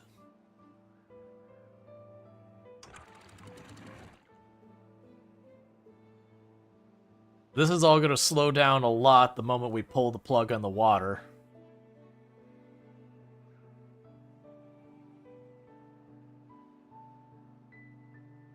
Okay, we got our first pine trees up. They'll be able to start getting the pine resin. And I'll have to make a place for the fancy wood, and we can do the fancy wood. Okay, so it is time.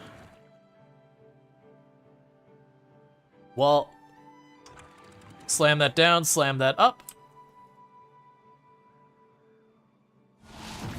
And the bad tide has started. So effectively, oh, that's 8 days. Okay, that's actually pretty bad. Okay, turn all of these off. That is a real long bad tide.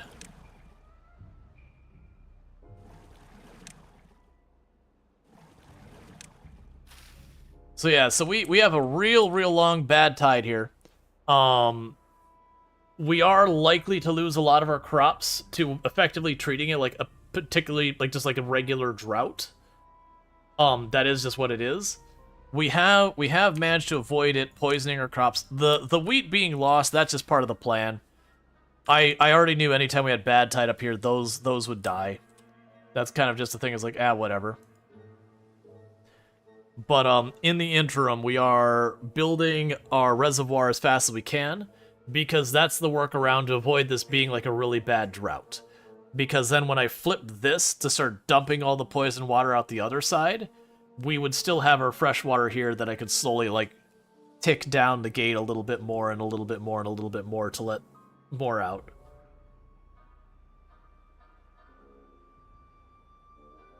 Alright.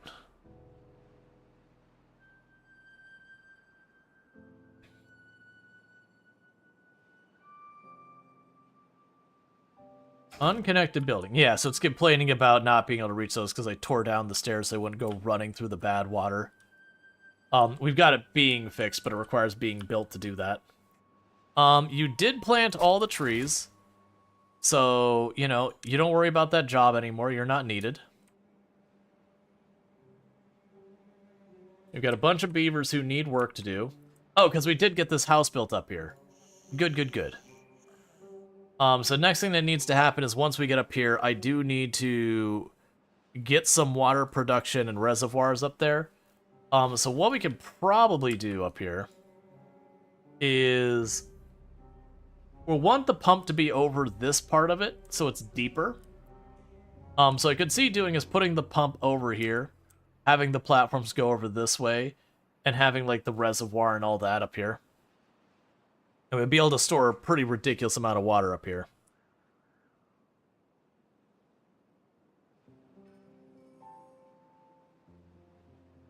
Okay.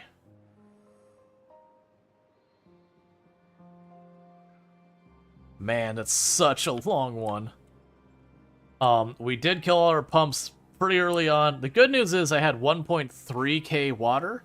The bad news is we're already down about a fourth of it. Which is, honestly, pretty surprising. So that is telling me we are getting to the point I am going to need to have more water storage. Which I was literally just talking about adding platforms here to make that happen. But that'll be a thing. Oh, does the observatory require mechanical power? You do, and it's actually a decent amount. That's still fine. We were already talking about doing that. I can plunk it up here. And we could probably put the water wheels facing this gate here, or like whatever, and we probably will get some throughput on that. I mean, honestly, there's a decent amount going here. It's nowhere near as fast as down there, but I could definitely put some water wheels along here and run an observatory or a couple production buildings on that. Like put it on this side, have the water wheels across this way. It'll be fine. Alright, the first section has run dry, despite the lack of pumps. So we are probably going to lose... Honestly, we might not lose anything there. It's not looking good, but we get to some of these later ones. So meanwhile, you can turn back on because there's no water for you to pump.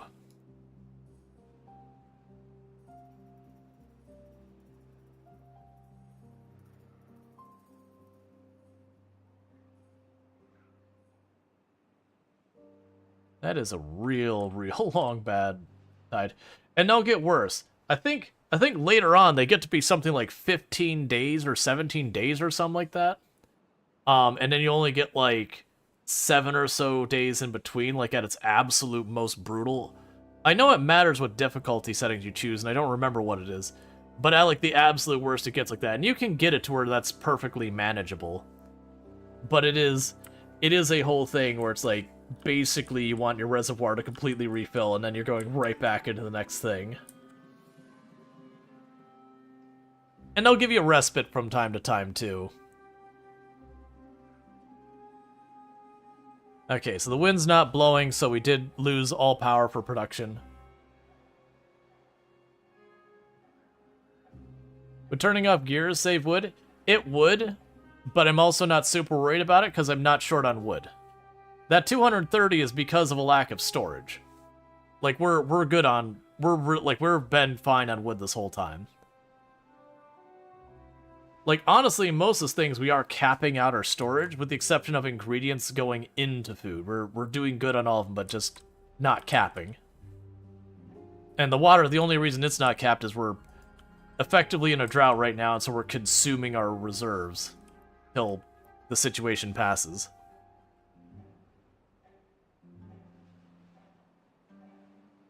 But yeah, even with like 6 or 8 builders going right now, our wood is 4 units below maxed. Now I could certainly build a larger storage, but then I've got to unlock it.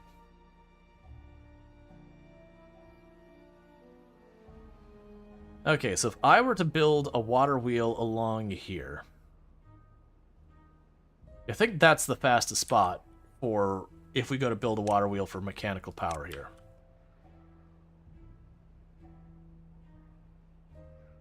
Ah, so I need a platform to put it on.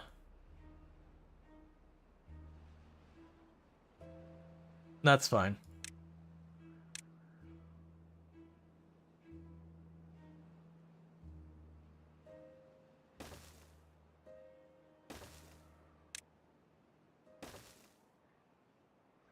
Actually, cancel all those.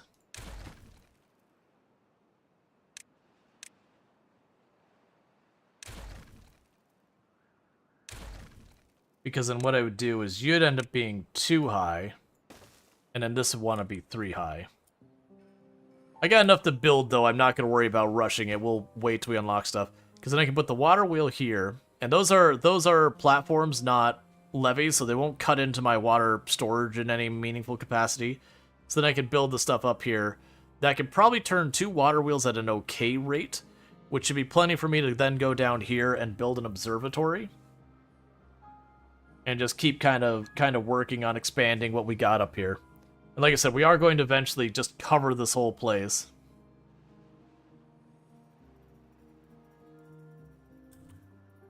Alright.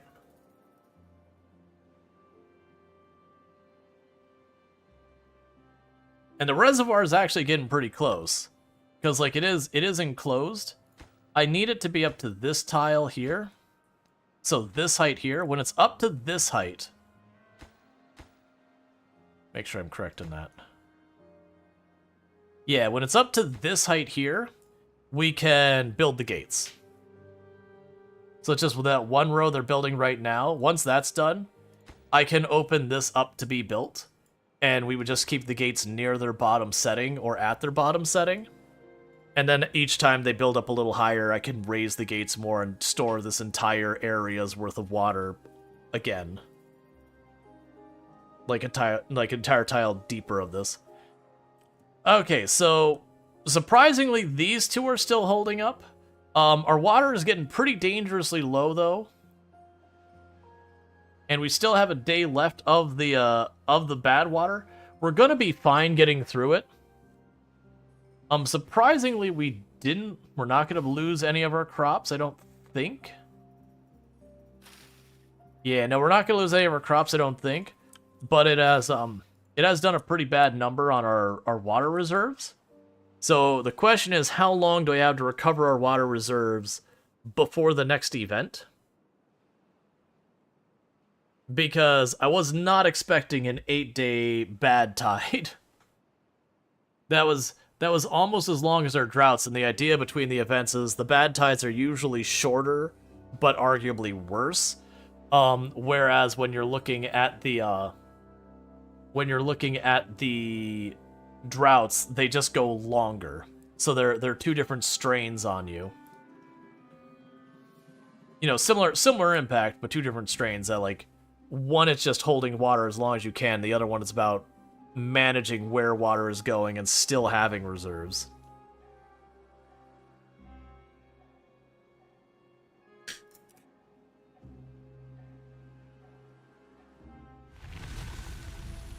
Cool. So before we oh yeah, no, we need to wait for that to clear out the actual bad water. What I'm going to try to do is once I see the bad water get away from this gate, I'm going to try bringing them open just a hair. And see what we can do to go with that, because that's flushing out the bad water now. But as you can see, you are gradually seeing this water become nice. But yeah, once I start seeing this to get to be nice water, I'm going to start opening this just a little.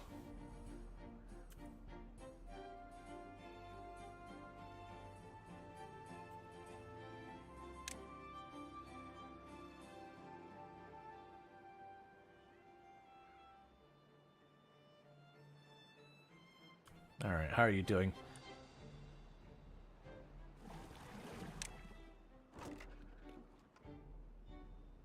And you ran out as well.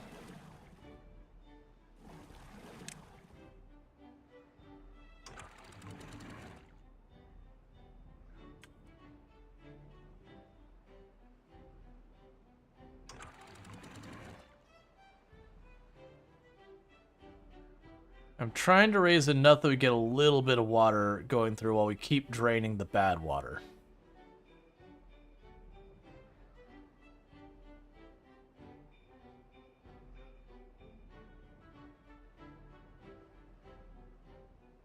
Come on.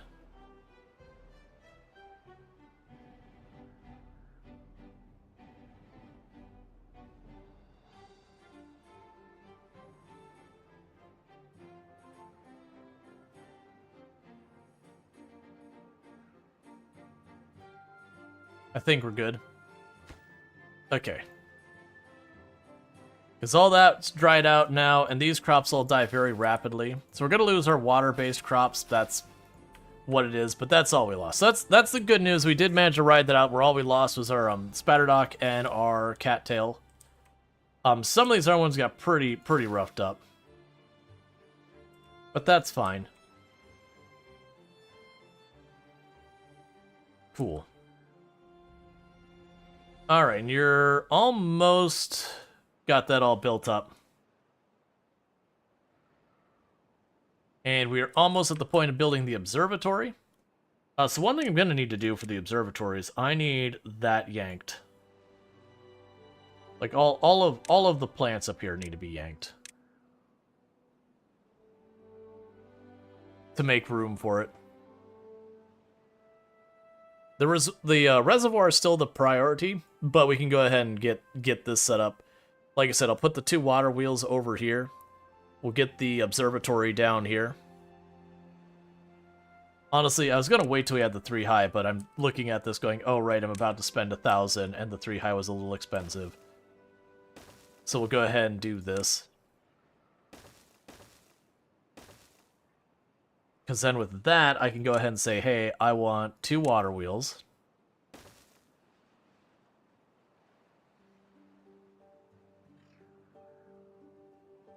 It's probably a mistake, but I'm going to go ahead and do it.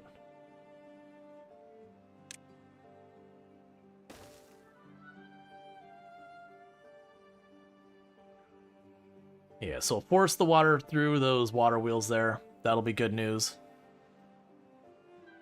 And then when you get all that going through the water wheels, these are still set to neutral, right? Yeah. Because then we can go down here, I don't really know how big the observatory is, but we're going to yank all of those up real fast. We unlock the observatory, we'll have the water wheels there, we put the observatory wherever it fits over here. That should give us way, way, way better science. It'll be another job up here on top of the mountain. And we can focus on what we do with that. Alright, so for science... Yeah, you're a 3x3? Cool, so what'll end up happening is, once we get our 1,000, I can plunk this down, and then once they build that, we'll all be good. We do need the pine resin, I just realized. That's not part of the plan game, because I needed the 500 to get the tapper's place. And if I had noticed that before, I would have just done it. Alright, let's go fix that problem real fast. So, this one's got to be first. It's literally a requirement for the other one. So there's the tapper's building. You are now max priority. And you can start getting your maple syrup, and you can do all that. We will prioritize the pine resin for right now. But ultimately, we'll want both. So, I played myself there being like, let's just save our resources, not even noticing that was a requirement for the other. Alright, that said, we are very slowly recovering our water reserves. We have all 4 pumps going at absolute full speed. So that's the good news.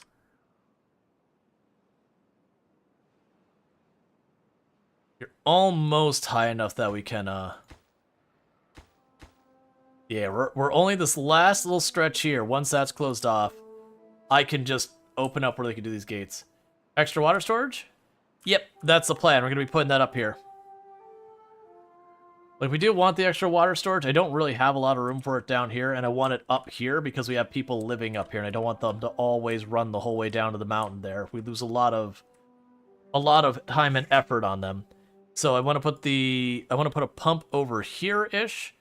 And then the storage, just, I don't even care where it's up here. Just anywhere up here is good.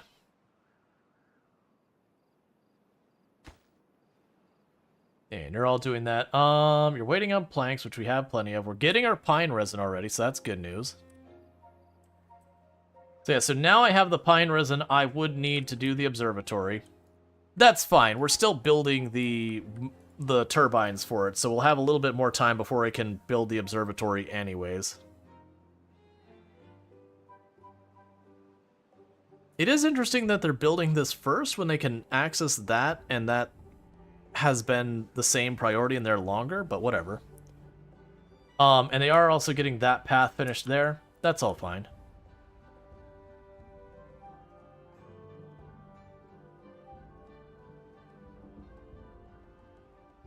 Alright.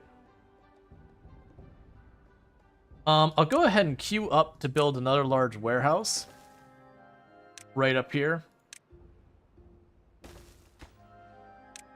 And this large warehouse will be for the fancy wood. Oh, I guess the fancy wood is its own thing. Do I actually have storage for... Yeah, we do have paper storage. Well, that wasn't really part of the plan. Sure, we'll just choose books. Okay, that tells me what I actually needed was this large storage here. That we're going to need large storage for the metal. But that's fine. I'll go here and I'll just queue that up as well. We're not producing it yet, but we will be soon.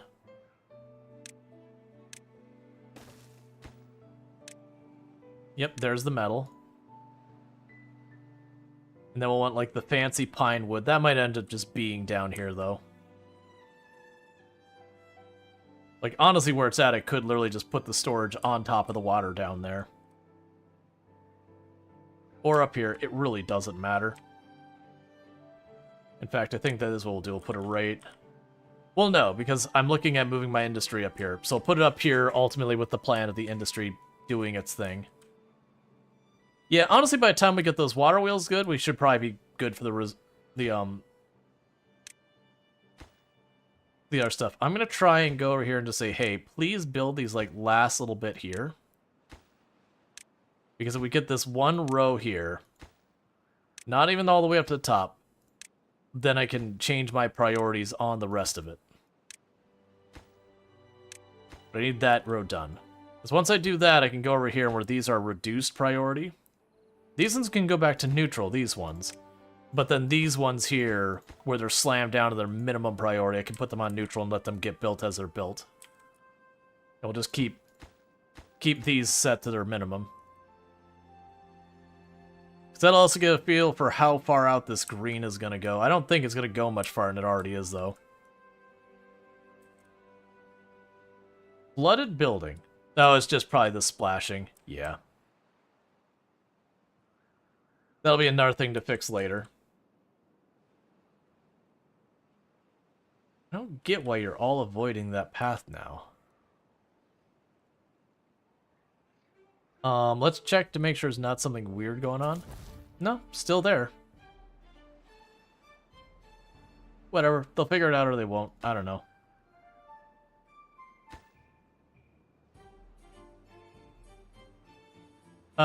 Can they even reach 3 high?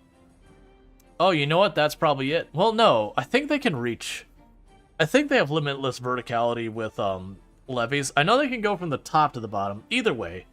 If they can't, that's fine too. They'll just work their way across here. They're getting close even from that side. That might be what it is they could be that they can't reach high enough. Isn't going around to build a section, back section? Yeah, I think you might be right, because if we look here, they're up to 3 high here, and then 3 high there, but not where there's not a ramp. So I think you are correct that maybe they can only reach up 2, but then they can reach down forever. Because I do know they can reach down from any height. And I think they did that deliberately just so you wouldn't run into a situation where you couldn't get from where you're at all because you couldn't reach down to build stuff. Thank you for the follow. Welcome to the stream.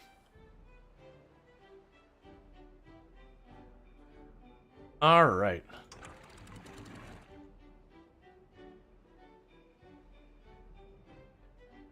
I would like to get this reservoir done before the stream's done, though. Just to have it in place and be like, look at what we've made. Because this, as I've mentioned a couple times, this is one of those games where you can come up with a grand project. Like, I've known people who said, oh, you know what I want to do is I want to wall off the entire outside perimeter to have, like, this giant around the entire map reservoir, and then they have, like, the different angles to go through, and then they have ways to get over top of it for their beavers, and effectively make this just giant water area. Those ones are a lot harder to do now with bad water, but they can be managed now where you can have it so like the water source you build up, it fills up and it goes up and over. And so with the aqueducts you could just have it so you just shunt it, it goes right off the side of the map over top of everything else. But those are your real macro scale projects where you set it up and you go just do something else. Because it's gonna take time. I honestly wonder... Well, no, this one we want to keep the gates for using as a reservoir. It was this we wanted to make it the other stuff. But I still need the smelter for that. That'll, like... Once I get the smelter, we can get the sluice here. And then once I set that to, like, only the clean water... Then we can just leave that there. Replace this so only the bad, like, if there's bad water, go that way kind of thing. And then this part becomes self-managing. Drought approaching. So the bad news here is we have not recovered our water reserves since the last time. We are about 2/3 the way recovered, and then honestly, even if I built another pump at this point, it wouldn't meaningfully get me anywhere. I would have had to build it a couple in-game days ago. I think we'll be okay, unless it ends up being like a 12 or 13-day drought or something ridiculous like that. But like a 10-11 day I probably can handle just with what we've got here by doing what we did last time. That as I see these run dry, knock it down a peg. It is going to be a little bit of a juggle right now, just because I do want to keep them pumping. Actually, you know what? At the rate we're pumping, I think we are barely going to top ourselves off before the drought arrives. So with that said, I need to use the restroom again, so I'm going to go ahead and tip so you can see like a nice little angle as things build. I'm going to pop to the restroom real fast, and I'll be right back. So thank you again for tuning in. I'll be back in here in just a minute.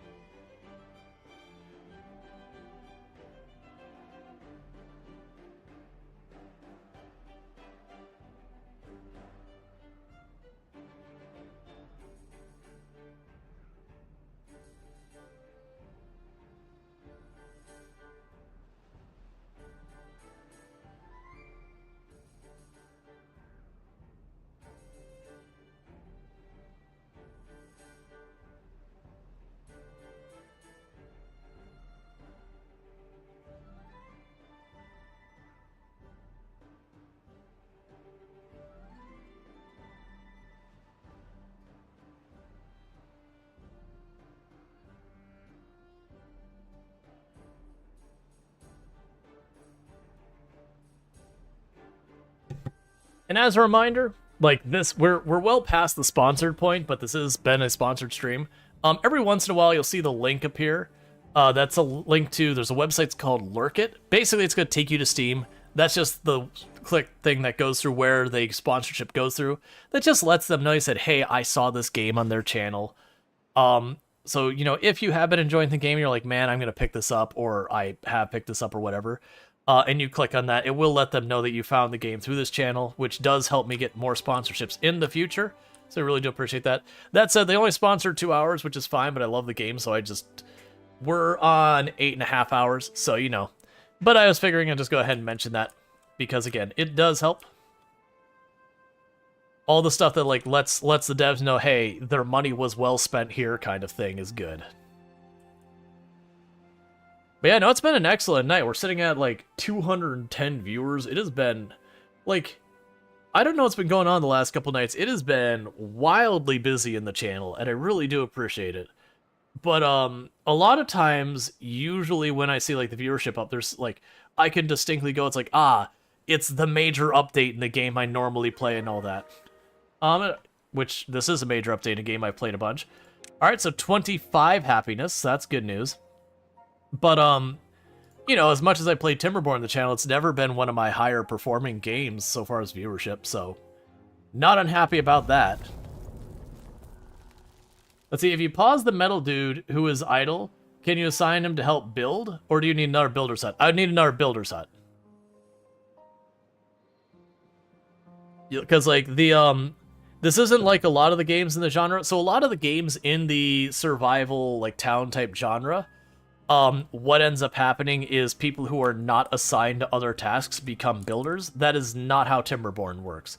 Timberborn Builder is a specifically assigned task that you have to have availability. So like your main building here gives you 4 builders by default. And then I've got a builder's hut there that gives me 4 more. So I need to build another builder's hut for even more builders. Which honestly may not be a bad move for me to do. Because you never really run out of macro scale projects you want to build. You know, I probably will build another one. Okay, so we're starting to run out of water down there, so it's time to knock this down the first couple pegs. Alright, so let's build the builder's hut around here somewhere that I can't really put a lot of use for other stuff. Yeah, let's go ahead and build the builder's hut down here.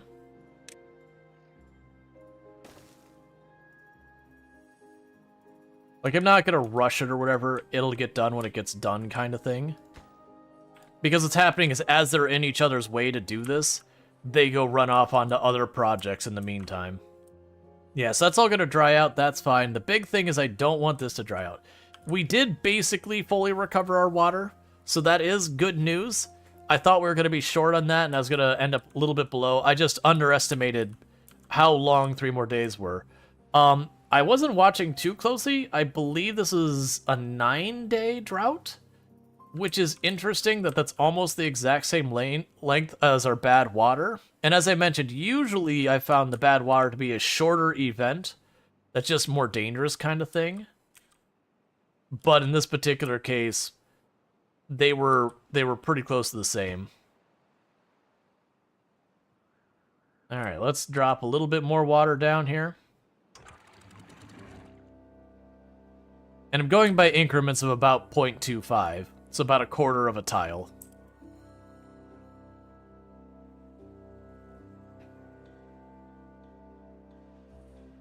Oh, in this case, how long will you last without water? 10 days? Yeah, we're fine. Yeah, these are all die. Like, all of these are gonna probably die by the time we're done. Yeah, keeping the rest of that on would be good.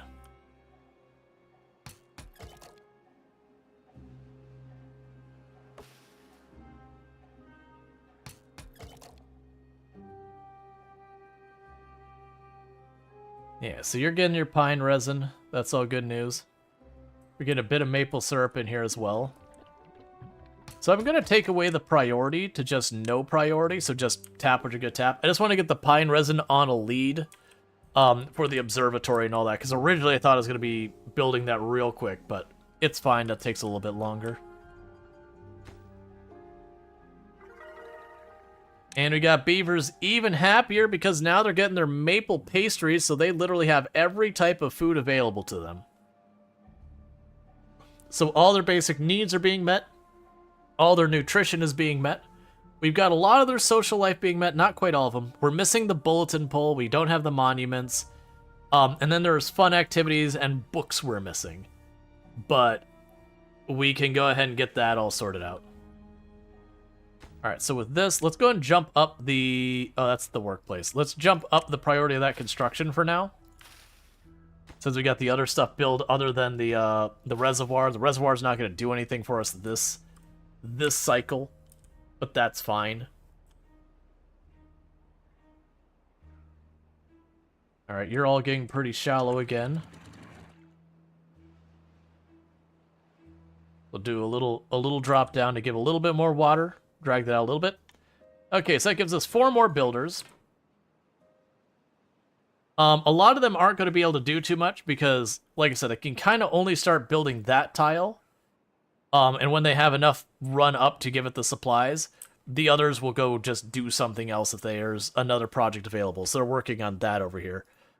So with that, we've got the observatories going to go here. We don't want to unlock anything else yet, but the next up would probably be the books. And we'll try and get that online. But what I'm going to try to do is instead of using this part as a reservoir, we're going to be narrowing this down. Using the levees and all that to basically give me a lot of areas to run water wheels through here. And then ultimately I'm going to find some place I can just shove a weight off the side of here and just drop the weight for storing power. But that's just what's going to be. I'll probably also add like a place I can get windmills off the side that when water's not flowing, we at least get something. Which granted, they do turn off for a while. So you do need a bit of everything. How's our water doing down here? We're starting to run dry again. There's a little bit more water into the tank.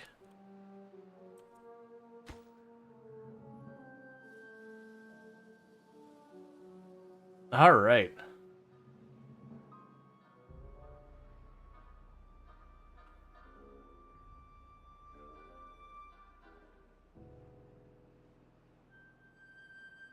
And that wasn't enough to get us where we need to go. It's a little bit more. So pretty soon we're going to run into the time where all of this is going to die out here because of lack of water. That's just what we figured was going to always happen with that. I don't really need another house here yet. We'll definitely want to pop down here somewhere a building so I could put a rooftop terrace on it. So maybe like right here, put a building facing the road there where I put the rooftop terrace on top of it and just have the path that way. Not sure what building we'll put it, but we'll figure it out. There'll be something I'll end up needing that we can make it work. Okay, and we're starting to get area for our smelter. That's actually what things we can put over here. Yeah, so we could probably put right here the observatory, and then next to it build the smelter. And then again, we'll just keep shaping this up to get more more water wheels going and whatnot. Because also, if I make this a narrow channel here the whole way, it should be able to go out that way real fast. Or continue on and go this way real fast. Maybe cut the water pumps?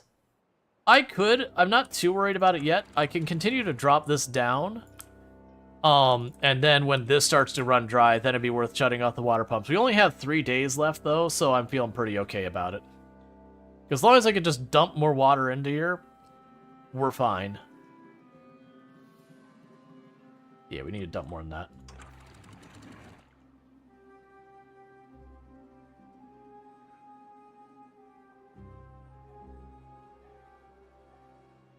Mostly because I don't want to sit here and like have to hit pause and unpause, pause and unpause, that kind of thing. You need even more. Well, actually, never mind. You got some water going through. You need more than that. Because I would like to try and keep our maple growing. They won't die. There's not enough time for it anymore.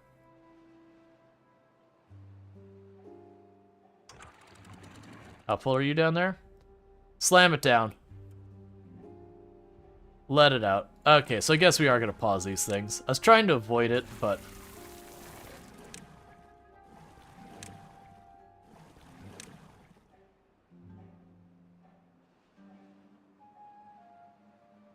yeah, so I put a little too much into the tank. That's fine.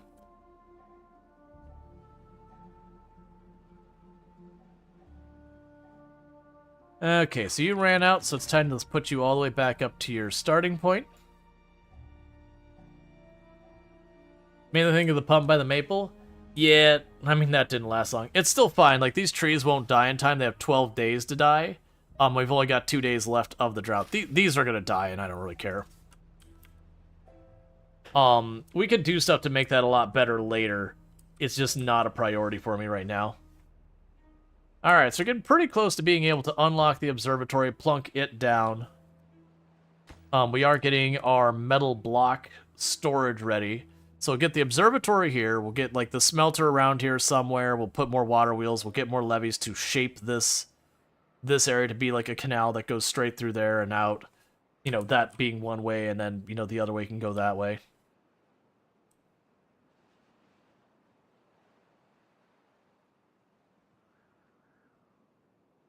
Interestingly enough, I could have actually just had this one always route out that way, and this one route out this way, because this is more enough water to keep that reservoir topped off. So I could put a sluice here for good water that way, bad water this way, and probably have just left everything else alone. It's fine, though. Like, I don't know what the capacity is with a lot of those things and how urgent it is or whatever, but that's all fine. But yes, the good news is, even with the drought, we are still basically maxed out on our food, other than the maple pastries, which just take too long for me to get those made. We're working on it. But, otherwise, we're basically maxed out on food. We're really good on all of our reserves, other than, again, maple syrup. But, the water we're doing really well. And we still have a lot of drought. Like, we could probably go... realistically, if we were dealing with it, we would probably go for, like, 3-4 more days of drought before people would start dying because we'd run out of water. Hey, Fruku, how's it going? Alright, and drought's just about over. I do think we're going to start this one again with that down, let some of the water splash over, then we'll bring that back up, just so we could top off this. It still bothers me so much in the game, like, it's fine, but, like, the idea of having a giant vat of maple syrup just exposed to the air just upsets me in such ways. You would have a vat of insects is what you would have. Now, of course, we don't know how humanity wiped itself out. Maybe humanity did the world a favor. Not really. We don't actually want to wipe out insects. They're pollinators. They're necessary. But, maybe they wiped out all insects while they're at it, and that's why we don't see a bunch of flowers everywhere.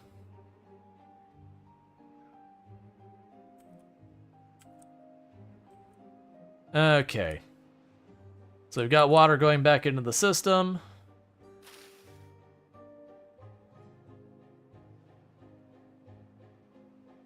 And then once we see that percolate over to this last area, I'm going to knock this back up to the reservoir. Yeah, okay. So we can go here, start topping off the reservoir again.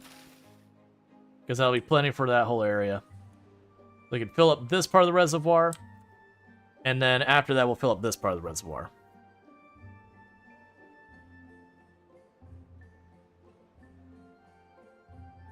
Cool, and we're almost at enough to make the observatory. Because weirdly enough, the observatory didn't require the pine wood, it required literally just the pine sap. Which, you know, fair enough. A bit weird, but fair enough.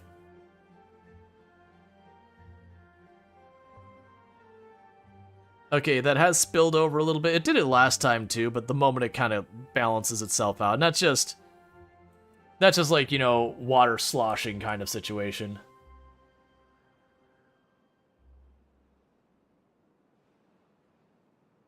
Okay, so they are starting to get these built despite having those in such low priority. That's probably okay for now. If it gets too much farther, that's going to be a problem.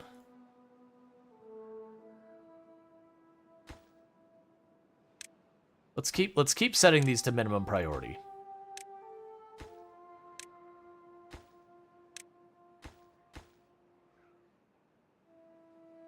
All right.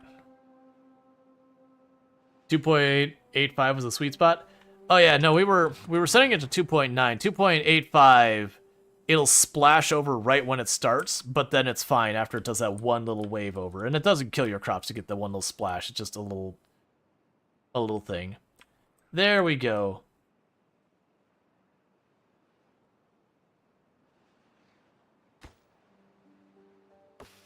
It won't be too much far before I'm going to have to tell them to stop building entirely. But that'll be the first of those gates done. Let's put that minimum priority as well. Basically, I want all of those on the minimum priority so that they keep building the other half over here first. Because once they get these tiles here, then we can't, like, then if they build the gates, I don't care. But the danger is that they keep building this up much more than they already are. We can get ourselves in trouble.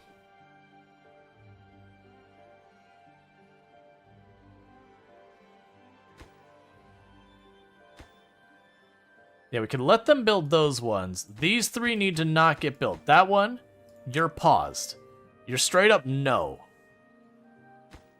And for that matter, we're going to go ahead and set those just so I don't look away and run into a problem. Because until these are done... Oh, it may be too far already.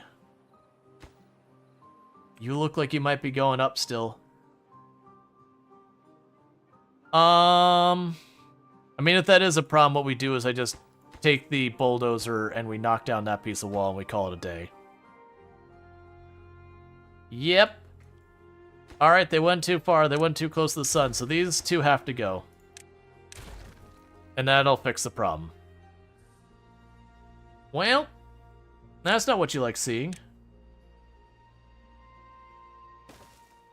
Okay, same thing, lowest priority, pause.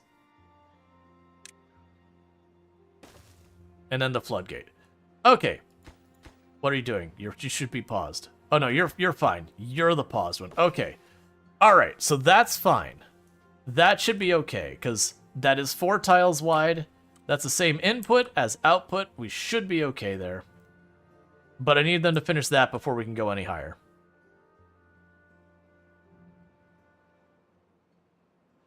And this is just doing its thing. Like the way, like I've said a number of times. Hey, 27. I actually don't know what changed. Oh, we probably just got enough maple pastries to make people happy.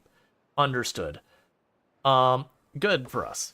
And then we did just get what do we need for our observatory. Let's unlock our observatory. Yes, okay. And observatory. Turn the pumps on? Yeah, that's the reason I don't like turning them off. Is exactly that. is I get caught up in other things and forget that I turned them off, and that could get you into a lot of trouble.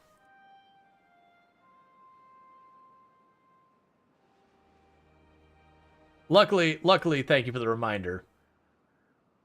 But that's the reason I like to try and make things stable, where I don't have to babysit, be like, drop this gate, drop this gate, drop this gate, drop this gate, pump, like turn pumps on, off. Like, you can get to where you don't need to do any of that. Like, if I make, for example, a really tall canal through here, and then I build my buildings along the outsides of it, then I don't need to do all that stuff. But it does take time to do that, and it is one of those things that you kind of get your starting base that unless you're willing to, like, slowly tear it up and move it, which I've done many a time, that is just something you run into.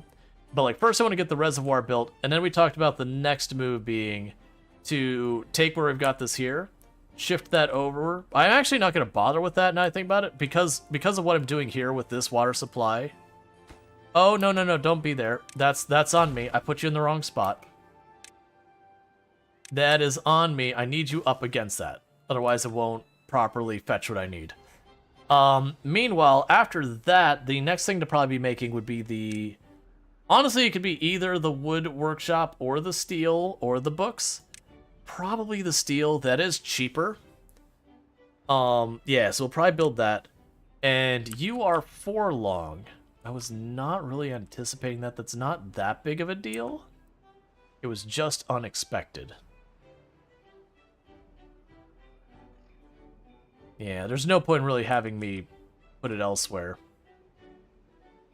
Yeah, we could go ahead and just plop it here. Once I have the research for it.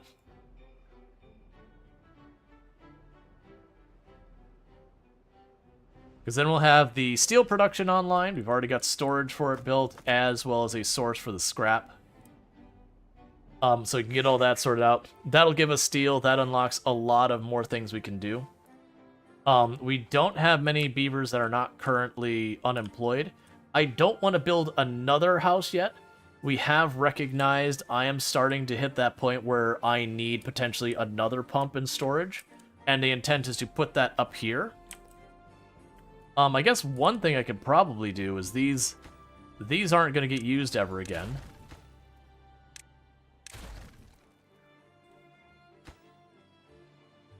That pair might. But these two aren't going to get used ever again. Because those are to go down here, and that's too far down to build that. So then we'll build this up with platforms, put down our water pump, yada yada yada. Because this is where I want to put the water pumps on the main reservoir. So we get to that deeper section.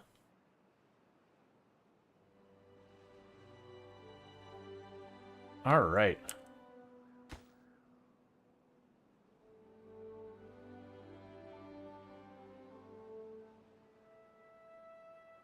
I'm going to snooze the ad from happening in a little bit just to see what progress we can get in before wrapping up the stream and all that. Not too long. I would like to get this done because we are pretty close to getting the main reservoir online. And that would be lovely. I actually haven't looked back at our old saves. I know we've done some pretty grand scale projects with giant reservoirs and all sorts of nonsense. So you're good here. You need just a couple more planks.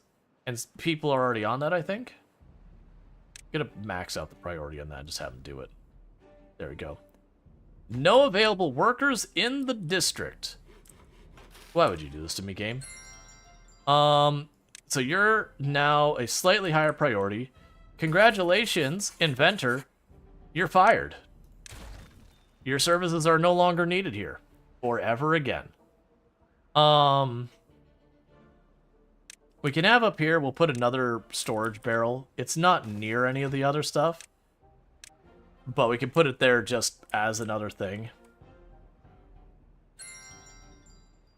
But yeah, so now that research should be trucking away. It should be 10 research every like quarter of an in-game hour. Or sorry, 3/4 of an in-game hour as opposed to 1 per hour, in-game hour. So that should be way faster than before. The catch being is it does require power to run. It also appears that it requires 4 people working at it instead of 1, which is still a better ratio, but still. And you're producing about 340, like 300 whatever amount. So that's good news. So one of the other things we are going to do is we are going to put levees on this side.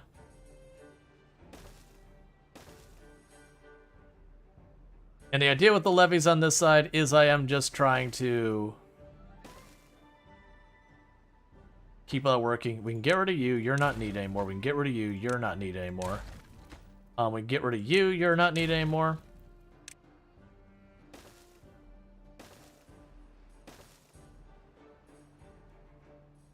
But then the goal here is I'm trying to make channels that I could put the water wheels on for a lot of force behind them. And then these ones will just use platforms. Water's not going to necessarily get in there, so it's not particularly relevant. I'm not going to need that for green stuff.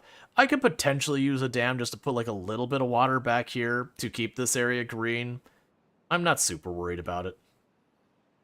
None of that's a priority there. That's just for me to be able to put more water wheels on here and keep as much horsepower into the system as possible.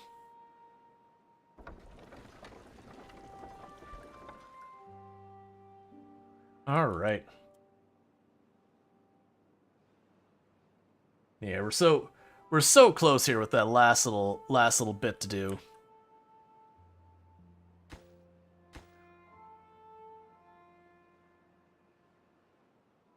In the future, I may even go out of my way to build platforms along there, because being able to build only one at a time, that would give me an angle to do more. It would waste a lot of materials, which is the downside.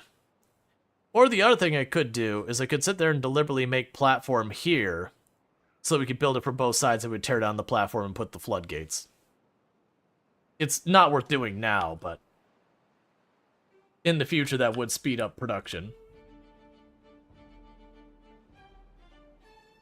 Okay, so we are getting plenty of maple syrup and all that. The pastries, we still don't have many. Oh, I don't have storage for maple pastries. Oh. I forgot about that. That's why we're not getting that many. I totally forgot. I was going to build it here, and I don't remember why we didn't. Oh, right! That's why I was going to put the other one over here. We're going to be the maple pastries, because even though you're way, way, way far away from the production point, I can just go here and say, hey, maple pastry production, wherever the crap that was, you're now a priority for the haulers. They can go for a hike. Wood is renewable? Yes, wood is renewable. It's just a matter of it takes time to cut it down and do all that stuff. So there is a cost in like regards to time. Now granted, I overdid our wood a lot, which is exactly the correct amount, so that we can do our major projects. But yeah, so we should start seeing our maple pastries going up, and that'll be good.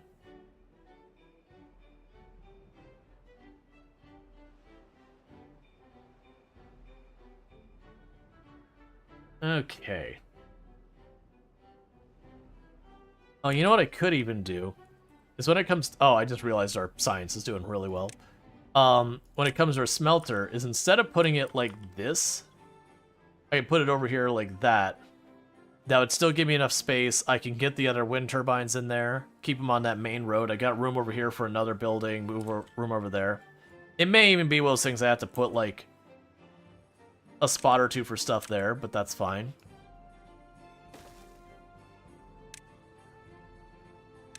But there's the smelter.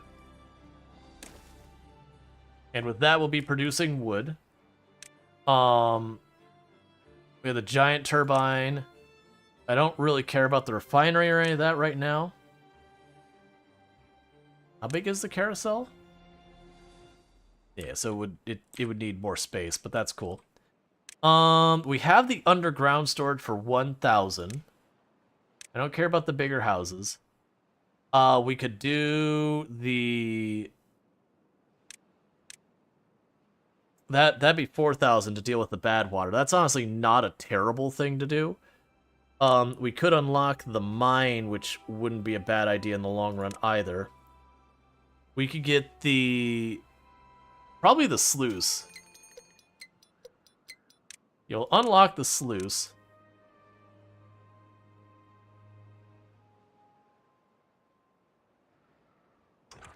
Because what I could potentially do is once we get this gate up, we'll wait till like after drought and I'll replace those with sluice real fast. Only after we've got, you know, ore properly smelting and a whole bunch of stuff. Alright. So we are going to endure another drought before a reservoir is ready. That's honestly fine. We have topped off our water storage. So we're good. That is as full as it can be down there. We do have another water container that we're topping off in the meantime that'll give us a little bit more of a buffer than we had even the previous time.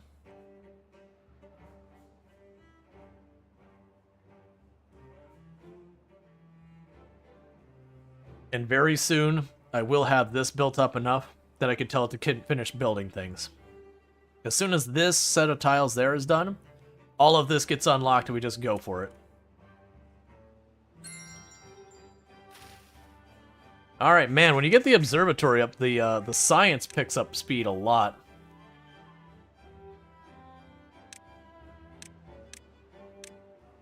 Yeah, so you can get all the overhangs and all that, which is good news. Which I do honestly think, for our power in the long run, maybe put the overhangs over here and just put tons of weight down here. Alright, so we got a stretch, that's fine. Take a sip. What's the worst that could happen? Alright.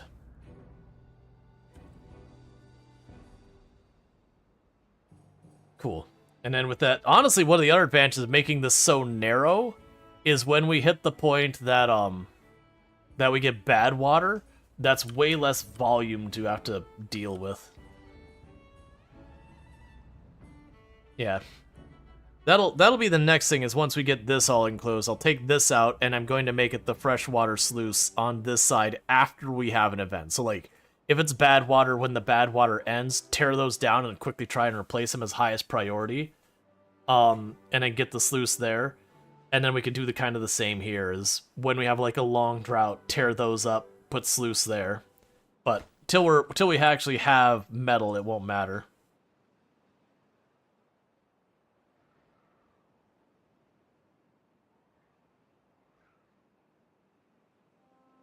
What I could do, so I was going to go straight across here. I could go straight across here. I could also bring it down and bring it back up. I think we will go straight across, though. The only thing that's going to be weird is because I've already got those platforms, it's going to be like this, and then I'll put like a little wall there, which will make a weird little pocket there. But the only way to fix that would be to tear this up and move it, which we can do. That'll probably be something we do ultimately. But you know what, actually, we can do that. Because what I could do is I could put the platforms over here, move that over there, finish off the wall over here, and then, like I said, all of this will become industry and all that kind of stuff, houses, whatever we feel like on top of the water where we can't grow anything. It's good space for it. Alright. Yeah, so we're starting to get some extra maple pastries put into storage, so that's good news. The water storage is slowly climbing. Okay, so we have our drought. So for right now, I am going to this time turn off the pump in the back here. Right away at the beginning. Let's turn off these two pumps this time. Leave these two on. And we're going to use this as my gauge of when to top it off. Anytime this starts to properly go low, we dump more water in. It'll flow through the system. And that'll let us slowly bleed off the water we've got here.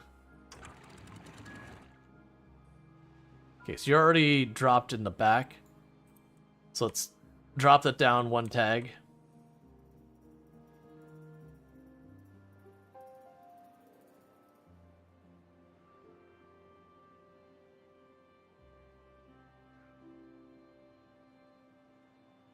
Yeah, that one's only a 7-day drought. I think the idea with that one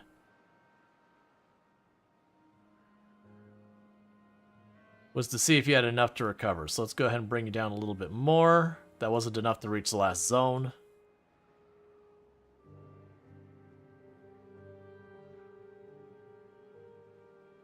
Okay.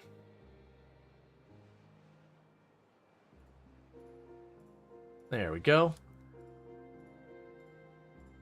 The downside is that one little toggle, the moment I spill over to this, almost always overfills it. And it does drain almost instantaneously. Something's not right with these. I'm not gonna worry about trying to save that. It might just be one of those things that it just make it a point if I have like a 20-day drought or something absurd. Wait till we're 10 days in, deliberately push water to flood it just so trees don't die, and then don't worry about it.